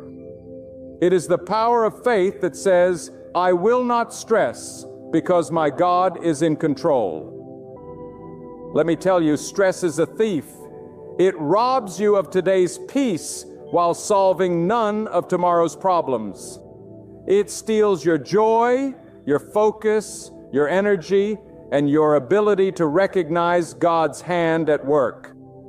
It blinds you to the blessings you already have while magnifying problems that God has already. Stress shrinks your faith and magnifies your fear. But when you stop stressing, when you choose trust instead, you magnify God above your problems. And when God is magnified, problems lose their power. There is no chain so strong that God cannot break it. There is no wall so high that God cannot bring it down. There is no situation so complex that God cannot untangle it. And there is no night so dark that God cannot light the way through it. You may feel like you are hemmed in on every side, but God specializes in parting seas, in making rivers in the desert, in carving highways through the wilderness. You may think you're standing before a dead end, but God is already preparing the Red Sea to split before you. I know some of you are asking, if God is making a way, why can't I see it now? Because sometimes God hides His work until the appointed time. Sometimes the delay is your preparation. Sometimes the waiting is your strengthening. Sometimes the silence is your training ground. God is not only concerned with your destination, He is concerned with who you are becoming along the way. And if He must let you walk through pressure to make you stronger, if He must let you sit in waiting to sharpen your faith, then that is still His goodness at work. Stop stressing about the process. The process is necessary. The delay is not denial. The silence is not abandonment. The waiting is not wasted. Every step is ordered by God, and He wastes nothing in your life. He will use the tears. He will use the struggle. He will use the pain. He will use the waiting. And He will weave it all into a tapestry of glory. You may only see the tangled threads right now, but one day you will look back and see the masterpiece God was creating all along. And I declare to you right now, this is not the end of your story. This is not your final chapter. God is not finished with you. Stop stressing, because the author of your story has already written the next page. The same God who brought you out before will bring you out again. The same God who opened doors before will open doors again. The same God who provided before will provide again. And He will do it in ways greater than you can ask or imagine. My friend, if you could only see what God is already doing, your stress would melt away like snow in the sunlight. If you could only glimpse the doors He is unlocking, the enemies He is scattering, the opportunities He is aligning, the blessings He is preparing, you would fall on your knees in gratitude instead of lying awake in worry. God is faithful, and He is making a way out of this right now. Stop stressing. Trust Him. Let me tell you something that will set you free today. The weight you are carrying was never meant for your shoulders. You were not created to live in constant panic, clutching the reins of life as if everything depends on you. You were created to walk in trust, to move in faith, and to rest in the assurance that God is already ahead of you, arranging your deliverance before you even realize you need it. Stress is the false belief that you are alone. Faith is the true conviction that God is already working on your behalf. And right now I declare to you, God is already making a way out of this. So stop stressing. Every trial you face is not a sign of abandonment, but an invitation to greater trust. Do you understand that what looks like a closed door is often the place where God is about to show you His power? What feels like the heaviest burden is often the very situation through which God will reveal His strength in you. You see, God does not waste pressure. He does not waste pain. He does not waste obstacles. Every challenge is raw material in His hands. Stress only blinds you to the truth that even in the fire you are being refined. Even in the wilderness you are being shaped. Even in the storm you are being strengthened. God is not preparing your destruction. He is preparing your elevation. You think this difficulty is to harm you, but God intends to use it to build you. That setback you are crying over may be the very thing that launches you into your destiny. That rejection you are mourning may be the very redirection toward God's perfect plan. And that delay you are questioning may be the divine timing that prevents you from walking into something that would have destroyed you. Do not stress over what God is using to protect you. Do not panic over what God is using to position you. If only you could see behind the curtain of the visible, you would realize that this situation is not breaking you. It is making you. Stress thrives in the absence of perspective. It magnifies the temporary and blinds you to the eternal. But when you shift your vision from the problem to the one who rules over all problems, your heart begins to settle. Stress says this is impossible. Faith says with God all things are possible. Stress says I don't see a way. God is the way. Stress says I can't take this anymore. Faith says God will carry me through. Do you see the difference? Stress pulls you down, but faith lifts you up. Stress drains your life, but faith revives your soul. Stress makes you see only the storm, but faith makes you see the hand of God above the storm. And here is the truth many forget. God's way is often hidden until the very moment you need it. He does not show you every step in advance. He does not reveal every detail of the plan. Why? Because if He showed you the whole path, you would not need faith. God wants you to lean not on your own understanding, but to trust in Him with all your heart. He wants you to walk step by step, moment by moment, relying not on your sight, but on His promise. The fact that you cannot see the way does not mean there is no way. It means God is teaching you to trust Him. So stop stressing about tomorrow. God is already in tomorrow. Stop stressing about the outcome. God has already secured the outcome. Stop stressing about the how. God is the how. Your part is not to worry. Your part is to believe. Your part is not to panic. Your part is to pray. Your part is not to collapse in fear. Your part is to stand firm in faith.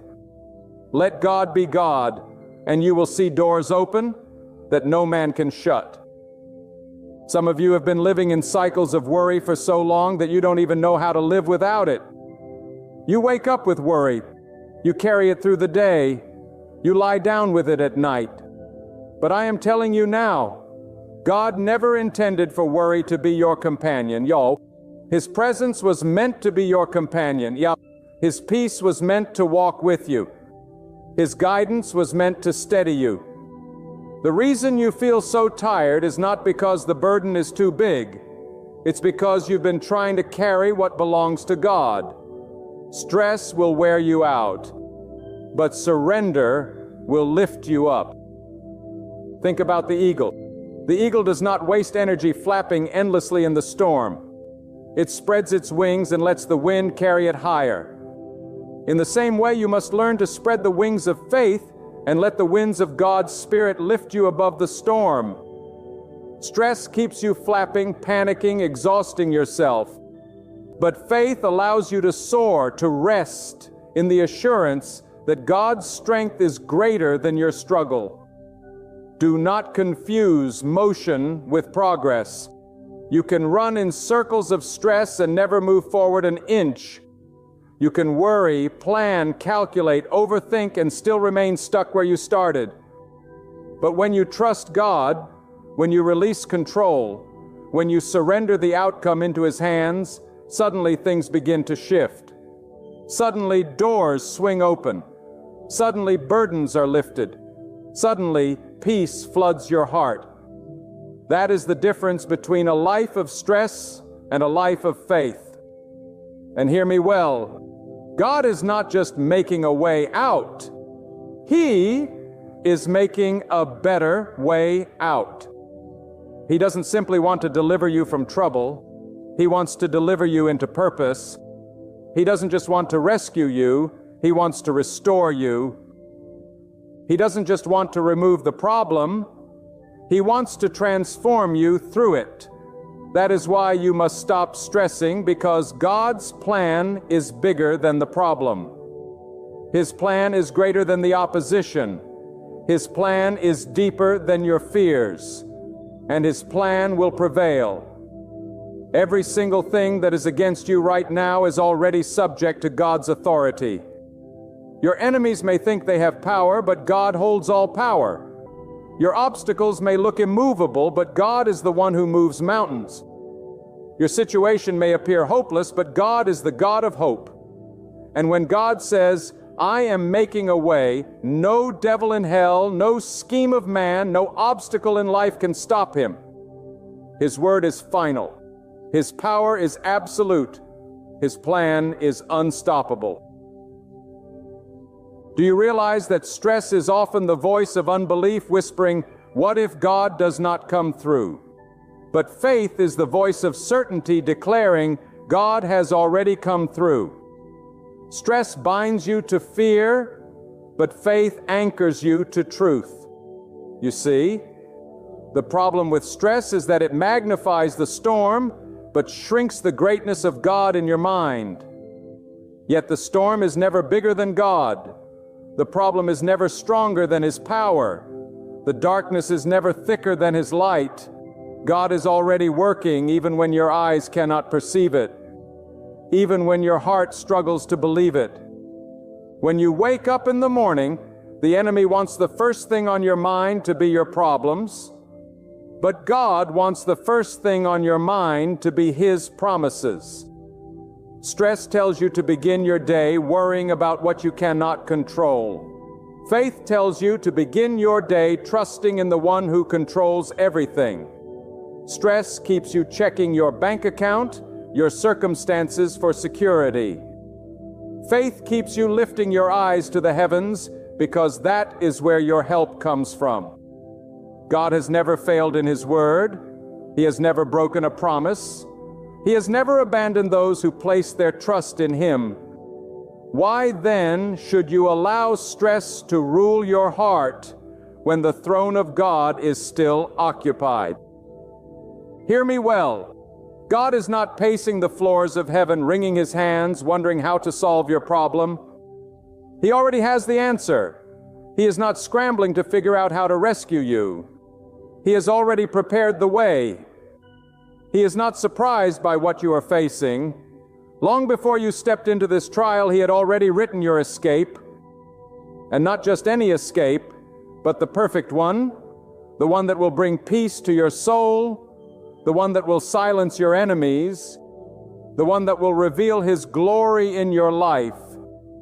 Stress also tricks you into thinking that God's silence is God's absence and all. But silence does not mean absence. Silence is often preparation. Silence is where faith is tested and trust is forged. Silence is where God works in the hidden spaces, aligning what must be aligned, shifting what must be shifted, moving what must be moved. Just because you don't hear Him does not mean He is not speaking. Just because you don't see His hand does not mean He is not moving. The hidden work of God is often the greatest proof of His power. Stop asking yourself, what if this doesn't work out? And start declaring, God is already making it work out. Stop imagining every worst-case scenario and start believing in God's best-case outcome. Stop torturing yourself with visions of failure and start strengthening yourself with visions of God's faithfulness. Stress is imagination in the wrong direction. Faith is imagination aligned with the promises of God. You get to choose which one you feed. If you keep feeding your stress, it will grow and consume you. But if you feed your faith, it will silence every fear, every doubt, every worry, and you will begin to walk in the peace that surpasses understanding. Sometimes God allows you to face circumstances beyond your strength, so you will finally realize your strength was never enough. Stress convinces you that you must carry everything alone, but God reminds you that you were never meant to. You are not abandoned in the struggle. You are being invited into deeper trust. You are not forgotten in the storm. You are being taught to hear God's voice in the thunder. You are not lost in the wilderness. You are being guided by a pillar of God's presence, even when you cannot see the path clearly. Do not mistake stress for responsibility. Responsibility means doing what is yours to do. Stress happens when you start trying to do what only God can do. Your part is to pray, to act with wisdom, to trust, and to wait. God's part is to open the doors, to bring the breakthrough, to provide, and to part the seas. When you try to carry both your load and God's, the weight will crush you. But when you place His part back into His hands, strength, peace, and clarity return. Remember this, God's way out doesn't just pull you through. It lifts you higher. His goal is not simply to end the trial. His goal is to transform you within it. When God brings you out, you will not be the same. You will emerge wiser, stronger, purer, and more rooted in His presence. Stress focuses on survival, but God focuses on your revival. Stress says, I just want to get out. God says, I am bringing you out greater than you went in. Think about the river. When obstacles are placed in its path, the river does not stop flowing. It bends, it carves, it finds a way around. It keeps moving until it reaches its destination. That is what God is doing in your life. He is the living stream that will never be stopped. The obstacles in your path may seem immovable, but God will carve a way through. Stress looks at the rock and says, I cannot get past this. Faith looks at the same rock and says, God will make a passage through this. Let me remind you, God is not intimidated by deadlines, by reports, by threats, by diagnosis, by shortages, by enemies. He holds time in His hand. He holds provision in His hand. He holds healing in His hand. He holds victory in His hand. Nothing is outside His authority, and if He has already declared that He is making a way, then no force on earth or in the unseen can stand against it.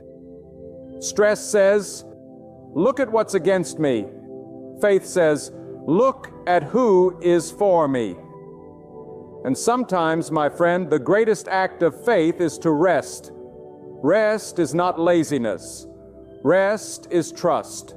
Rest says, I refuse to let stress dictate my life because I know God is in control. Rest is proof that you believe God is already at work. Rest is the silence that declares louder than words, my God will make a way. When you learn to rest in Him, even in the storm, even in the fire, even in the valley, you will see that His presence is enough. So stop rehearsing your fears. Stop feeding your doubts. Stop magnifying your stress. Instead, magnify God. Speak His promises over your life. Remind yourself of His faithfulness in the past.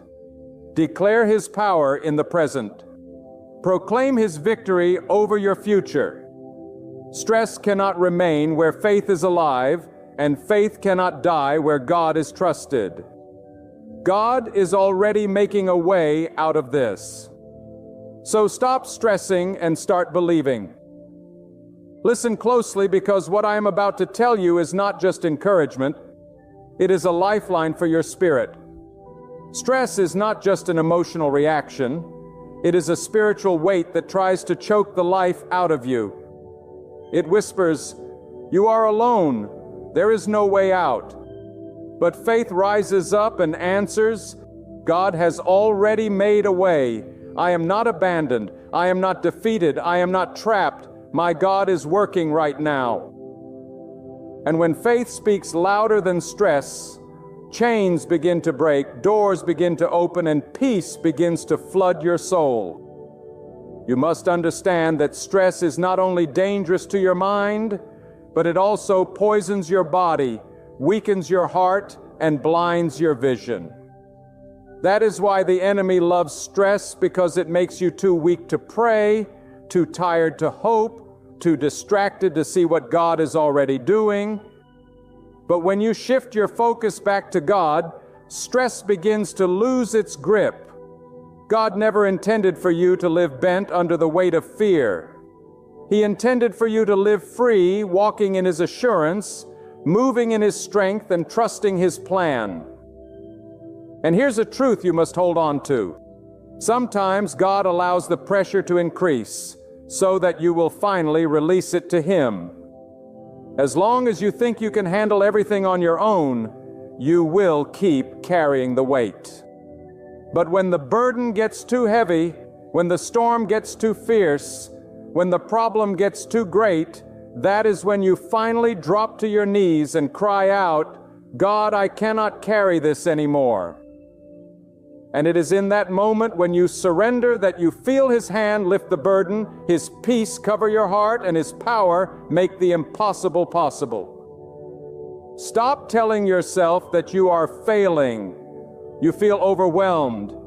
You are not failing. You are being positioned. You are being brought to the very place where you must depend on God completely. And dependence on God is not weakness, it is the very source of your strength. When you lean on your own strength, you collapse. When you lean on God, you rise. Stress says, I am not enough. Faith says, God is more than enough. And remember this, what looks like a setback is often a setup. The closed door you are stressing over may be the very thing protecting you from disaster. The delay you are fighting against may be the divine pause saving you from walking into the wrong situation. The unanswered prayer may not be silence at all. It may be God's greater answer, one that will be revealed at the perfect time. Stress says, this is the end. Faith says, this is preparation. Stress says, I am losing everything. Faith says, God is aligning everything. You see, God is not only making a way out, He is making a way forward. He is not only rescuing you from this problem, He is leading you into greater blessing. He is not only delivering you from danger, He is directing you toward destiny. Stress keeps your eyes locked on the obstacle. Faith lifts your eyes to see the horizon of God's promise.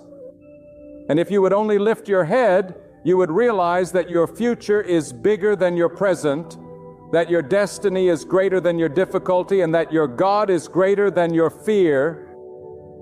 Think of the seed in the soil. It is pressed down, buried, surrounded by darkness. If seeds could think, perhaps they would panic, wondering, why am I trapped here? Why is everything pressing against me? Why can't I see the light? But what the seed does not realize is that the pressure, the soil, and the darkness are the very conditions for its growth. Without them, it could never break forth. And in the same way, the darkness you feel, the pressure you face, the weight you carry, they are not meant to bury you, but to plant you. You are not being destroyed, you are being developed. You are not being suffocated, you are being strengthened. You are not stuck. You are growing roots that will one day bear fruit. Stop stressing about the darkness. Stop worrying about the pressure. Stop panicking about the soil. Trust the God who planted you, because the same God who planted you will bring you forth in His time. He did not bury you to kill you. He planted you to raise you.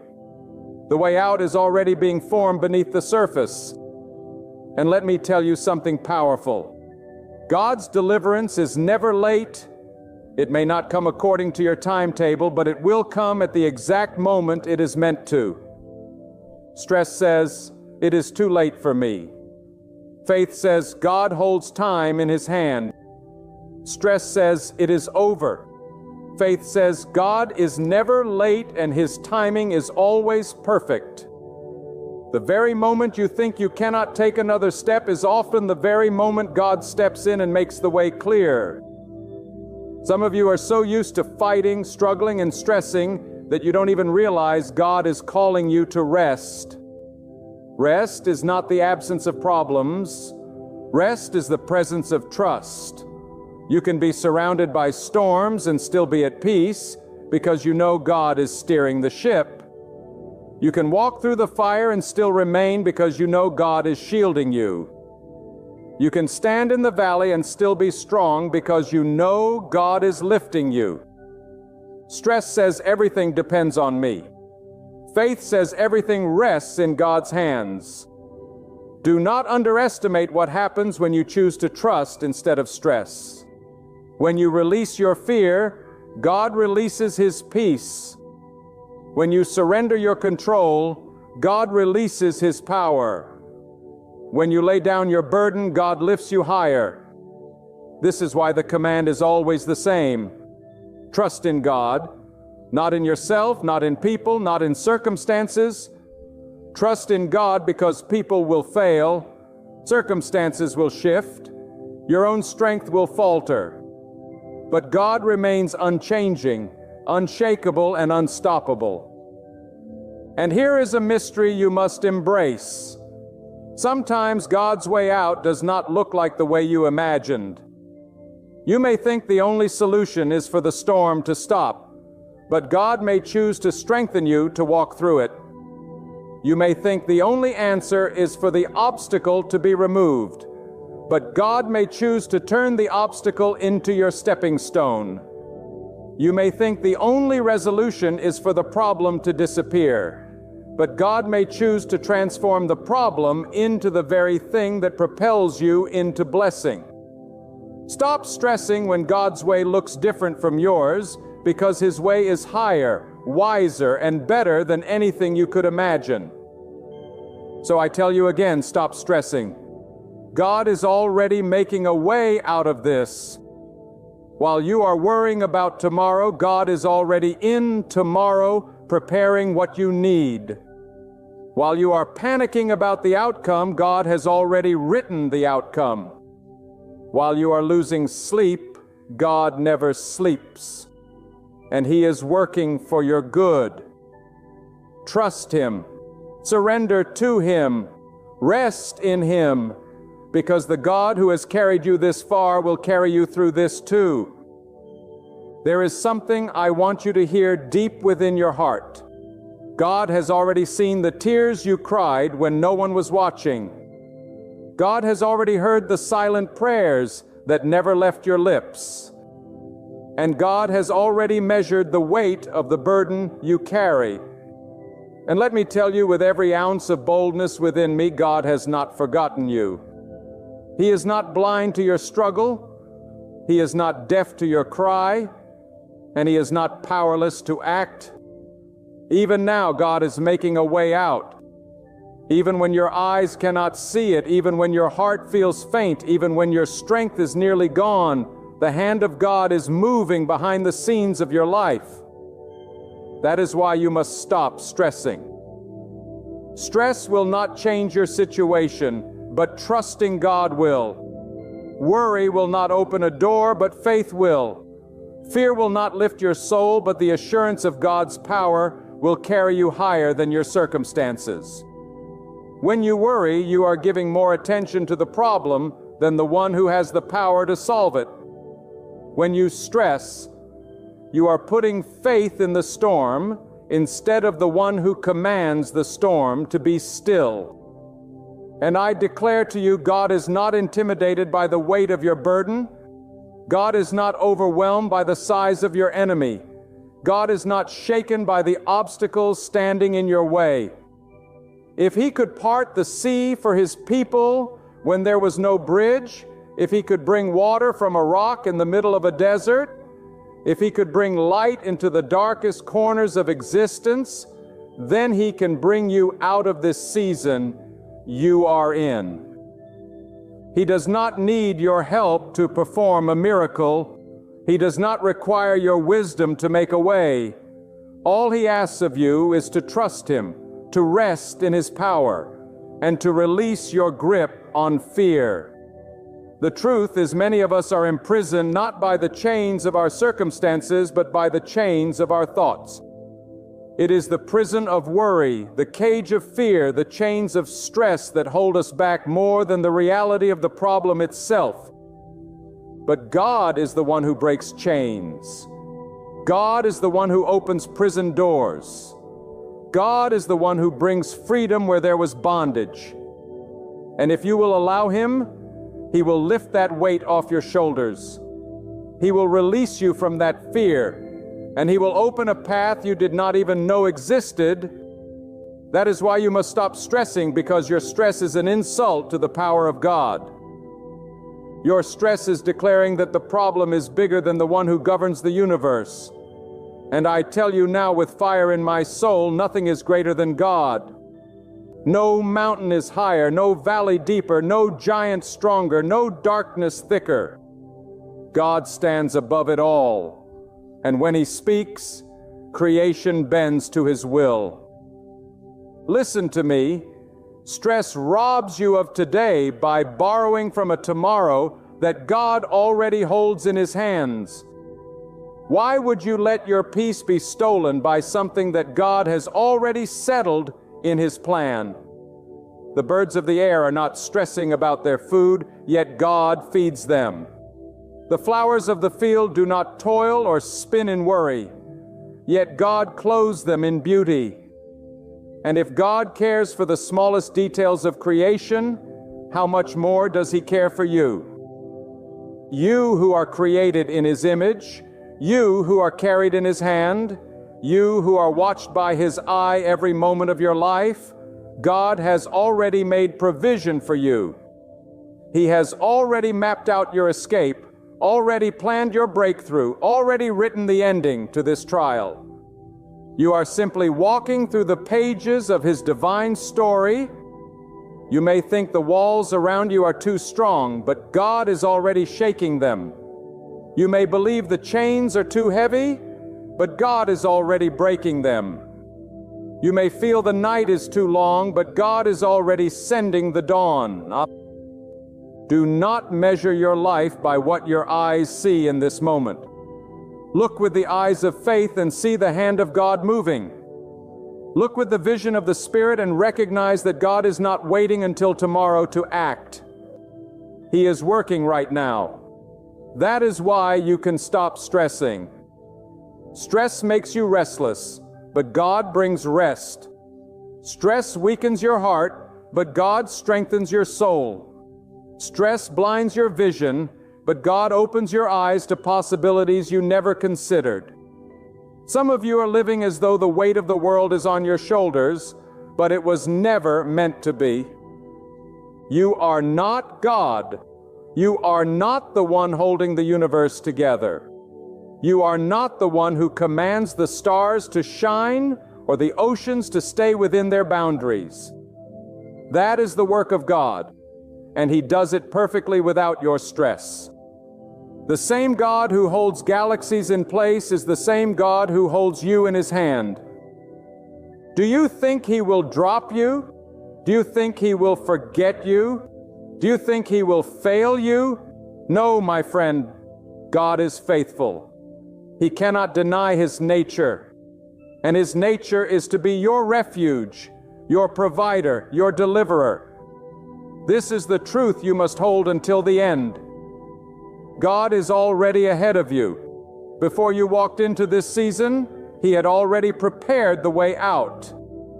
Before the problem arose, He already had the solution. Before the storm began, He had already determined its end.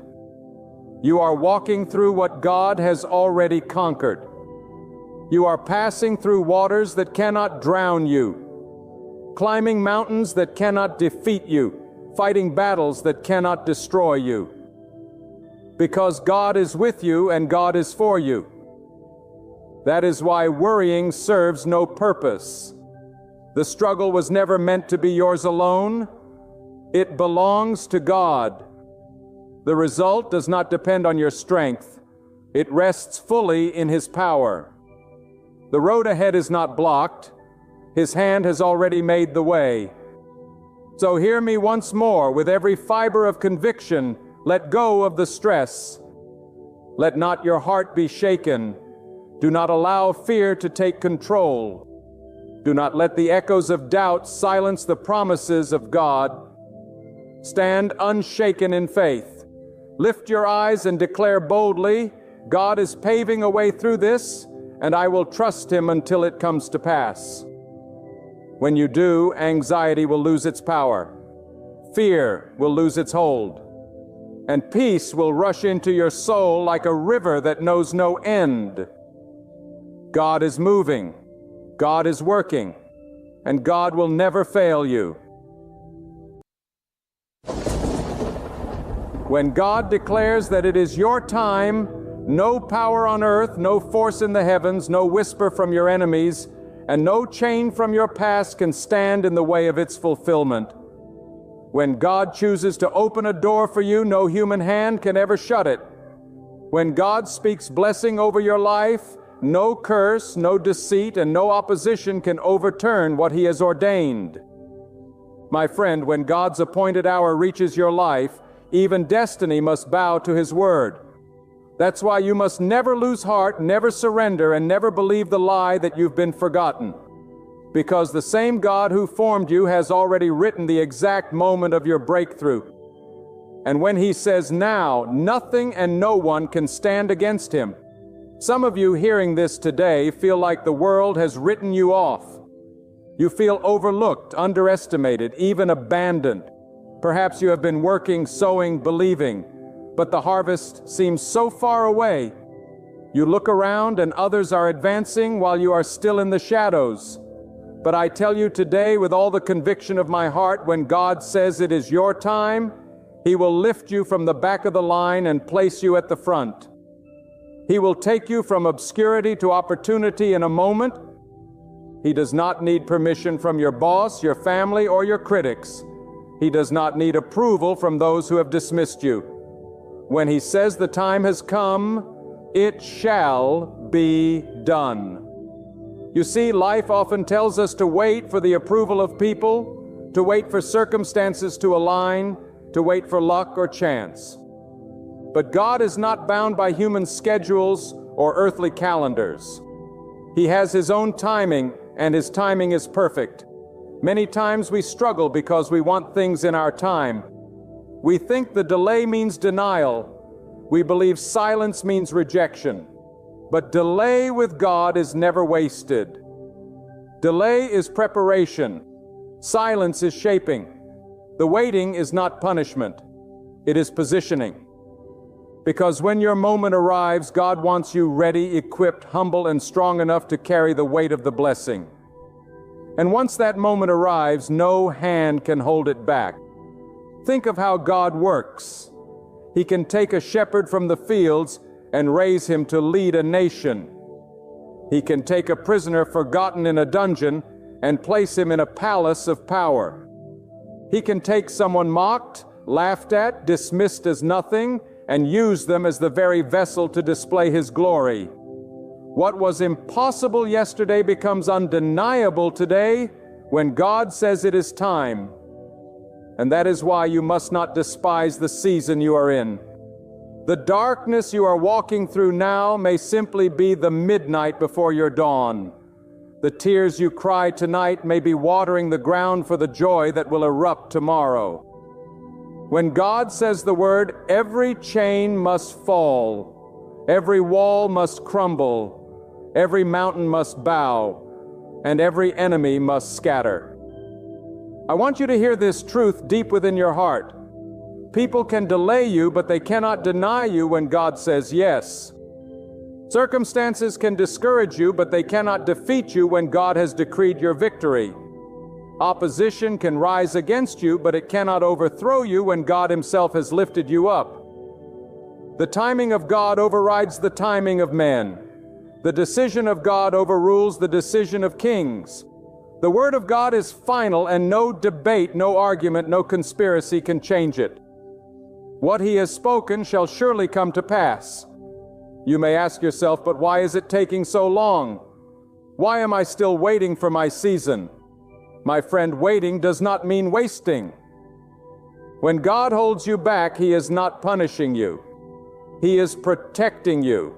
He knows the weight of the blessing, and He knows what you can carry. If He gave you too soon what you are asking for, it might crush you instead of crown you. That is why He works in silence. That is why He allows you to endure hardships. That is why He lets doors close before opening the right one. Because when He says it is your time, He wants you to stand tall, not stumble. He wants you to flourish, not falter. And when He moves, His timing will make sense of every tear, every trial, every unanswered prayer, and every sleepless night. There are people around you who may think they have the power to determine your destiny. They may try to push you down, silence your voice, overlook your talent, or block your progress. But they are not the authors of your life. God is. They may think they control the promotion, but it is God who promotes. They may think they hold the keys, But it is God who opens and closes doors. They may think they have written the final chapter of your story, but the pen is in God's hand, and He is still writing. Do not give power to people that belongs only to God. When He says yes, no man can say no. When He declares it is time, no one can say wait.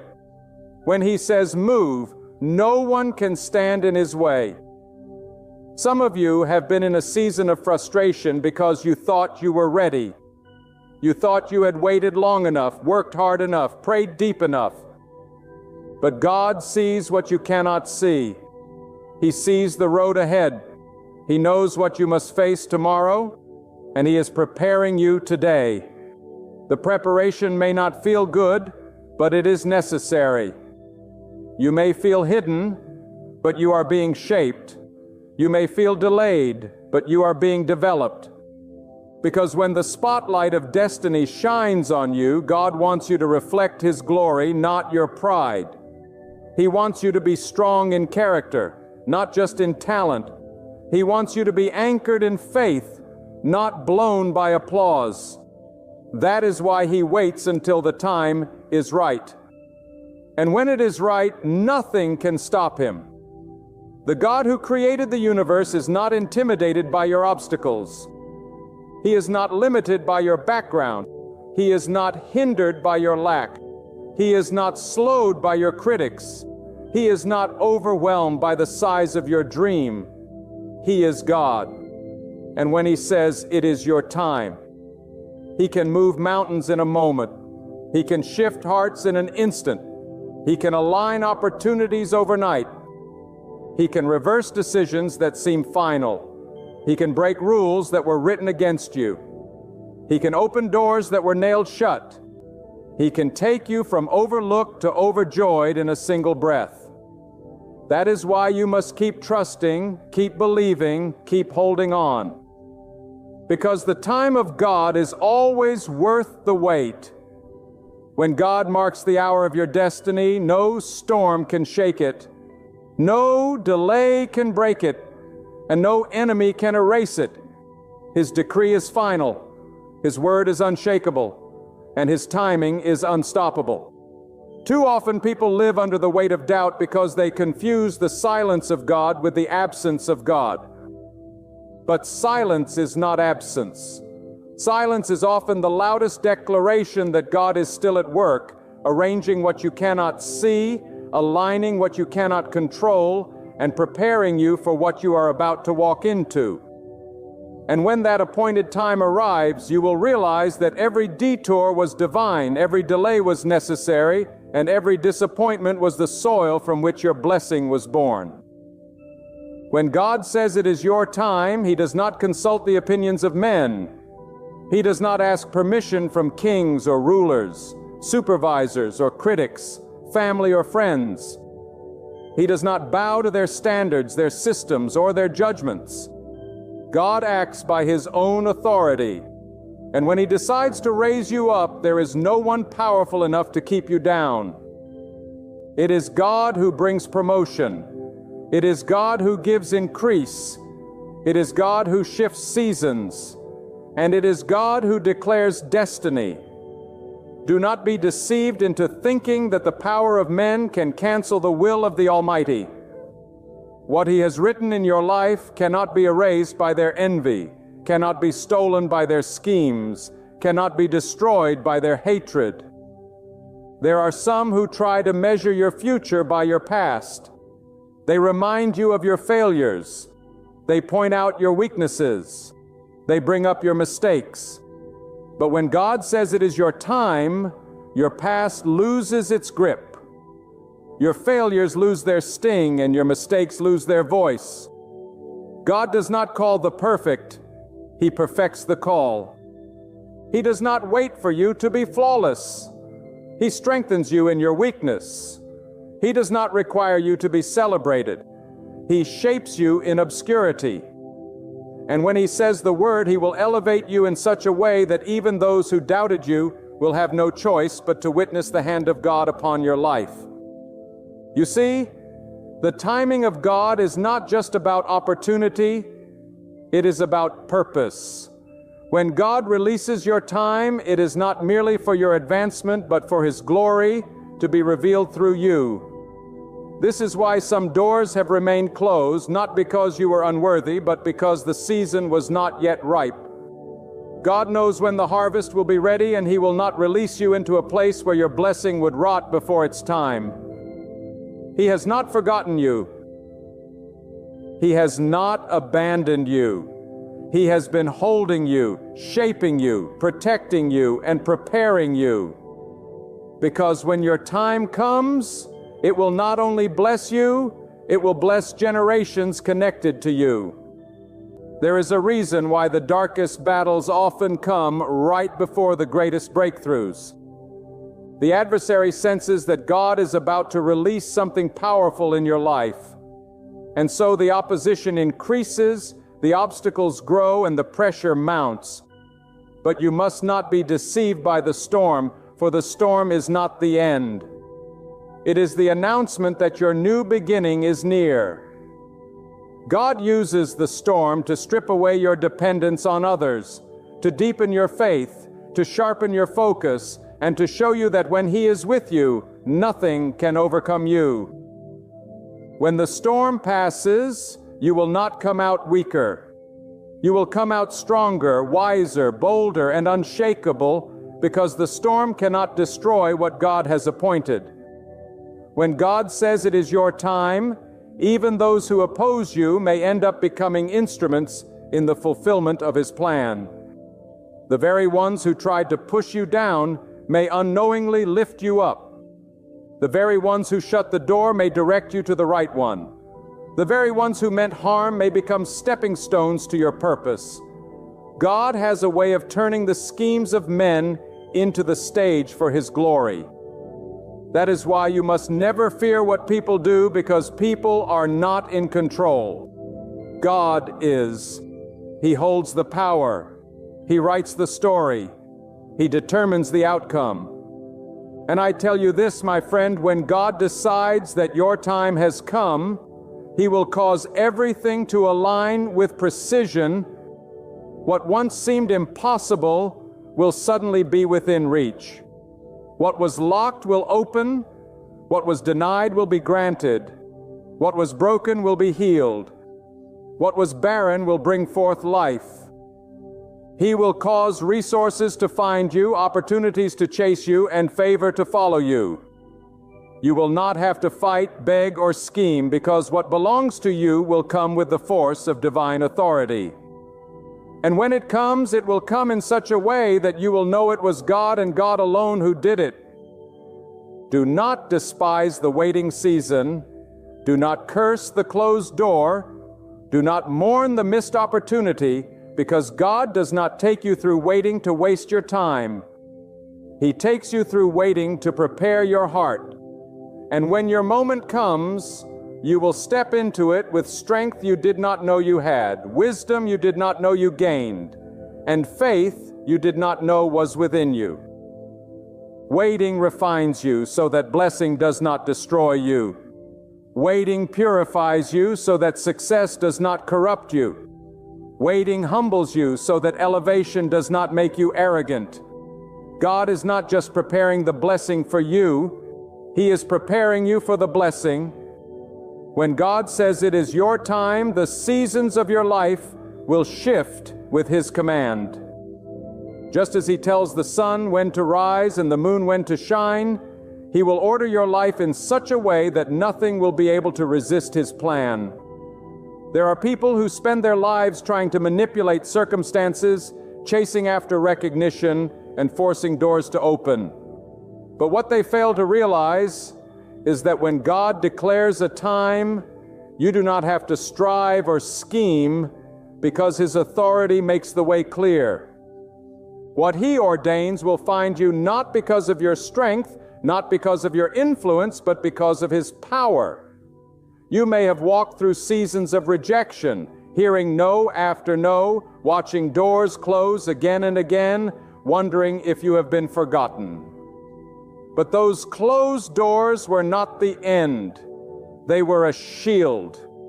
God was not rejecting you. He was redirecting you. He was steering you away from counterfeit opportunities, from temporary success, from distractions that would have pulled you out of your destiny.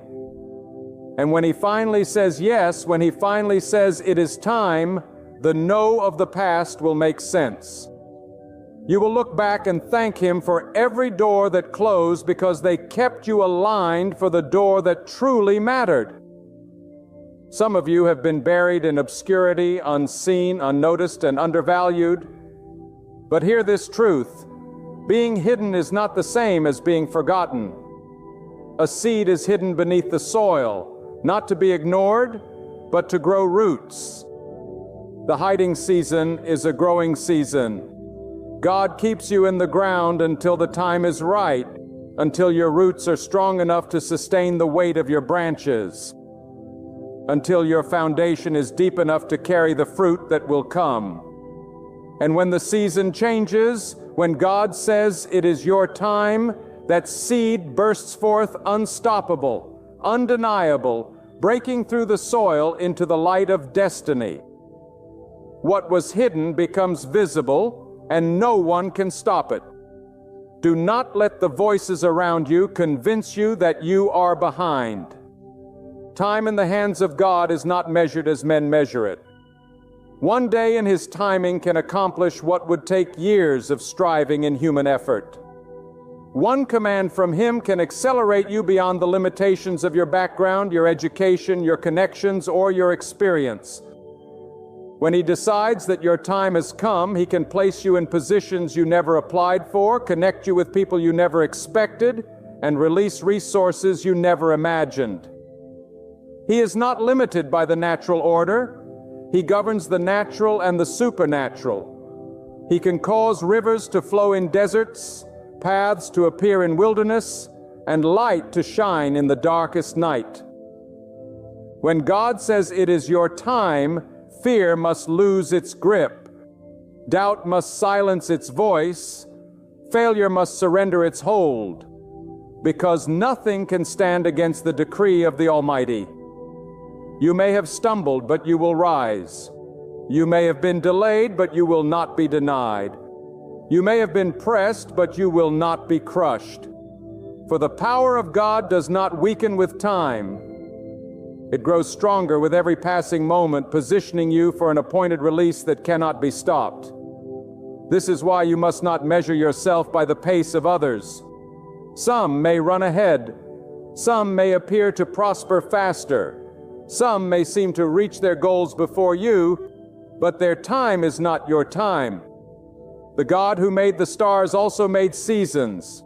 He set the times for the harvest of wheat and the times for the harvest of grapes. Each has its season, and so do you. When your season comes, it will not be late. It will not be early. It will be perfect. And when that moment arrives, it will make every year of waiting worthwhile. Sometimes God allows the opposition to grow louder, not to discourage you, but to make His power undeniable. He lets men say it cannot happen so that when it happens, everyone will know it was His doing. He allows your strength to fade so that His strength can be revealed.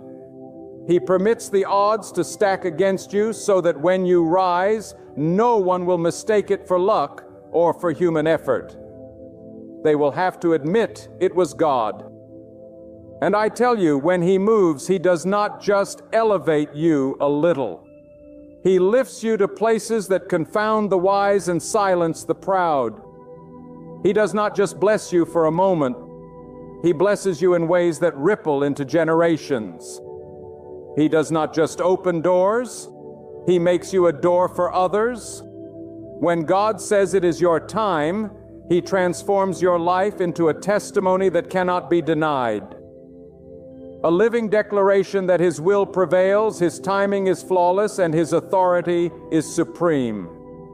When God says it is your time, He will not only move the visible, but also the invisible. He will shift the hearts of people you have never met, stir circumstances you cannot see, and align events you could never orchestrate. There are times when everything stands still, when silence feels weighty, and it seems as though nothing is shifting in your favor. Yet within that stillness, God is quietly crafting a masterpiece beyond your sight. Behind the curtain, He is stirring hearts, aligning moments, sending the right people, and softening walls you could never move alone. And when His chosen moment arrives, it may feel sudden to you, but it was divinely orchestrated long before. When God declares that it is your season, even time itself must yield to His command.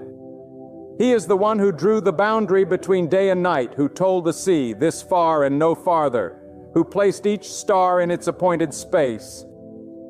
The same God who rules the cosmos also reigns over every detail of your life. If He can hold the planets in place without them colliding, can He not hold your future without it failing? If He can command the winds to blow where He wills, can He not command favor to find you? If He can call the morning to break after the darkest night, can He not call your destiny to break forth after your darkest hour? Do not underestimate His power. When He declares it is your time, creation itself bends to His word. There is something remarkable about how God works. He does not always announce His timing with trumpets or sign. More often, He lets the enemy believe they have won, lets circumstances convince you that you have lost, and then suddenly, without warning, He reveals His hand. And when He does, it is undeniable. The one who thought you were defeated must watch you rise. The one who closed the door must watch God open another. The one who spoke against you must watch God's favor speak louder. This is not coincidence. It is divine strategy. God allows it so that when the shift happens, no man can take the credit, no enemy can deny it, and no heart can mistake it. It was God and God alone. And here is what you must understand. When God calls you into your time, He equips you with what you need for that season. Some of you feel unprepared, inadequate, too weak, or too ordinary. But God does not wait for you to feel ready. He makes you ready in the process. He takes your weakness and turns it into strength. He takes your lack and turns it into abundance. He takes your doubt and turns it into courage. When He says it is your time, you will discover gifts you did not know you had, strength you did not know was inside you, and courage you did not know you carried. Because God does not just open doors, He builds you into someone who can walk through them without fear. When God says it is your time, He also makes your enemies serve a purpose. Those who spoke against you will become the evidence of your victory. Those who tried to block you will become unwilling witnesses to your breakthrough. Their opposition will be the stage upon which God displays His power. This is why you should never be overly disturbed by the resistance in your life. Resistance is not the absence of God's plan. It is the confirmation of it. If you were not headed somewhere important, there would be no opposition. If you were not carrying something valuable, no one would try to stop you. The very fact that you face resistance is evidence that God has written a greater ending for your story. And when your time comes, that resistance will not hold you. It will highlight you. Do not be fooled by appearances. God often works in the places that seem the smallest, the weakest, the most forgotten. He loves to take what men dismiss and make it shine for His glory. You may feel unseen right now, but being unseen does not mean being unimportant. The most vital roots of a tree are underground, invisible to the eye, but they are the very reason the tree can stand tall when the storm comes.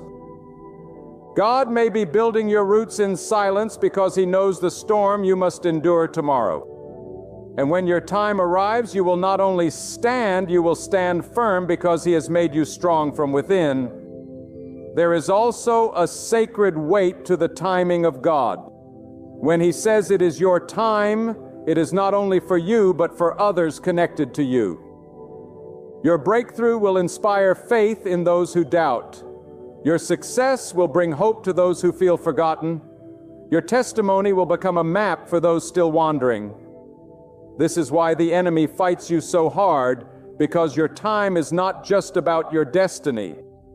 It is about the destinies of others who will find courage through your journey. God does not lift you up to be a monument for yourself.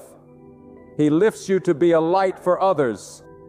And I tell you today, when the season shifts, you will feel the wind of change. Suddenly, people who overlooked you will begin to notice. Suddenly, opportunities you never asked for will appear. Suddenly, favor you did not chase will come knocking at your door. That is the power of divine timing. It makes things effortless. You will not have to force what God has already released. You will not have to beg for what God has already commanded. You will simply walk into it because the path has already been made clear by His hand. When God says it is your time, He will move in ways that defy logic and silence every argument.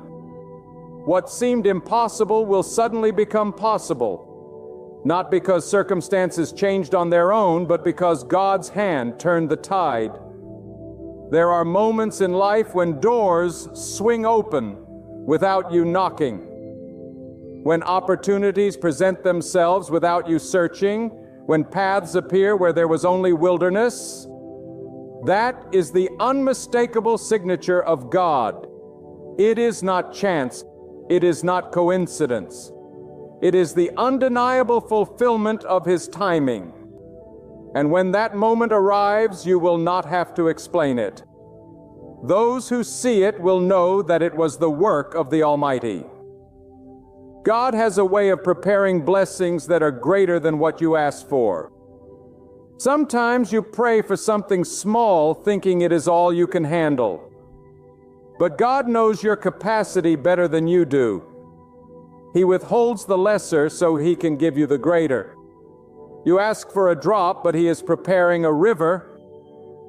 You ask for a door, but He is building you a house. You ask for survival, but He is setting you up for abundance. When He says it is your time, you will realize that the waiting was not empty.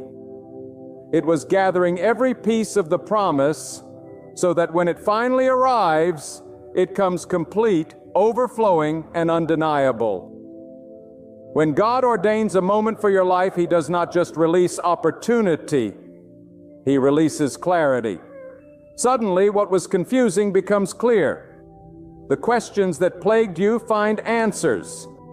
The fog lifts and you see the purpose of everything you endured. That is why His timing is so precious.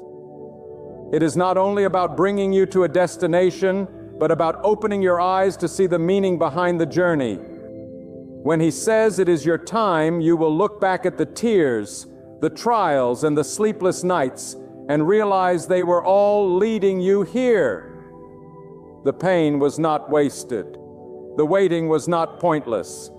And the struggle was not in vain. God uses every detail to craft the perfect moment. Do not be deceived into thinking that the power of people determines your breakthrough. People may have influence, but they do not control destiny. They may deny you access to their table, but God will build you a table of your own.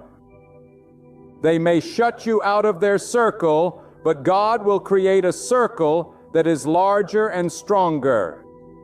They may reject you, but God's acceptance overrides every rejection. Remember this, the voice of people is loud, but it is not final. The voice of God is final, and when He says, it is your time, the very ones who doubted you may end up being the ones who witness your rise. There are times when God keeps you in obscurity because he knows that exposure too soon can destroy what he is building. He protects you by hiding you. He shields you by delaying you. He strengthens you by stretching you. And when the season of unveiling comes, you will not be fragile. You will be fortified. Oh, you will not crumble under pressure because the years of waiting have made you unshakable. You will not fear the spotlight because the time in the shadows has humbled you. When God says it is your time, you will not just enter the blessing. You will be prepared to carry it, to protect it, and to multiply it. When God declares your time, He also silences every lie spoken over your life. Some of you have been labeled by your past, defined by your failures, boxed in by people's opinions. But labels cannot survive the decree of God. When He says, now, those words lose their power. Failure cannot define you, weakness cannot limit you, and doubt cannot hold you. God replaces the words of men with His word, and His word is truth, and His truth declares that you are chosen, you are called, you are set apart, and you are destined. No amount of gossip, slander, or judgment can erase what He has already written. God also uses His timing to teach you trust, because it is in the waiting that you learn dependence. It is in the silence that you learn faith, and it is in the delay that you learn perseverance. If He gave you everything instantly, you would never grow deep in character. But when He makes you wait, He is not being cruel. He is teaching you to walk with Him, to trust Him when you cannot trace Him, to believe Him when you cannot see Him. And when He says it is your time, the lessons you learned in the waiting will become the foundation for the blessing you are about to carry. Some of you are standing on the edge of that moment. Even now you feel the stirring in your spirit, the shift in the atmosphere, the quiet assurance that change is near. That is not your imagination. That is God whispering that your time is close.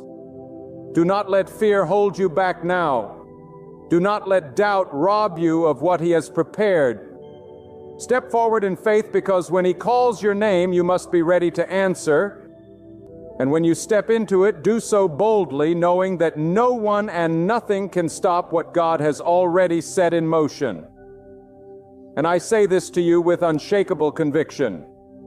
When God says it is your time, you will not have to compete for what is yours. You will not have to fight for what He has already promised. What He has ordained cannot be taken by another. What He has appointed cannot be stolen. What He has spoken cannot be silenced. It has your name on it. And when the moment comes, it will come to you. Not late, not early, but right on time by the hand of God Himself. When God appoints your time, no force in heaven or earth can stand against it. The hands that try to hold you back will weaken. The chains that seek to bind you will break. And the doors that have long been closed will swing wide open. People may plot, enemies may scheme, and even friends may doubt you. But when God declares this is the moment, there is nothing anyone can do to overturn His decree. The rise that comes from God is not fragile. It is not built on human approval, nor is it sustained by the applause of men. It is rooted in divine authority, and what God establishes no one can dismantle. There are seasons in life where you will feel overlooked, where the silence of waiting makes you question whether God still remembers you. But hear this truth with all the conviction of your heart. God never forgets. His timing is perfect. His plans are deliberate, and His ways are higher than yours. What looks like delay is not denial, it is preparation. While you're waiting, God is building you, shaping you, and setting the stage, so that when your time arrives, you will be ready to carry the weight of the blessing without it crushing you. Some doors remain shut because your strength is not yet sufficient to walk through them. Some opportunities are withheld because your character must be forged in the fire first. But when the season of waiting has accomplished its work, God will release you into a place where you not only rise, but endure. Do not fear those who sit in positions of power and seem to control your destiny. They may have authority in the eyes of men, but they do not have the final word. God holds the final word. If He chooses to lift you up, no boardroom, no courtroom, no battlefield can stand in the way. What man denies, God can overrule. What people reject, God can redeem.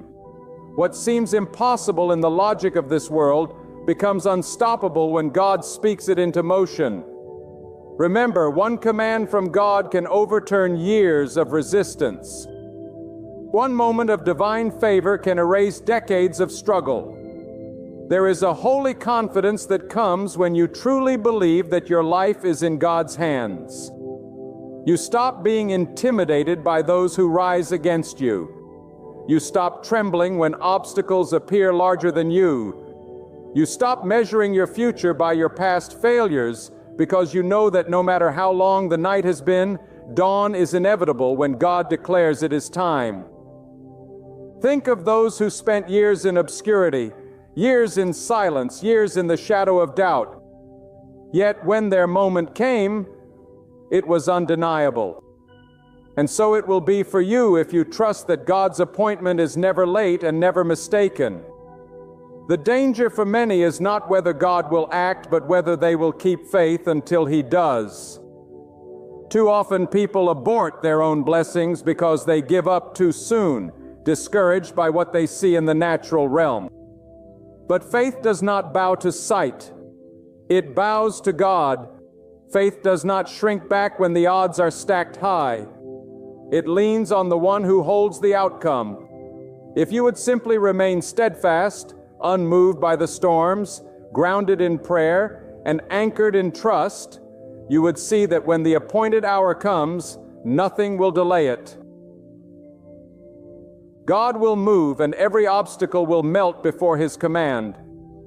Think about how often God uses closed doors to guide you to the right one. That rejection you felt was not to destroy you. It was to redirect you. That failure you endured was not to shame you. It was to teach you endurance. That betrayal you experienced was not to break you. It was to detach you from people who could not walk with you into your destiny. Every moment you thought was wasted was in fact God's construction zone preparing the foundation of something greater. And when the structure is ready, God will remove the scaffolding and the beauty of His plan will stand in plain view for all to see. When it is God's time, no gossip can ruin your name. No enemy can diminish your light, and no rival can steal what belongs to you. God will place you in positions you never applied for.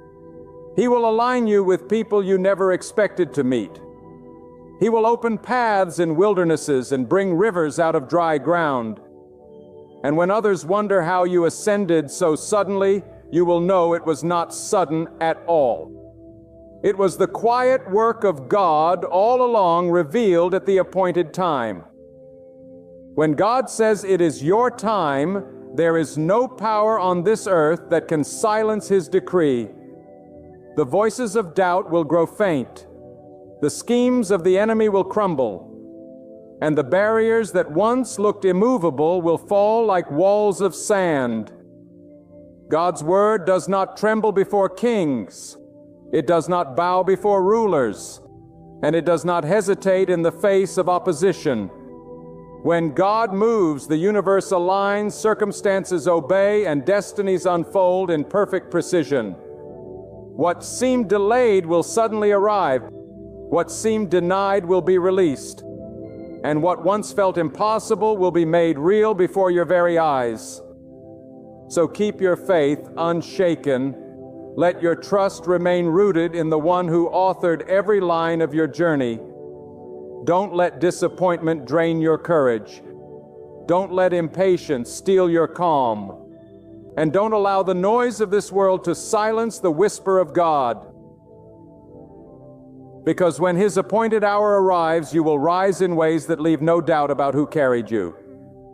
You will stand in places unreachable by human effort. You will watch doors swing open that had been sealed for generations. And you will know, beyond question, that it was the work of God, only God. So walk boldly, hope expectantly, and pray with steadfast belief. For when God says it is your moment, no person, no barrier, no power in existence can stand in the way of what He has decreed. Lift your heart high. Your season rests safely in His hands. And when He speaks now, the world will behold His promise fulfilled through you. My friends, let me ask you a question that reaches deep into the soul. What do you do when the ground beneath you begins to shake? When the walls that once felt secure start closing in, and every bit of control you thought you had slips right through your grasp? What do you do when life throws storms so fierce, so unrelenting, that you can no longer steer the course of your own journey? There comes a moment in every life when the illusion of control is torn away. We convince ourselves that we have everything perfectly arranged, our plans, our goals, our carefully mapped out dreams. But then, without warning, the unexpected crashes in. And in that very moment, in the middle of chaos, the question echoes: will you still trust God when everything feels like it's falling apart? We live in an age that worships control. People chase it, cling to it, build their identities around it, and yet, no matter how hard they fight to hold on, control slips like sand through their fingers. The truth is, you were never created to carry that weight. The world will tell you that you can handle everything, that you can be your own strength, that you can master every storm. But let me tell you with boldness and with love, you were never designed to carry that weight. There is only one who sits on the throne of true control. Only one whose hand guides the rise of the south of the sun and the fall of the night. Only one who commands the winds and calms the seas, and that one is God Almighty. When your life unravels, when your dreams shatter, when your strength fails, the question is not whether you will fight harder to control what cannot be controlled. The question is whether you will surrender to God and trust that His plan is greater than your panic. Some of you listening right now are standing in the rubble of broken expectations. You thought your career would take you higher, but it crumbled beneath you. You thought your family would stand strong, but it fractured in your hands. You thought your health was secure, but the diagnosis came like a dagger in the night. You thought your life would follow a script you wrote for yourself, but instead the ink ran dry, the page was torn, and the story took a turn you never imagined. And in this moment you feel powerless. You feel as if everything has spun so far out of control that you do not even recognize the world around you. But let me tell you something, and let these words sear into the very marrow of your soul. Nothing, absolutely nothing, is out of the control of God. Though it may feel as if the foundations of your life have collapsed, though it may look as if chaos is reigning, and though it may seem as though darkness has the final word, God is still in control, and He has not abandoned you. You see, trusting God is not about pretending the storm doesn't exist. Trusting God is not closing your eyes and denying the reality of pain, loss, or fear. Trusting God is looking squarely into the chaos, acknowledging the brokenness, feeling the weight of the struggle, and still declaring, God, I trust you more than I trust my feelings. I trust you more than I trust my understanding. I trust you more than I trust the shifting winds of circumstance. Trusting God is surrender in the highest form. It is relinquishing the throne of your heart and saying, God, reign, not me. God, you lead, not me. God, you see the end from the beginning while I see only fragments of today.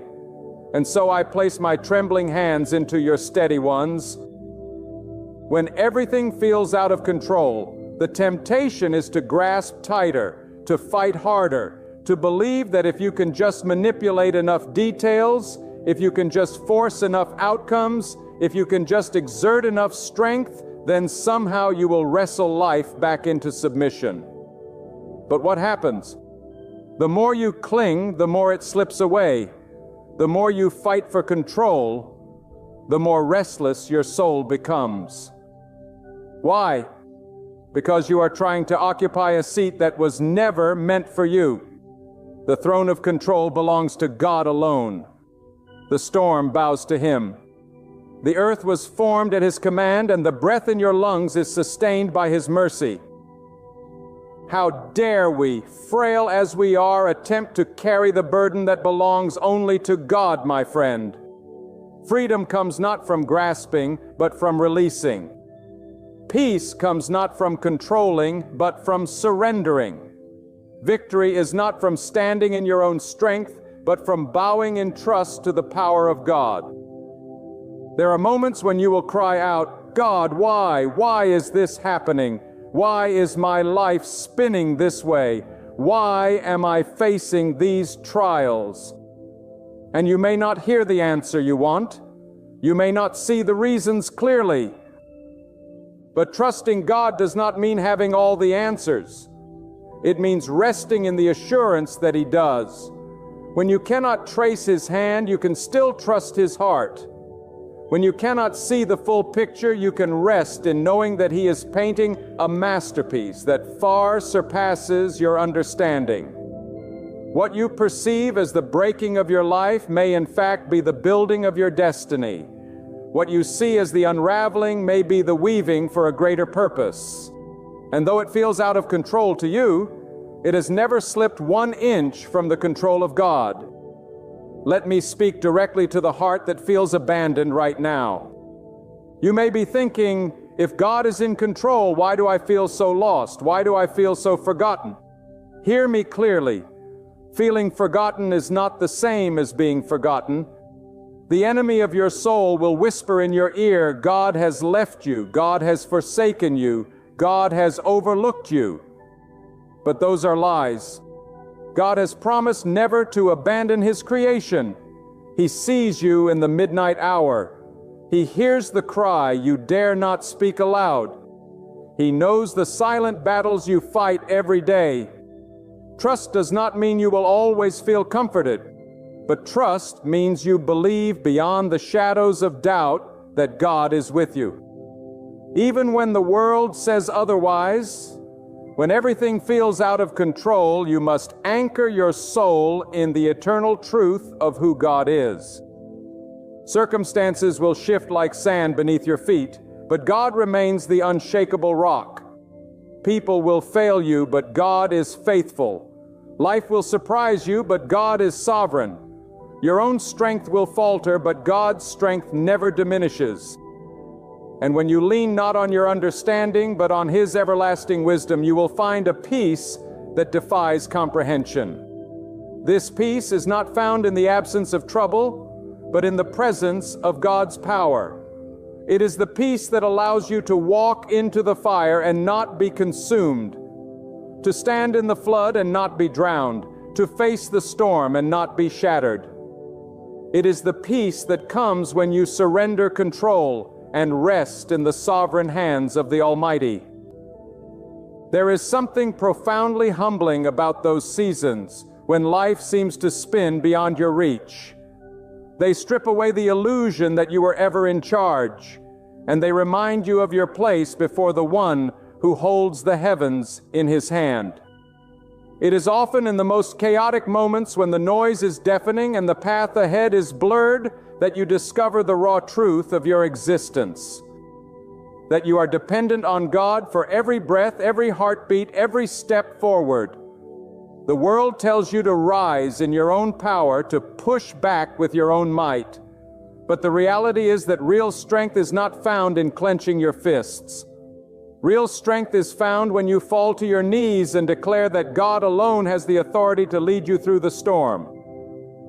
When everything feels out of control, one of the greatest battles takes place not around you, but within you. The mind begins to spin. The heart begins to fear, and your spirit wrestles with questions. You ask, what if it all falls apart? What if I never recover? What if the darkness never lifts? But my friend, hear this clearly. Fear is a liar and doubt is a thief.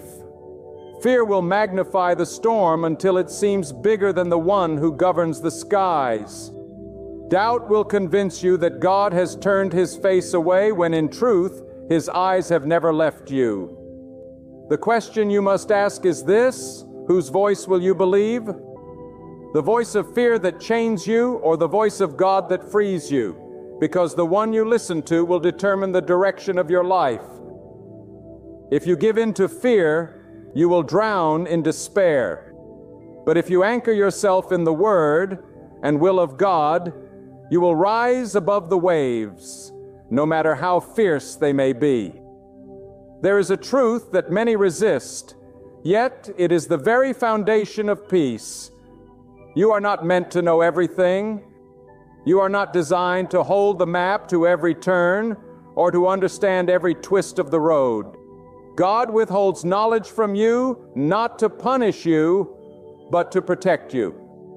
If you could see every detail of tomorrow, if you could glimpse every trial before it came, you would be crushed under the weight of it.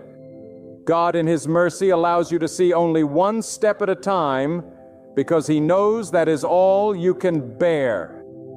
And that is why trust is so vital. You do not need to know the entire path. You need only to know the one who leads. You do not need to control the outcome. You need only to place yourself in the hands of the one who already knows the ending. When you surrender control, you are not losing ground. You are gaining freedom because you are releasing what was never yours to hold. And do you know what happens when you let go? Something remarkable begins to unfold. The storm may not immediately cease. The waves may not instantly still, but your heart shifts. You begin to realize that peace is not tied to circumstances. Peace does not depend on whether life obeys your plan. Peace is rooted in the unchanging nature of God. It is possible to be in the midst of absolute chaos and still have a soul at rest, because your confidence is no longer anchored in what you can see, but in the God you cannot see, yet know is nearer than your very breath.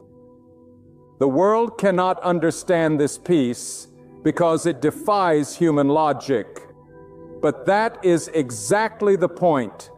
God's ways are higher than your ways, and His thoughts are higher than your thoughts.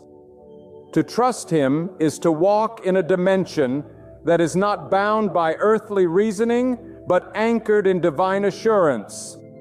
Do not mistake trust for passivity. Trusting God does not mean folding your hands and resigning yourself to despair. It does not mean refusing to act or turning away from responsibility. Trusting God means you act with courage, but you do so without fear. It means you move forward not because you know the outcome, but because you know the one who determines the outcome. It means you refuse to be paralyzed by uncertainty because you believe that God can take even your smallest step of faith and turn it into a path of victory. The world teaches you to fight for control, but God teaches you to release control. And in that release comes the greatest act of courage you will ever know. Because it takes far more strength to trust God with the unknown than it does to clutch desperately at illusions of power. Think about the natural order of creation. The seas roar, the mountains stand immovable, the stars march across the sky in silent obedience. Not one of these created wonders ever questions the authority of the one who spoke them into being. The ocean does not resist its boundaries. The sun does not resist its rising. The wind does not resist its direction. Only humanity with pride in our hearts and fear in our souls wrestles against surrendering to the hand of God. Yet if all creation rests under His command, how much more should we, who are fashioned by His own will, trust that He knows how to govern our days? The chaos you feel is not a sign that God has lost control. It is a reminder that He alone possesses it. There will be nights when the silence feels suffocating.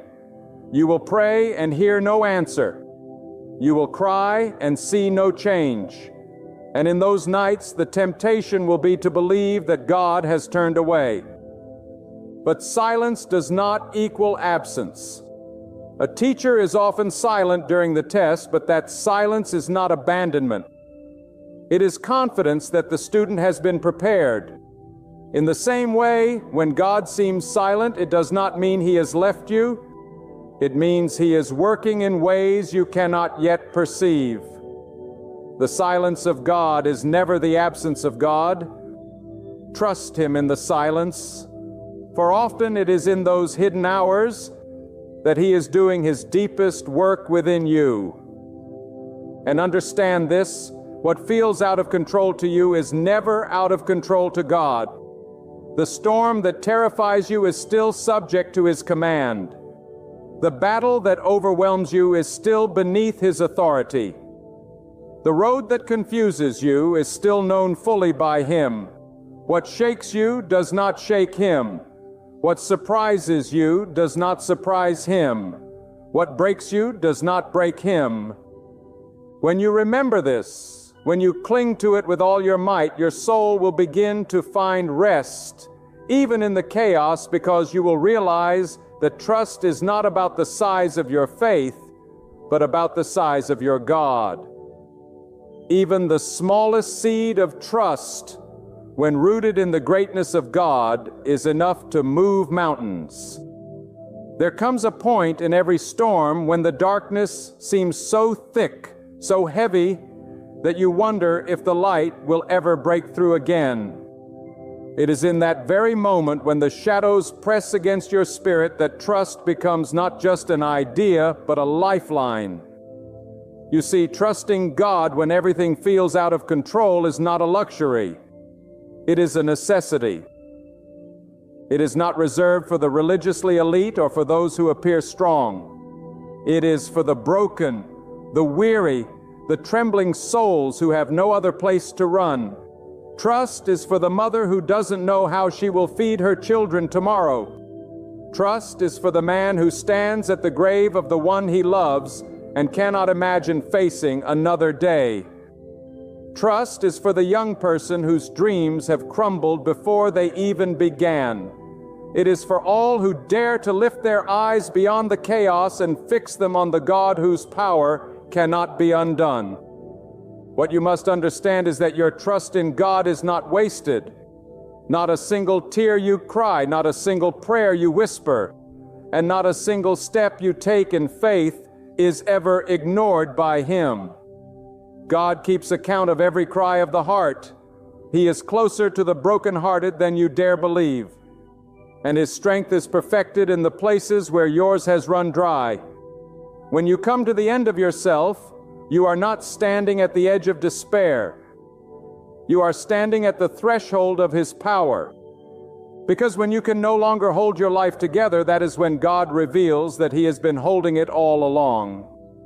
Do not measure the strength of God by the instability of your circumstances. Circumstances are temporary, fleeting, and fragile. They change like the weather, rising and falling without warning.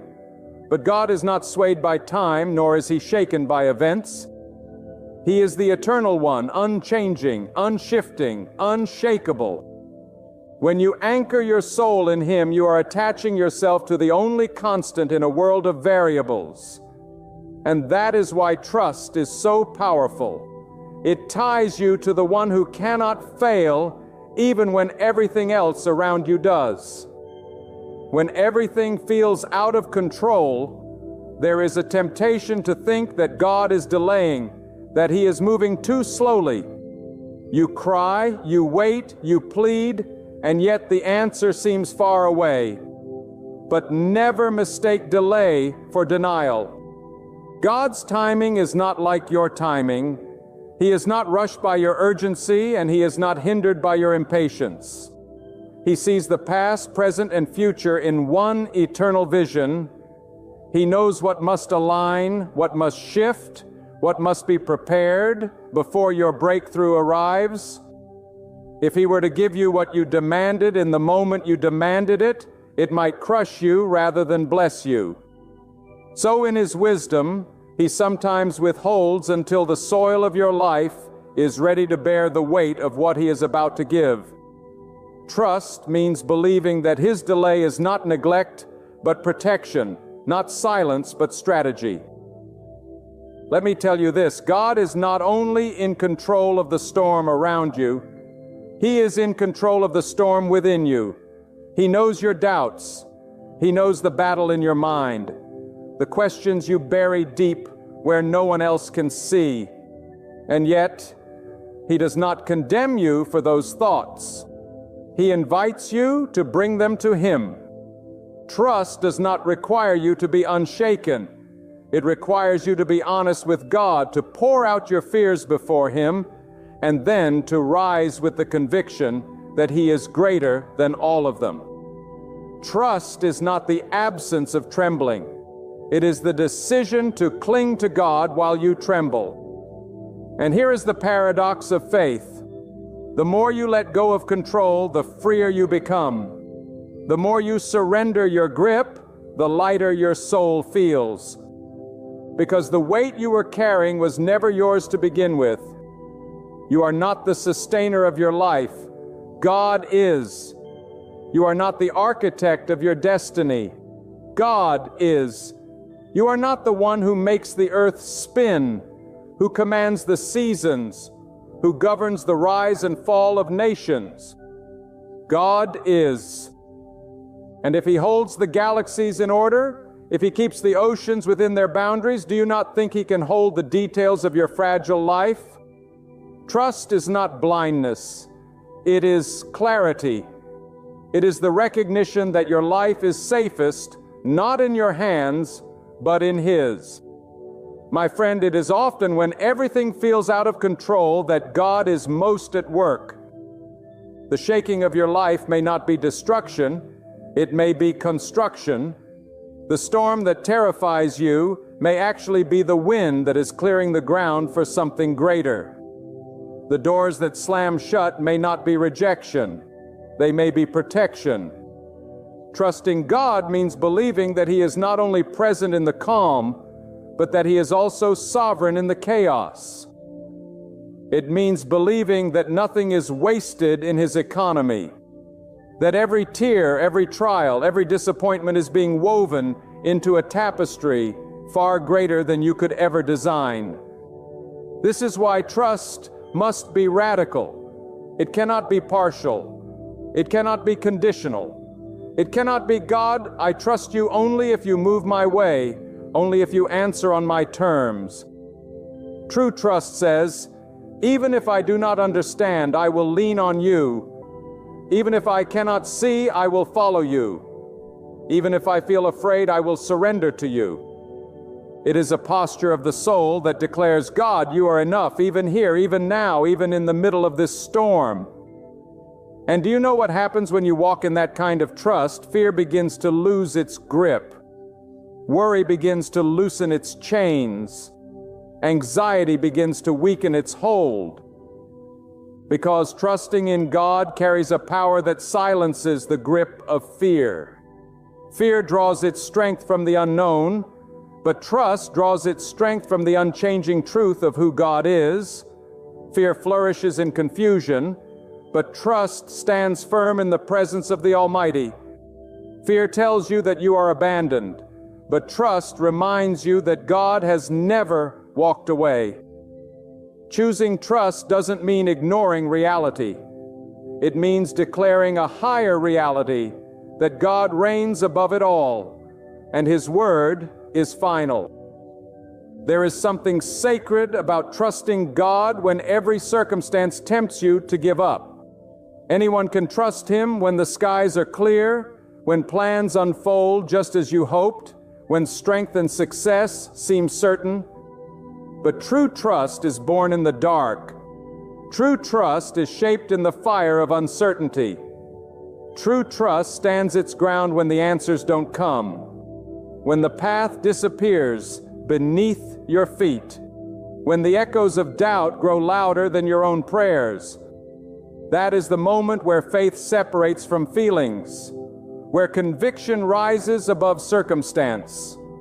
To trust God in such a time is to declare with boldness that He is greater than the storm, that His wisdom outweighs your understanding, and that His sovereignty is unshaken by the chaos of the world. When everything feels out of control, the heart is tempted to look for substitutes. People turn to their wealth, their influence, their intellect, their relationships, thinking that somehow these things will bring stability to their collapsing world. But what happens when those very things crumble? What happens when the wealth is lost? When the influence fades? When the intellect proves too small? When the relationships fracture? It is then that you discover the frailty of everything you once depended on. And in that discovery comes the invitation. Will you place your trust in the temporary, or will you shift it to the eternal? Because only God remains unbroken when everything else is shattered. Do not let the storm trick you into believing that God has lost His grip. The storm is not proof of His absence. It is the stage for His glory. It is often in the very chaos that you come to know God more deeply, because the noise strips away the distractions and forces you to depend on Him fully. Think of the way a tree strengthens in the wind. The storm does not destroy the roots, it drives them deeper. In the same way, the chaos you face may be the very thing that drives your soul into deeper trust in God, where you find strength you never knew you had. You must also understand this: trust in God is not passive. It is active. It requires courage.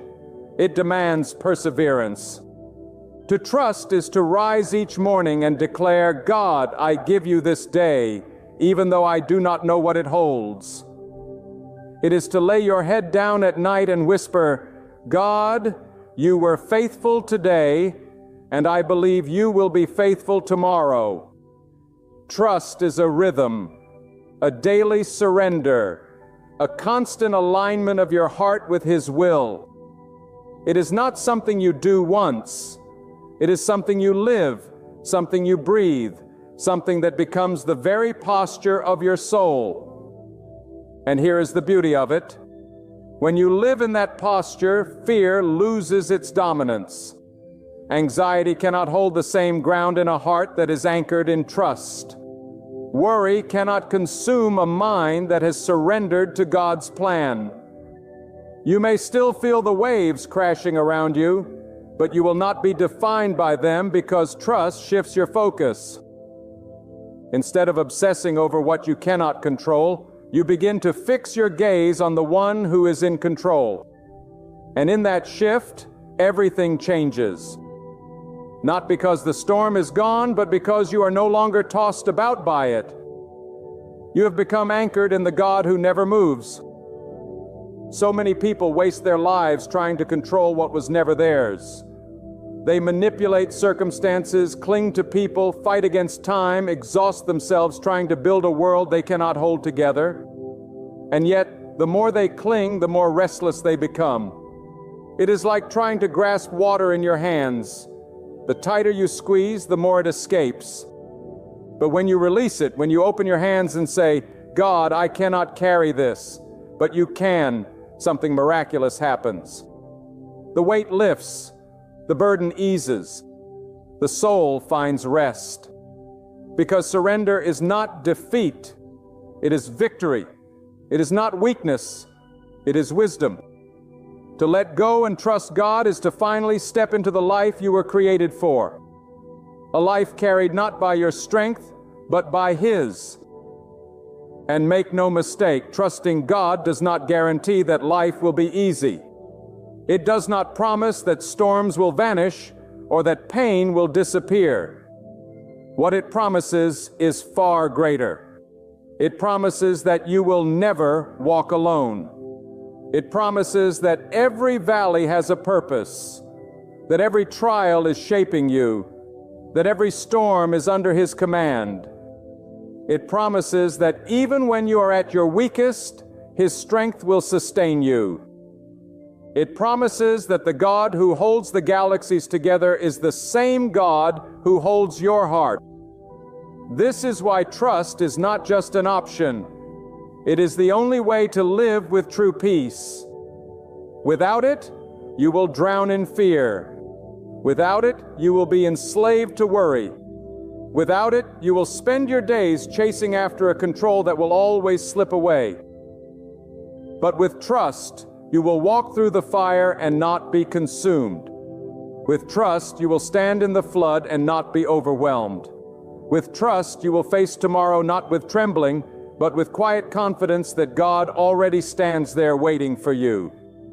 My friend, trusting God when everything feels out of control is not the end of your story. It is the beginning of it. Because in that moment of surrender, you finally place your life into the hands of the One who has written every page.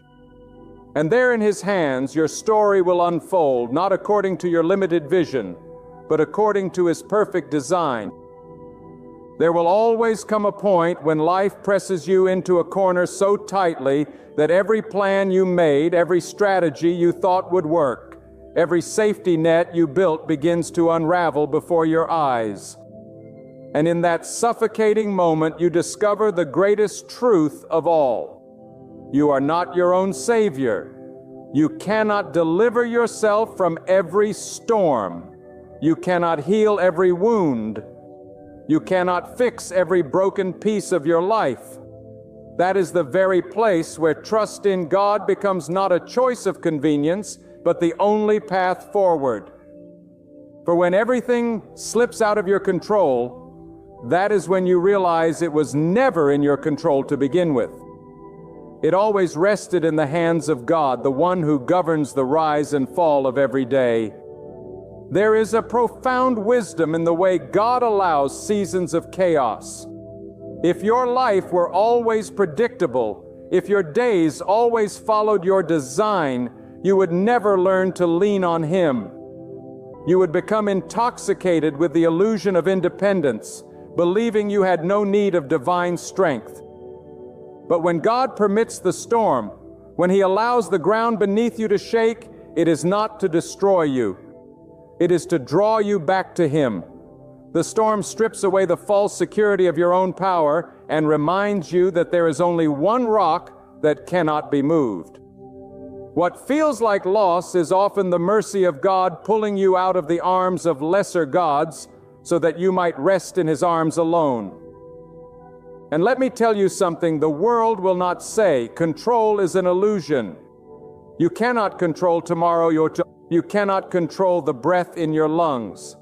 You cannot control the beating in your heart. You cannot even control the thoughts that come into your mind, let alone the forces of the universe around you. But God controls it all. Every heartbeat is measured by Him. Every sunrise is commanded by Him. Every shift of history bends under His authority. To resist trusting Him is to fight against reality itself. To surrender to Him is to step into alignment with the truth that has always been.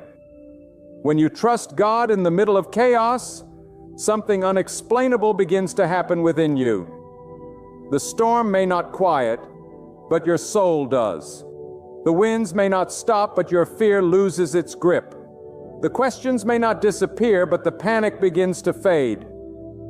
That is because trust transfers the weight from your shoulders to His.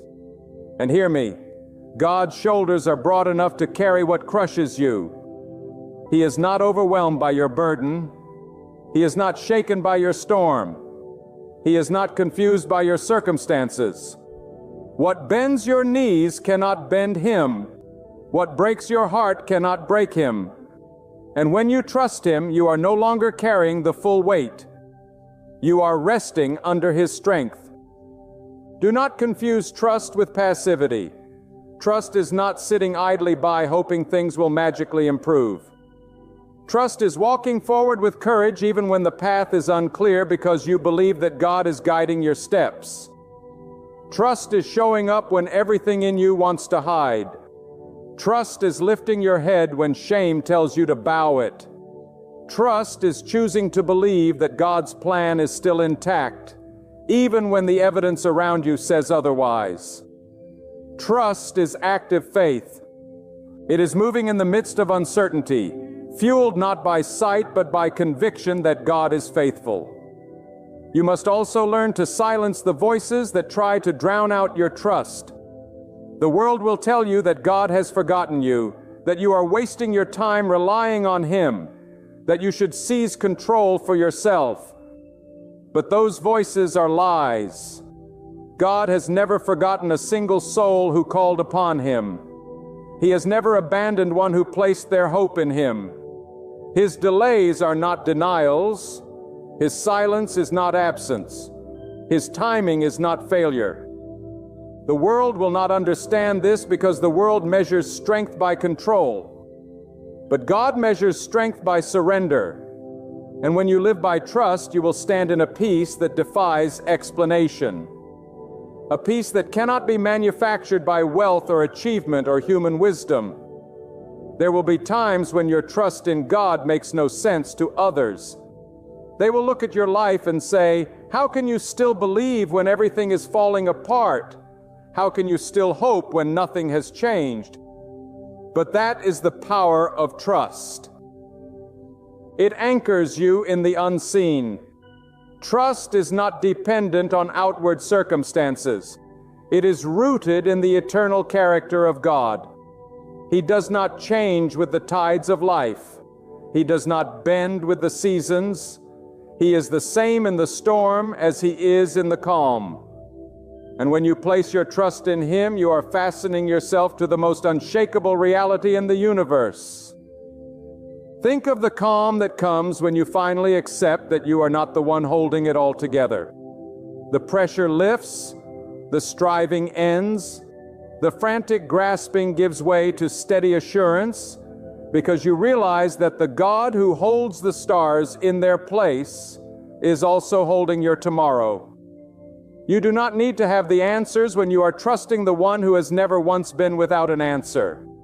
You do not need to see the map when you are trusting the one who already knows the destination. Trust does not eliminate the storm, but it changes you in the storm. It transforms your fear into faith, your despair into endurance, your weakness into reliance on His strength. And here is something you must never forget. God does not require you to have perfect trust. He does not demand that you never doubt, never question, never tremble. He asks only that you come, that you lean into Him even with your shaking hands and fearful heart.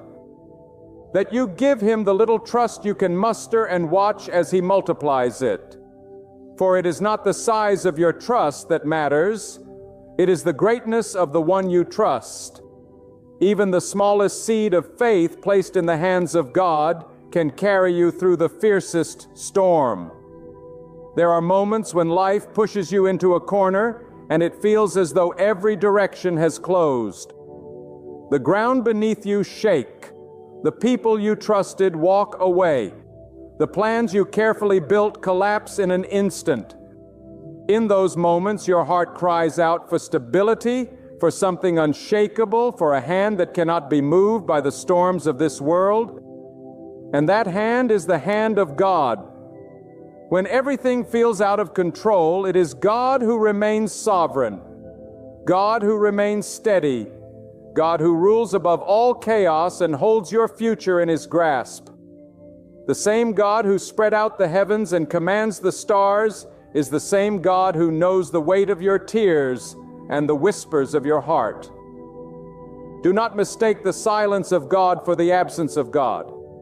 There are seasons when you pray and the heavens seem quiet, when you look for answers and the answers do not come, When you seek, the night feels darker than ever before. But even then, God is present. Even then, His power is working. Even then, His wisdom is unfolding a plan that you cannot yet see. Just because you cannot trace His hand does not mean you cannot trust His heart. God allows silence not to abandon you, but to strengthen your faith, to deepen your reliance, to draw you closer, so that you do not trust in circumstances, but in Him alone.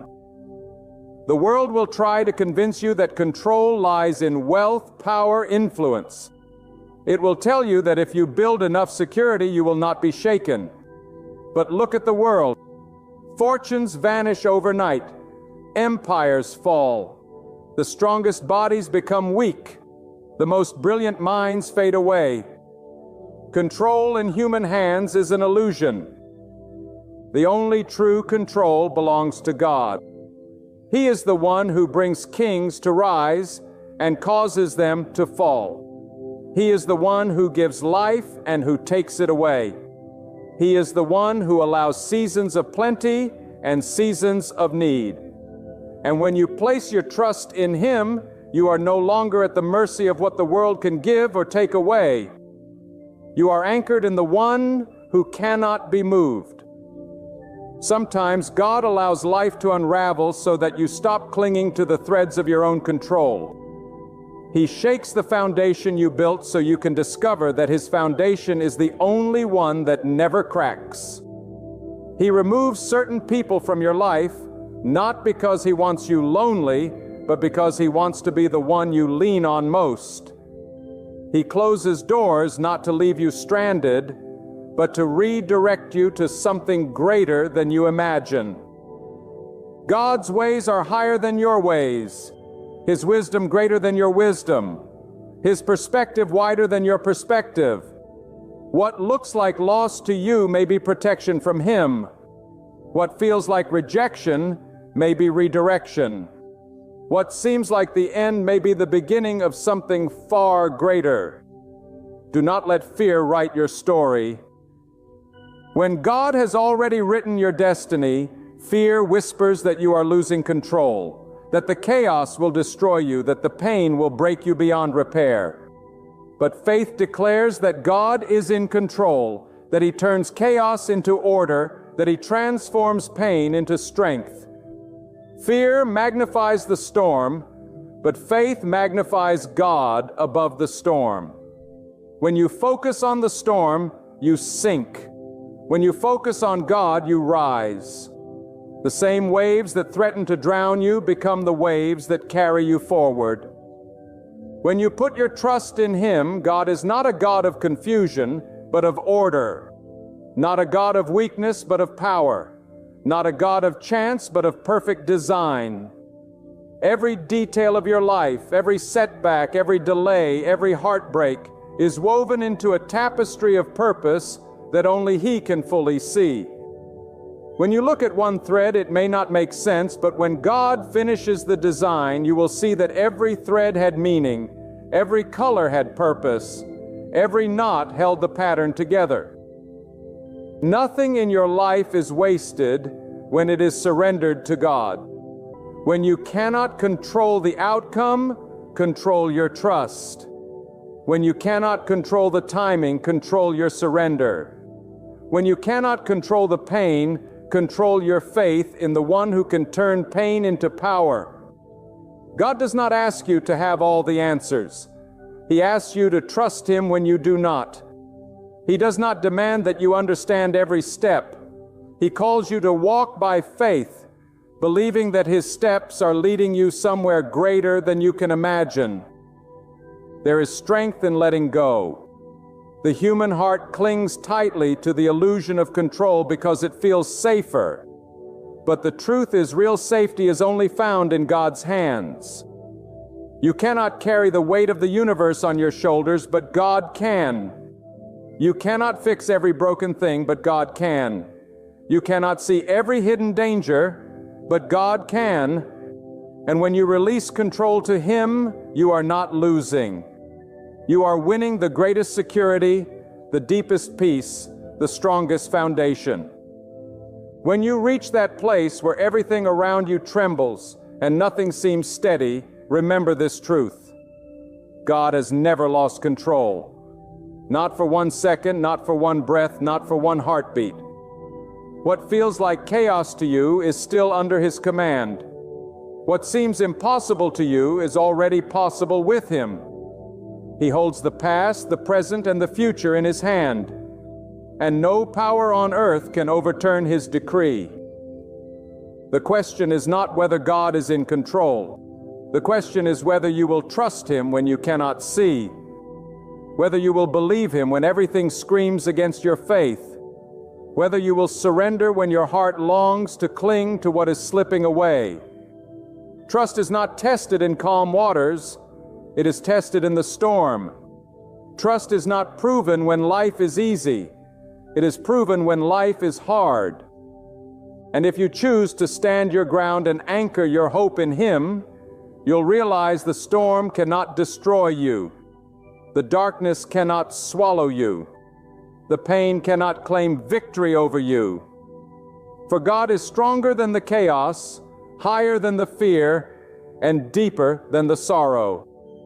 He is inviting you to rest in His strength, to lean into His presence, and to walk in His unshakable peace. Do not let your heart be bound by the things beyond your control. Lift it to the One who governs all things. Do not allow hopelessness to write the final chapter of your story. Let faith proclaim that God holds the final word, and His word is always good. When everything around you feels uncertain, choose trust. When the path grows dim, keep walking by faith. When the night stretches long, cling tightly to hope. For the same God who sustains the universe is holding you together. He has not turned away from you. He has not erased your name, and He will never let you fall. Surrender your life into His care, and you'll find that even in the fiercest storm, you are held, you are known, and you are completely safe in His love. My friend, have you ever found yourself lying awake at night, staring into the dark, wondering why your life has unfolded the way it has? Have you ever whispered to yourself, if only things had gone the way I wanted, if only my plan had worked out, I'd be in a better place right now? We live in a world that glorifies self-determination, that tells us to chase our ambitions and shape our own destiny through willpower and effort. Yet, no matter how precisely we plan, no matter how tightly we try to control every outcome, life always finds a way to surprise us. That's because our plans, no matter how wise or detailed, are still limited. But God's plan, my friend, stands beyond time and endures forever. God sees the beginning and the end at once. And when you surrender to His design, when you trust that His plan is far better than your own, you will walk into a peace, a power, and a purpose you never imagined possible. You see, our plans are often built on what we can see and what we can control. We say, I want this career, I want this relationship, I want this life. But we forget that our sight is narrow. We are standing on the ground floor trying to see over walls we cannot climb. God, however, is above it all. He is the architect, the master builder, the one who holds the blueprint of the entire structure of your life. While you and I see just one brick, one wall, one door that won't open, God sees the mansion He is building, the foundation He is laying, the doors that must remain closed because beyond them lies destruction you cannot yet see. What looks like a denial from God is often a divine protection. What looks like a setback is often a setup for something greater. And what feels like unanswered prayers are in truth the answered prayers you didn't have the wisdom to pray for. The tragedy of our age is that too many people would rather trust their own wisdom than trust the wisdom of God. We live in a time when people elevate their intellect, their resources, their strategies, and think, I am the captain of my fate, Yet, no matter how strong a ship you build, if you don't trust the one who commands the seas, you will be lost in the storm. God alone commands the winds. God alone directs the currents. God alone knows which harbor will bring you safety. And when you insist on sailing by your own map, you will crash against rocks you didn't know were there. But when you put the compass of your life in the hands of God, He will take you through storms you never thought you could survive and anchor you in places you never thought you could reach. How often do we pray asking God to bless our own plans rather than seeking His? We map out every detail and then we go to God at the end, asking Him to sign off on what we have already decided. But the truth is, God is not here to bless your blueprint. He is here to give you His. And His blueprint is not only better, it is perfect.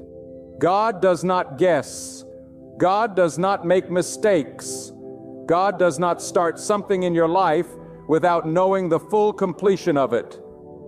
And when you finally realize that His plan is not an interruption of your own, but the very reason you were created, your heart will find peace in what used to bring frustration. I have met countless people who look back on their lives and say, "Thank God my plan didn't work out." At the time it felt devastating. At the time it felt unfair. But later they realized that what they thought was a loss was in fact a rescue. That relationship that ended saved them from heartbreak years later. That job they didn't get pushed them into a career that became their true calling. That closed door forced them onto a path where they found the purpose they were created for. If you have ever lived long enough to look back on disappointments that turned into blessings, then you know the truth. God's plan was better all along. But here is the challenge.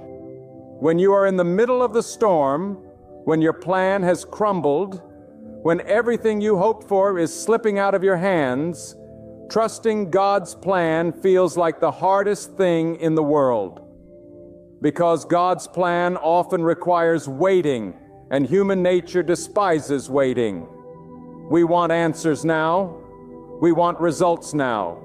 We want doors to open the moment we knock. But God, in His infinite wisdom, often says, "Not yet." Not because He is punishing you, not because He has forgotten you, but because He is preparing you. God's delay is not God's denial. The waiting season is often the season of strengthening. It is in the waiting that your faith is tested, your patience is stretched, your character is refined, and when the time comes for God's plan to unfold, you will be ready to carry what He has prepared for you. We forget that God is not just concerned with giving you blessings. He is concerned with making you into the kind of person who can handle them. Your plan might bring you the blessing, but without God's preparation, that blessing could crush you. Think of it. If you give a child the keys to a car, it becomes a weapon, not a gift. In the same way, God will not hand you the keys to what you are not ready to drive. He waits until the maturity, the discipline, the strength, and the humility are forged within you. And sometimes that process feels painful. Sometimes it feels as though God is breaking you, but what He is really doing is molding you. He is shaping you into the vessel that can carry His plan without destroying yourself in the process. The human heart often cries out, "Why did you let this happen to me?" And the answer, though sometimes hidden in the moment, is that God allows what He allows because He sees the whole picture. You and I see only a fragment. If you are holding a single thread of a great tapestry, it looks tangled, meaningless, even ugly. But when you step back and see the entire masterpiece, every thread is in its place, forming a design far beyond your imagination. That is your life under God's plan.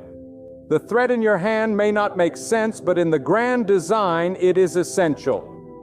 And one day when you see what God has been weaving all along, you will fall to your knees and say, "Now I understand. It was perfect." Do not believe the lie that surrender to God's plan means losing your freedom.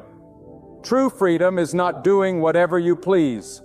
True freedom is being released from the prison of your own limited wisdom and being guided by the infinite wisdom of God. When you trust your own plan, you live in constant anxiety because you know deep down you cannot control every variable. But when you trust God's plan, you live in peace because you know the one who controls every variable. You no longer have to fear what tomorrow holds because you know the one who holds tomorrow. My friend, hear me carefully. Your plan is too small for the life God has destined for you. You dream in inches, but God dreams in galaxies. You think in days, but God thinks in generations. You pray for survival, but God is preparing you for abundance. You hope for a small blessing, but God is setting you up to be a blessing to others. And if He has to break your plan in order to accomplish His, then let it be broken. Because His plan is always greater than anything you could build on your own. Think of the times you tried to force something that wasn't meant for you. You chased that relationship that drained you. You clung to that job that suffocated you. You fought for that opportunity that wasn't aligned with your purpose. And when it fell apart, it felt like the end of the world.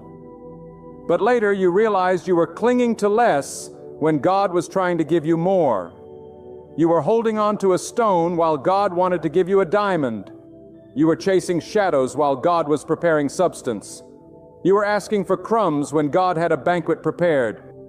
Why settle for your plan when God has His? The great challenge of life is not in achieving your own ambitions, but in surrendering them to God. And surrender is not weakness. It is wisdom. It is saying, God, I may not understand it all, I may not see it all, but I trust you. That kind of trust is not blind faith. It is faith with the eyes of the soul wide open, recognizing that the one who created the heavens and the earth surely knows how to guide the life He created in you. Every disappointment, every delay, every detour in your life carries a message. Trust God's plan. Stop fighting the current of His wisdom. Stop clinging to your own limited perspective. Lift your eyes to Him. Open your hands to Him and let Him lead you. For when you do, you will discover that God's plan was never just about where He was taking you. It was about who He was making you along the way. My friend, I want you to hear this with every fiber of your being. There is no safer place to be than in the center of God's plan. When you build your life on your own ideas, you stand on shifting sand. The winds come, the floods rise, and everything you have worked for can be swept away in a single night. But when your life is anchored in God's plan, you stand upon an immovable foundation. The storms may rage, but they cannot shake you. The winds may howl, but they cannot uproot you. For when God establishes something, it cannot be torn down. When God builds something, no man can destroy it. And when God writes the story of your life, every chapter has purpose, every page has meaning, and every word is leading you to the fulfillment He ordained before you took your first breath. The problem is that many of us want God's blessings but still cling to our own blueprint. You say, God, I want you to guide me, but we refuse to let go of the steering wheel. We cry out for His will to be done, yet we secretly hope it will look like our own. But God is not an accessory to your plans. He is the author of them. To walk in His purpose, you must be willing to surrender yours. To experience His best, you must release your version of better. And until you are willing to lay down your own dreams, you will never see the magnitude of what God is able to do through you. I know it is frightening to let go. We fear losing control as though our grip on life were the only thing keeping us safe. But let me tell you the truth. You are not in control. and you never were. You cannot control the rising of the sun, the beating of your heart, or the breath in your lungs. Every moment of your life is already being sustained by God. To surrender to His plan is not to lose control. It is to admit the truth that He has been in control all along. And when you stop pretending that your limited wisdom is enough, when you humbly bow to His infinite wisdom, you will discover the peace that comes from knowing your life is not left to chance. Your life is not at the mercy of random events. Your life is being directed by the One who sees it all. Sometimes we resist God's plan because it takes us through valleys we would never choose. We say, God, why am I here? Why am I going through this pain? Why this trial? But do not forget, my friend, that valleys grow what mountaintops cannot. Crops do not grow on the rocky peaks. They grow in the fertile soil of the low places. The seasons of hardship, the times of loss, the moments of confusion, these are the very places where your roots grow deep.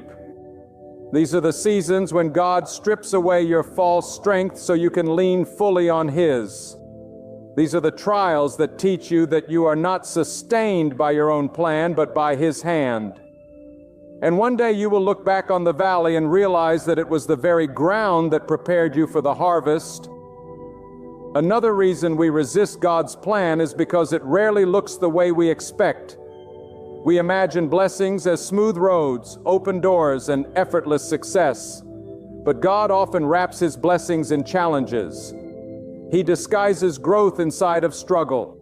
He hides promotion behind humility. He teaches you wisdom through mistakes and reveals strength through weakness.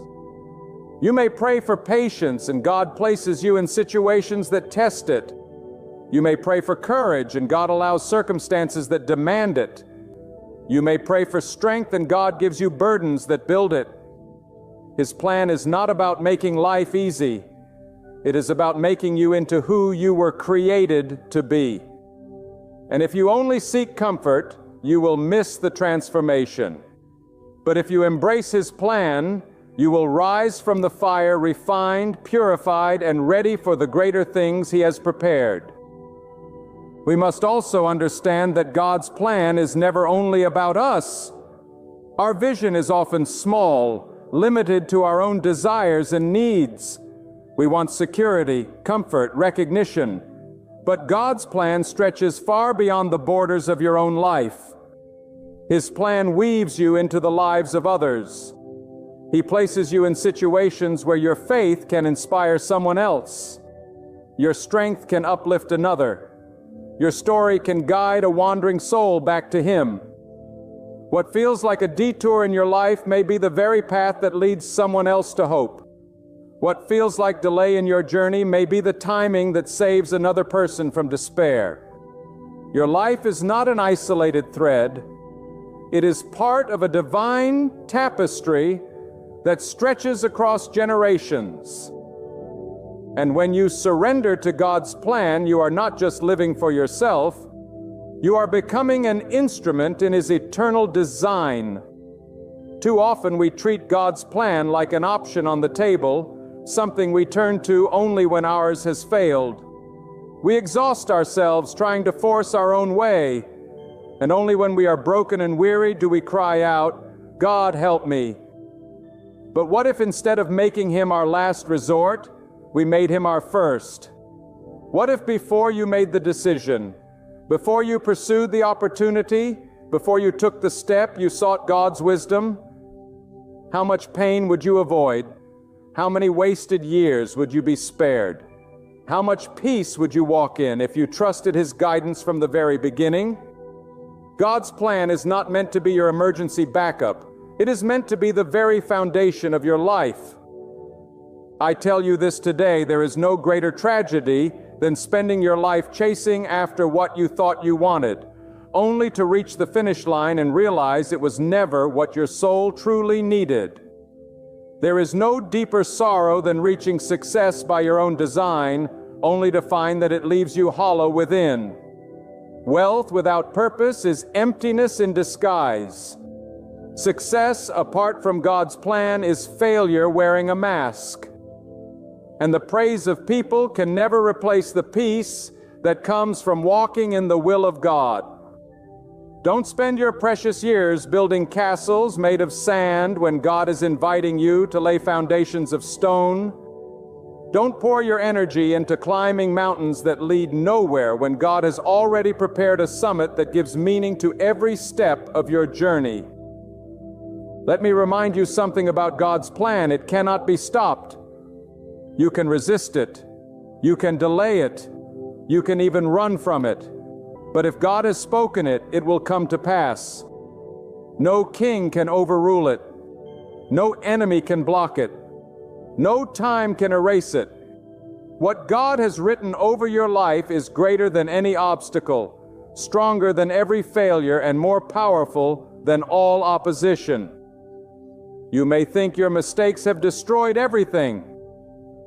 You may believe you have disqualified yourself with your past. But hear me clearly. Nothing you have done is powerful enough to undo what God has planned. He can take your failures and use them as fuel. He can take your brokenness and make it the very place where His strength shines brightest. His plan does not require your perfection, it requires your surrender. And when you finally surrender, when you stop wrestling with God and start trusting Him, you will find that His plan was not meant to take away your joy, but to give you a joy that cannot be shaken. His plan was not meant to strip you of your desires, but to give you desires that are aligned with His wisdom. His plan was not meant to chain you down, but to release you into the fullness of who you were always meant to be. The joy of walking in God's plan is that even in hardship you have peace, even in uncertainty you have hope, even in loss you know it is not the end because you trust the author who writes every line of your story with love, wisdom, and purpose. My friend, listen closely, because what I am about to tell you can change the way you see every moment of your life. God's plan is not only better, it is precise. It is not vague, not uncertain, not a vague outline waiting to be filled by your guesswork. It is exact down to the smallest detail. God knows where you should be, when you should be there, and why you must go through what you go through. Nothing in His plan is wasted. Every delay has purpose. Every tear carries meaning. Every closed door is not an accident. It is an act of divine wisdom. When you live with this awareness, you no longer see life as random. You begin to see the fingerprints of God on everything that happens to you. Too many people live with regret, looking back and saying, if only I had done this. If only I had chosen differently, my life would be better. But do you not realize that even your missteps are folded into the plan of God? He does not waste your mistakes. He does not discard your failures. He weaves them into the greater design so that even the parts you thought were ruined become instruments of beauty. Think about it. The very pain that once broke you may be the very story that lifts someone else. The very path you thought was lost may be the road that leads you to your true calling. God's plan is not derailed by your weakness. It is perfected in spite of it. Where you see fragments, God sees wholeness. Where you see failure, God sees formation. Where you see the end, God sees the beginning of something greater. So we often imagine God's plan as something that always feels good, always looks obvious, always aligns with our preferences.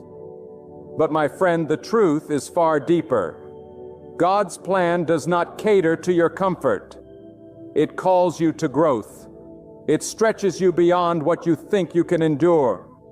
It refines you like fire purifies gold. And that fire does not feel pleasant while you are in it. It burns, it strips, it shakes. But when the fire has done its work, what emerges is strength without weakness, purity without impurity, faith without doubt.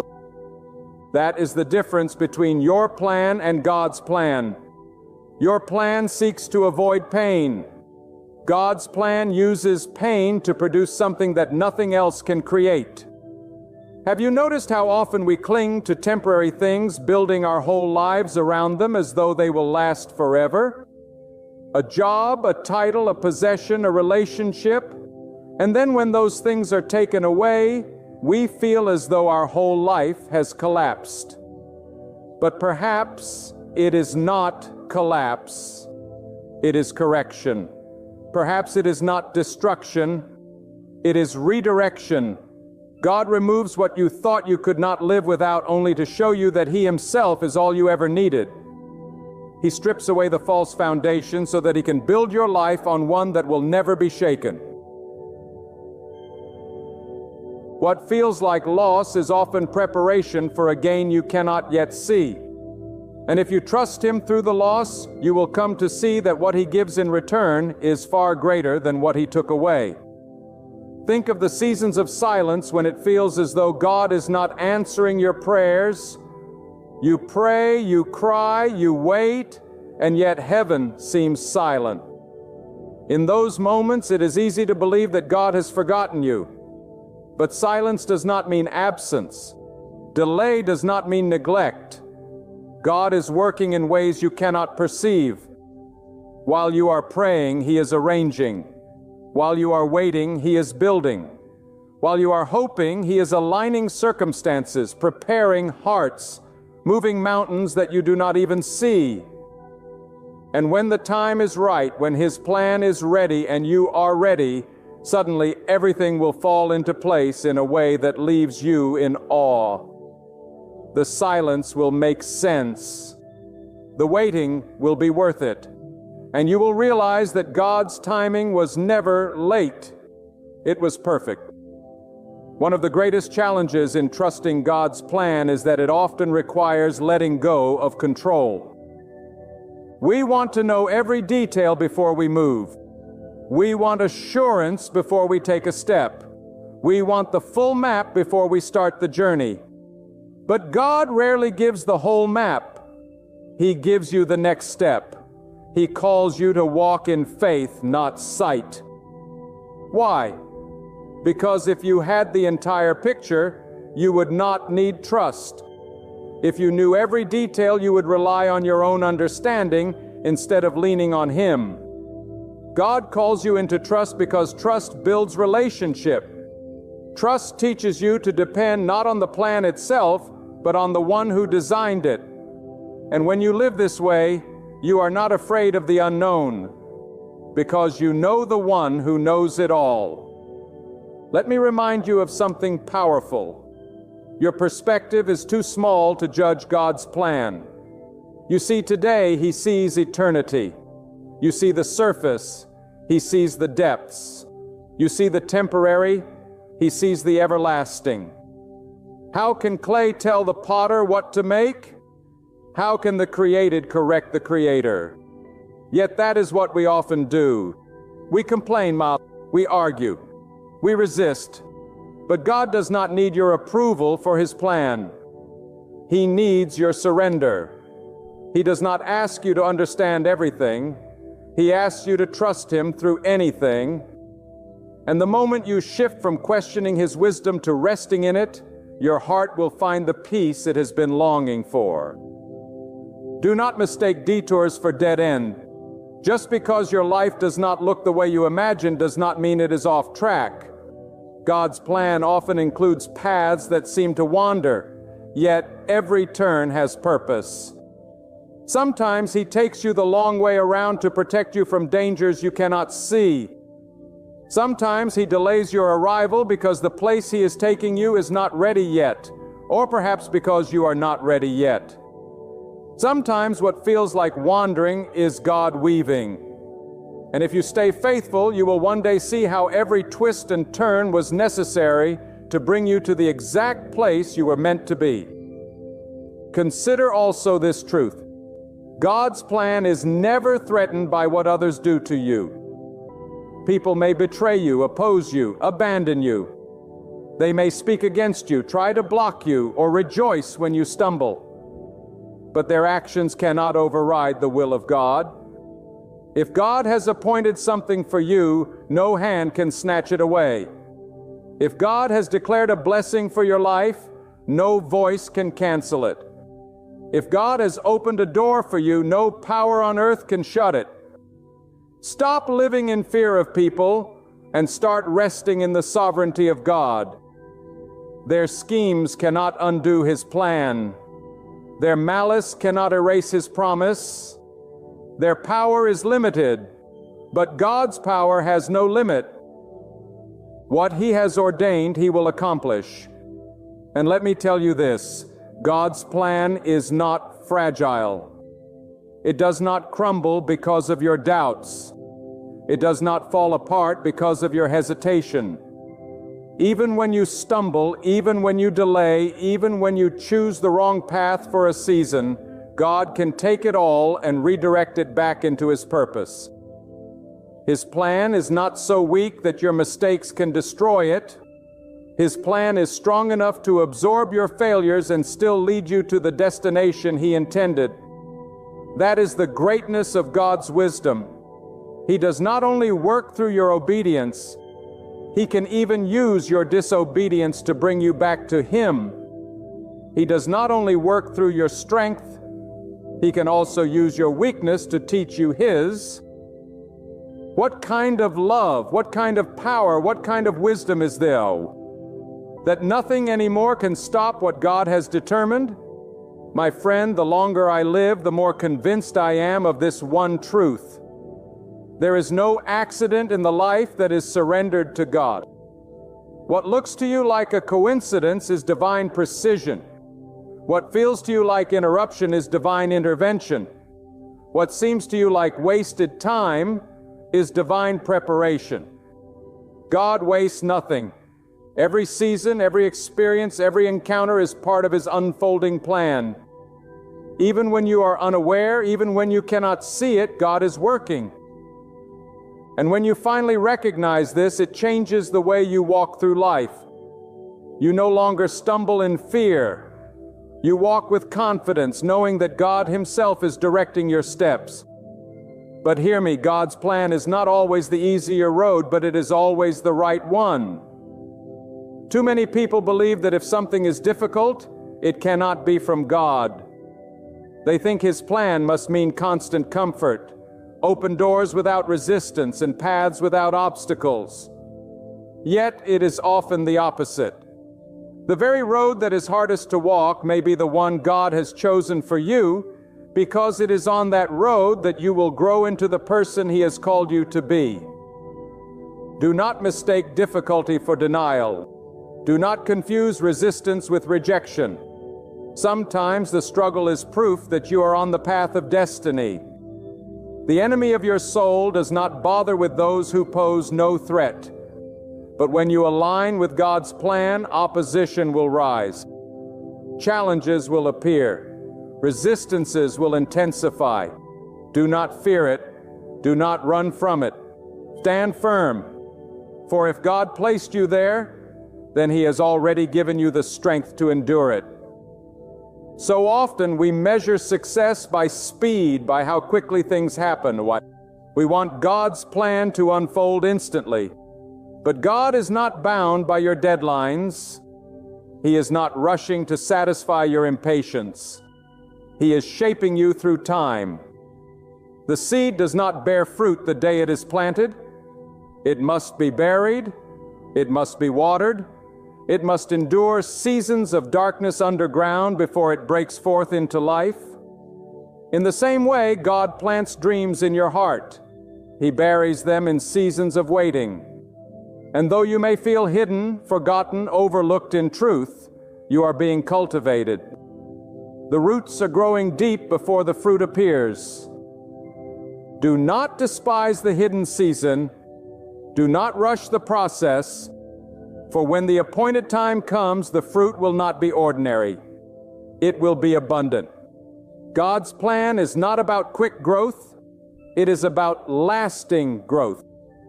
Let me also tell you this. God's plan will always bring you to places your wisdom could never reach. When you look back, you will realize that you could not have orchestrated it. Even if you tried, the connections you made, the opportunities that appeared, the doors that opened, they were not accidents. They were God's fingerprints. He placed you in rooms you never deserved. He gave you influence you never imagined.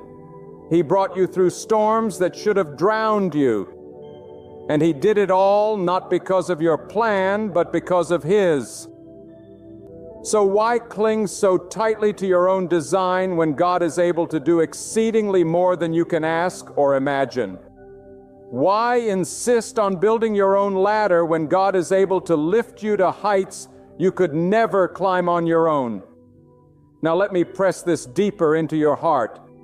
God's plan is not only about your future, it is about your present. Too many people live as if God's plan will only matter someday when they are successful, someday when they are recognized, someday when they arrive at the dream. But God's plan is alive today.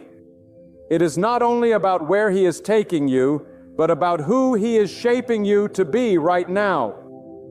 Every conversation you have today, every act of kindness, every choice of integrity, every moment of obedience is part of His plan.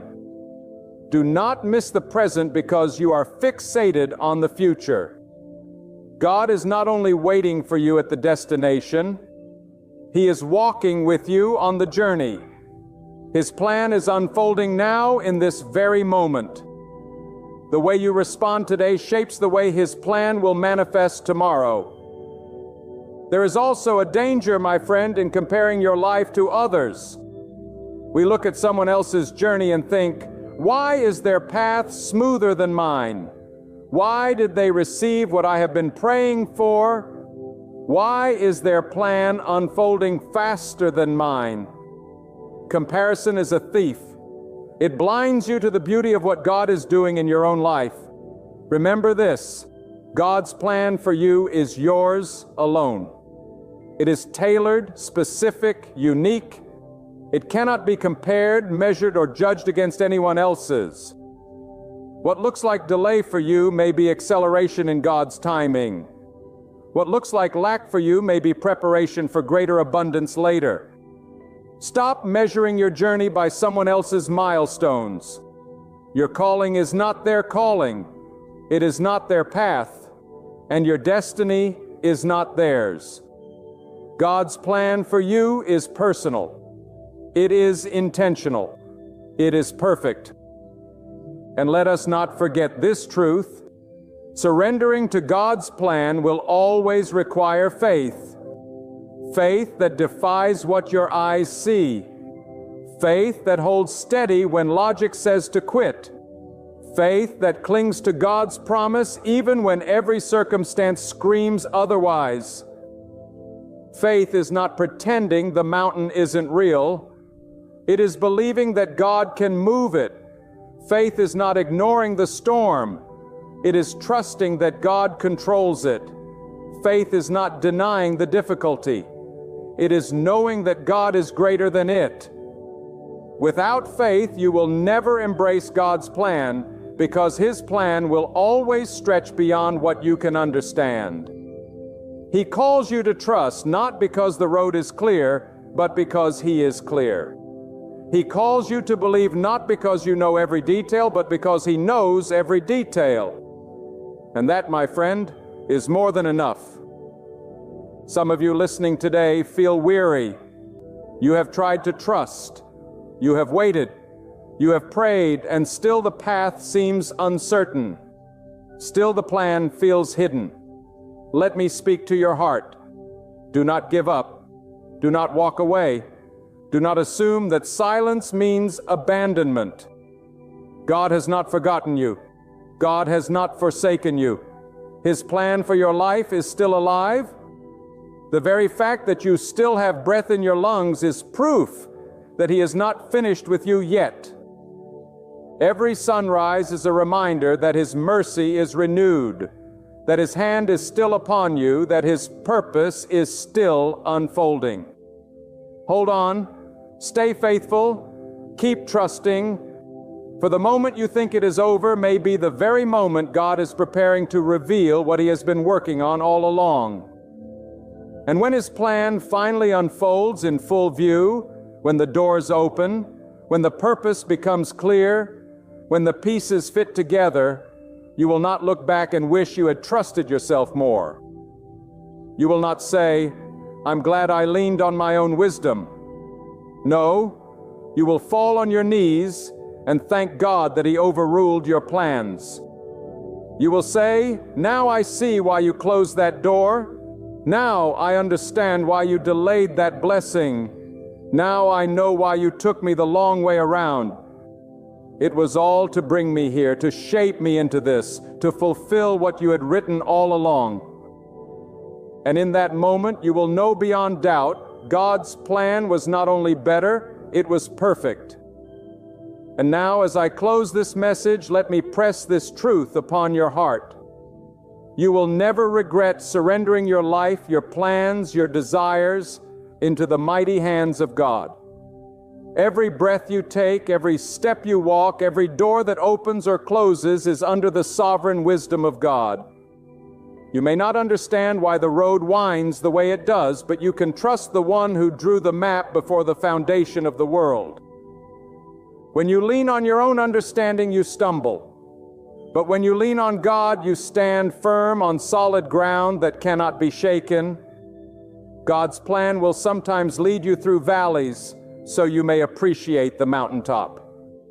It will sometimes allow you to feel the weight of emptiness, so you can discover the fullness that only He provides. His ways are higher, His timing is perfect, and His purposes cannot be stopped. If you choose to trust Him fully, to place your tomorrow completely in His hands without hesitation, you'll come to see that every tear, every delay, every unexpected turn was woven into a divine masterpiece, crafted to mold you, shield you, and lead you toward a destiny far greater than anything you could have imagined. So here is my invitation to you. Let go of the plans you've been clinging to so tightly. Lay down your timelines, your expectations, your carefully built blueprints, and open your heart wide to God's direction. Step forward in faith, not in fear. Rely on His promises, not on your own reasoning. Hold firmly to Him, because when everything else fades away, His purpose still stands.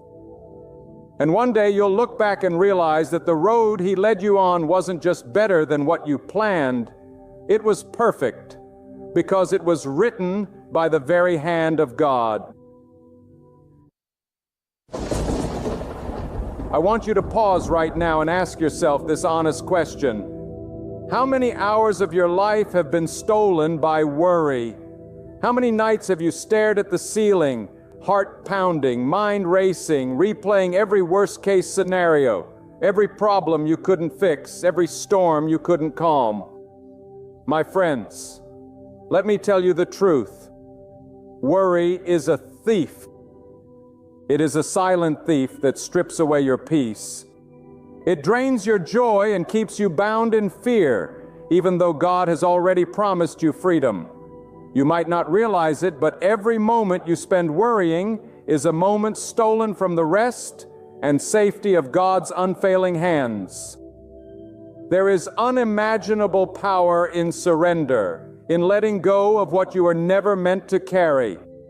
Admitting you are human is not weakness. Acknowledging that some things are beyond your control is not failure. True strength rises when you lift your heart and hands to heaven and say, "Lord, I can't do this on my own, I trust you." What a life-changing confession that is. It changes your perspective. It changes your heart, and it moves mountains that human effort alone could never move. Too often we think that faith is passive, that trusting God means sitting quietly and waiting. But faith is a mighty active force.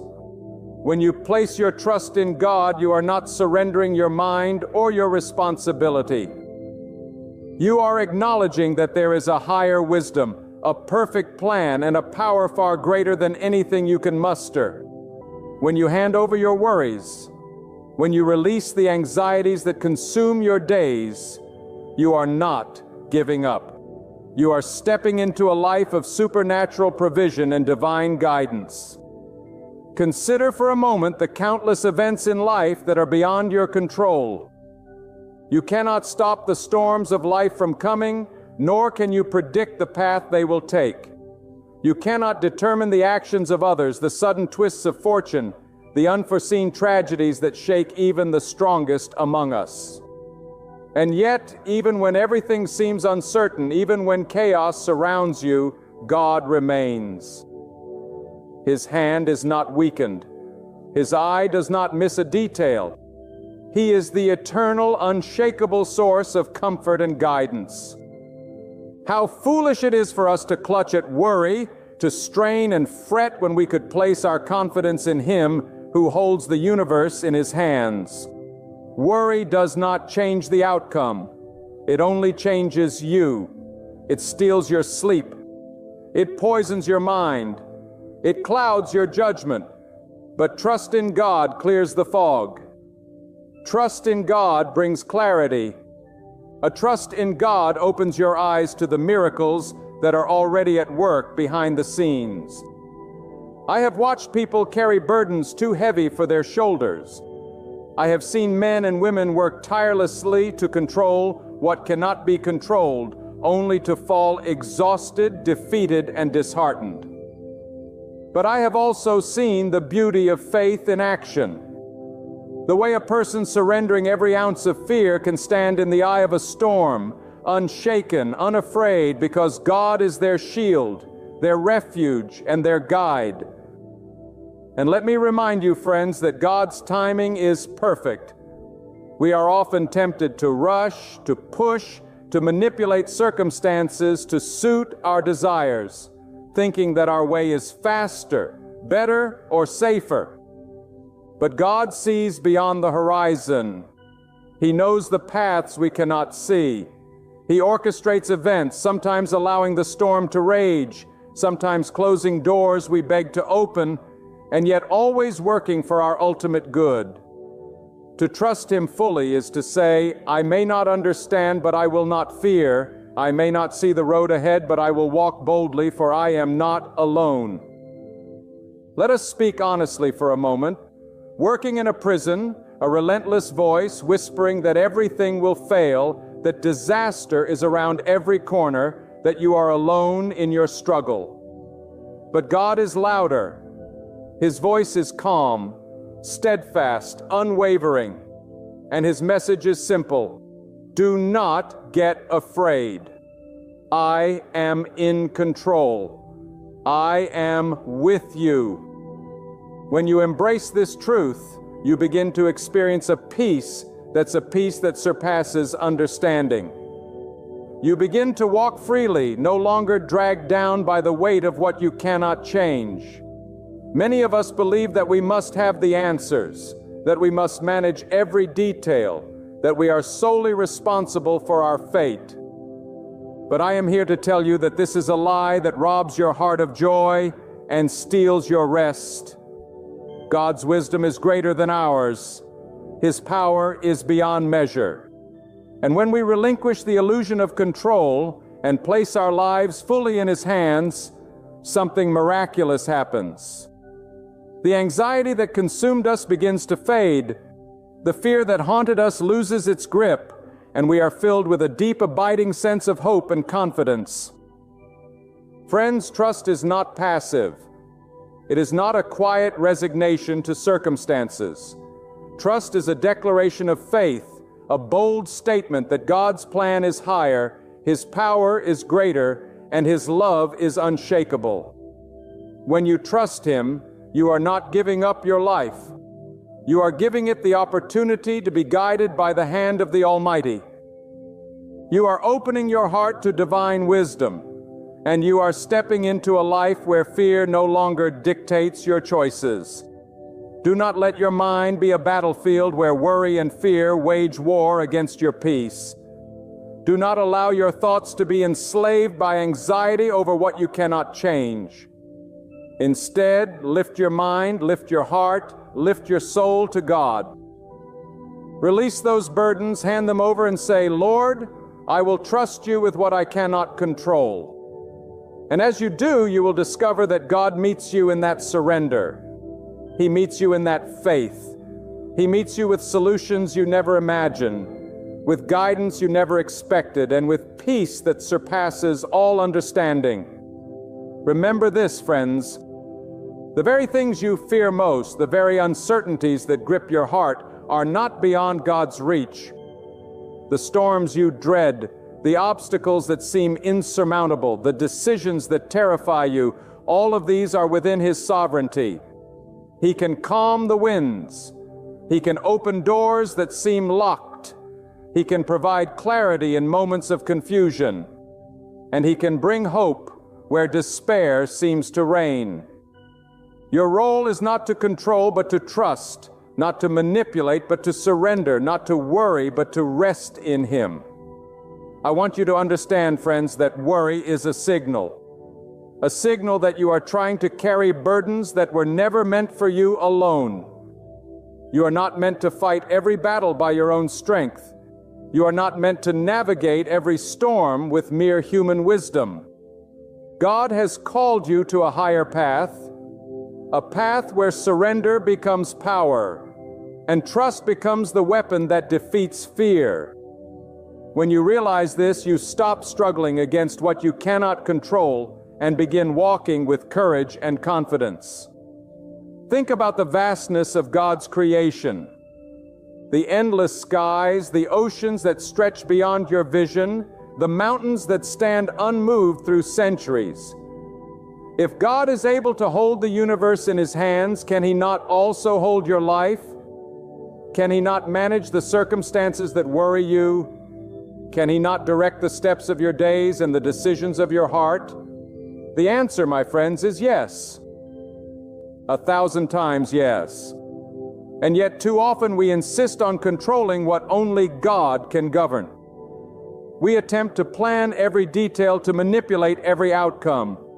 And in doing so, we rob ourselves of the peace and guidance that God alone provides. It is not a small thing to trust God. It is not a fleeting hope or a casual belief. True trust requires courage. True trust requires faith that is willing to step into uncertainty with the firm conviction that God is working all things for your good. When you trust God in this way, you begin to see life differently. You no longer see challenges as threats. You see them as opportunities for God's power to be revealed. You no longer see uncertainty as danger. You see it as a field where God can sow blessings you cannot yet comprehend. Friends, consider for a moment the nature of control. How often have you attempted to control the uncontrollable only to find frustration and despair? How often have you tried to manipulate outcomes only to realize that life's twists and turns defy every plan? This is not a coincidence. This is a lesson.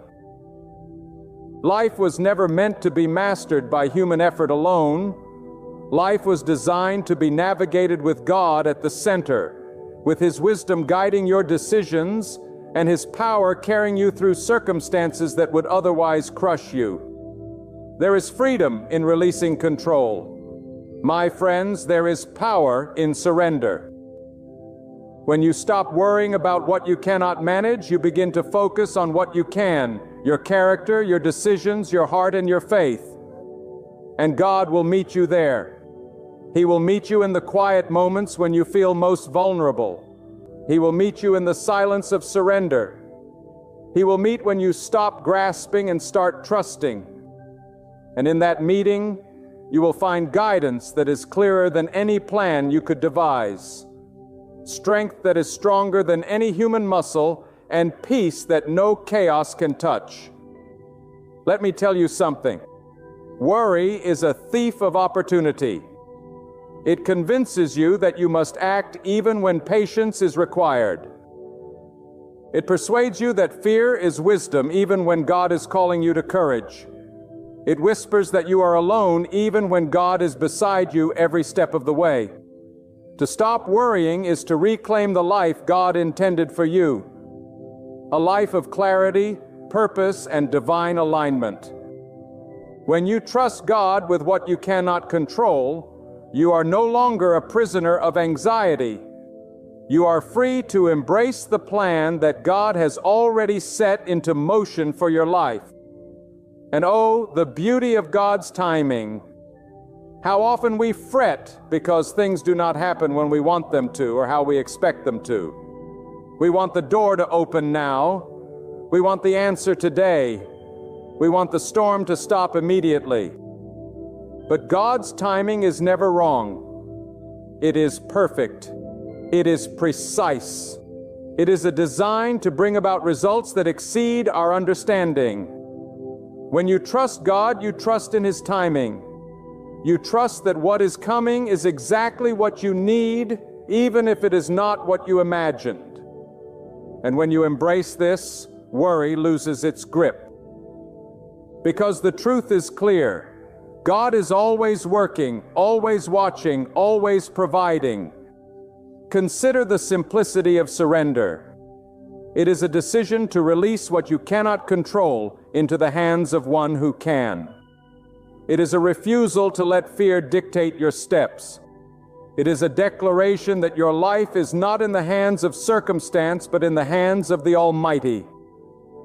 And as you do this, your mind begins to quiet. Your heart begins to heal. Your spirit begins to soar.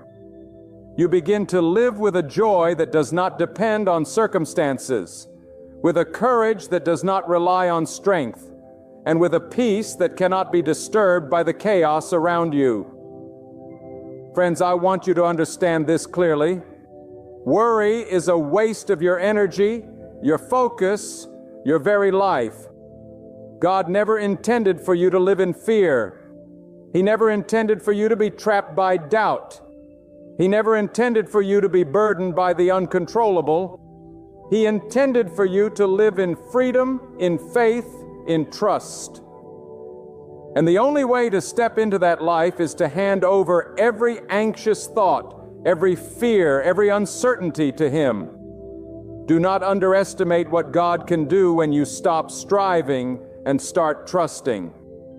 Do not underestimate the miracles that can happen when you surrender fully. Do not underestimate the power of faith that refuses to be shaken by the storms of life. When you trust God with what you cannot control, you are no longer a victim of circumstance. You are a vessel of divine providence.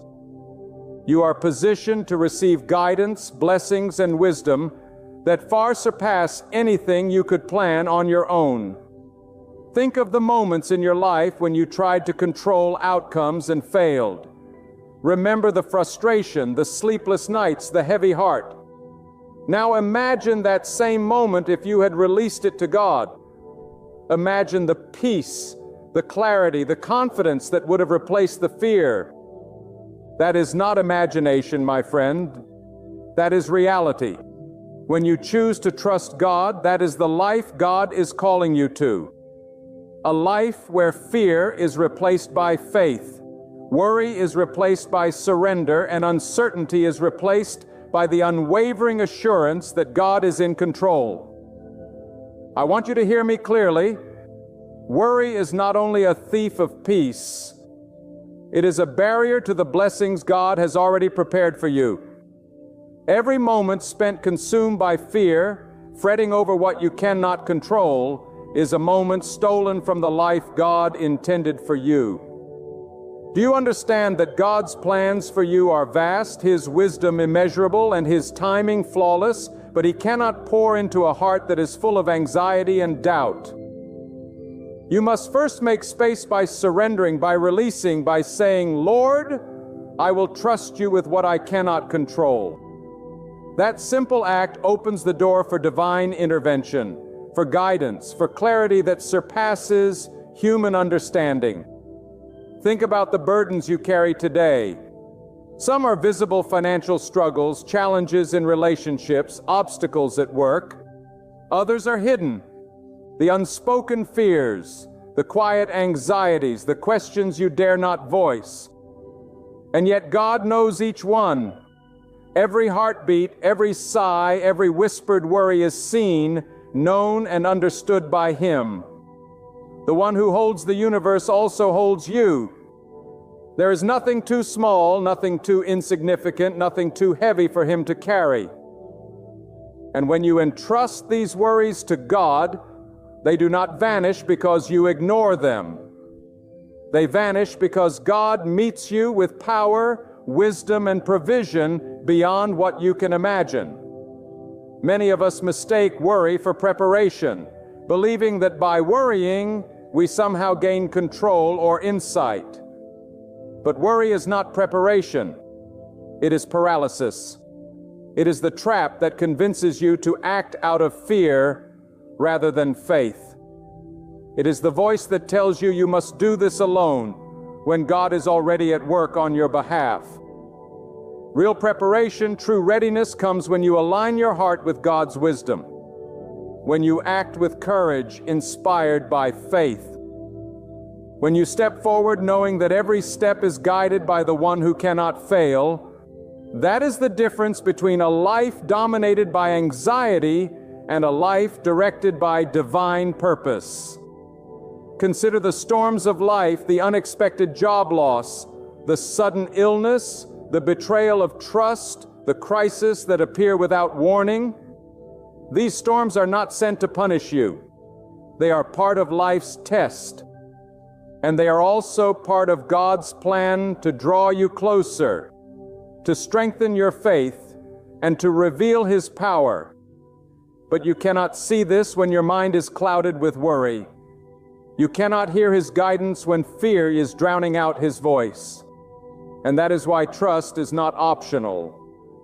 It is essential. Trust is the lens through which you see clearly, the anchor that holds you steady, the compass that guides you through turbulence. I tell you, friends, there is a profound difference between those who worry and those who trust God. The worried live in chains, constantly reacting to circumstances they cannot control, constantly fearing the future, constantly drained of energy and hope. But those who trust God walk in freedom. They live each day with confidence, knowing that even when the path is hidden, they are guided. They face uncertainty with courage because their foundation is unshakable. They experience peace not as a result of their circumstances, but as a result of their faith